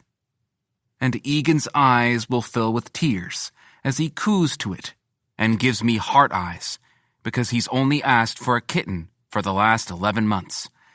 This will be the beginning of our family, in whatever capacity that takes. "I love you too, Egan," I say, matching his tone. "I always have, and I will forever." He hums as he falls asleep. Bonus epilogue. Egan. 2-year marriage anniversary. I'm sitting on the bed when I hear the front door. It's not that I'm nervous, but I am a little. It's our 2-year anniversary, and while we aren't really going to celebrate until this weekend, it is a special occasion. That's not the reason behind what I want to ask, though. Rakesh walks in, and like every time I see him, my breath catches. He's so fucking gorgeous. How did I not notice that the minute I laid eyes on him? How could I have thought I was straight? He smiles, a small, sexy smile that is only ever directed my way. I return his smile, but I can tell it's not quite right since I'm still chewing on the inside of my cheek. When he's undressed, he crawls across the bed toward me like a predator. My cock, already half hard, really likes this. His mouth meets mine, and I sigh into his kiss. "What's wrong?" he murmurs. "Nothing," I tell him, and he raises a brow. Letting out a sigh, I say, "So, our sex life is out of this world, and—" His chuckle makes me stop. Rake sits back to look at me with a brow raised. "You're holding back on me," I complain. "I want to do all the gay things, and I love our sex. It's fucking mind-blowing. But I know there's more that we can do together, and I want to do it all. I love your hand around my neck and how you don't let me come until you want me to. Obviously, I love to suck your dick and your dick in my ass."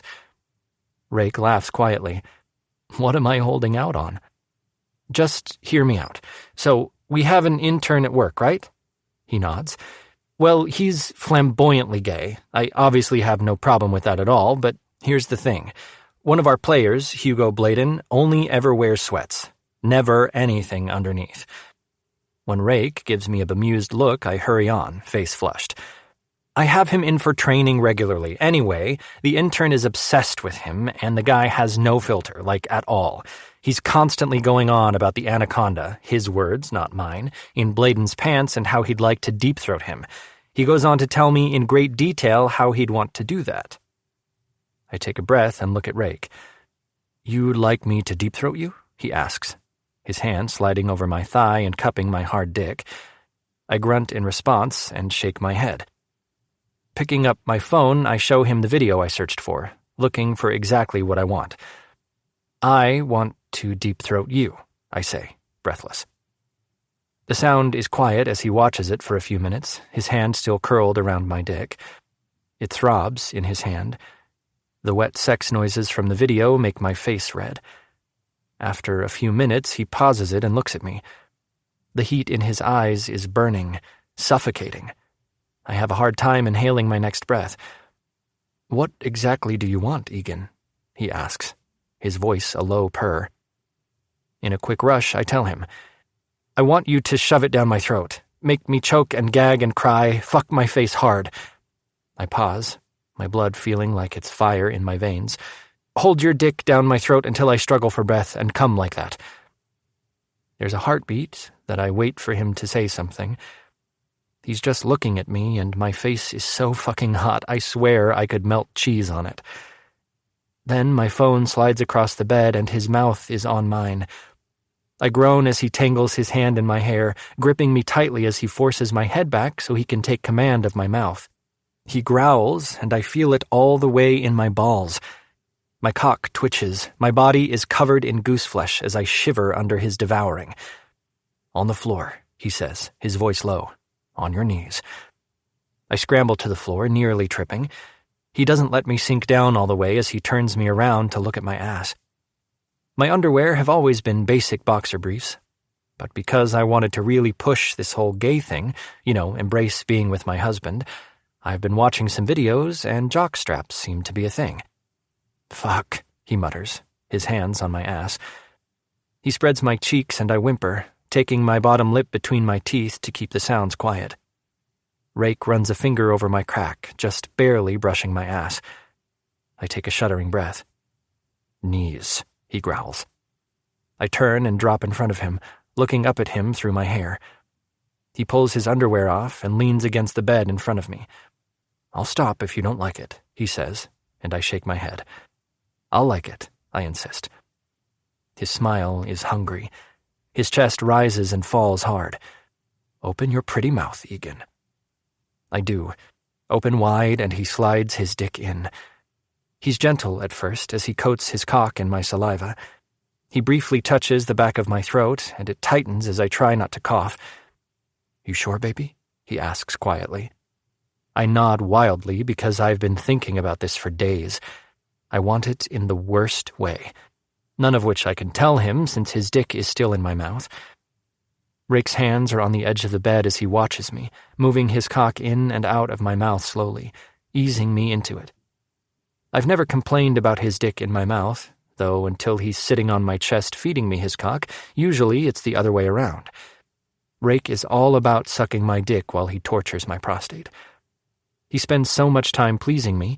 If it wasn't for him filling me with his cum, I wouldn't think he took his own pleasure into account at all. When his hand slides gently over my cheek, I look up at him. Now he's got his lower lip between his teeth, and it's the hottest thing I've ever seen. So I moan around his dick. He smiles a little, and his hand goes to the back of my head. I'm expecting it when he eases to the back of my throat. He doesn't push past, but gives me a second to adjust to that feeling. Then he pulls back. When he pushes back in again, he doesn't stop when there's resistance, and I immediately gag around him. He pulls back again. Before I can argue, he's down my throat for real, and tears fill my eyes as my throat stretches for him. Rake doesn't hold me there, though. When he pulls me off, he takes his dick out entirely. I cough for a second and look up at him. His hands on my face are soft as he gently wipes away my tears. "You good?" he asks. Nodding, I lick my lips and open my mouth. He smiles as I wrap my arms around him, holding his ass cheek so he knows I'm ready. This time, when he enters my mouth, he takes hold of my head and his dick goes deep into my throat, so deep that my nose is on his stomach. My eyes sting as I try to breathe and can't. I choke, but it only lasts a second before he's pulling out and shoving back in. Over the next few minutes, it feels like I only take a single breath between every third and fourth thrust down my throat. And each time he bypasses my tonsils as if they're saloon doors and plunges down the rabbit hole. My hands fly around, trying to find something to grab onto, to ground me. When he pulls off, I'm heaving and sucking in breaths.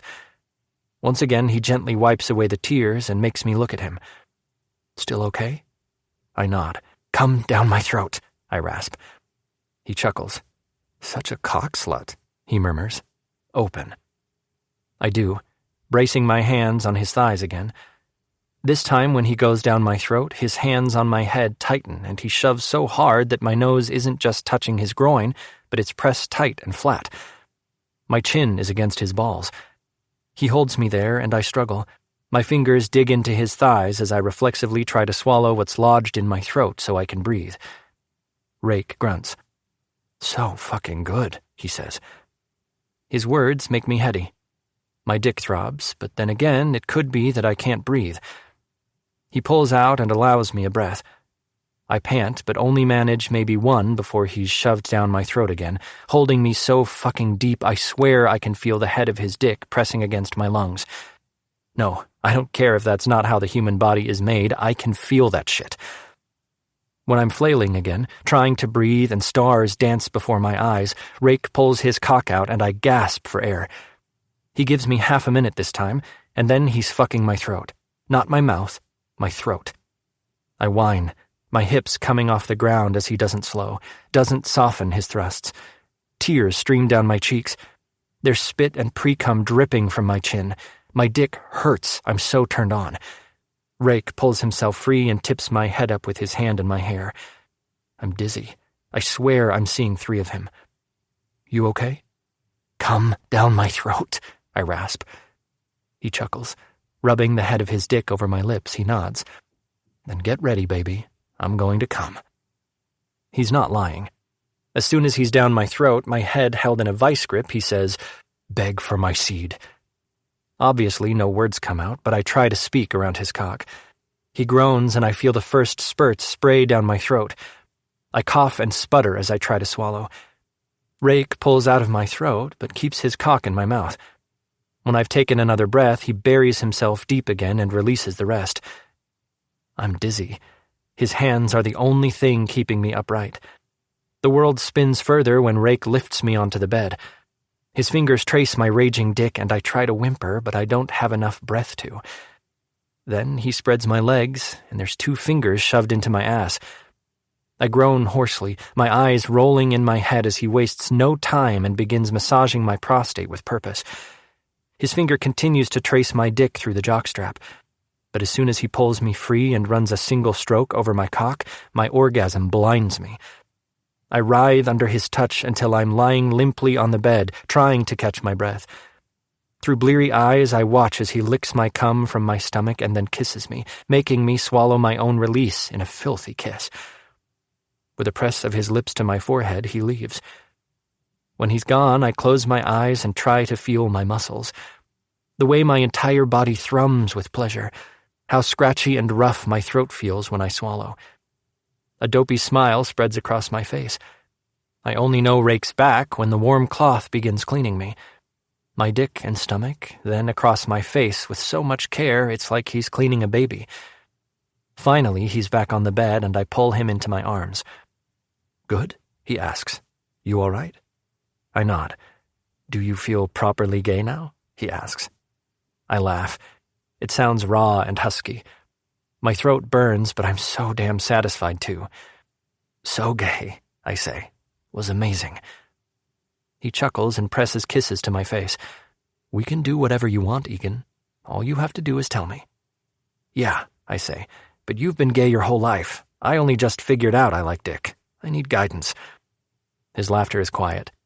"Noted. How about for now, you catch your breath and I'll order dinner." "In a bit.